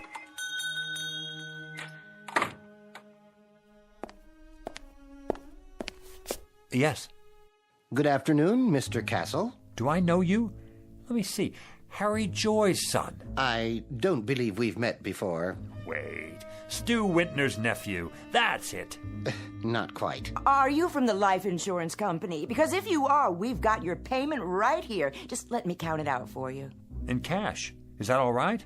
That's not necessary. Or we could write you a check just as soon as we make a deposit. And quite a deposit it will be by the looks of all this. I told you, Arthur, we should have put it away. Let me give you my card. Internal Revenue Service. That's correct. There's a matter of an income tax, Mr. Castle. You just send us the bill and we'll pay it. But send the bill in a hurry, would you please? My wife and I will be taking off for Europe very shortly. Oh, could we? Consider it done. Where would you like to go first? The Eiffel Tower, an African safari, waltzing in Vienna, perhaps? Dancing? We haven't been dancing since I don't remember. Dependents? Just a few details for the record. Ask away, we have nothing to hide. How many dependents can you claim? The whole neighborhood. They don't count.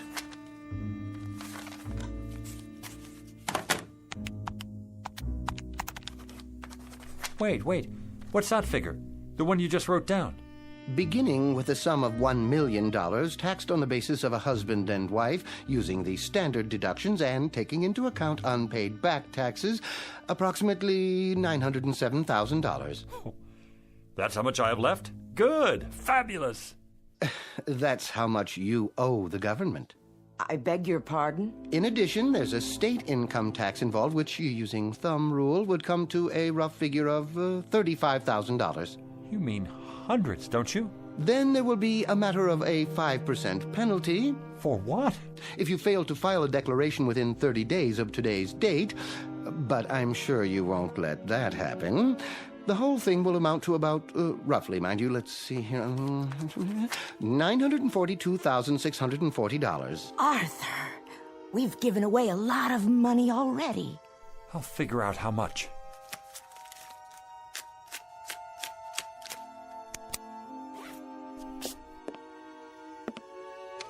Fill out this form and send it to us with your check. It should be self-explanatory. If you want to use the installment plan, we'll send you a statement after your records have been analyzed. Mr. Castle? Yeah. Send us the bill. We'll be seeing you. Good evening to you, Mrs. Castle.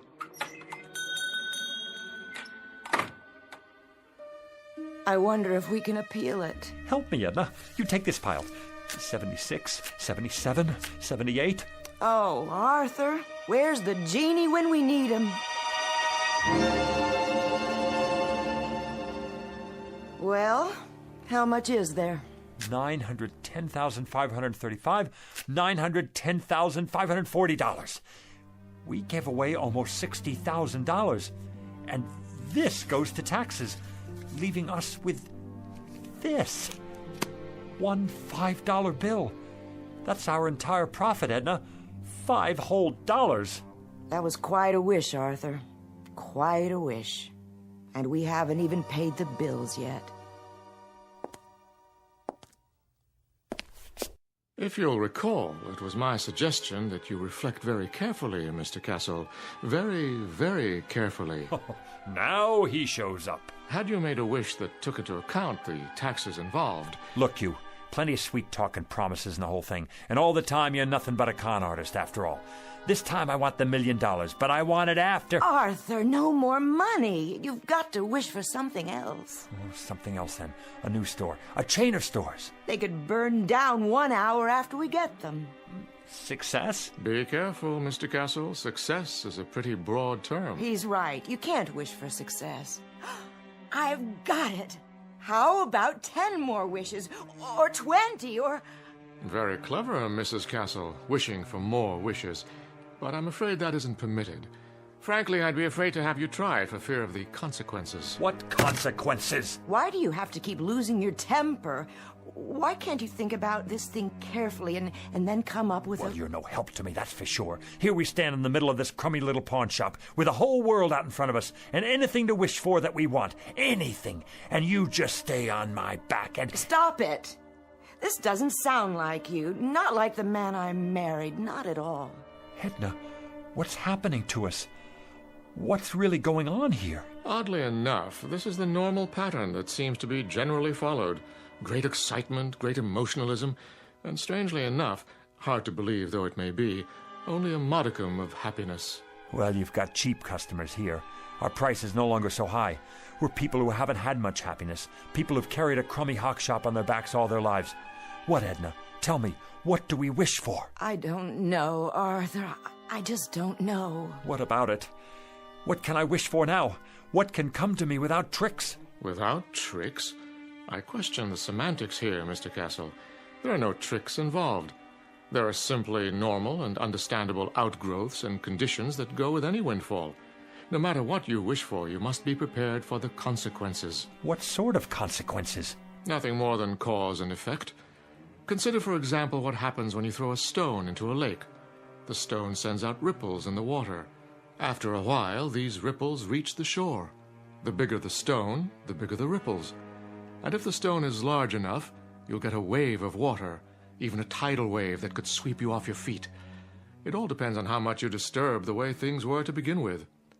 Now do you see what I mean about consequences? That I need something without consequences. I'm not sure that's entirely possible. Something dead sure, at least. Something anchored, something airtight. I must agree, that would be the ticket. Is there such a thing? Sit down now. You'll give yourself a heart attack. Edna, I think I've got it. I think I know what it is. What, Arthur? Power, Edna.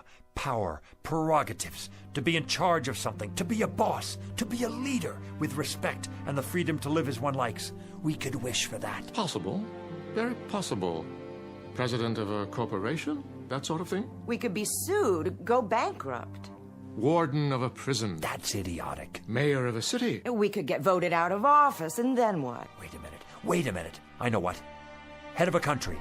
Ruler of a whole country, that's it. Who can't be voted out of office. What about it, Genie? I want to be the head of a country who can't be voted out of office. Is that your wish?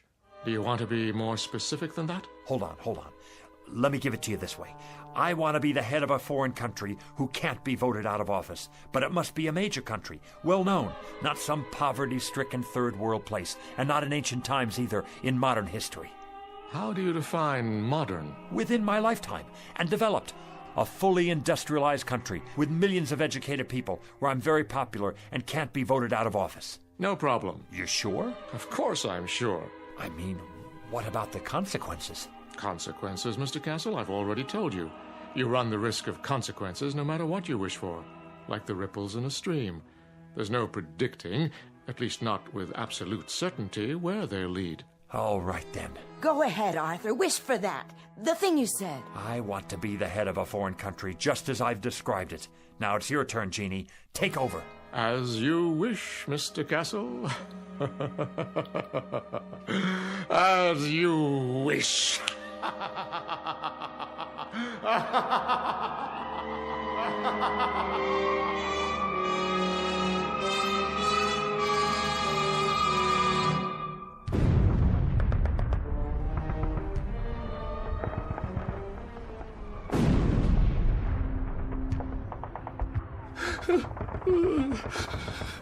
You'll forgive me, sir. Yes? I have not slept in 3 nights now, but the situation is as I described. The first Ukrainian army has cut us off from the south. There's no sign of Wenk's reserve army. There is no reserve army. We are simply doomed. There is no hope for us.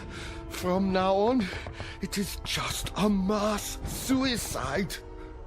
Did you hear what I said? They are already in Berlin. What about it, Führer? Führer? What do you want to do? Why do you call me that name? Here is what you asked for. Very quick and very painless, mein Führer. And we have the gasoline for you and Miss Braun. When you're finished. Head of a country. Can't be voted out of office. It's the end of the war and I'm in a bunker and I'm... Heil Hitler! It's almost the end. I've given them the poison. We'll take their bodies out into the courtyard and burn them when it's finished. Have the gasoline ready. I won't take the poison. I wish I were back where it all started. I wish I were Arthur Castle again. Oh, Arthur, you've broken it. What? Broken what? The bottle Mrs. Gumley brought in. Why? I have, haven't I? Not poison, an old wine bottle.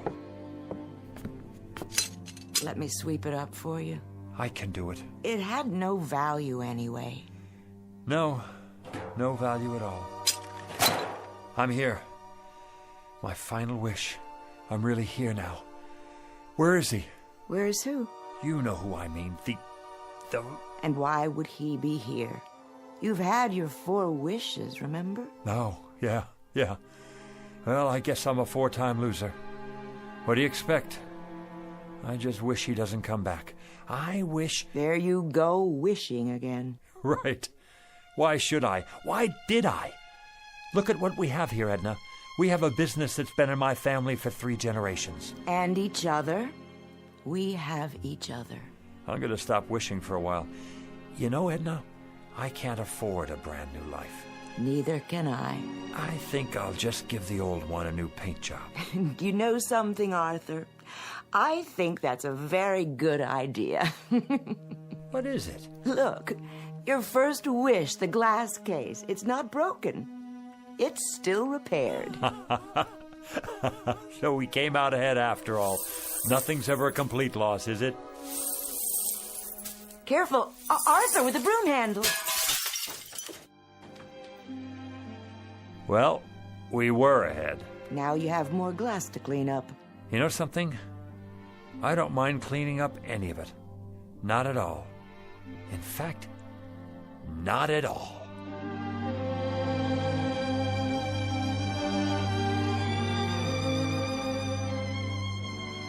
A poet named Lowell said it, something to the effect that granting our wish is one of fate's saddest jokes. Lesson to be learned out of a few fragments of broken glass in a trash can. And a word to the wise, to the garbage collectors of the world, to the curio seekers, to the antique buffs, to everyone who would try to coax a miracle from unlikely places. Check the bottle you're taking back for that deposit, because the genie you save might be your own. Case in point, Mr. and Mrs. Arthur Castle, fresh from the briefest of trips into the Twilight Zone.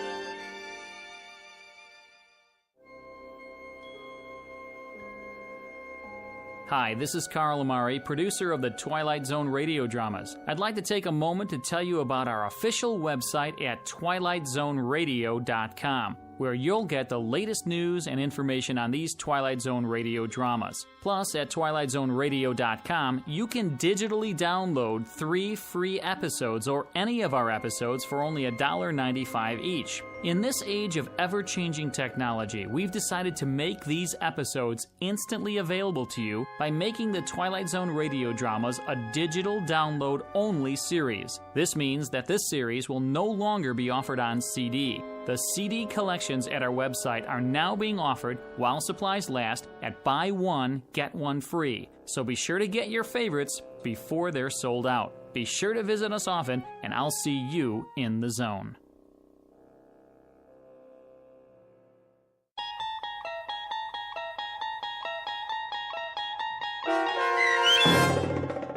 The Man in the Bottle, starring Ed Begley Jr., with Stacy Keach as your narrator, was adapted for radio by Dennis Etchison and based on a script by Rod Serling.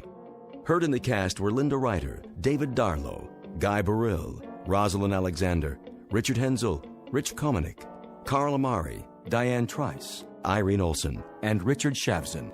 To learn more about the Twilight Zone radio dramas and to obtain audio cassettes and CDs of these programs, visit our website at twilightzoneradio.com. This copyrighted radio series is produced and directed by Carl Amari and Roger Wolski for Falcon Picture Group. Doug James speaking.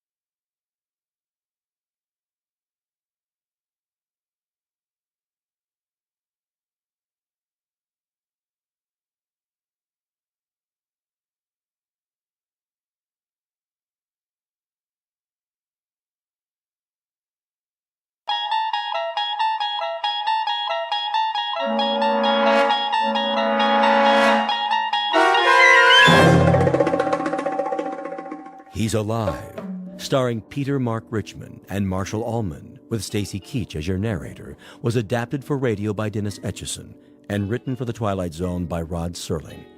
Heard in the cast were Roger Mueller, Jason Bradley, Christian Stolte, Doug James, Jeff Lupetin, Amanda Amari, Elizabeth Lido, Vince Amari, Alex Sopner, Frenette Lebo, Carl Amari, Kurt Nabig, Peggy Roeder, and Jason Mallow.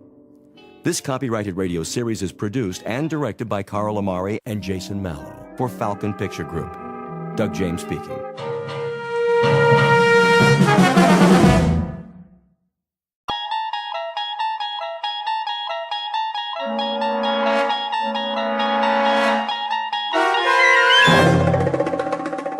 You unlock this door with the key of imagination.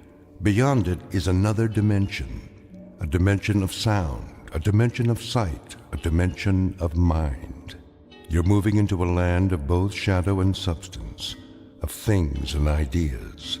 You've just crossed over into the Twilight Zone.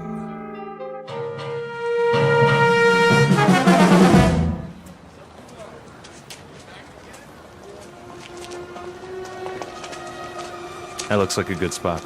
Where? Up ahead on the corner. Yeah, we'll set up some boxes. I don't know. It's perfect, I tell you. All these people taking a walk after dinner, they'll listen. Oh, they'll listen, all right. Just hand out the pamphlets for now. I have to work on my speech.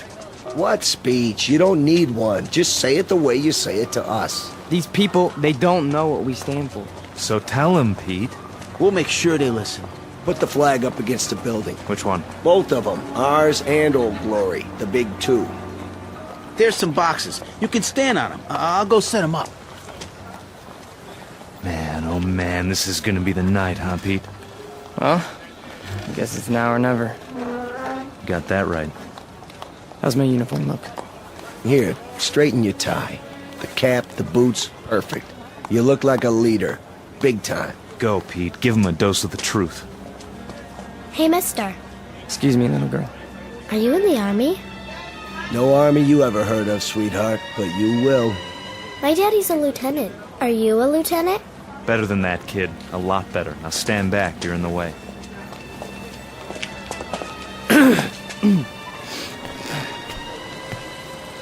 Good evening. Good evening, neighbors. I have something of great importance to tell you. If you'll all gather round. Neighbors? Who's neighbors? Yeah, we're not your neighbors. I never saw him around here. Yeah, me neither. Look at those crazy outfits they're wearing. Yeah, they look like real idiots. I bring you a message that you'll all want to hear. What are you selling? Vegetable choppers? Because I already bought one. It's... Well, hear me out, folks. Hey, what's with the goopy flag? Yeah, it's got lightning bolts on it. Well, maybe they're looking for a few good men for Halloween. I want to talk to you about international communism and the secret masters of the World Bank. I'm not joking, neighbors. Do you know who's really behind it? Look at our economy. It's falling apart. It's because of the bankers. That's right. The economics of the world, now, then, and forever, have always been the breeding ground for a certain type. An insidious type. The worshippers of the golden calf, whose religion is gold, whose loyalty, first and foremost, is to money, and only money. And we know who loves money more than anyone else, don't we? We know what tribe. He's just getting warmed up. Yep, in a minute he'll have him in the palm of his hand. The tribe of traitors. And they're here, in our homeland. They're in Washington. Those swine have captured the reins of government. Yeah, they're rotten apples, and I got an apple for you. Hey, knock it off, people. Yeah, show some respect. I'm talking about traitors. Listen. Boring. Ice cream. Get your ice cream. I want one. Come on, Angie. We'll both get one. Then we'll go home. Yeah, there's nothing happening here. No. Listen to this. What about foreigners? Huh? Foreigners. Take a look at the way that they're controlling us. The lines lead directly to Palestine and to the Vatican. Yeah, I've had about enough of this. Let's go. It's a conspiracy, I tell you. A conspiracy of men who aren't like us. Yellow men, brown men, black men. They come here and they infiltrate our economy. They're right here on our doorstep. If there's anybody sitting on your doorstep, buddy, it's the man in the white coat. Here, take a tomato with you.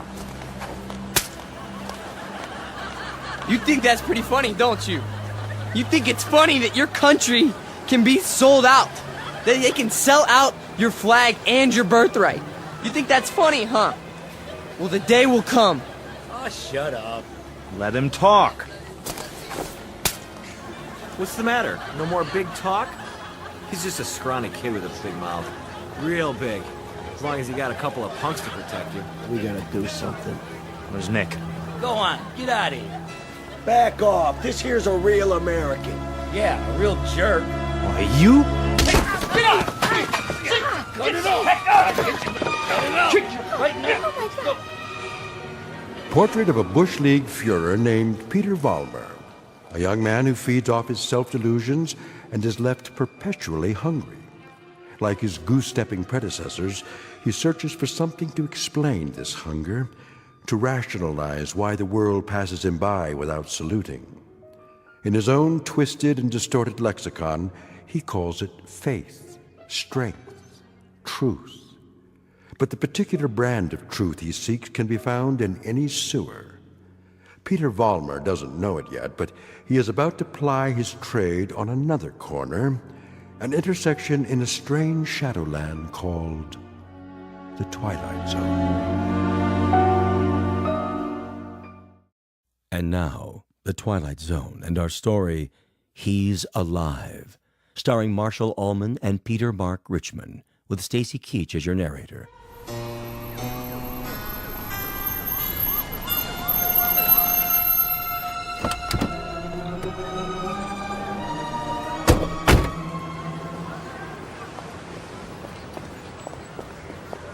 All right, folks, break it up. Party's over. Yeah, what's happening here? Looks like the boys in the brown shirts took a licking. No, we got him. We got him good. Then what are you lying on the ground for? Problem, fellas? It was the communists. The communists did this. What? Which ones are those, Jack? All of them. They ran away like cowards. We want to press charges. What about names? We need names if we're going to charge anybody. Look, forget about it. We can take care of ourselves. Sure you can. Need some medical attention? No, we don't need your help. Come on, Peter, I'll help you up. Let's get out of here. Hey, Jack, you forgot your flag. Yeah, your mama made it for you. Give it to me. Sure. There'll come a day when guys like you will crawl on your belly to salute this. There'll come a day. Yeah, well, let me know the date, Jack, so I can stay home sick.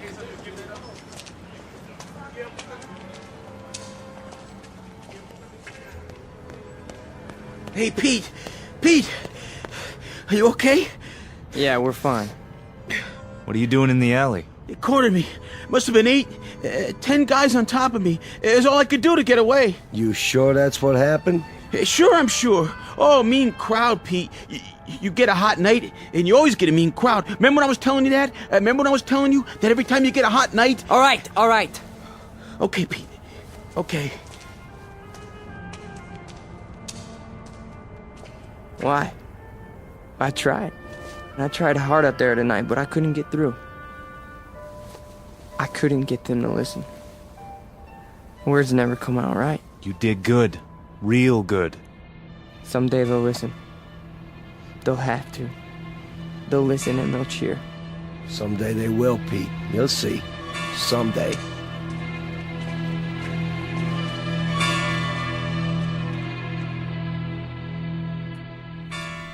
Now, hold still.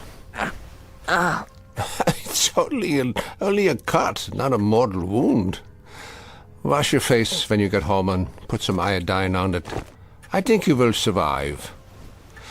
Now, do you want a cup of coffee? I'd rather have a drink. A drink, is it? May I have a drink, Ernst? I have some wine. Will that do? Yes, please. Very well. You are a man now.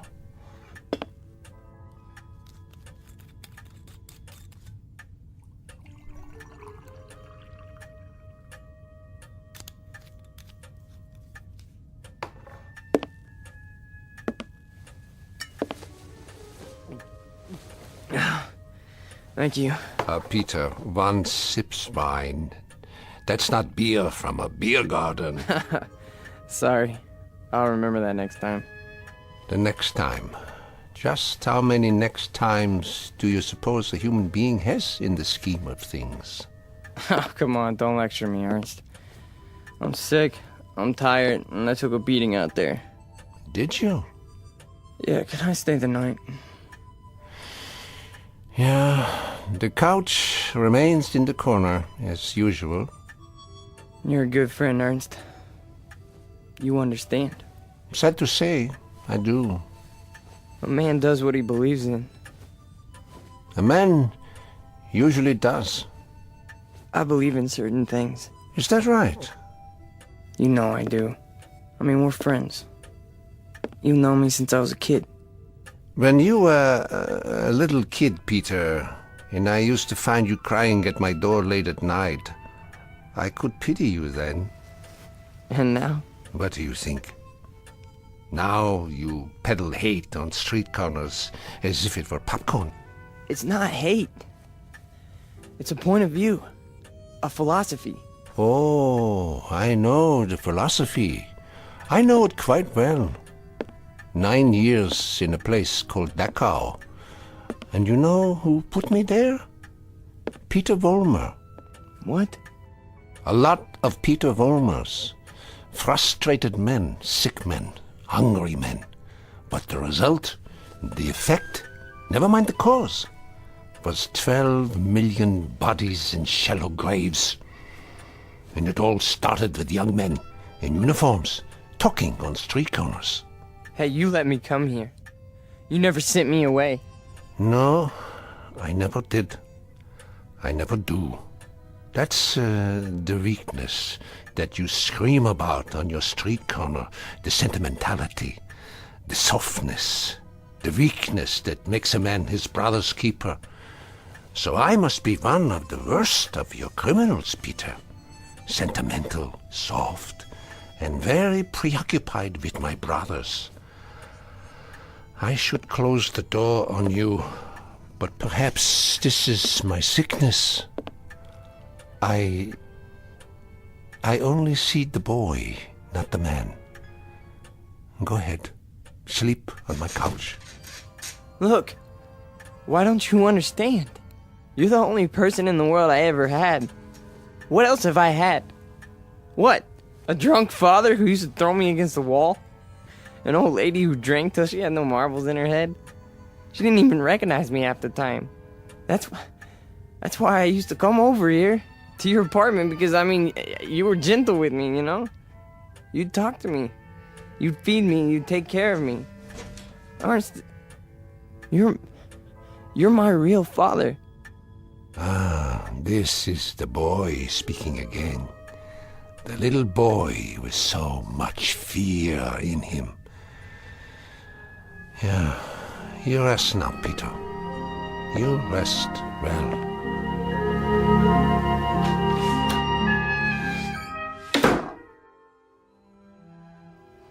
No. No. No. No. No. No. Wait. I'm dreaming.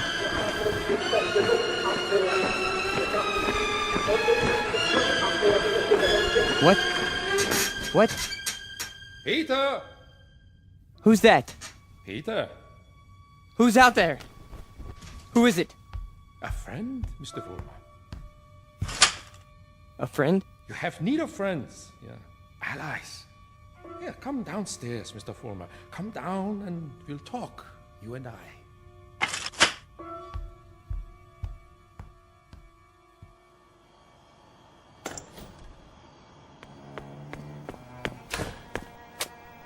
Hello, Mr. Fulmer. I heard people out here. Oh, did you? And your voice. Well, a dream, perhaps, of better days to come. Who are you? Take a good look. Do you not recognize me? Surely you have seen my picture. Wait. That hair. With the mustache. No. It can't be. You died a long time ago. Did I? Or perhaps I only wanted people to think so.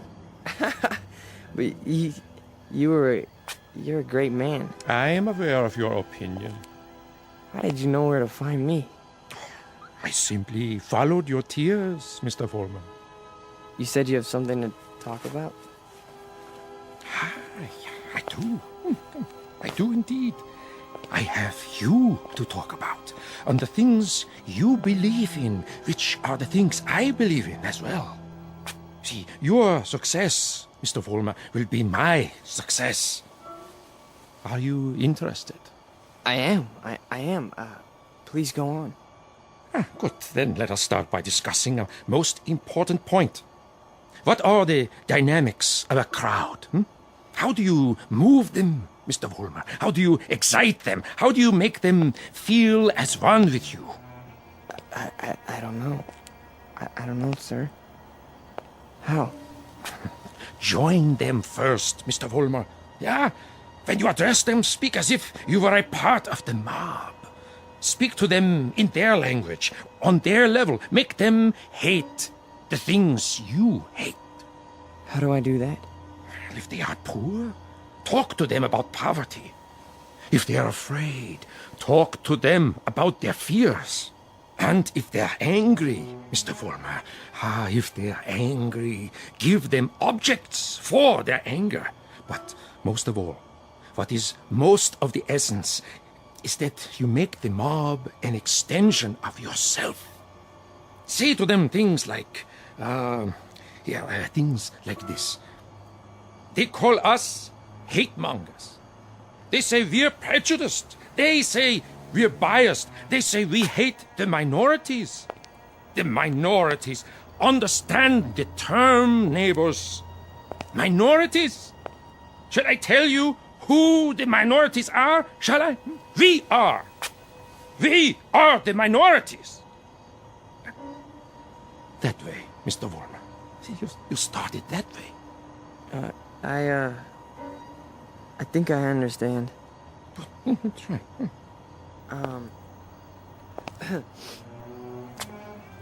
Neighbors. Neighbors. They call us hate mongers.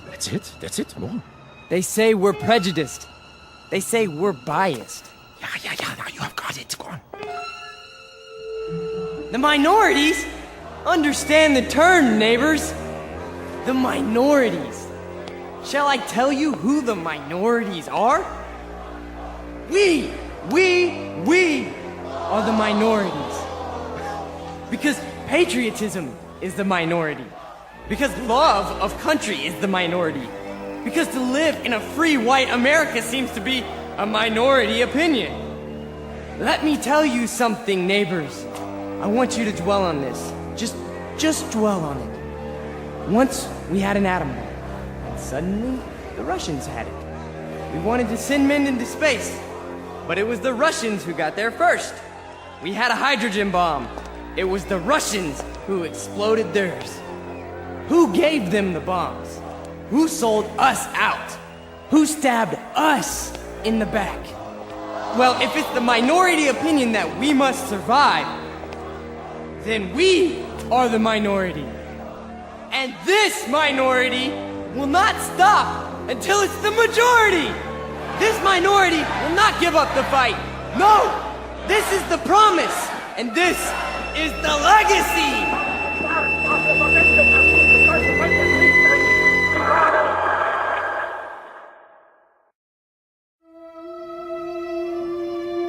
Look, I'm not gonna wait much longer, you understand? Gibbons, cool it. Pretty good crowd tonight, huh? Great crowd, and you were great, Pete. I mean it. Thanks, Stanley. They're finally responding. Responding? You had them right where you want them. Yeah. This here is my hall. You've been renting it all this time, but I ain't got the money yet. Hey, can't you see we're busy? Okay, boys. I'll put it to you this way. If I don't get paid right now, you don't have the hall tomorrow night. You got that? I'll go count the donations. What's the problem? Oh, this is a hungry man here, Pete. He's got to have his shekels. You know the type. I told you guys you're 3 weeks behind on the rent. You said you'd give it to me a week ago, and all I got was a cigarette butts on the floor. After tonight, that's it. Excuse me. Am I to understand that you're going to lock us out of this meeting hall because of a couple weeks' lousy rent? Oh, you understand right. $600 due. $600 that ain't been received. We happen to be a young movement. We're still struggling. We need time to grow. I don't rent time. I just rent the hall. It's the money. Or you put up a soapbox in the street. A soapbox in the street? What do we do, Pete? We gotta do something. I don't see why we have to tiptoe around this guy. Why don't I just educate him? Look, Frank, I don't know. Why don't you just hold on a second? I can do it, guaranteed. Well, I know you can, Frank.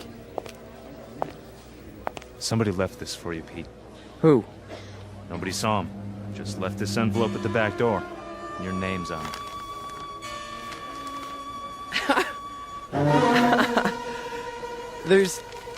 There's money inside. 6 C-notes. Hey, how about that? We need $600, and here it is. Oh, man, how about that? Hey, Gibbons, come and get it. Yeah, it's about time. You satisfied? Then don't bother us. All right. You're paid up through this week.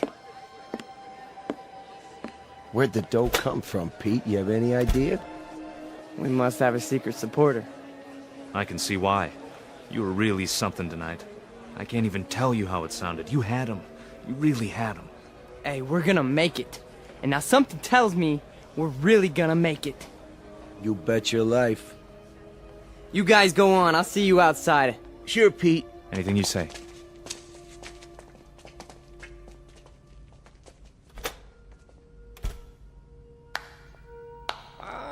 Excellent performance, Mr. Vollmer. Yes, very effective. Very effective. You learn quickly. Well, thank you. I didn't know you were here. I am always here. Pleased to be of help. You learned the style very well. You delivered it precisely as I told you. I'm very obliged. And the money? Oh, it was the least I could do. We couldn't have you thrown out into the streets, yeah? I happen to feel that your work is very important. You're with us? With you? Oh, Mr. Vollmer, you might say I am you. Now, I have some suggestions. I'll continue to give you speeches, but there's a matter of importance that must be taken care of. What is it? An expedient, Mr. Vollmer. Oh, you might call it a cause célèbre. Something to cement the organization together. I don't understand. The organization needs a martyr. A martyr? How do we find a martyr? You don't find one, Mr. Vollmer. You choose one. You pick out the one of least value, and you make him a symbol. You wrap him in a flag, and you make his death work for you. Find a man, Mr. Vollmer, who has no worth while he's alive, but who can serve you when he's dead. Like who? Oh, surely there is such a one. Pete, they're waiting. Be right there, Nick. Okay. Thought I heard voices. You talking to somebody? No. I'm just practicing my next speech. Look, hey, tell Frank to come in here, would you? Right away. Alone. Sure thing, Pete.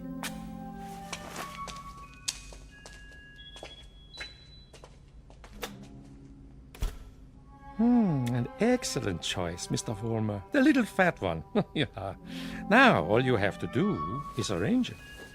The only thing is, I've known Nick for a long time. Isn't there some other way? Other way? There is no other way, Mr. Vollmer. And if you weaken now, there's no point in going on. When Frank comes back, tell him you've discovered an informer. Tell him the informer has done you irreparable damage. The informer must be put out of the way, but cleverly, subtly, so that there is some question as to who is responsible. But Nick's been with us from the beginning. The beginning? Oh, no, Mr. Vollmer. None of you were at the beginning. None of you. Nick's my friend. And this is an act of friendship. We are allowing him to serve the cause. How glorious for him. Nick says you wanted to see me. We got a stoolie in the group, Frank. A stoolie? Yeah. Nick's been talking. And I think he's working for the police. No. I know it to be a fact. Everything we've done, everything we've said, Nick snitched on us. Are you sure? Beyond a shadow of a doubt. Well, what do you want to do, Pete? Get rid of him. Get rid of him so that it looks like somebody else did it. Make it look like someone who hates us. I understand. I understand, Pete. You call it, you got it.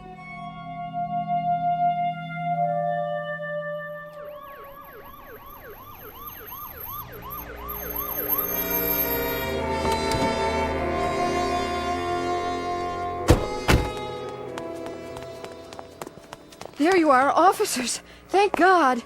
Stay calm, ma'am. Now just tell us, where's the spotty? Over here, in the alley. Shine your flashlight on it. Look at all that blood. Somebody did quite a number on him, huh? I've seen him before. It's one of those young hooligans. You can tell by the uniform.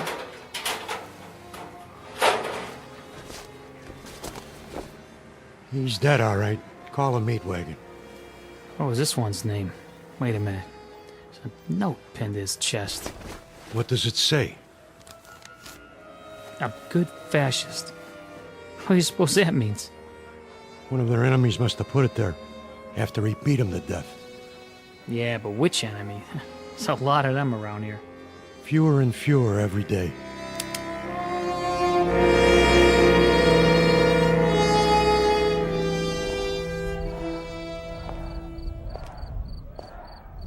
Hurry up, Frank. We've been waiting for you. Is it done? Cross off the little creep. Anything else? Then, we finally have our martyr. Pete, you better go on. They're going nuts in there. It's a good crowd tonight? Right to the ceiling. What's the matter, Stanley?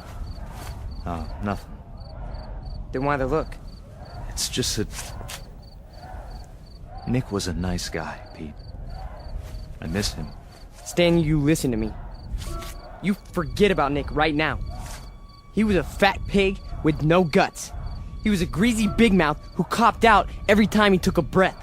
A nickel and dime Judas who got exactly what he deserved. So don't mourn for Nick. He doesn't rate mourning. Not that pig. You got that, Stanley? Look at me, Stanley. You got that? Yeah. You have his poster ready? Blown up bigger in life. Just like you said. Good. When I give the signal, unveil it behind the podium.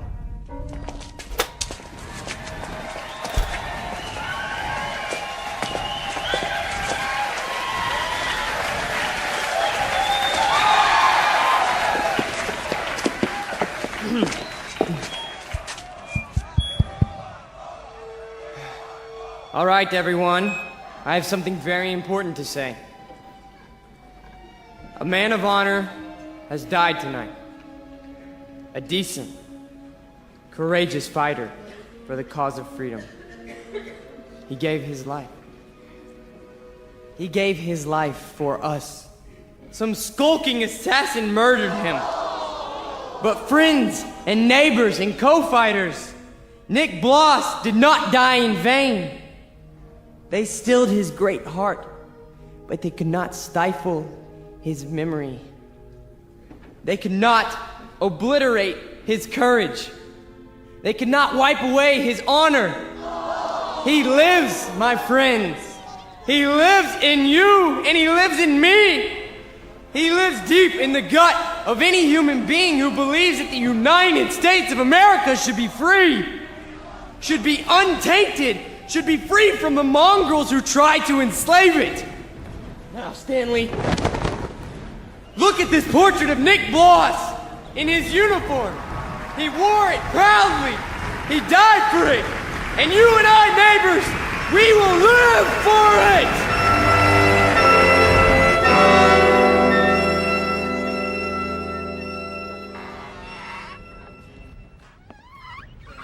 Oh, hiya, Mr. Gans.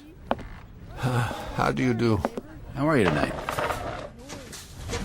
Oh, I'm very sober, unfortunately. Beer? Yeah, if you please. Boy, listen to him across the street. Guy's got a voice on him. And I knew it when it was only a whimper. That's a wild kid, that one. Used to be people would laugh at him, but lately he gets the crowd. Not many people laugh now. Say, you know him, don't you? Yeah, since he was a child. A silent little boy with very little to say. But now, I've been here before. Oh yes, I've seen and heard it all before. That was another time, Mr. Gans. Another place. Another kind of people. That stuff doesn't go here. That's what we said, too. They were brown shirt scum. Temporary insanity. Part of the passing scene. Too monstrous to be real. So we ignored them. Or laughed at them. Because we couldn't believe that there were enough insane people to march for their cause. And then, one morning, the country woke up from an uneasy sleep, and there was no more laughter. The Peter Volmers had taken over. The wild animals had changed places with the zookeepers. Another one, Mr. Gans? No, thank you. I have had my fill. You take it easy now. You're not going to do anything foolish, are you? Me? Not this time. It mustn't happen again. We can't let it. We simply can't let it happen again. All the anguish, all the horror, all the nightmare. No. Not this time. Mr. Gans? Mr. Gans!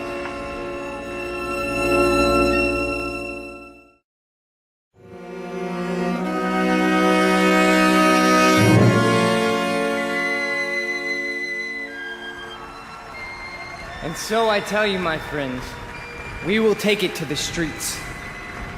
There's going to be a big meeting tomorrow night with searchlights and banners and drums and armbands. For every one of you who wants to join us, we have armbands. And soon, very soon, we will have uniforms for all of you. When we march! Who's that? Search me. Go on, Mr. Volmar. You were saying? Ernst, what are you doing here? I can tell them what you were saying. I have heard it all before. I have heard it 1,000 times before. In Munich, in Berlin, on 100 different street corners. It was drivel then, and it is drivel now. Ernst, you've got to stop. And what is this one here? The latest model? A new Führer right off the assembly line? Well, this one isn't so new. He is just a cheap copy.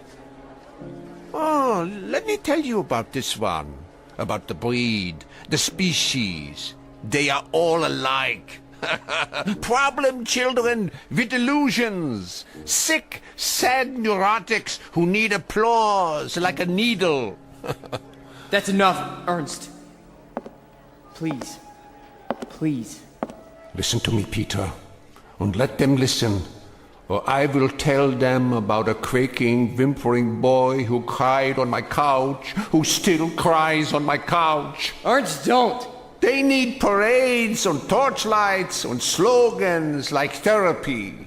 They need uniforms and armbands, because without them they are naked and pitiful. This one grew too old to bite his nails, so he made believe he could lead others. Pete, don't let him have the mic. Put him down or I'll put him down. Yeah, put me down, Peter. Shut me up. Stifle me, huh? Why don't you? Why can't you? Because this is your courage right here. The symbol on your sleeve. A torch on a lightning bolt. A crude drawing for children.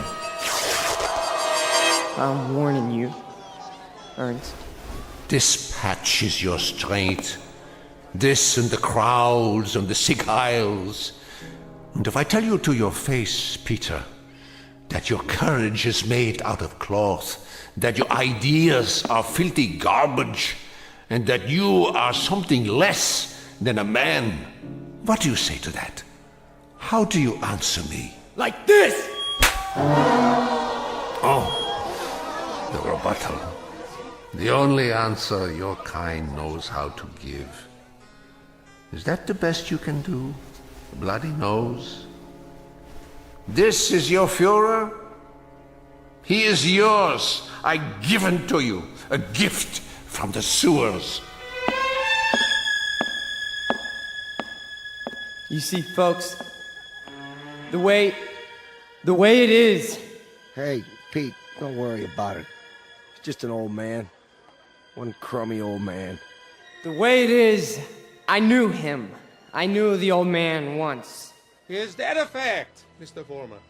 Yes, that is a fact. I used to know him. And...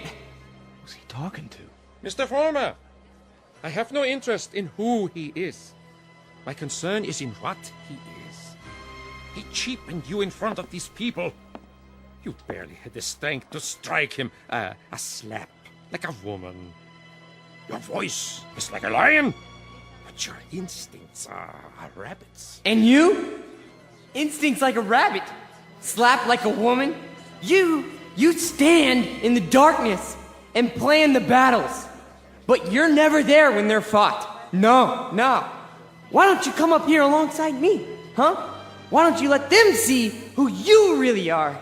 Why don't you make a speech? Mr. Foreman, I was making speeches before you knew how to read them.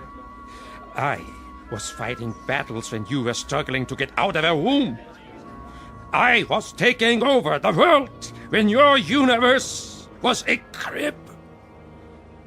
And as for my standing in the darkness, Mr. Foreman, I invented darkness. Then you take the stick. Go on. It's all yours. Pete, who were you talking to? Where are you going? You can't run out.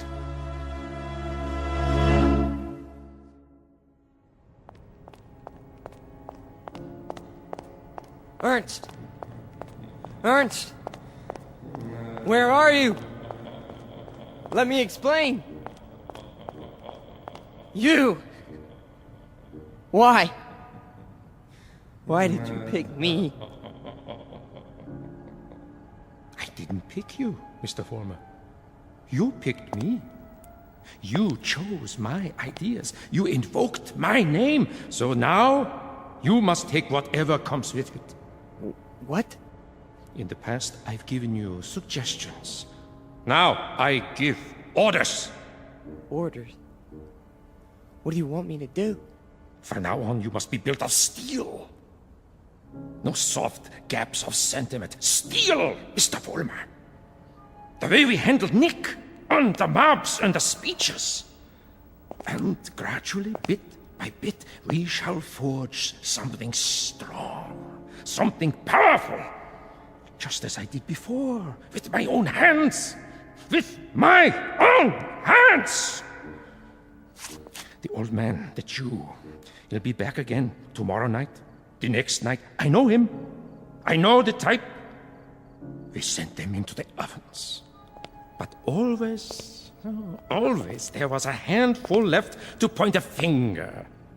His kind, Mr. Vollmer, his kind are dangerous. See, they talk, they think, they plant seeds, they hold us back. Here, take this. What is it? What do you think? A Luger 9mm pistol. My personal sidearm. Kill him. Kill the old man. Kill Ernst? Tonight, he will be in his room. If you are man enough. If you are steel. All right. I'll do it. I'll do it now. Then, Mr. Vollmer, when you come back, there's much we have to talk about. Plans, campaigns, ideas, the next steps. This is only the beginning, the dawn. It will be a long, long day.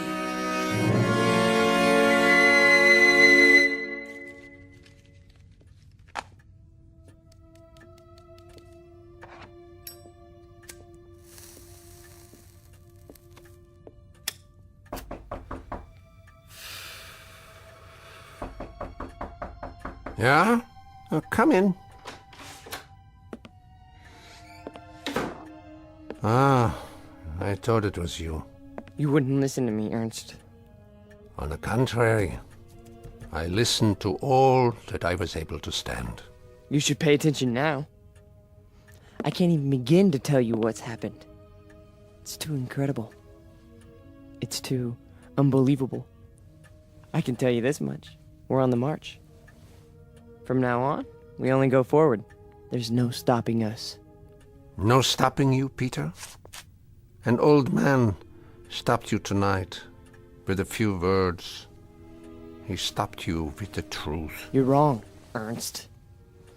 It's not just me anymore. There's someone else. Someone behind us. Someone even you tremble at. He'd have to be a very imposing figure, Peter. Much more imposing than you. Oh, he is. He gave me this.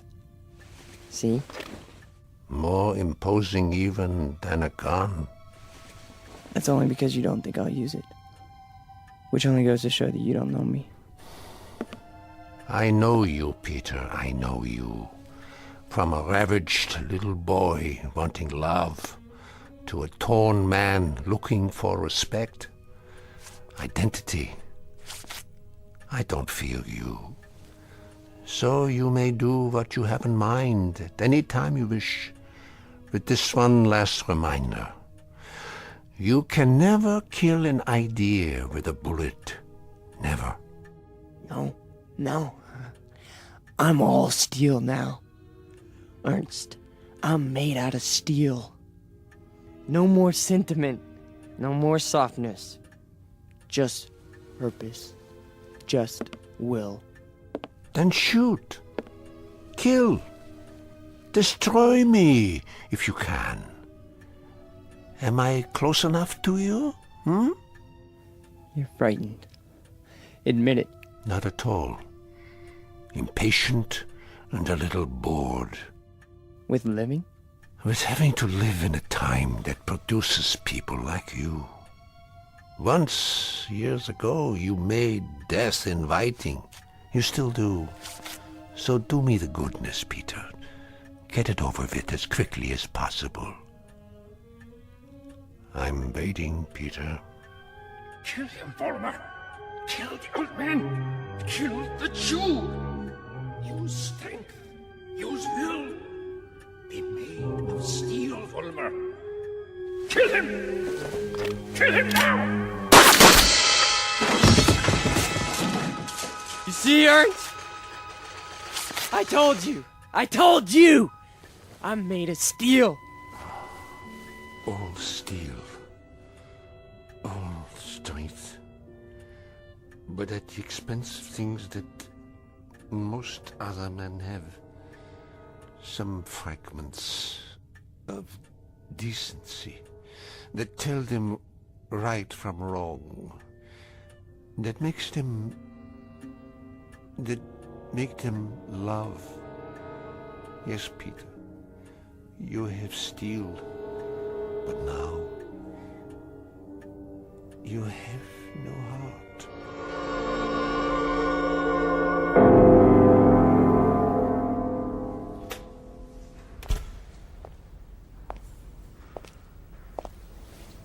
Where is everybody?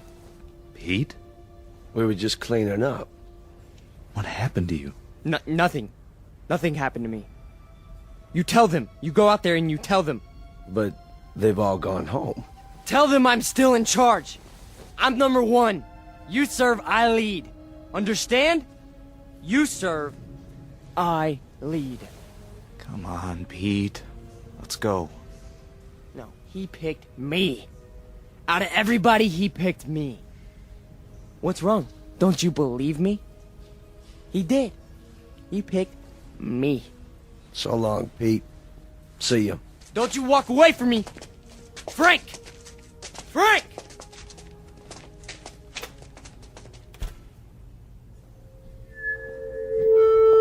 Who's there? Who is that? Vollmer? You. I did what you said. Sentimentality, Mr. Vollmer? None! Steel? Steel. And no regrets? None! What did you destroy tonight? Only a disease.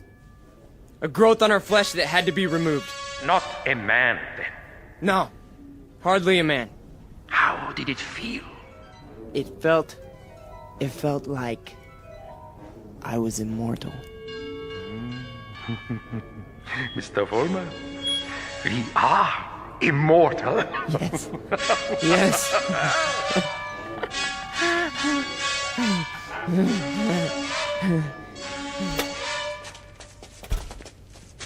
There he is. Don't move. What do you want? Peter Vollmer? Yes. We have a warrant for your arrest. That's impossible. The charge is conspiracy to commit murder. Your two friends are outside in cuffs. The victim's name was Nicholas Bloss. Get away from me. He's got a gun. Drop the gun! Now! Walk toward us with your hands up! Hey, look, he's going to the other door. Tell them to cover the alley. Halt! Halt, or I'll shoot!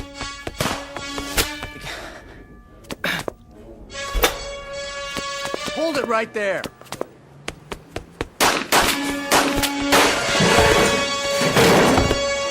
We got him. He's hit. Call for an ambulance. You have the right to remain silent. Anything you say can and will be used against you. There's something very wrong.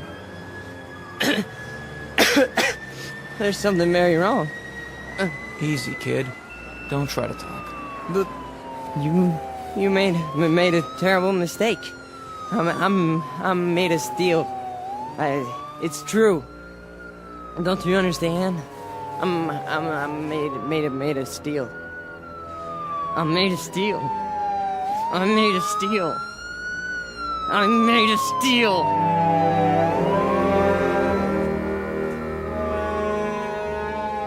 Where will he appear next? This phantom from another time, this resurrected ghost of an old nightmare. Chicago? Los Angeles? Miami, Florida, perhaps. Vincennes, Indiana. Syracuse, New York. Any place, every place where there's hate, where there's prejudice, where there's bigotry. Because he's alive.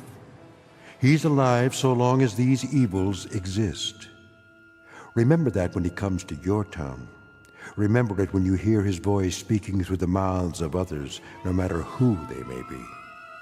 Remember it when you hear a name called a minority slandered. Any blind, unreasoning attack on a people or any human being. He's alive. Because through these things, we keep him alive.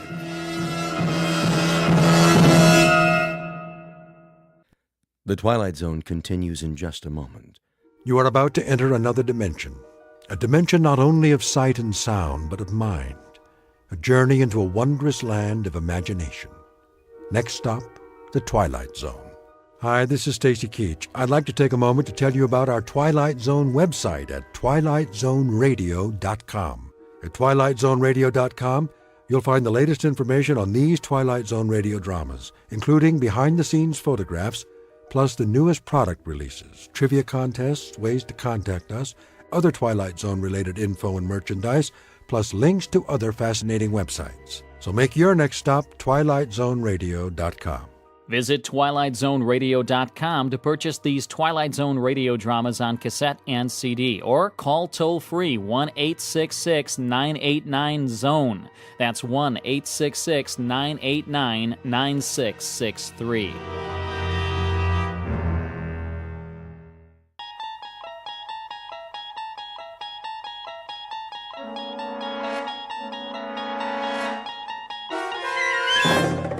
You unlock this door with the key of imagination.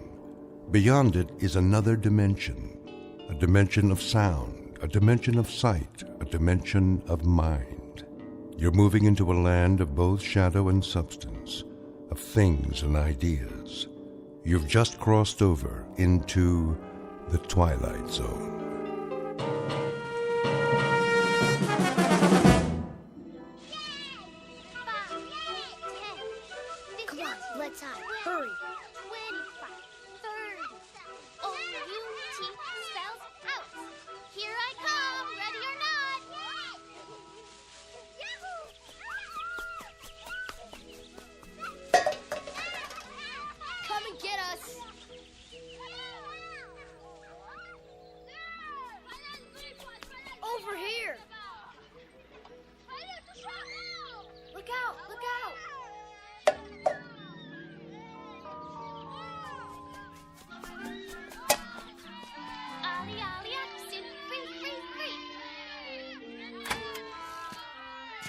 Get away, you kids! I've told you not to play here. Go on now.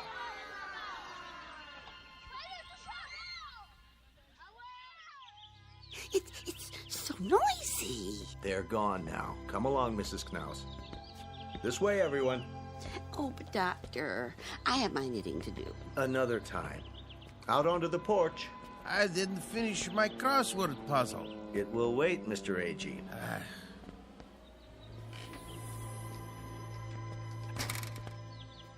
Now then, isn't this a beautiful day? I don't know why we have to go. It isn't good to spend all your time inside. Everybody needs the sun once in a while. Even you, Mrs. Summers. I've had my share of the sun. Now I need my rest. We all do at our age. Where's Mr. Conroy? He's not feeling so well this morning. Well, I'm not either. What about Mr. Whitley? Why does he get to stay in? He's waiting for an important call. Watch your step. Nurse will bring the picnic baskets. Well, some of us may not want a picnic. A picnic, is it? On the grass? All those ants. We have blankets and chairs. You'll see.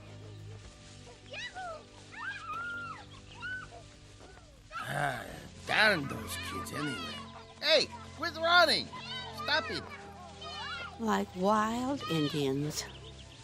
They won't bother us. This way, there's a nice place under the trees.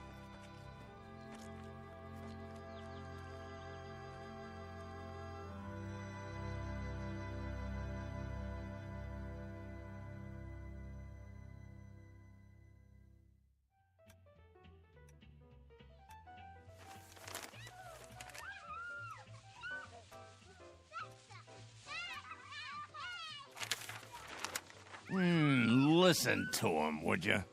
Ah, they're only children. They know they aren't supposed to play on the grounds. How can a body think? Now, Ben, just read your paper. They're not hurting anyone. Well, let them play someplace else. They've got homes, don't they? It's the grass. The what? We have such a big lawn at Sunnyvale. Kids can't resist it. Oh, what are you doing downstairs, Charlie? I thought you had to get ready. Not today. You haven't heard from your son? I thought it was all set. Maybe you didn't get my letter. Oh, he got it all right. They just don't care. Nobody cares anymore. The boy has enough problems. It's a small house and the second baby's on the way. It was a foolish idea moving in with him. They don't need an old duffer like me around. Would you listen to that? It's enough to wake the dead, I tell you. Don't be so hard on them, Ben. They're only kids. A fine state of affairs when your own son turns against you. Stay out of the over-the-Rhine neighborhood. Technology stocks extended Mr. their Whitley? gains Wednesday. Amid positive views on the sector from Wall There you are. Yes, nurse? You have a phone call. I do? I believe it's your son. Well, what do you know? Be right there. I'll tell him. Isn't that something? Guess he got my letter after all. Huh, I never get any letters. Or phone calls. Nope. You will, Ben, you will. Excuse me, I'd better get it before he hangs up.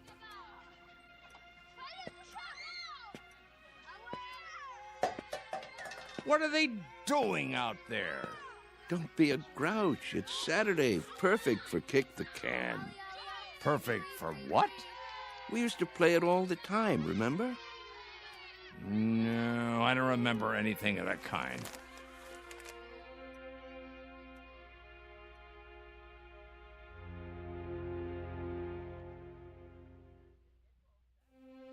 Sunnyvale Rest Home, a place for the aged. The address is 1275 Tranquility Lane on the outskirts of town.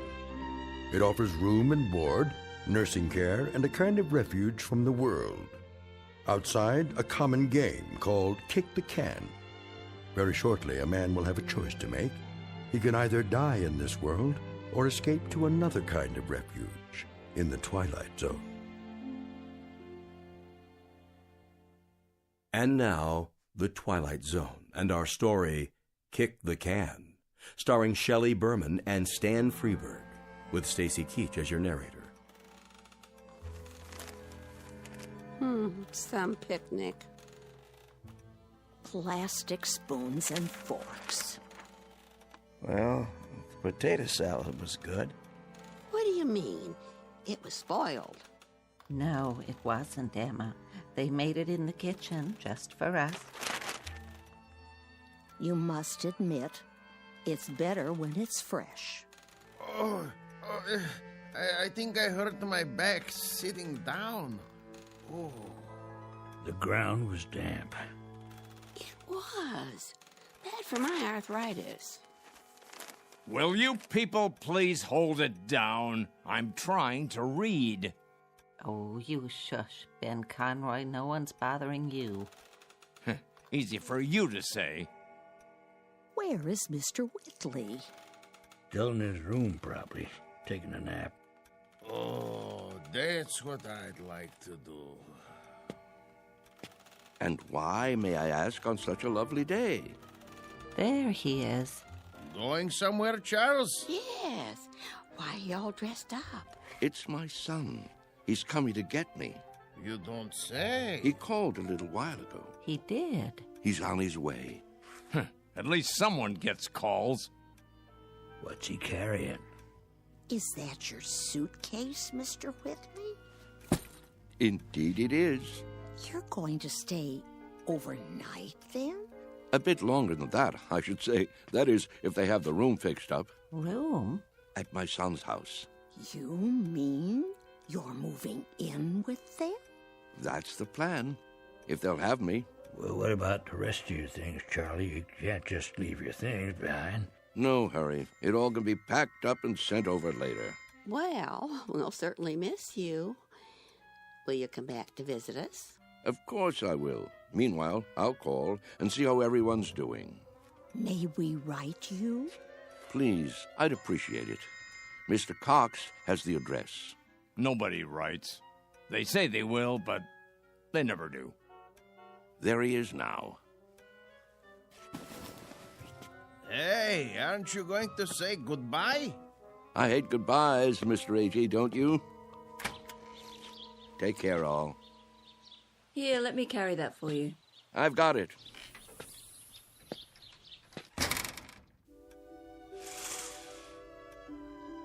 Who's that behind the wheel? Your son, David, don't you remember? Such a nice young man. Let me see. Some car, huh? Bet it costs pretty penny. Everything does nowadays. Don't crowd now. You wouldn't want him to think you're watching.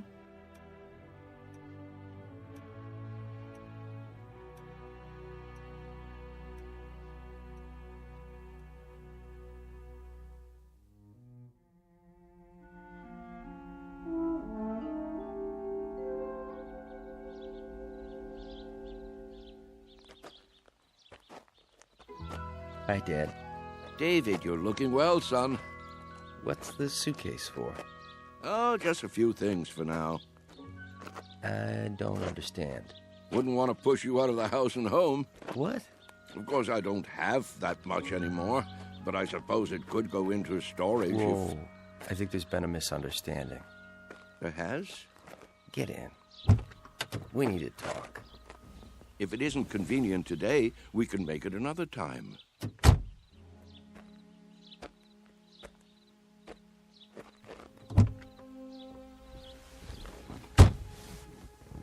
Listen, Dad. Yes? I didn't say I'd come to get you. I said I'd come to see you. But I thought, didn't you get my letter? That's what I wanted to talk to you about. If it were up to me... You don't have to explain. Well, Debbie's turning the extra room into a nursery. Right now it's being painted and... I understand. I don't think you do. Let's drive a bit. Your friends are watching us. It's all right, really. Let's go into town. I'll buy you lunch. That's not necessary. Please, Dad. I want to. This wasn't a good idea. If you'll let me explain. Pull over here, please. I can walk back. But, Dad... The exercise will be good for me. If you just listen... We'll have lunch another Saturday, son. Call first, though. I'm really quite busy these days. You're taking this all wrong. Give my love to Debbie, will you?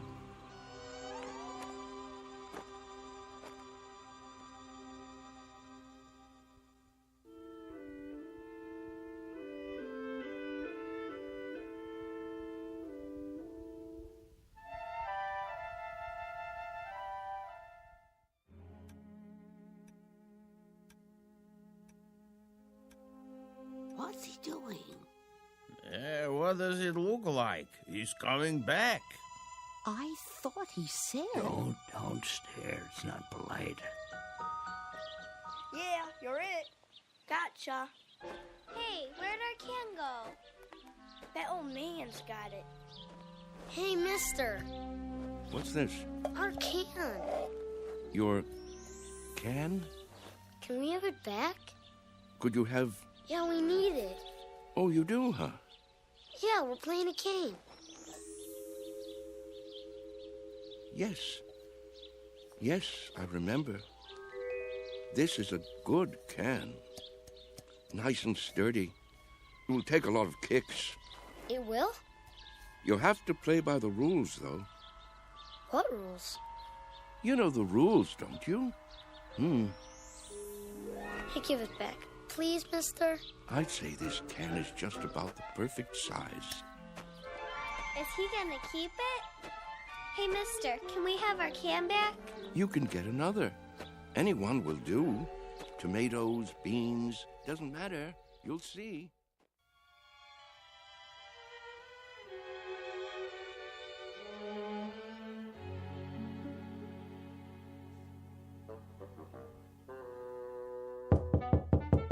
Charlie? You in there? Going to be a beautiful sunny day today. And Yes? we expect much more of the same over the next couple of Just days. wondered You might what wanna do happened some to of you. those outdoor Not a activities. thing, Ben, not a thing. Las Vegas, 68. Los Angeles. Thought I'd lie down for a minute. Come on in if you'd like. Sorry about that son of yours. Are you? I'm not. This is a good enough place for me.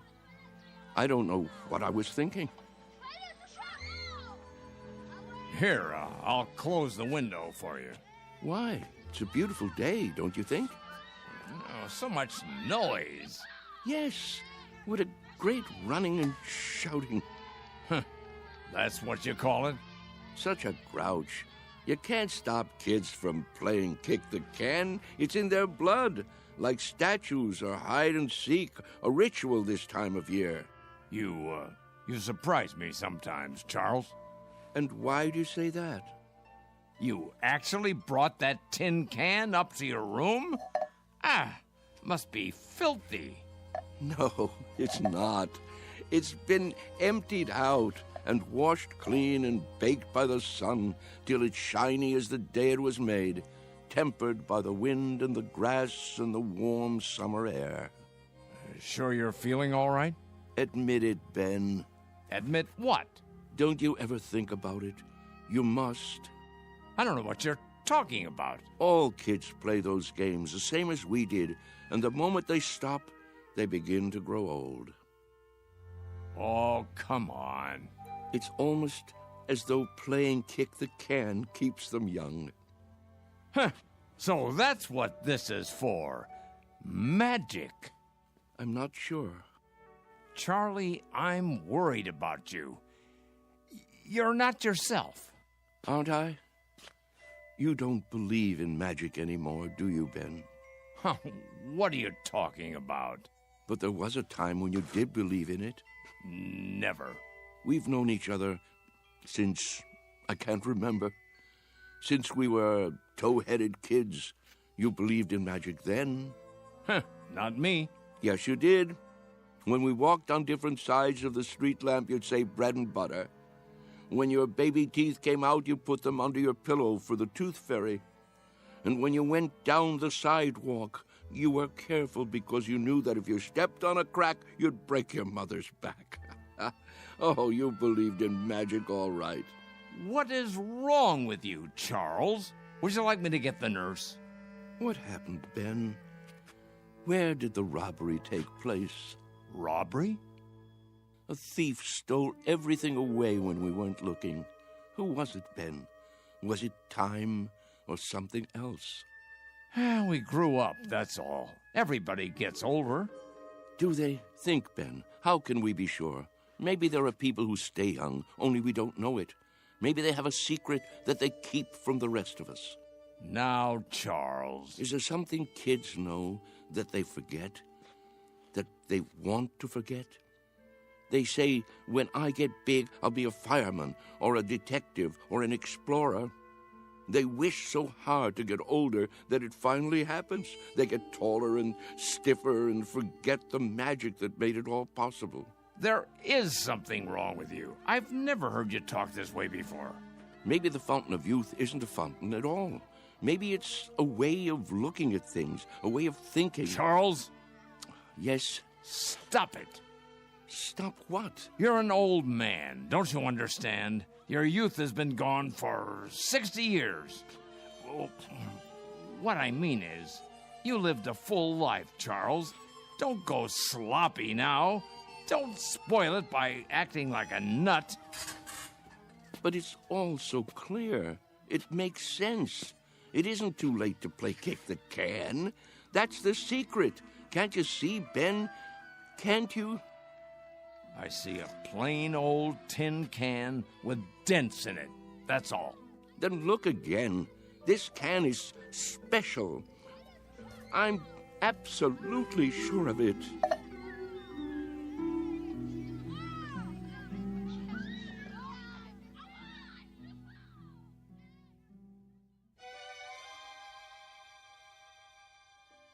And so, that's why I thought I should tell you.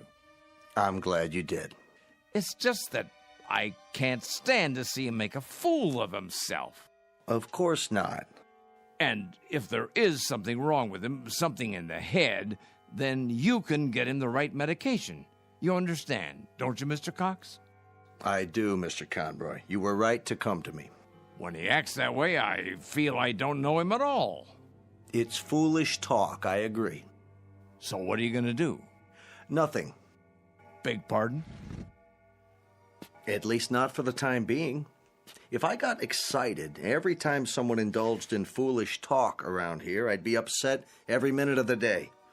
Let him go on about kick the can if he wants. He isn't doing any harm. But I'm worried, I tell you. It isn't like him. He's getting on in years. It's common for folks of a certain age to behave like children once in a while. Oh, nonsense. He's no older than I am. In some ways, maybe, but in other ways, when some people get old, truly old in their minds, they may act strangely, out of character. Take Mr. Agee, for instance. He's as sane as they come, but do you remember that ruckus out on the porch the other day? Somehow he got hold of some firecrackers. The nurse found him trying to set one off. It must have been those kids.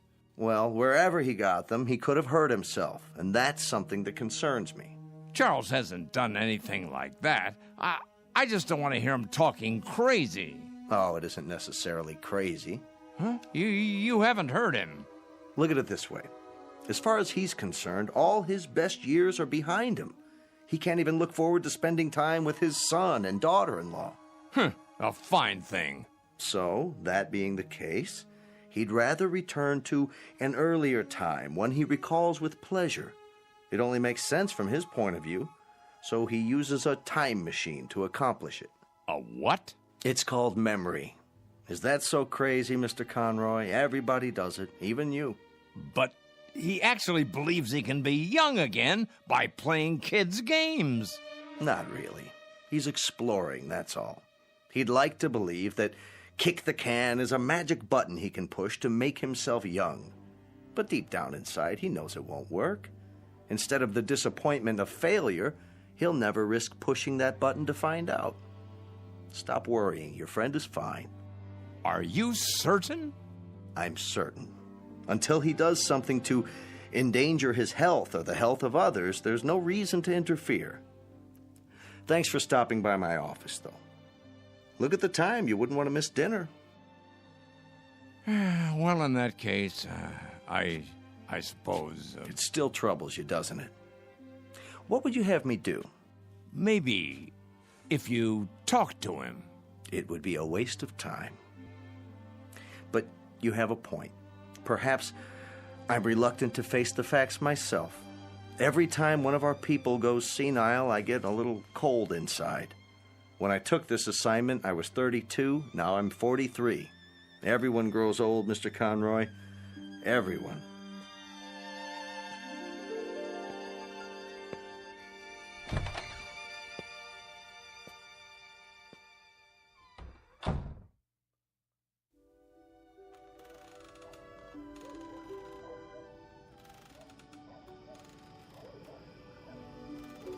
I think we should go in now. Yes. It turns chilly this time of day. Stay a while. We can watch the sun go down. I've seen enough sunsets, thank you. Hey, just the same. It's pretty sight. Puts me in the mind of back home. If we're going to stay on the porch, I'll need my sweater. Why don't you come inside with me, Mrs. Summers? Give me a moment to get my strength. There you all are. I wondered where you'd gone. Hello there, Whitley. Hello. We were just going in. Why? Before it gets dark.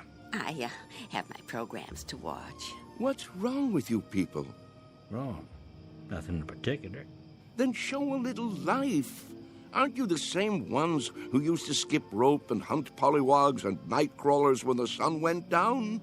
Why, I don't think so. Don't ring a bell. Well, I was. If you can't remember it, I'll remember it for you. The weather was just like this, back in Wheattown of a summer evening. Right after dinner, you'd hear a banging of screen doors all down the block, and there we'd be, Stanley Maple and his kid brother, Wes, and Ben Conroy, and the Arvis girls, and some others whose names I can't think of, the air would be soft like this, children weather, and we'd come out with no coats, and we'd start shouting and play kick the can.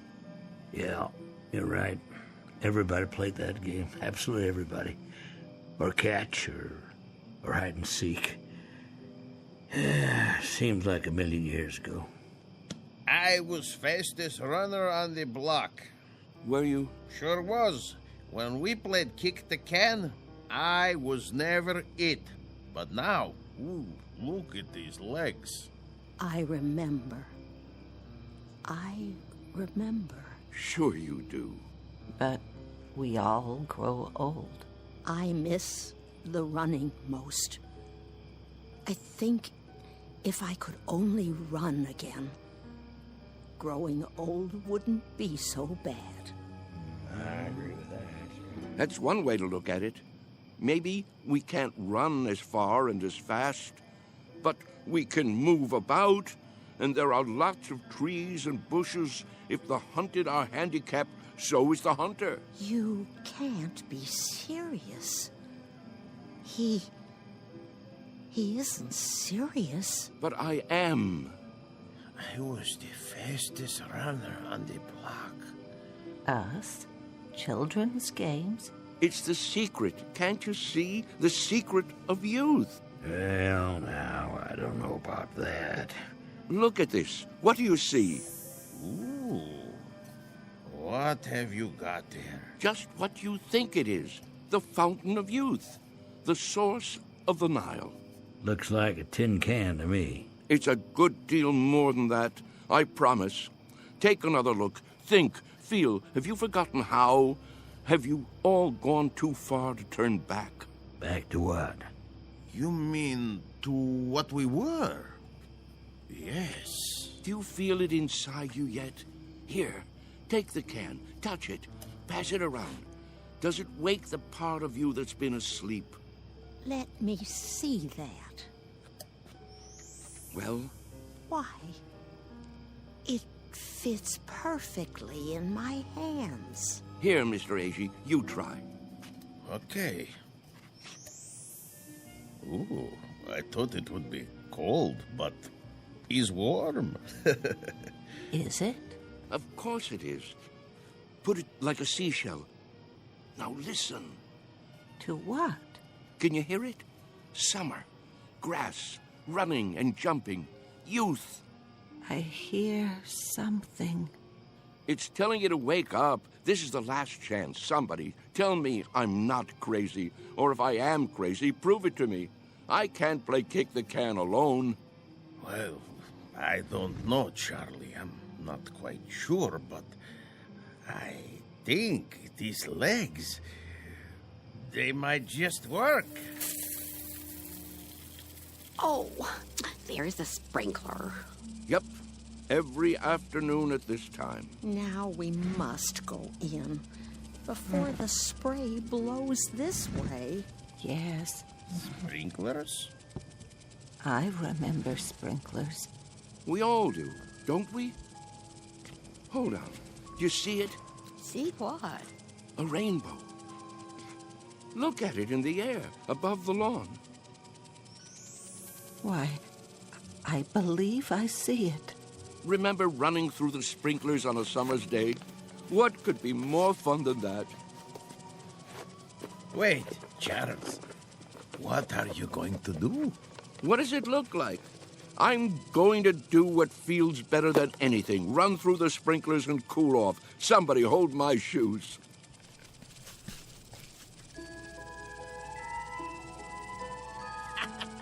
Well, look at him, will you?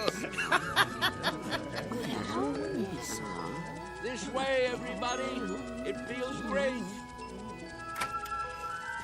Mr. Whitley. Charlie, what are you doing? Come on in. The weather's fine. Nurse! Nurse! Yes? Help me get him inside. Yes, Doctor. Don't worry about me. I'm having a great time. That's enough. He's soaked. Get him some dry clothing and put him to bed before he comes down with pneumonia. Right away. Ah, you're spoiled sports. That's what you are. I don't need any help. Don't be difficult, Mr. Whitley. Just come along. I'll get you a towel. What are you doing, Ben? Did you call them? It's for your own good, Charlie. You'll only hurt yourself. I thought we were friends. We are. That's why. This way. I'll bring your shoes later.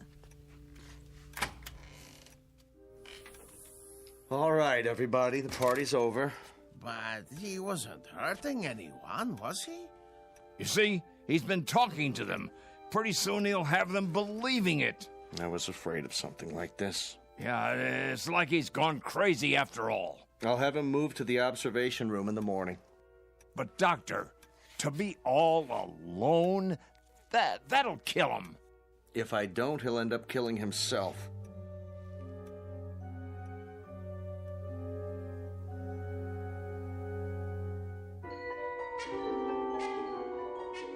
Senile? Me? Mr. Whitley, please try to understand. You want to put me in a special room? Alone? You don't leave me much choice. Why? What rules have I broken? There have been complaints. Oh, there have. Who from, may I ask? That's not the point. Go on, tell me. I want to know. Who thinks I'm breaking the rules? It's not so much a matter of rules as attitude. Look out the window. Grass, trees, a park across the street, all very peaceful. The kind of place people come to for rest and relaxation. It's what Sunnyvale is known for. But if things happen that rile them up, disturb their peace, well then, we can't stay in business. You see that, don't you? So the charge is disturbing the peace. And for that, you want to isolate me from my friends. I hope that won't be necessary now. You've got to go out there and show them you're all right. Cut the crazy talk. Learn to fit in. That's not hard, is it? What a choice. To keep that nurse from pawing at my pulse all day, I have to sit like a vegetable, stare into space. Listen, I'm trying to help you. Keep on like that and they'll put you away. I won't have a choice. Use your head. Maybe you're right. There. You see? You're an intelligent man. It's a question of playing the game. Isn't that something we all have to do? Yes, I suppose it is. Good, Mr. Whitley. I knew you'd see it my way. Now, why don't you go up and rest before dinner? Tonight's the bingo game, remember? I remember. Goodbye, Doctor. Goodbye, Mr. Whitley. Anytime you want to talk, feel free. I consider it part of my job.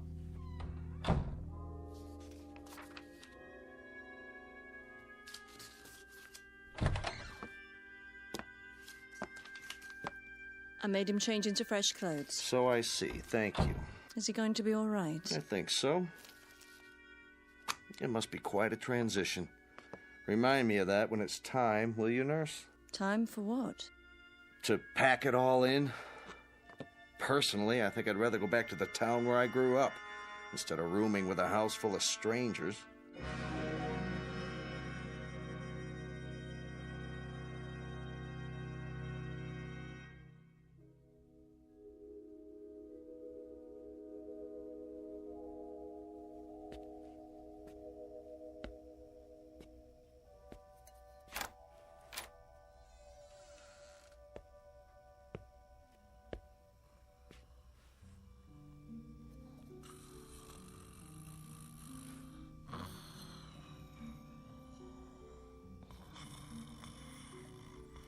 Wake up. Oh. Who? What? Come. Charles, what is it? Shh. Quietly. Come where? We're going to play a game. What do you have there? What does it look like?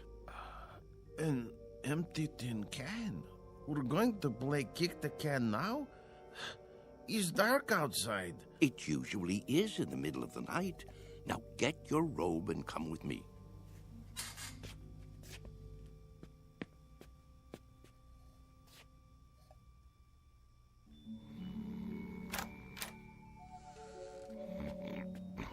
Mr. Freitag. It's us. What? What? It's time.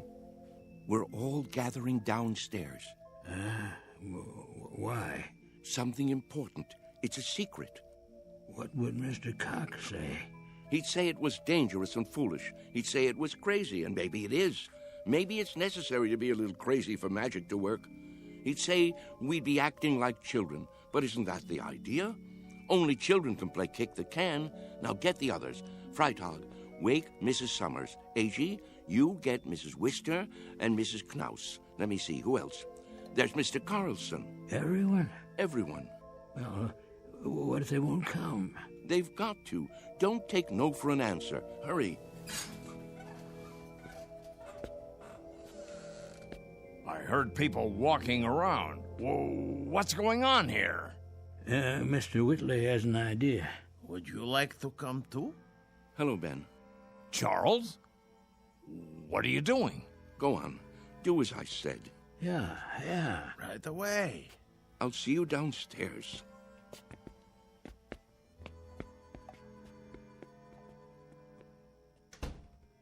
You should be sleeping. Everyone should be. What's that in your hand? No, Charles, you can't. Who says so?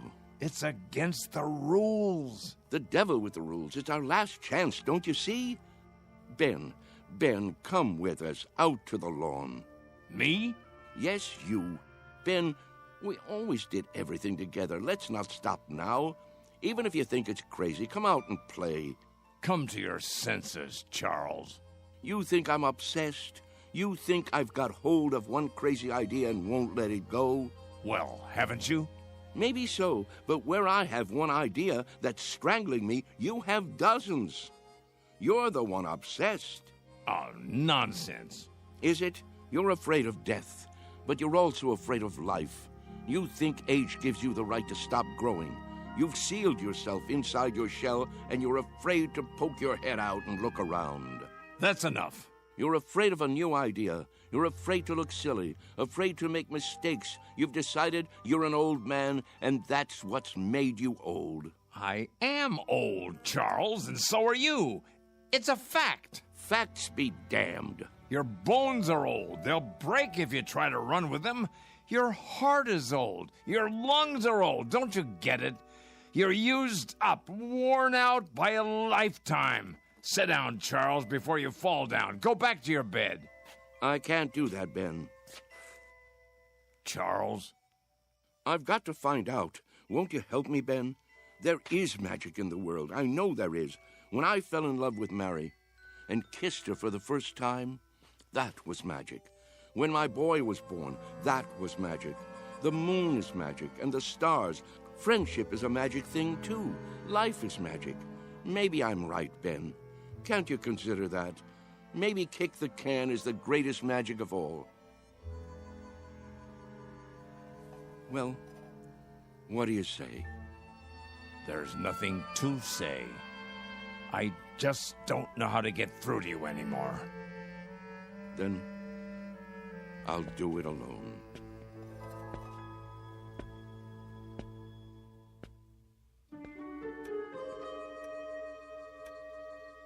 What are we doing here? I'll catch my death. Now, you just wait. Mr. Whitley has something in mind. Yeah, something important. But what could it be? Don't you know? Don't you remember? Remember what? How it used to be. How we used to sneak out of the house after dark when the grown-ups weren't looking and the weather was like this. Don't you remember how we used to play kick the can? Everybody played in my neighborhood. A long time ago. A long, long time. Funny. It doesn't seem that long ago to me.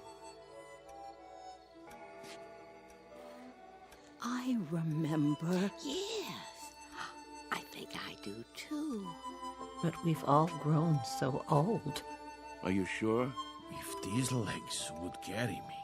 How do you know they won't until you try? You can't be serious. He isn't serious. But I am. You mean us? Children's games? What about the nurse? She's asleep. If we keep our voices down and open the door carefully, she won't hear us. Go outside? Why not? Are you chicken?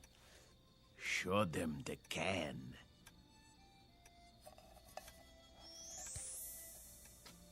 Where did you get that? From some kids. They've already broken it in.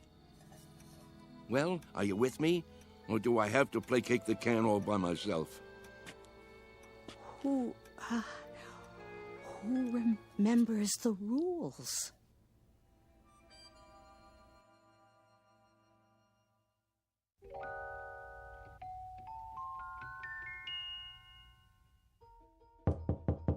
Mr. Cox.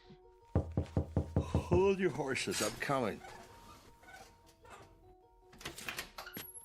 What is it?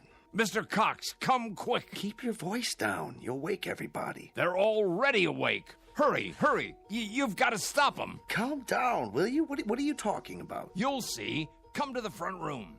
Easy, Mr. Conroy. Now, what is it exactly that I'm supposed to see? There's no time to lose.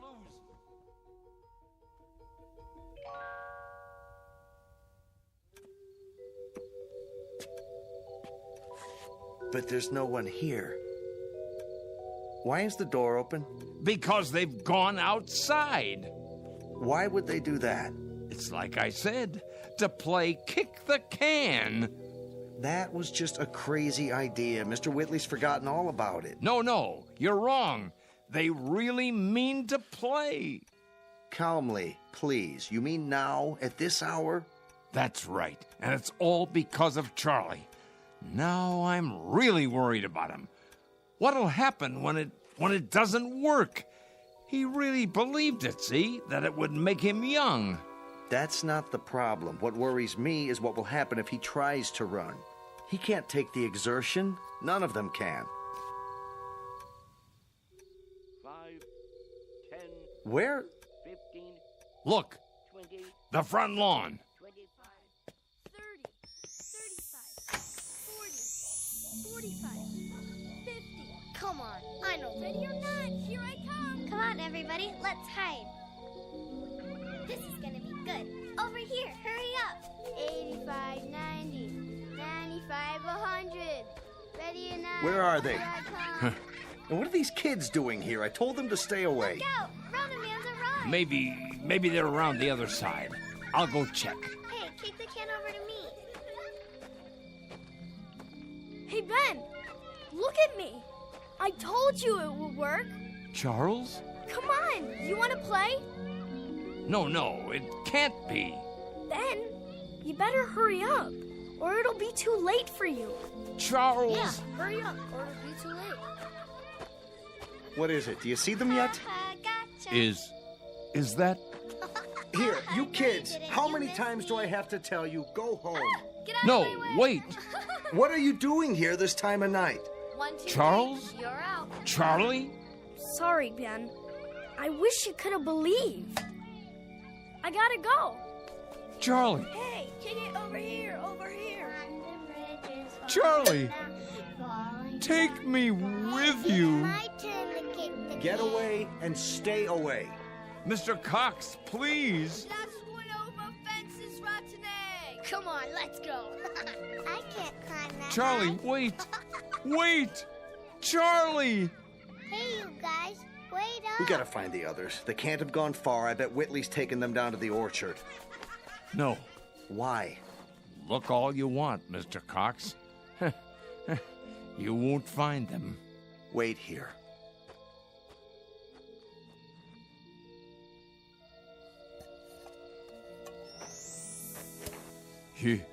You forgot your can, Charlie. But don't you worry none. I'll keep it for you. Inside. In case you ever come back for it.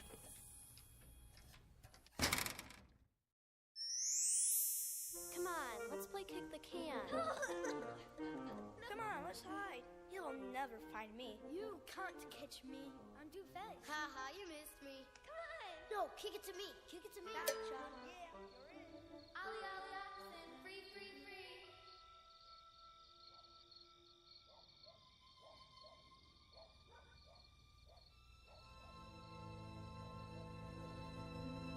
Sunnyvale Rest Home, a place for people too ancient to remember the fragile magic of youth. A place for those who have forgotten that childhood, maturity, and old age are magically intertwined. A dying place for those who have grown too stiff in their thinking to revisit the Twilight Zone.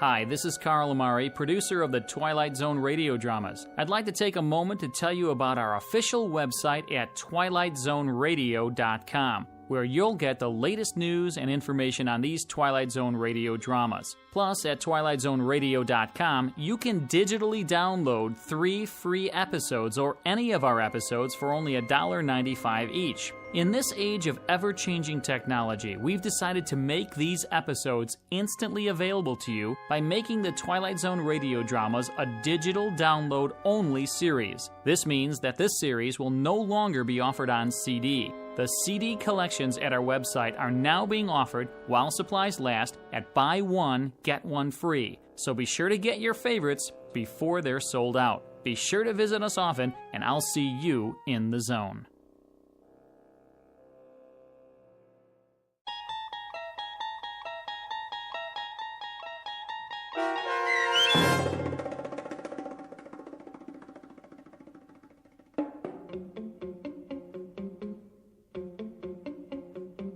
Kick the Can, starring Stan Freberg and Shelley Berman with Stacy Keach as your narrator, was adapted for radio by Dennis Etchison and written for The Twilight Zone by George Clayton Johnson. Heard in the cast were Christian Stolte, Kurt Nabig, Herb Graham, Joby Cerny, Doug James, Roz Alexander, Meg Thalken, Renee Matthews, Sarah Wellington, C.J. Amari, Natalie Berg, Amanda Amari, Mitchell Hernandez, Julia Cosmos, Robert Gerdish, Matthew Gerdish, and Braden Looper. The producers of The Twilight Zone wish to thank CBS Enterprises and the Rod Serling Estate for making this series possible. This copyrighted radio series is produced and directed by Carl Amari for Falcon Picture Group and Westwood One. Sound design and custom Foley effects for The Twilight Zone by Cerny American creatives Bob Benson, Craig Lee, Michael Slaybach, and Matt Sorrow. To learn more about the Twilight Zone Radio Dramas and to contact us, visit our official website at twilightzoneradio.com. Doug James speaking.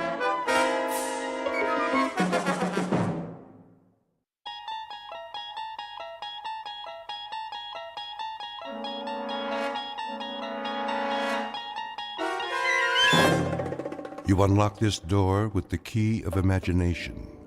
Beyond it is another dimension, a dimension of sound, a dimension of sight, a dimension of mind. You're moving into a land of both shadow and substance, of things and ideas. You've just crossed over into the Twilight Zone.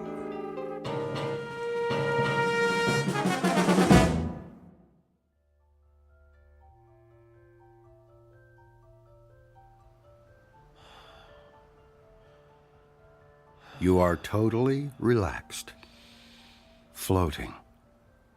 You are in a deep, deep sleep and can only hear the sound of my voice. You are safe, relaxed, and at ease. Can you hear my voice, Alex? Yes. I would like to continue where we left off last week. Is that okay, Alex? Yes. Last week, you were telling me about a strange laboratory. Do you remember it? Yes. You described it as filled with instruments. Tell me about the instruments, Alex. They're metal and shiny. There are lots of lights. Tell me about the lights, Alex. Are they bright? Yes. The lights are bright. Are there people in the room, Alex? Aliens? Yes. There are aliens. Come on. Sir, please. I'm allowing you to sit in, but please do not interrupt. Fine. Sorry. Can you describe the aliens for me, Alex? Do they have big eyes? Yes. They have big eyes. And what did they do to you in the laboratory? Experiments. Experiments. Uh-huh. What kind of experiments? I don't know. Were they medical experiments? Yes. Medical experiments. Oh, enough already. Sir, please. Okay, Alex. I think we're going to have to end our session now. I want you to wake up now. You are slowly awakening, feeling better than before. I will count to 3, and you will wake up. 1, 2, 3.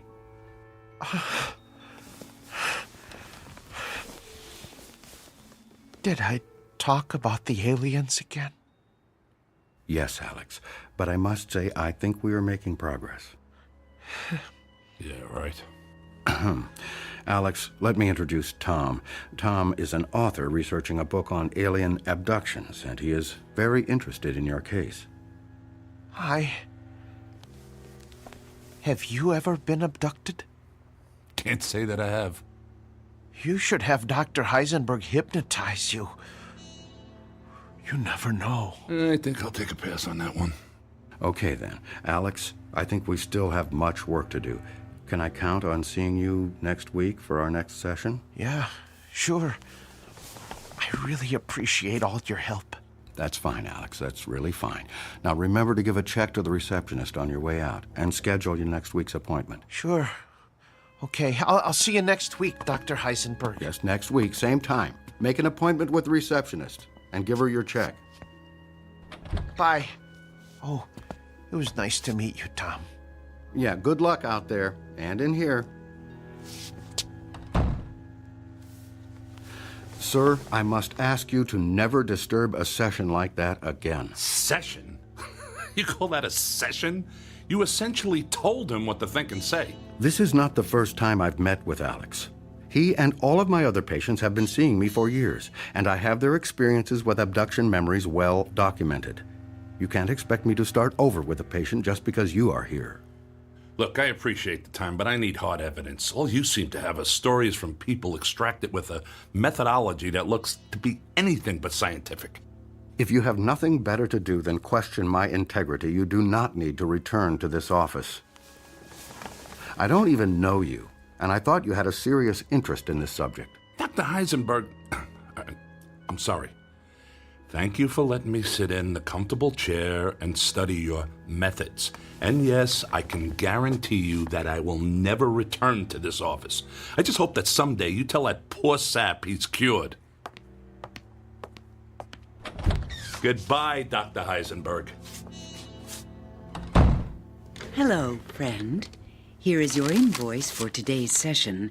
And should I schedule you for the same time next week? Whoa, slow down. I'm not a patient. I'm researching a book. There's no reason for a bill here. You can pay with a credit card or debit card if you wish. $500? Is that what he charges for that scam he's got going in there? This is a racket. We could send the bill to your home if you prefer. With a proper diagnosis, your insurance may cover part of the treatment. I'm not a patient. I'm not paying $500. I'm not coming back. Goodbye. Goodbye, friend. We'll see you next week, and I'll mail your invoice.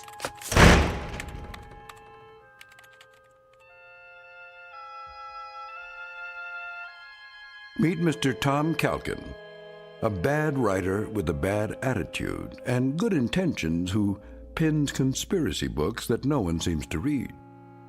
He speaks to an audience driven by paranoia and does his research in a land of charlatans, frauds, and fakes. A man without money, without fame, searching for the story that will make his name and his fortune.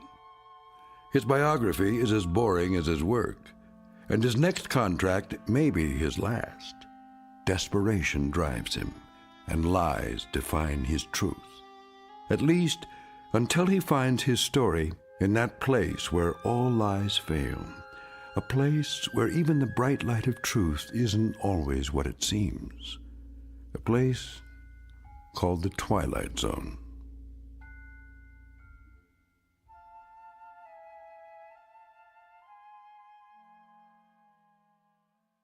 And now, The Twilight Zone and our story, The Walkabouts, starring Mike Starr with Stacy Keach as your narrator.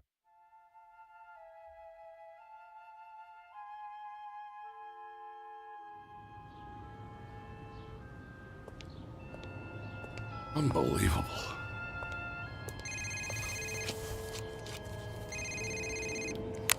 Hello. Tom, it's Maria. Oh, hi. Where are you? I'm sitting in your restaurant. We were supposed to meet today for lunch. Oh, sorry. It's been a stupid day. I'll tell you about it when I get there. Please, don't leave. I'll be here. Bye. Bye. How do I get into these things?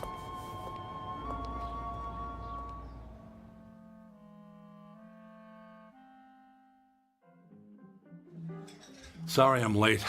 I was meeting with the psychiatrist who specializes in alien abductions. Sounds fascinating. How did it go? It's all crap, Maria. The guy is an absolute charlatan. He's probably had more to do with creating the idea of alien abductions than helping the people who think they've been abducted. Okay, look. We've got a problem. I've edited many books in my time, but I have never worked with an author who made such big promises and delivered so little. Wait a minute. Are you talking about me? Yes. Look, you pitched us an idea for a book about UFOs, and you said you had some evidence that was going to blow the lid off of Roswell, UFOs, and everything people have wondered about and feared on this whole subject of flying saucers. And all I ever hear from you are stories about charlatans, frauds, and fakes. I mean, what is this hard evidence you supposedly have? I mean, you have researched a book before, I assume. Maria, I really do have something, but it has to stay secret. If anyone but you and I even know I have something in my possession, I'll have the government, the military, the CIA, and God knows who else after me. That's a great story, Tom, but my publisher is starting to give me a hard time. We've given you a significant advance. We've covered lots of expenses and heard nothing but promises. I don't care if you're an established author. It is time to deliver a manuscript.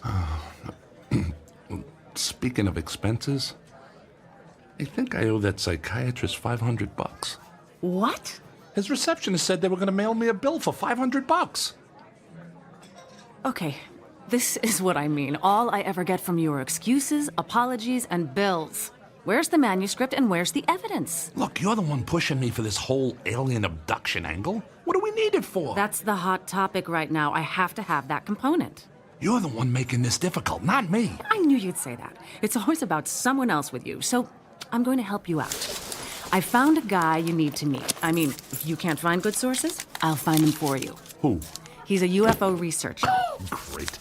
Just what the world needs, another UFO researcher. I'm only going to say this once. You are going to meet with this guy, and you will present your manuscript and evidence to me in 1 month. Fine. I'll meet with him. What's he do? He's a hypnotist. Oh, you gotta be kidding me. Have you listened to anything I've said? This guy is different. He goes out with small groups of UFO abductees, and they revisit the site of the abduction. He engages in hypnosis on site, in the field, and he has supposedly uncovered some hard evidence. He calls them walkabouts. Huh. Is he Australian? No.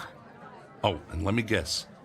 You're gonna publish his book instead of mine. He's not writing a book, but if you don't come up with something soon, I might ask him. That's good.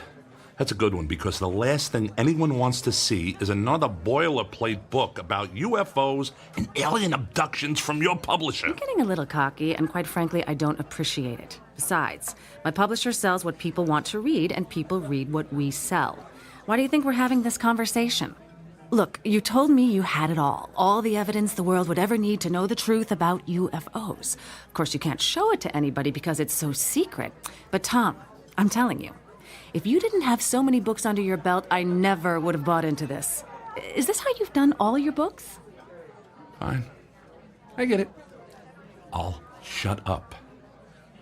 Who is this guy and where do I find him?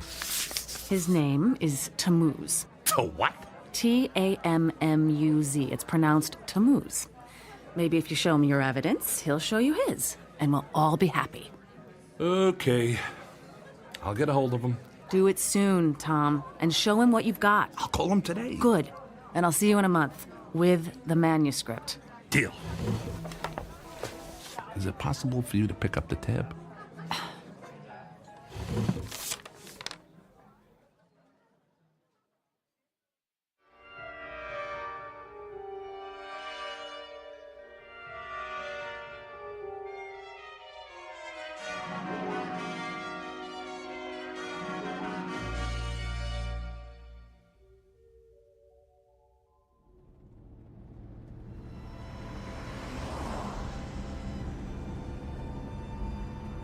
So, how do you know Maria?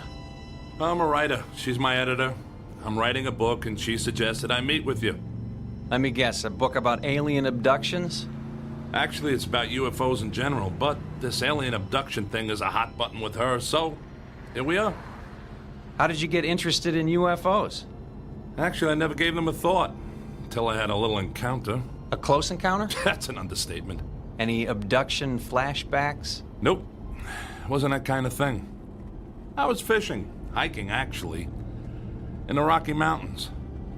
That's when a meteorite flashed across the tops of the trees and hit the side of a mountain. Let me guess, it wasn't a meteorite. It sure wasn't. I climbed up there to get a look at it and could see it was metal and aerodynamic. I thought it was a jet. Figured I'd climb down and tell the police about a plane crash until I started to look closer at the thing. And that's when you saw a flying saucer? Didn't look anything like a saucer, flying or otherwise. Just a tangle of mangled metal. But it sure wasn't a plane. That's when I heard a sound inside. I thought it was a survivor of the crash. It turned out it was. A little gray man with a big head and large eyes? Didn't look anything like what you hear about. It was kind of mangled, actually. It stopped moving as I looked inside, and I could see pools of blood. Clear, blue blood. Sounds like alien royalty. Look, this may sound funny to you, but I know what I saw. Sorry, it's just that I've heard so many stories it starts to get old. Although yours has some new characteristics. It's actually a good story. Doesn't sound like much of a book, though. That's because it's more than just a story. Like what? I got pictures. That helps. And video. And parts of the wreckage, and I even wiped up a sample of the blood and put it in a plastic bag.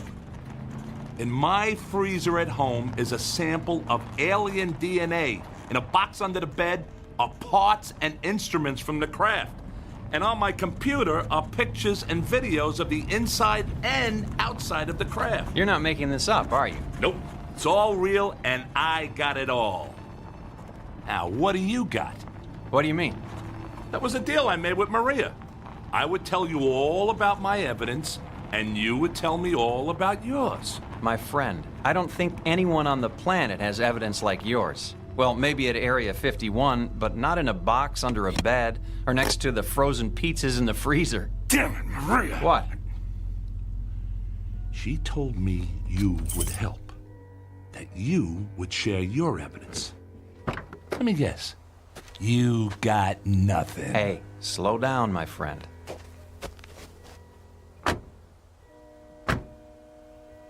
I'll show you what I got, but when it comes to pictures, videos, wreckage, instruments, and alien DNA, well, I gotta tell you, that's tough to beat. But give me a chance. We're almost there. Where exactly are we going? We're meeting with my group. We work together on various UFO projects. On this trip, we've brought along 12 people who claim to have been abducted by aliens. The site we're going to is where 3 of them say they were abducted. What's the point of that? Evidence. The evidence that both you and I are looking for. We've found that if we return to the site of the reported abduction, some people can actually recall where UFOs supposedly landed, hovered, or demonstrated some phenomena or activity. We then go to that particular spot and look for evidence. Now we're talking. What kind of evidence? Pretty boring stuff compared to what you got. Usually we do soil samples, take readings for radioactivity, magnetic fields, pass metal detectors over the ground. We've managed to find some interesting stuff, assuming you're a soil chemist. That's it? You got dirt? I didn't say that. It's just a question of how you look at it. A UFO site can tell you a lot if you know what to look for. Speaking of that, is your crashed vehicle still sitting up there on that mountain? Nah, it's gone. I went back a week later and there was no sign of it. I hate when that happens. Are you sure you saw something up there? I saw it, I have pictures, and there is still some evidence up there. The kind of evidence you look for. The rocks on the side of the mountain. You can still see where they're scratched and gouged by the crash. But that's all you can see. I looked everywhere and there's no sign of anything else. I'd like to go there with you someday. The craft, or whatever it was, may have left some metallic particles on the rocks as a result of the collision. Do you remember where it is? I have it marked on a map. Back at home. In the box under the bed, no doubt.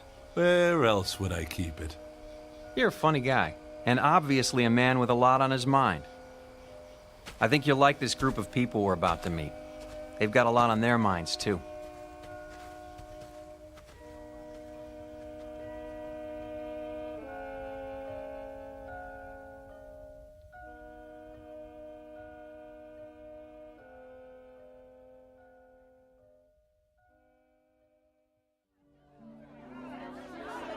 Settle down. They'll be here soon. Hello, Tammuz. I was beginning to worry you were lost. It's going to be dark soon. I wouldn't have gotten lost, not with all the racket this bunch is making. Enki, this is Tom. He's a friend of a mutual friend. Tom is writing a book about UFOs, and he's interested in our work. Ah, it's nice to meet you, Tom. We have extra tents for unexpected guests, and I trust you'll be comfortable. We're about to eat. Please, both of you, join us. Quite a setup you got here. You planning to stay a while? Some of us, although I'm sorry to say the abductees only last a day or two on site. It can be a bit overwhelming for them, especially for the 3 who feel they were abducted at this place. You know, I don't know how to tell you this, but I had no idea this trip would involve camping. Sorry about that. We'll take care of you. I think we might even have some extra clothes for you, although it's more of a jumpsuit. That's okay. I'm not planning to stay that long. Just long enough to see what you got. Fair enough. Let's have something to eat, and then we'll figure out how we're all going to proceed.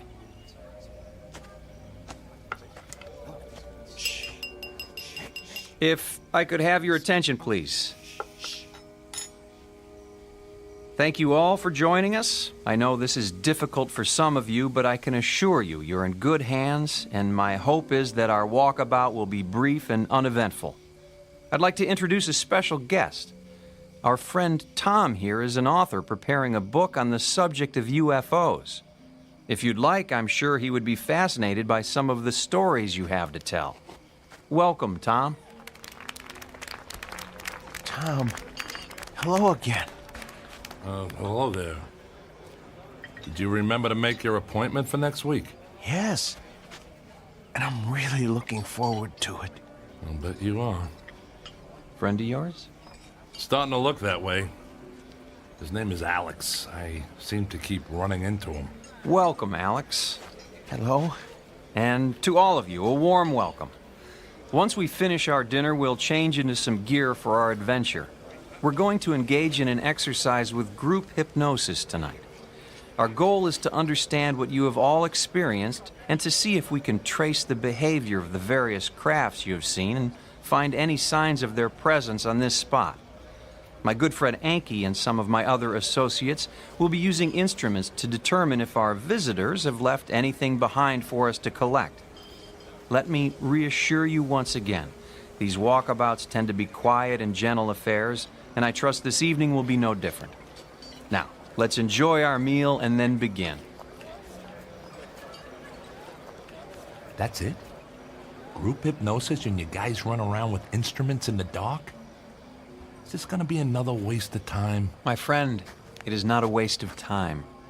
I'm sorry you're in such a hurry and I can't help you with your deadline or your editor. Let's just hope we find some good evidence for you tonight and then you can get to work. Tom, I've laid out some clothing on a cot in your tent. You can change when it's convenient for you. Right now sounds like a good time.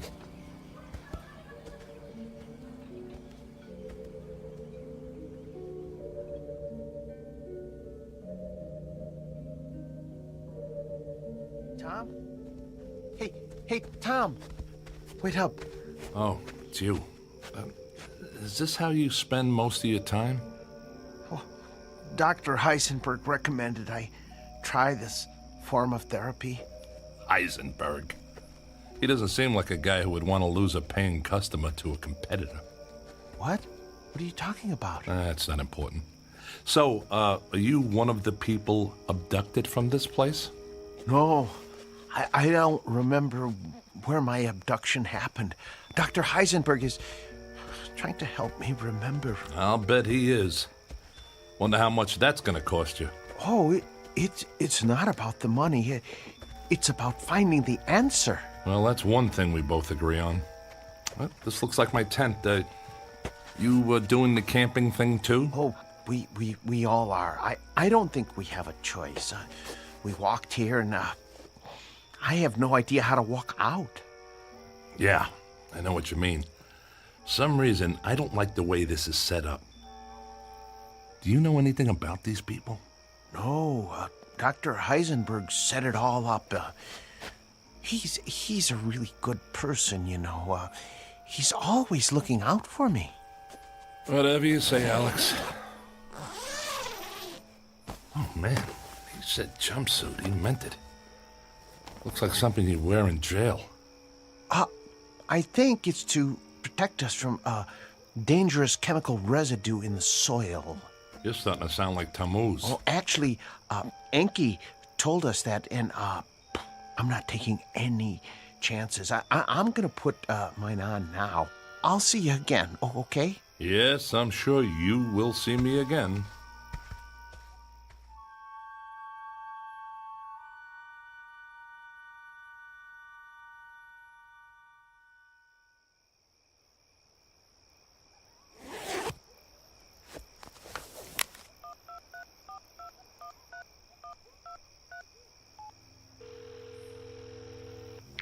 Hi, Tom.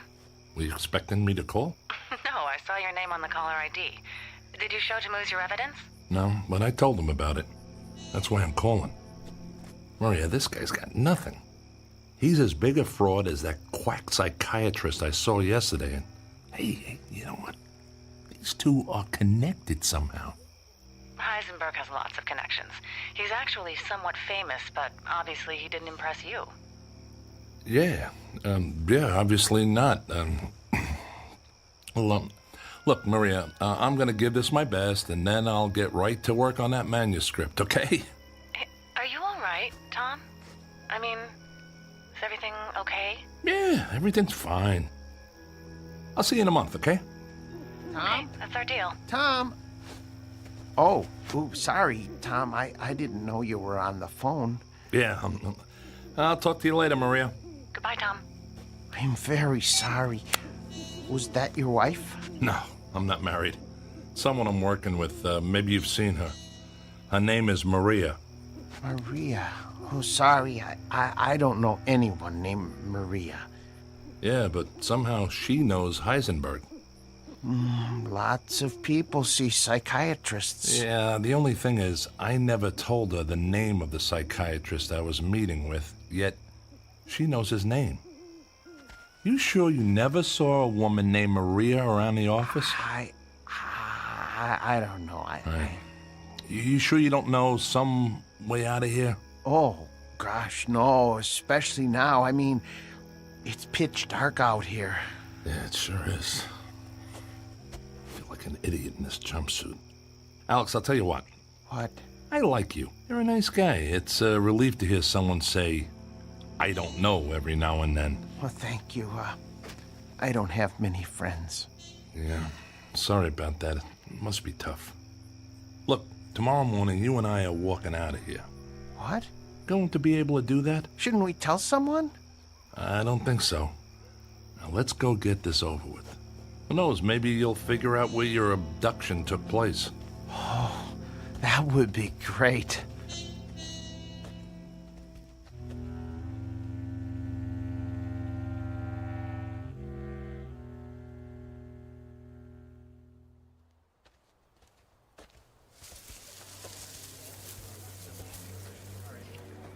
Hello, my friends. I see you're wearing our group attire. So how come we're all dressed in white and Tammuz and his buddies get the blue jumpsuits? I don't know. I like the blue ones better, too. Please, my friends, I would like to ask all of you to recline on the cots that we've arranged here in the circle. Tom, I wonder if you'd like to join this session. I'm curious if there are any memories from your fishing trip that have eluded you. I don't think so, and if you don't mind, I'll pass on the mass hypnosis. I'm here to find evidence, not become a part of it. Suit yourself. Is there anywhere special you'd like to sit or stand? Back here is fine. I'll watch from a distance. Good luck there, Alex. Have a nice nap. Thanks. I'll see you later, Tom. Right. My friends, please, if you'll take your positions and simply lie down. Get comfortable, please, and be at ease. I want to begin by asking you to close your eyes and relax. Relax the muscles in your face and feel the tension go out of you. Relax. Feel your shoulders and arms slowly relax and allow your body to relax down your back, to your legs, to your feet. Relax.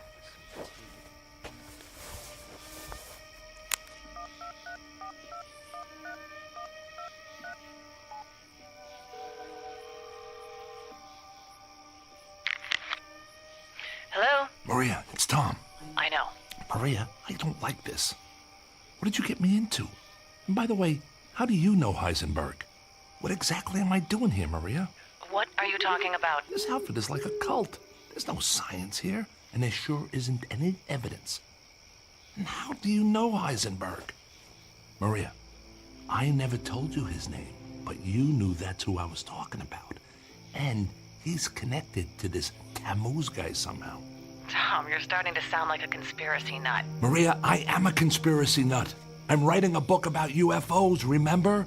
You publish books about UFOs. Your business is built on paranoia. So spare me the lecture and tell me how you know Heisenberg. So maybe I need counseling from time to time. Tom, get over it. You're looking for monsters in the closet, and I'm not one of them. I'm starting to wonder if any money is worth all this. Hey, if you want to bail on the contract, be my guest. We'll total all the money from your advance and all of your expenses and subtract it from the royalties of your other books. But get this in your head right now. This is the last book you will never write. Hey, I'm sorry. I don't know why I called. I guess I just don't know what to believe anymore or who to believe. Look, when I get out of here, I'll finish the book. If I learn anything tonight, I'll add that as well. Tom, do me a favor. Don't call me again until you have the evidence and the manuscript in hand. I don't need the aggravation.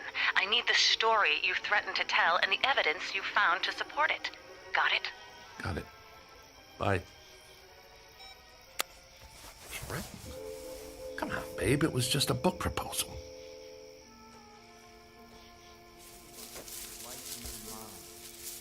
Bright light lifted you. See it. Believe it. Know it is there. The light approaches and will take you up to where all is well.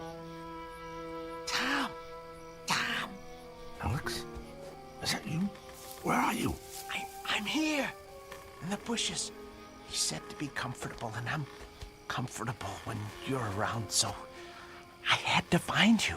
Alex, you're missing out on your session. I don't want to do this. This is bad. Good. Alex, you're starting to get it. This is a scam, and that's bad. No, I mean really bad. Look. Oh my God! What is that?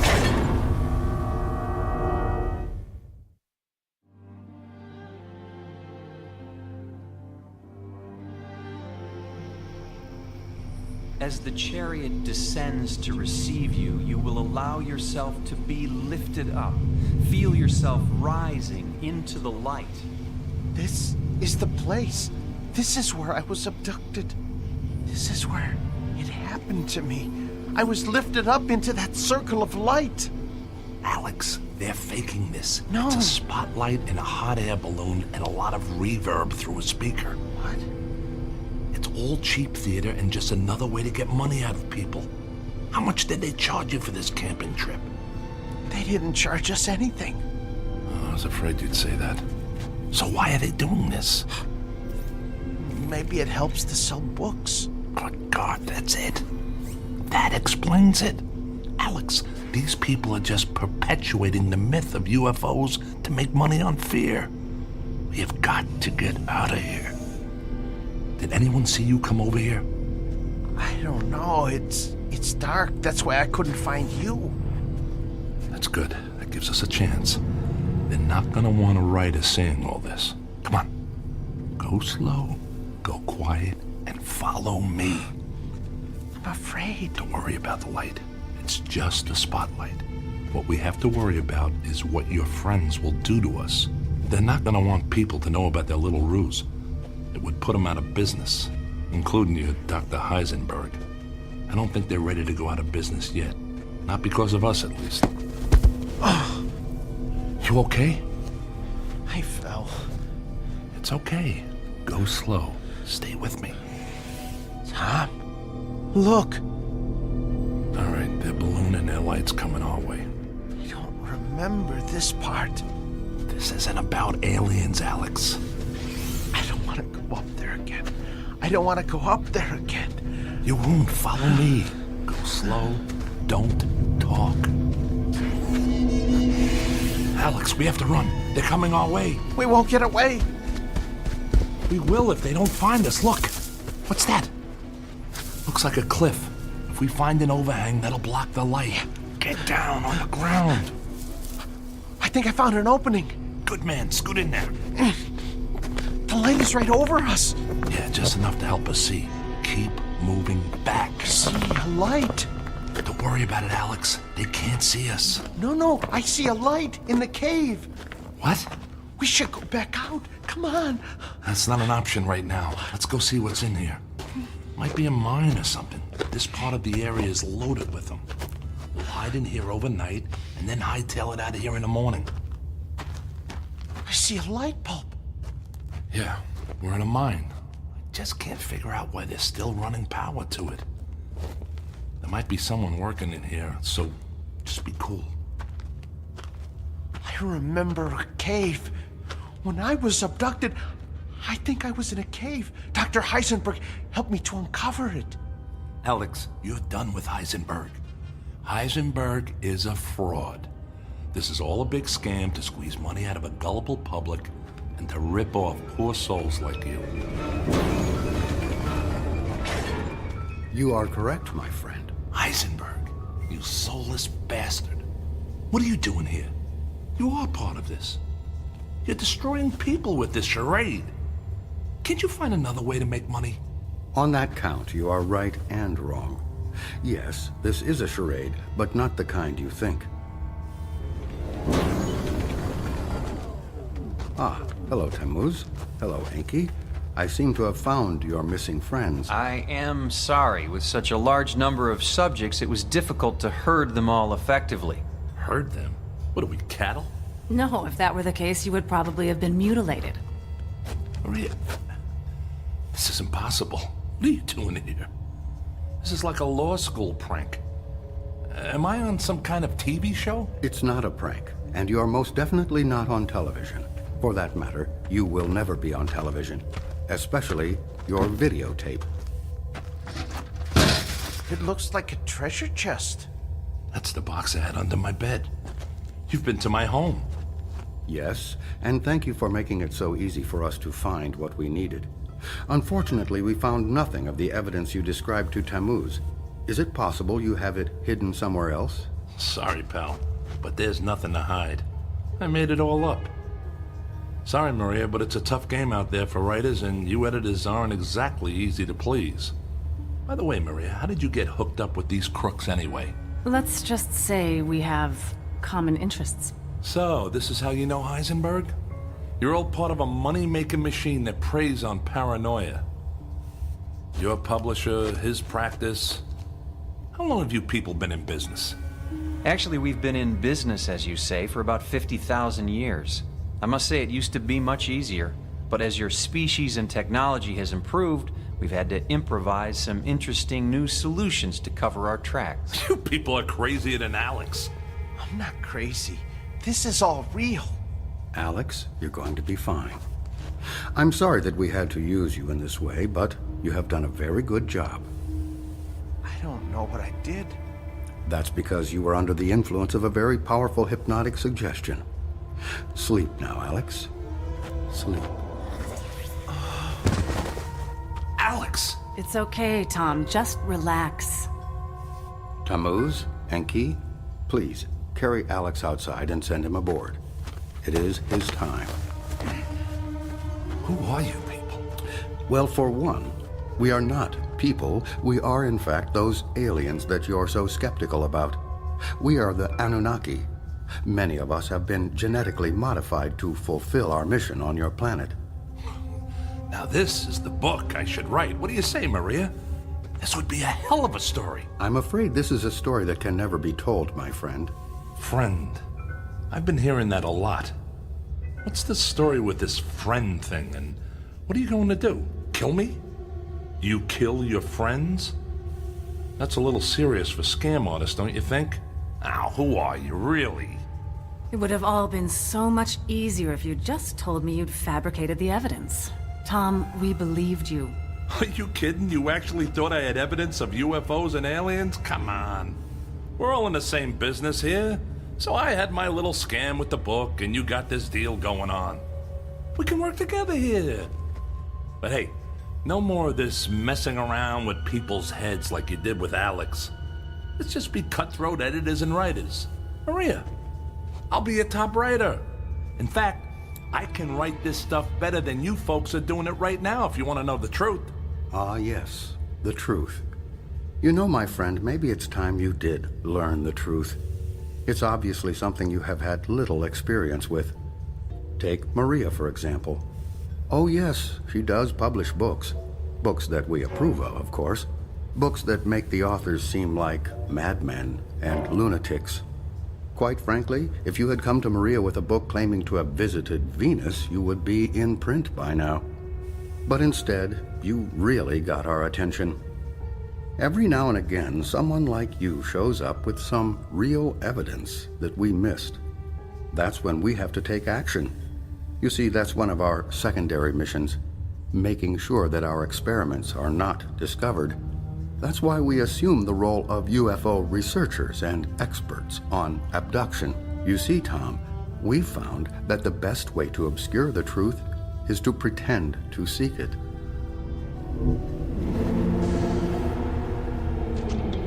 Well, it sounds like our friend Alex has made his final journey. That is actually our primary mission. We are harvesters, in a way. You're going to kill him, aren't you? That's what you do with friends. He may be gone soon, but his DNA will live forever. It's necessary for our survival. You too will live forever, Tom. You are one of the chosen now. You are now our friend. What are you, serial killers? You have nothing to fear, really. The whole process takes about 10 to 15 of your years. Alex was first harvested at a very early age, so his time is now. For you, you will still have some time left. It will be a time of some confusion, but all for the best, really. All for the best. You're going to kill me too? Like I said, you will have some quality of life for 10 to 15 years. And then, yes, you too will be harvested. Right. Harvested. But before I go, I have one question. Can I get an answer to one question? Sure, why not? After today, you will only remember what we allow you to recall as a new member of the abductee class. What's your question? It's just this. How many people will it take to pull out the fingers I'm about to bury in your throat?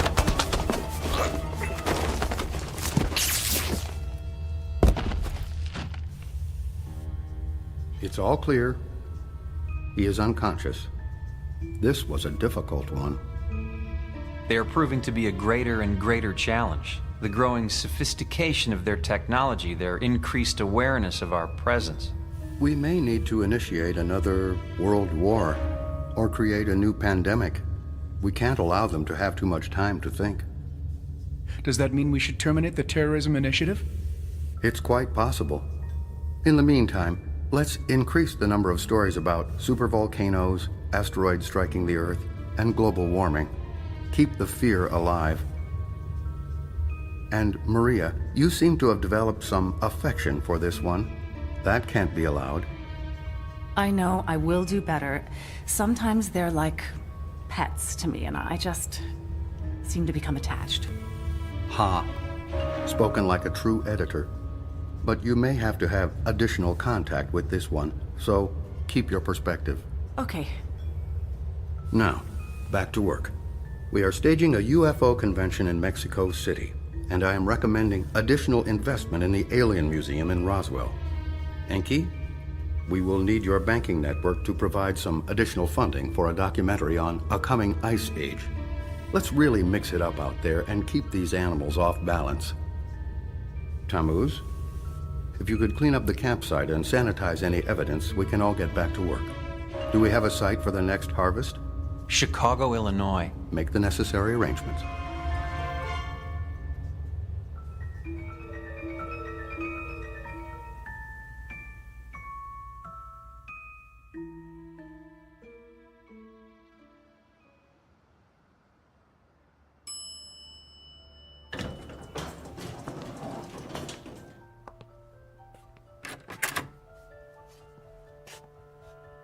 Hello, friend. So nice to see you again.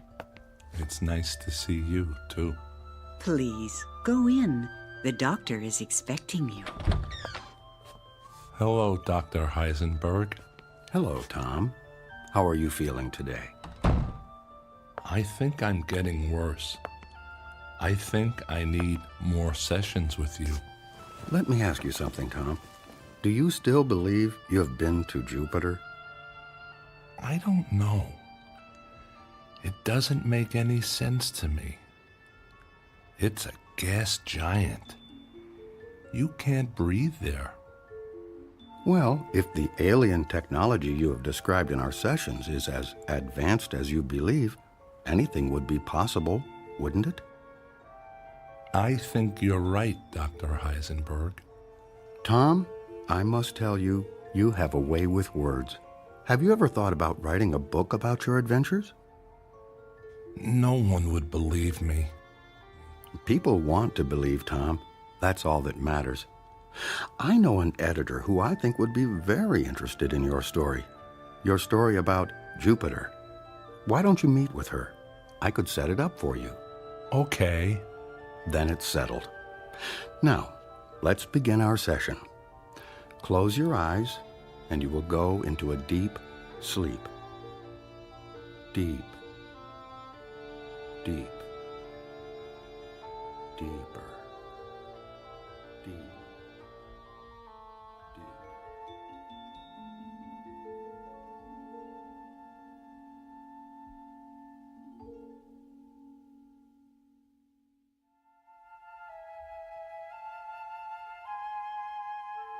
The evidence is in.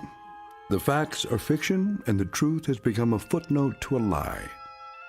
Is it possible that we are in fact alone in the universe? There may be a time when we wish we were, especially after a brief walkabout to that place known as the Twilight Zone.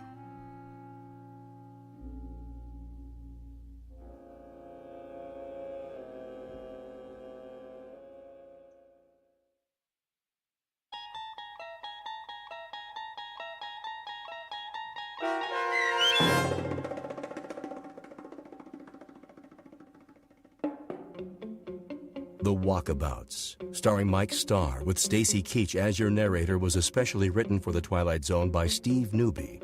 Heard in the cast were David Pasquesi, Joby Cerny, Leah Mortensen, Richard Hensel, Linda Kimbrough, and Tim Dodabo. The producers of The Twilight Zone wish to thank CBS Enterprises and the Rod Serling Estate for making this series possible. This copyrighted radio series is produced and directed by Carl Amari and Joby Cerny for Falcon Picture Group. Sound design, custom Foley effects, recording, and editing are done in the Cerny American Sound to Picture Theater by sound designers Todd Beyer, Craig Lee, and Tim Cerny. To learn more about the Twilight Zone radio dramas and to contact us, visit our official website at twilightzoneradio.com. Doug James speaking.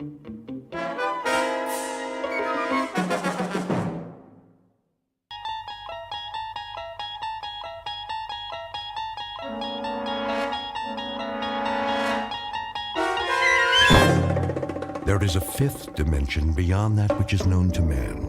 It is a dimension as vast as space and as timeless as infinity. It is the middle ground between light and shadow, and it lies between the pit of man's fears and the summit of his knowledge. This is the dimension of imagination. It is an area which we call the Twilight Zone.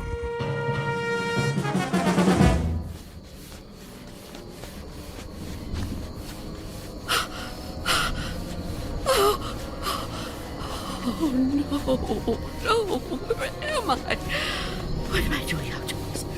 I don't remember leaving my... Oh, it's so dark. I don't live here. Or here. Which is my house. Oh, I must get home.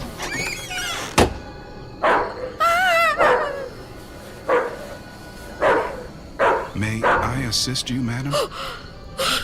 You startled me. I've lost my way. My home is somewhere around here, I'm sure, but I don't know where. Perhaps I can help you find it. Oh, thank you. Thank you. I don't even know how I came to be out here. It's certainly not safe at this time of night. Oh, at any time. Well, surely the daytime when the streets are crowded. No, that's when it's most dangerous.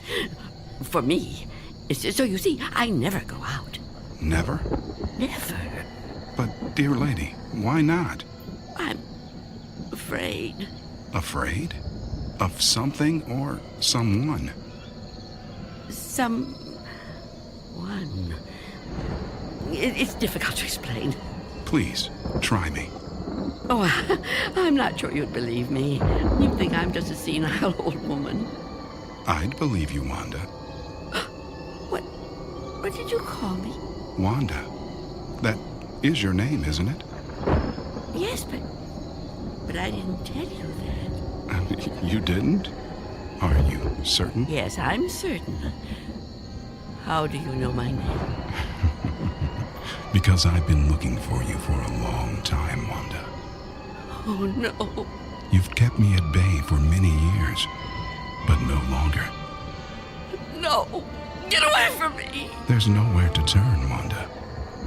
You don't know where you are, remember? You certainly couldn't run from me, a frail old woman like you. Please! No, I won't let you! Say that again. It amuses me. You won't let me? How do you imagine you're going to stop me? You really have no choice, Wanda. There's nowhere for you to go now. Come to me, old woman. Take my hand. No! Take my hand. No!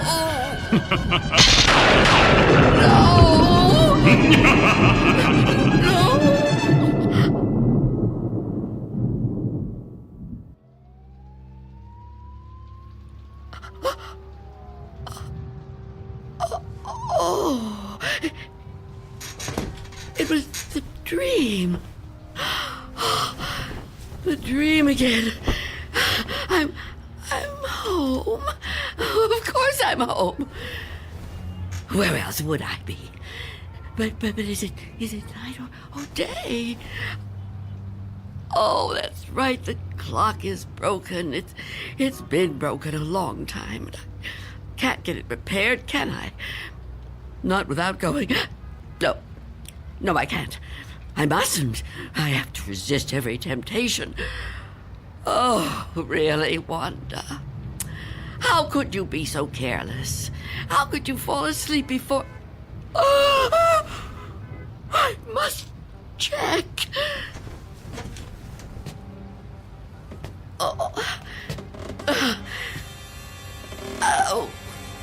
Yes. The boards and the windows are still secure. Is that... Can I feel a breeze? Is there a gap? Oh, not enough. Not enough. He still can't get in. Oh, what about the door?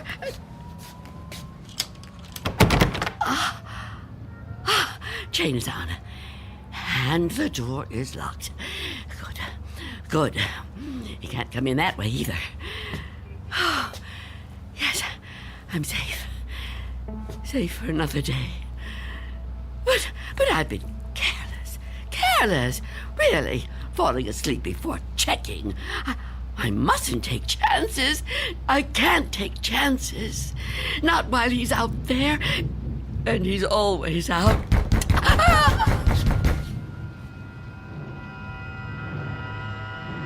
Miss Dunn? Miss Dunn, are you all right in there? Who are you? It's Barry. Mr. Fabian, you know, from the grocery store. I know we've actually never met, but, well, we've spoken on the phone, Miss Dunn. At least we used to. Do you even have a phone anymore? Anyway, you know me, right? What do you want? I'm delivering your groceries, Miss Dunn. You remember? Charlie, the kid who works for me, was supposed to bring them, I know, but he called in sick. Yeah, kids these days, huh? No sense of responsibility. Anyway, I thought I'd better get them to you now instead of waiting till tomorrow. I figured, you know, you'd be waiting for them. Is that all right? Put the food through the letterbox. The letterbox, right. Okay. Oh. Thank you, Mr. Fabian. Your money is coming under the door now. Under the door? Here it is. Miss Dunn, wouldn't it be easier to just... $6 and... Okay. 32 cents.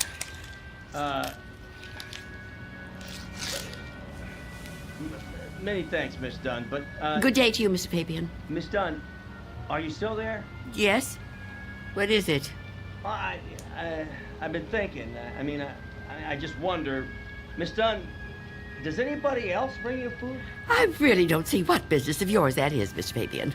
Well, no, it's nothing like that, I promise you. I mean, this hasn't anything to do with business. I'm just concerned for your well-being. I mean, it seems to me a person can't live on food big enough to fit through a letterbox. I can assure you, Mr. Fabian, I'm in no danger of dying as long as I observe this strict regimen. Oh, well, I'm glad to hear you talk like that, but I don't know. Maybe if I could come in for you. Come in? Yeah, I just want to talk, Miss Dunn. I mean, I can't do that so well out here. I really think you need to see a doctor. Out of the question. No one is coming in here, Mr. Fabian. Not a doctor and not you. Miss Dunn, could you open the door, please? Go away! Miss Dunn, I just want to help you. I know what you want. Leave me alone. Miss Dunn, I know who you are. You do? Well, that's good. That's very good. Myself, I have a very bad memory. Every morning, you know, my wife gives me a pen. Every day I lose it somewhere. So, will you let me in? Stop trying to get in here. You won't get me. Just go away and leave me alone. Come on, Miss Dunn. Look, I've got other deliveries to make. I just want to help you if I can. I think you could use a little help. Ah, the heck with it. Good luck living here in this neighborhood. What's left of it.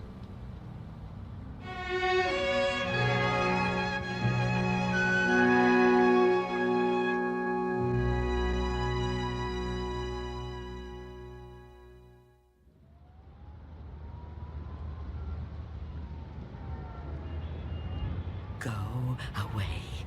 I won't let you in. I won't let you get me. Leave me alone.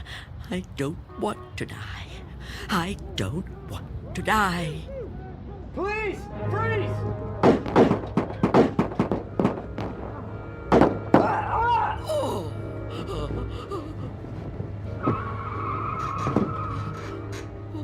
What's going on out there?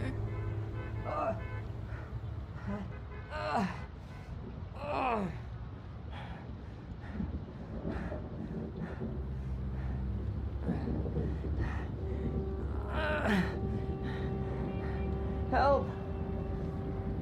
Is anyone in there? You gotta help me. What is it? Go away! I've been shot. I need help. Please. Please do something to help. Who are you? Officer. I'm a police officer. Please, you have to open the door. I need help. I've been shot. You're lying to me. I know you. You can't fool me. No, I'm not trying to fool you. Please. I think I'm dying. You can't trick me so easily. You're no policeman. Why can't you just leave me alone? I know who you are. I know what you are.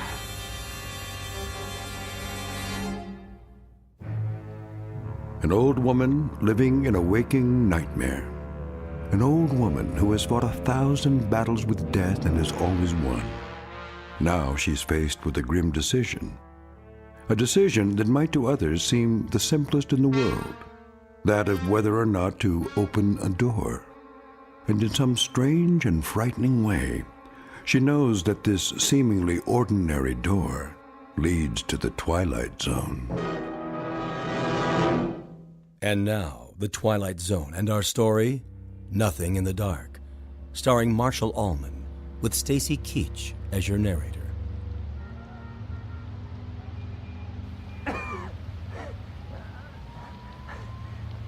Please. Why won't you help me? Stop this! Why must you do this to me? I'm losing a lot of blood. It's so cold out here. Listen to me. I'm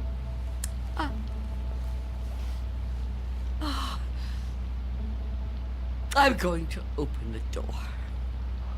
Oh, thank you. Thank you. But I'm leaving the chain on. Don't even try to touch me. I won't let you.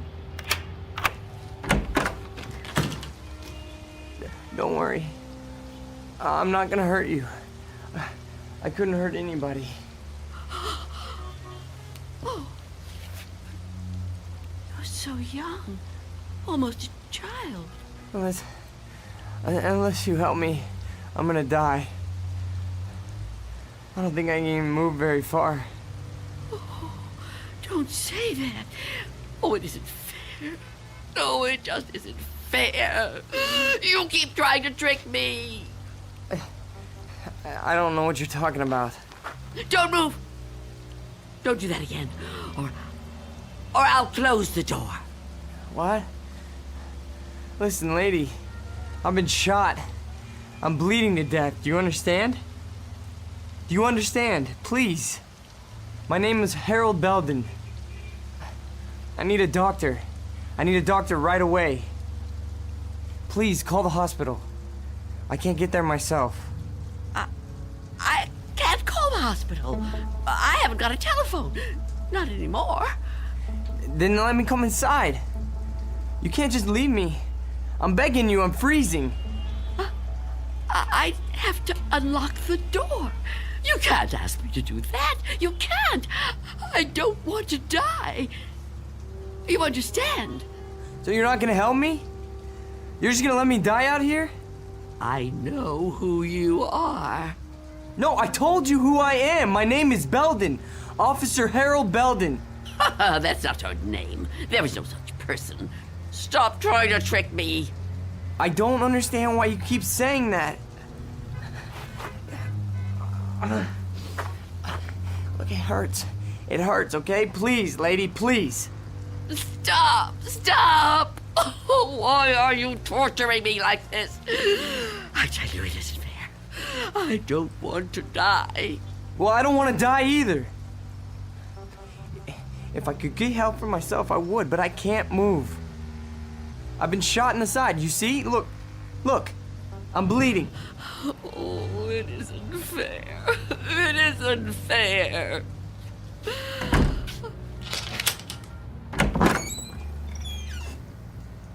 Will you help me? Yes. Yes, I'll help you. Thank you. Take my hand. What? Take my hand. Pull me inside. No, I won't. I mean, I can't. Oh, can't you? Can't you crawl in? Well, I don't think so. Please try. Quickly. I don't want to leave the door open.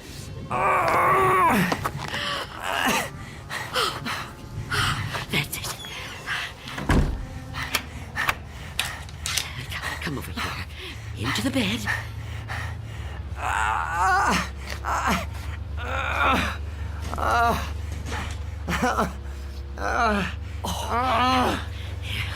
You just rest. Rest. Oh, what have I done? And what am I going to do?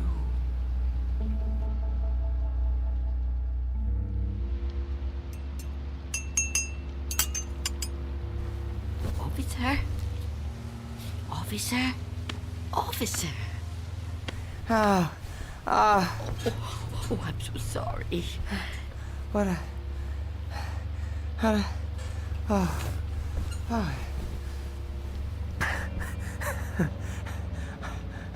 Oh, I'm alive. Yes. Yes, you are. Yeah, you're the lady that helped me. Yes. Eventually. Now, drink this. What is it? Tea. There's no milk, I'm afraid. No, don't get up, officer. Conserve your strength. Yeah, thank you. Thank you. Please, call me Harold. You saved my life. I owe you at least that much. Is it good? It's fine. Thank you. How long have I been out? Hours. What time is it? I'm not sure. Morning, I think. What do you think? I don't have a clock. I guess it is morning. It's hard to tell. What happened to your windows? Who boarded them up? Well, I did. A long time ago now. But they're still as strong as ever. What? Why would you do that? Oh, I have my reasons. Well, we all have our own reasons for doing things. Why would you want to be a policeman? To be in a job where people try to kill you? Well, why would you want to court death like that? Court death? I don't know that I'd put it that strongly. I do what I do because there's just some jobs that have to be done. You mean it's a sort of vocation? Yeah, I guess you could say that. Listen, Mrs. It's Miss Dunn. Listen, Miss Dunn. You should try to get some rest yourself. You need it more than I do. No, really, I feel much better. When the doctor gets here, he'll take me off your hands for good. The doctor? Yeah, sure. He'll check my wound, take me to the hospital. You didn't call the doctor? No, I didn't. Why not? I told you last night. I haven't got a telephone. Don't you remember? No, I don't. I was kind of out of it last night, I guess. Oh, of course. Perhaps you could use your radio to ask someone to come get you. Well, you could wait outside for them. No, I busted my radio when I fell on it. You see? Hello. And I don't think I got the strength left to get up on my own. Look, couldn't you go to one of the neighbors? Oh, there aren't any. What are you talking about? There aren't any neighbors. There must be. Everyone has neighbors. Well, I don't. Not anymore. Why? What happened? They've all moved away. Not all of them. That's impossible. All of them. Trucks came and took away their furniture. First one, and then another. Is something happening to these buildings? I wouldn't know. I'm sorry to ask, but how can you not know something like that? I mean, if it was my home... I don't have a great deal of contact with the outside world. I haven't for quite some time. I couldn't even tell you who the president is. Wow. But there has to be somebody around who can help, you know? Or maybe a phone booth somewhere where you could call a doctor. Perhaps. I don't know. But even if I could call the doctor somehow, I couldn't take a chance and let him in. Why not? It's too dangerous. Dangerous for you? Yes. You let me in. Oh, I didn't have a choice. You were going to... I didn't know if I could trust you, but I'm still alive.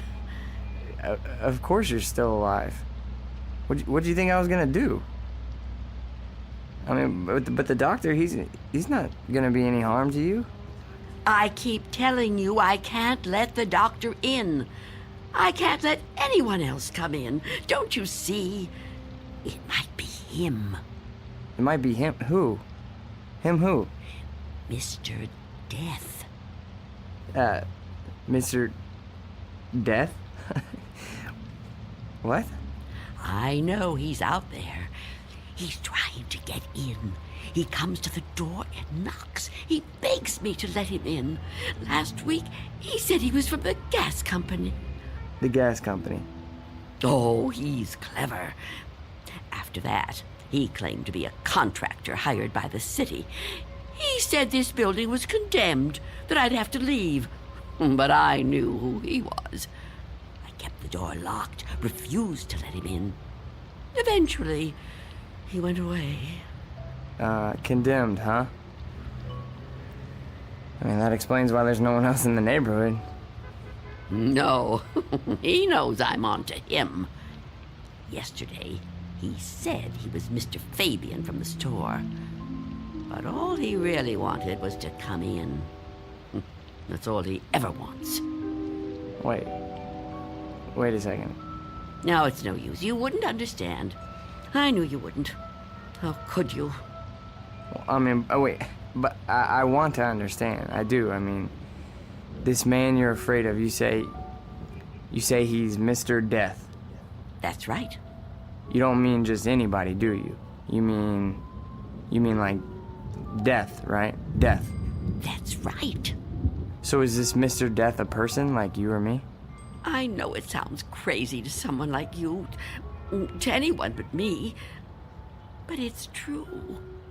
I know it's true.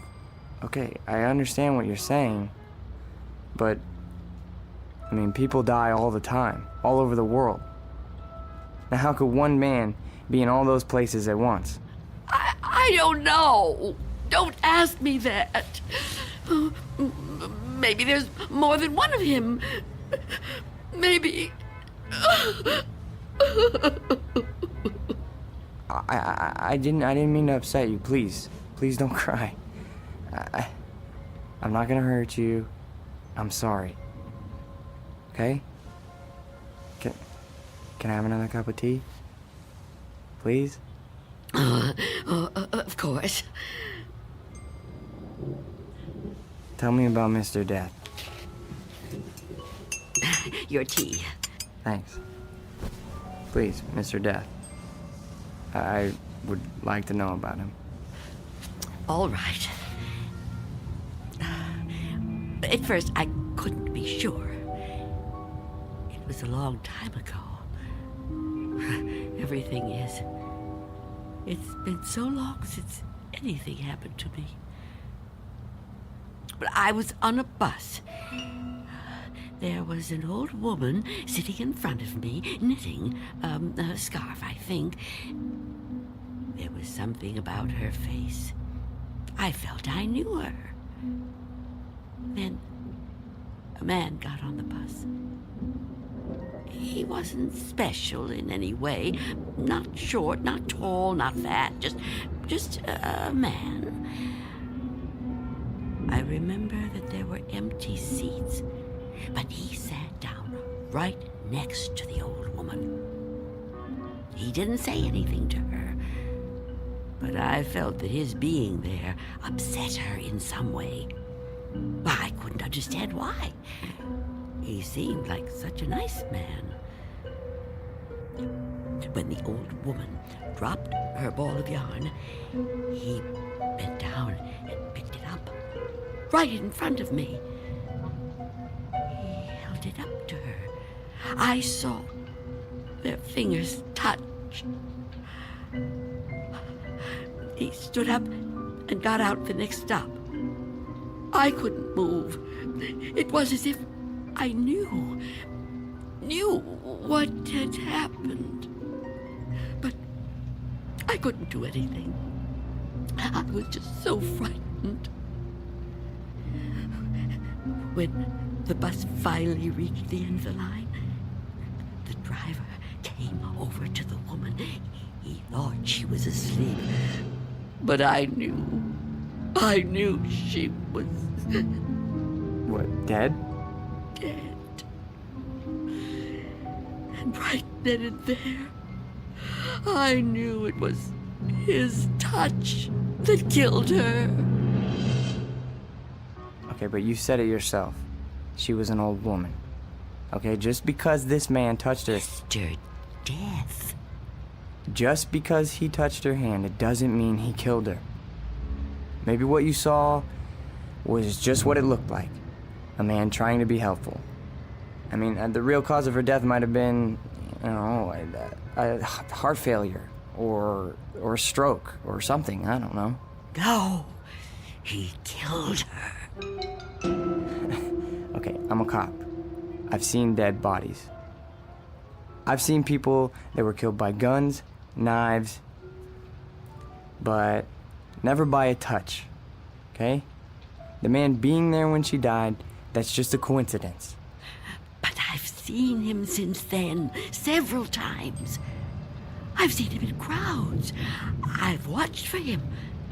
Every time someone I knew died, he was there. He, the same man, the one on the bus. No. Once he was a young soldier, then a salesman, a taxi driver. Someone you wouldn't notice unless you were watching closely. But you could see him. Oh, yes. And I wondered why that should be. Why I could see him when no one else could. And then I knew. Why? It was because I was getting older. And my time was coming. I could see clearer than younger people like yourself. Now, do you understand? Oh, I know you don't believe me. That would be too much to ask of anyone. But do you at least understand? Please, I have to know. All right. Maybe, okay? But if there is some Mr. Death who's able to visit all the people in the world like Santa Claus... Don't mock me. I'm not meaning to mock you, okay? I would never do that. I swear. But if he's real... He is. If he's real, then I don't see what the problem is. You don't see what the problem is? Oh, you must be joking. No, I mean, if you know what he looks like, what have you got to be afraid of? If you're right, and you can see death, I'd say you're kind of fortunate. Fortunate? Sure, yeah. I mean, you'd be able to see him coming. You could just avoid him. Oh, didn't I tell you his face is always different? He's different sizes, different ages, different races. I couldn't be sure. Well, how about when you go out? Out? Sure. Well, I know you said you don't have much contact with the outside world, but you have to go out sometime. I mean, to the shops or something, you know? Now, couldn't he touch you then, if he wanted to? No. Why not? I never go out. Never. Never. Oh, I haven't been out for years. I don't know how many. I don't keep count. That would be too depressing. But I suppose you can guess from the smell. You're too polite to mention it. But it must bother you as much as it bothers me. So what do you do about food? The boy at Mr. Fabian's store delivers it. But I never open the door to him. How can you live like this? Oh, don't think I enjoy it. So why do you do it? Because if I don't live like this, I won't live at all. If I don't watch out, if I let down my guard even for a moment, he'll get in. I know he will. I haven't always lived like this, you know. I was young once. People said I was pretty. I lived out in the sunlight. I hated to be inside even for a minute. My mother always said I'd spoil my fine complexion, but I didn't care. I loved outdoor things. I lived out in the sunlight, so warm, so beautiful. Beautiful, like I once was. You're still beautiful. Oh, no, I'm not. I'm old and cold. I miss the warmth of the sun so much. See that patch of sunlight on the floor?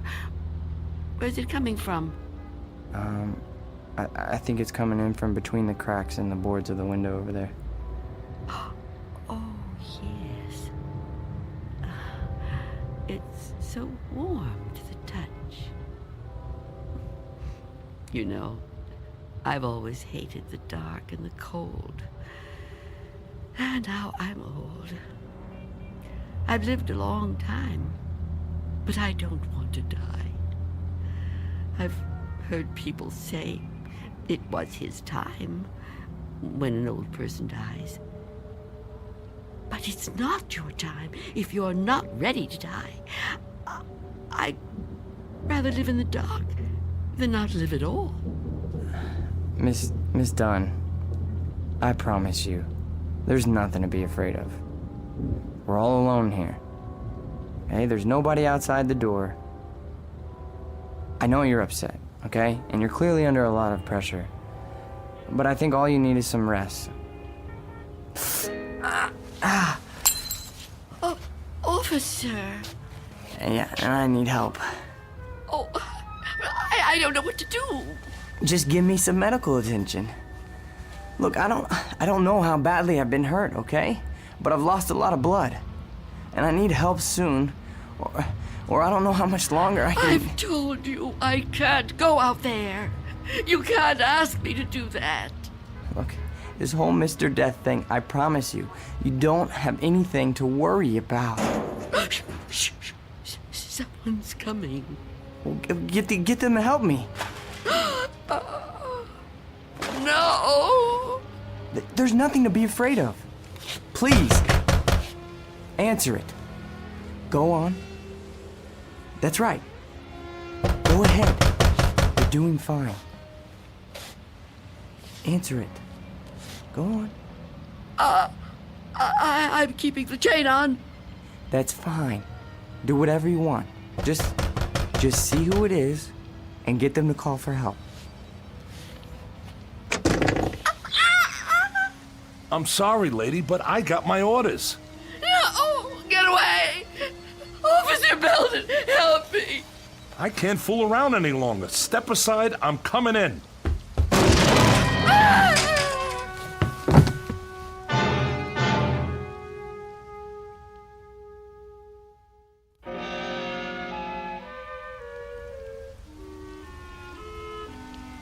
Take my hand.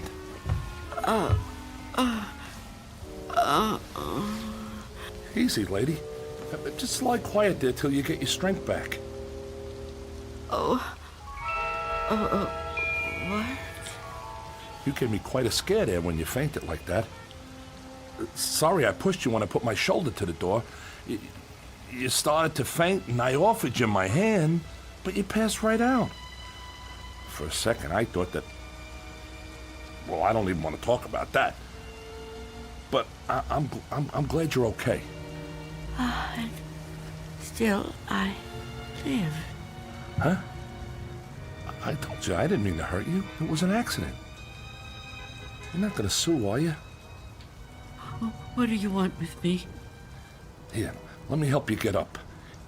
Take my... I can get up myself. Look, you gotta understand, man. I don't get no pleasure out of busting indoors. Who would? Except maybe some thug, but I'm no thug. I'm just a guy doing a job. Your job?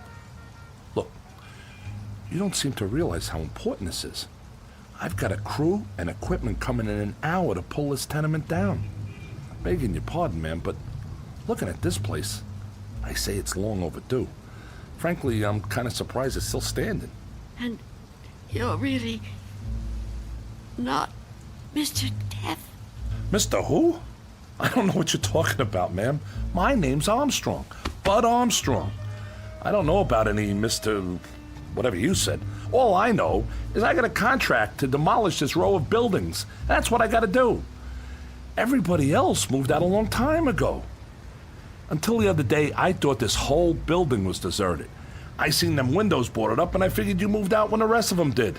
Thank goodness I met that guy from the grocery store, that Mr. Fabian. Oh, Mr. Fabian. Then he was real, after all. Real? What are you talking about? I told him about my job down here, then he told me all about you, that he was worried about you. Told me he had a kid bring you your stuff. That was the first I knew about you, and it's darn lucky I found out. Well, you'd still be in here when the wrecking ball hits. Now, come on. We gotta get out of here. You want me to go outside? Sure. Didn't you just hear me? This place is coming down. You can't stay in here. You want me to leave here? You have to. I can't. It's Miss Dunn, right? Well, Miss Dunn, you were notified about the demolition job months ago. Look, I'm not out to bully you. I'm just trying to do my job here. These buildings were condemned by the city. Can't say I blame them. And I'm the one who's got to tear them down. Tear them down? Wow, can you? Look around you, ma'am. This building has had it. You can see that. I can see that. Anyone could see that. It's all worn out, dilapidated. All these buildings have got to come down. You seem like a nice person. A nice person shouldn't have to live in a place like this. Now let's the two of us just... Get away from me! Don't touch me! Please don't act like this. I ain't a monster, lady. I've got a heart just like anybody else, and I can see how you could get attached to a place, but, not want to see it wrecked. But when a building's this old, it's not fit to live in no more. It's dangerous. It's got to come down to make room for a new one, a stronger one. That's life, lady. Old make room for the new, you know? No. People get the idea that I'm some kind of destroyer. They think I get kicks out of tearing stuff down. But that ain't the way it is. No, that ain't the way it is at all. I just clear the ground so other people can build on it. In a way, I guess I kind of help them do it. Can't have one without the other, am I right? Look around you. It's just the way things are, like when a big tree falls in the forest and a new one grows right out of the same ground. Old animals die and young ones take their places. It's just nature. That's how it is. Even people step aside when it's time. I won't. When I finally kick the bucket or when I get too old to contribute, my son-in-law will probably take over The door! What about it? Oh, yeah. Sorry about that. I didn't realize the chain was on when I put my shoulder to it. Door's okay, but the chain's had it. You left the door open! Hey, there's no need Get to... out of my way!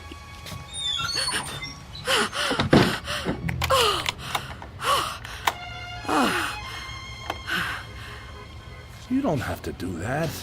What's the sense of locking a door that won't even be here in an hour? I'm on the clock here, and we've waited long enough. If you've got any possessions you want to keep, Miss Dunn, I'd move them out while there's still time. I'll help you. You think you're helping me? I'm not going to leave here. Not with you. Not with anyone. Don't try to touch me. I don't want anyone near me. Now look, ma'am, I've been nice to you. I've been trying to go easy. I know this must be tough for you. Any kind of move is a big upset, especially to an older person like you. But if you insist on staying here, I'll have to call a cop. A cop? A police officer? It's just for your own good. Please, cooperate, lady. Hey, where you going?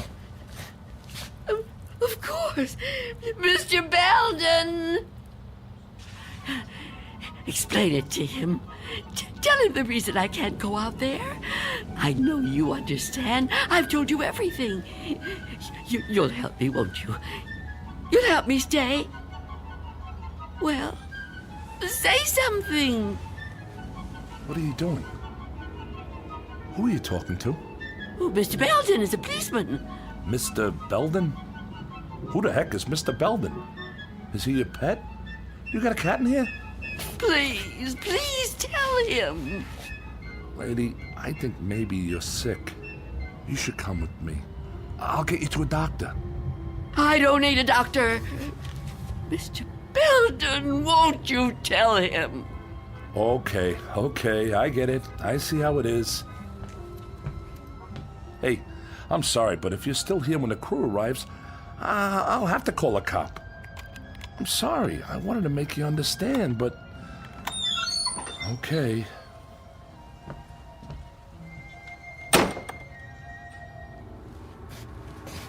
What's the matter with you? Why didn't you say something? Why didn't you help me? I thought you understood. I thought you'd help me. I think the question you should be asking yourself, Wanda, is how he looked straight at this bed and didn't see me. You called me Wanda, but I never told you my first name. Oh no. No. It's not true. It's not true. Yes, it is. The mirror, Wanda. Look in the mirror. What do you see? I can't. I won't. Look in the mirror, Wanda. What do you see? I see nothing. Nothing but an empty bed. Turn around. Now what do you see? I see you, Mr. Death.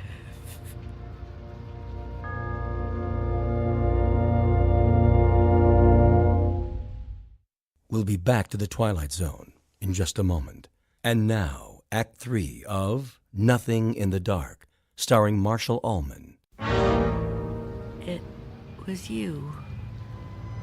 It was you all the time. Yes. It was me. Oh, don't get up. You're still... Oh. You're not hurt. No. No, I'm not.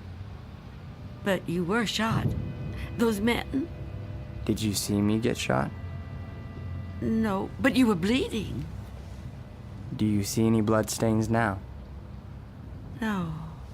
And the men, did you see them? You were never hurt, were you? I can't be hurt.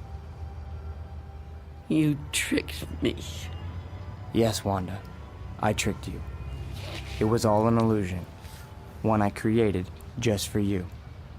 If it helps, I'm sorry. I would have preferred to avoid it if I could. But why? Why did you do it? The moment I let you inside, you could have taken me any time. Yes, I could have.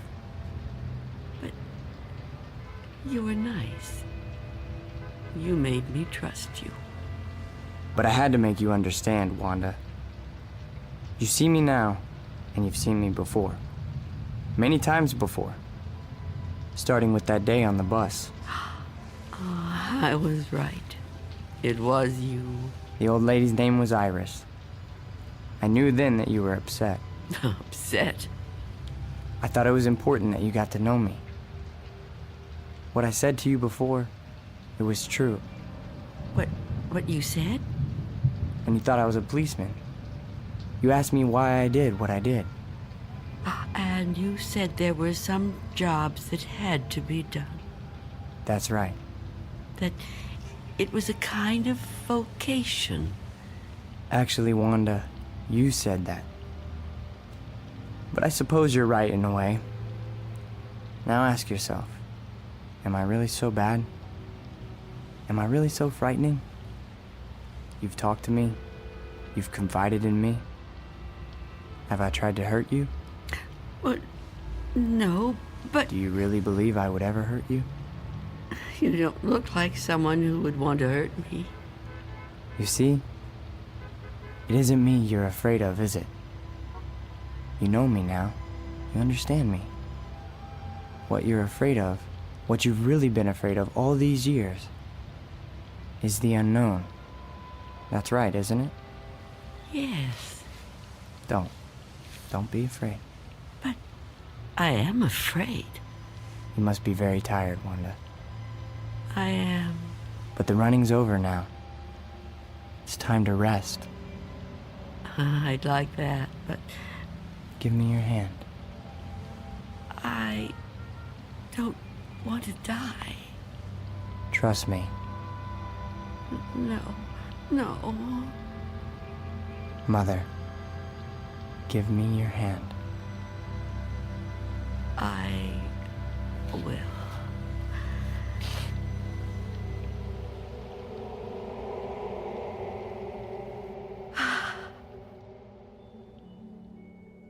There. You see? See? See what? No shock, no engulfment, no loud thunder. What you feared would come like an explosion is like a whisper. What you thought was the end is the beginning. When will it happen? When will we go? Go? Yes. I'm ready now. Look over there, on the floor. What is there to... Oh. Now do you understand? It's me. It's you. My body. I look so calm. You see? We have already begun. Come with me. Yes. Please. I'd like to.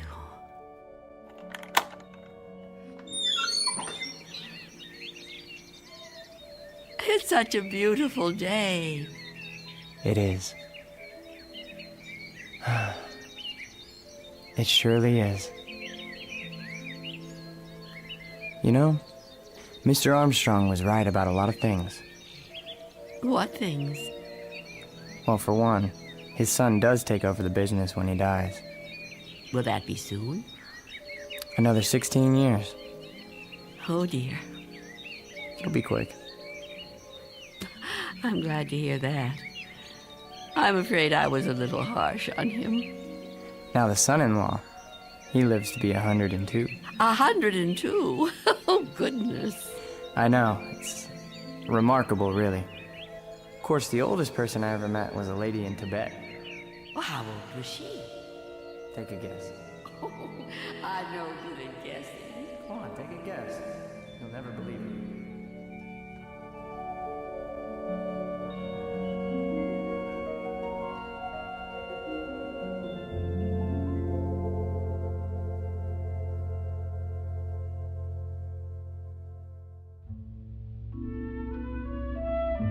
There was an old woman who lived in a room, and like all of us, was frightened of the dark, but who discovered in the minute last fragment of her life that there was nothing in the dark that wasn't there when the lights were on. Object lesson for the more frightened amongst us. In or out of the Twilight Zone.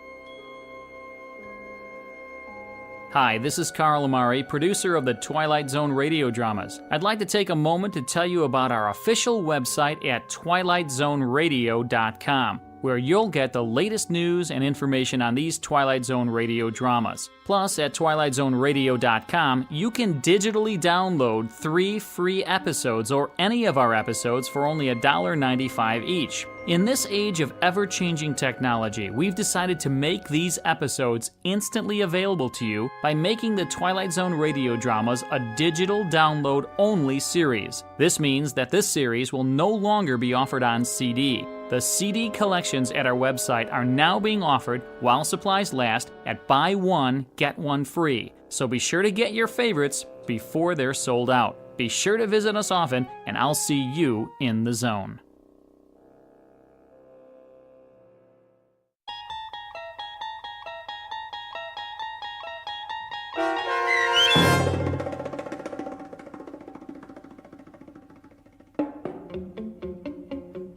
Nothing in the Dark, starring Marshall Ullman with Stacy Keach as your narrator, was adapted for radio by M.J. Elliott and written by George Clayton Johnson.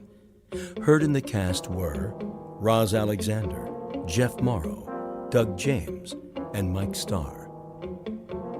This copyrighted radio series is produced and directed by Carl Amari for Falcon Picture Group and Westwood One.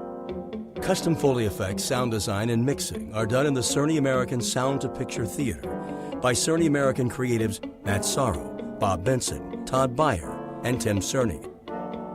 To learn more about the Twilight Zone radio dramas and to contact us, visit our official website at twilightzoneradio.com. Miss Dunn, it's Doug James speaking.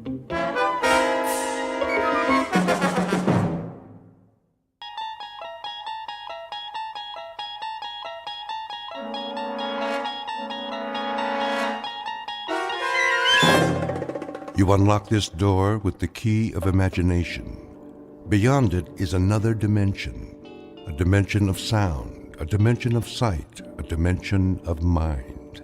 You're moving into a land of both shadow and substance, of things and ideas. You've just crossed over into the Twilight Zone.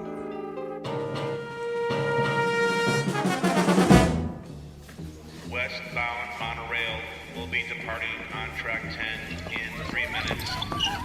Hurry. We can't miss the monorail. Make way! Coming through!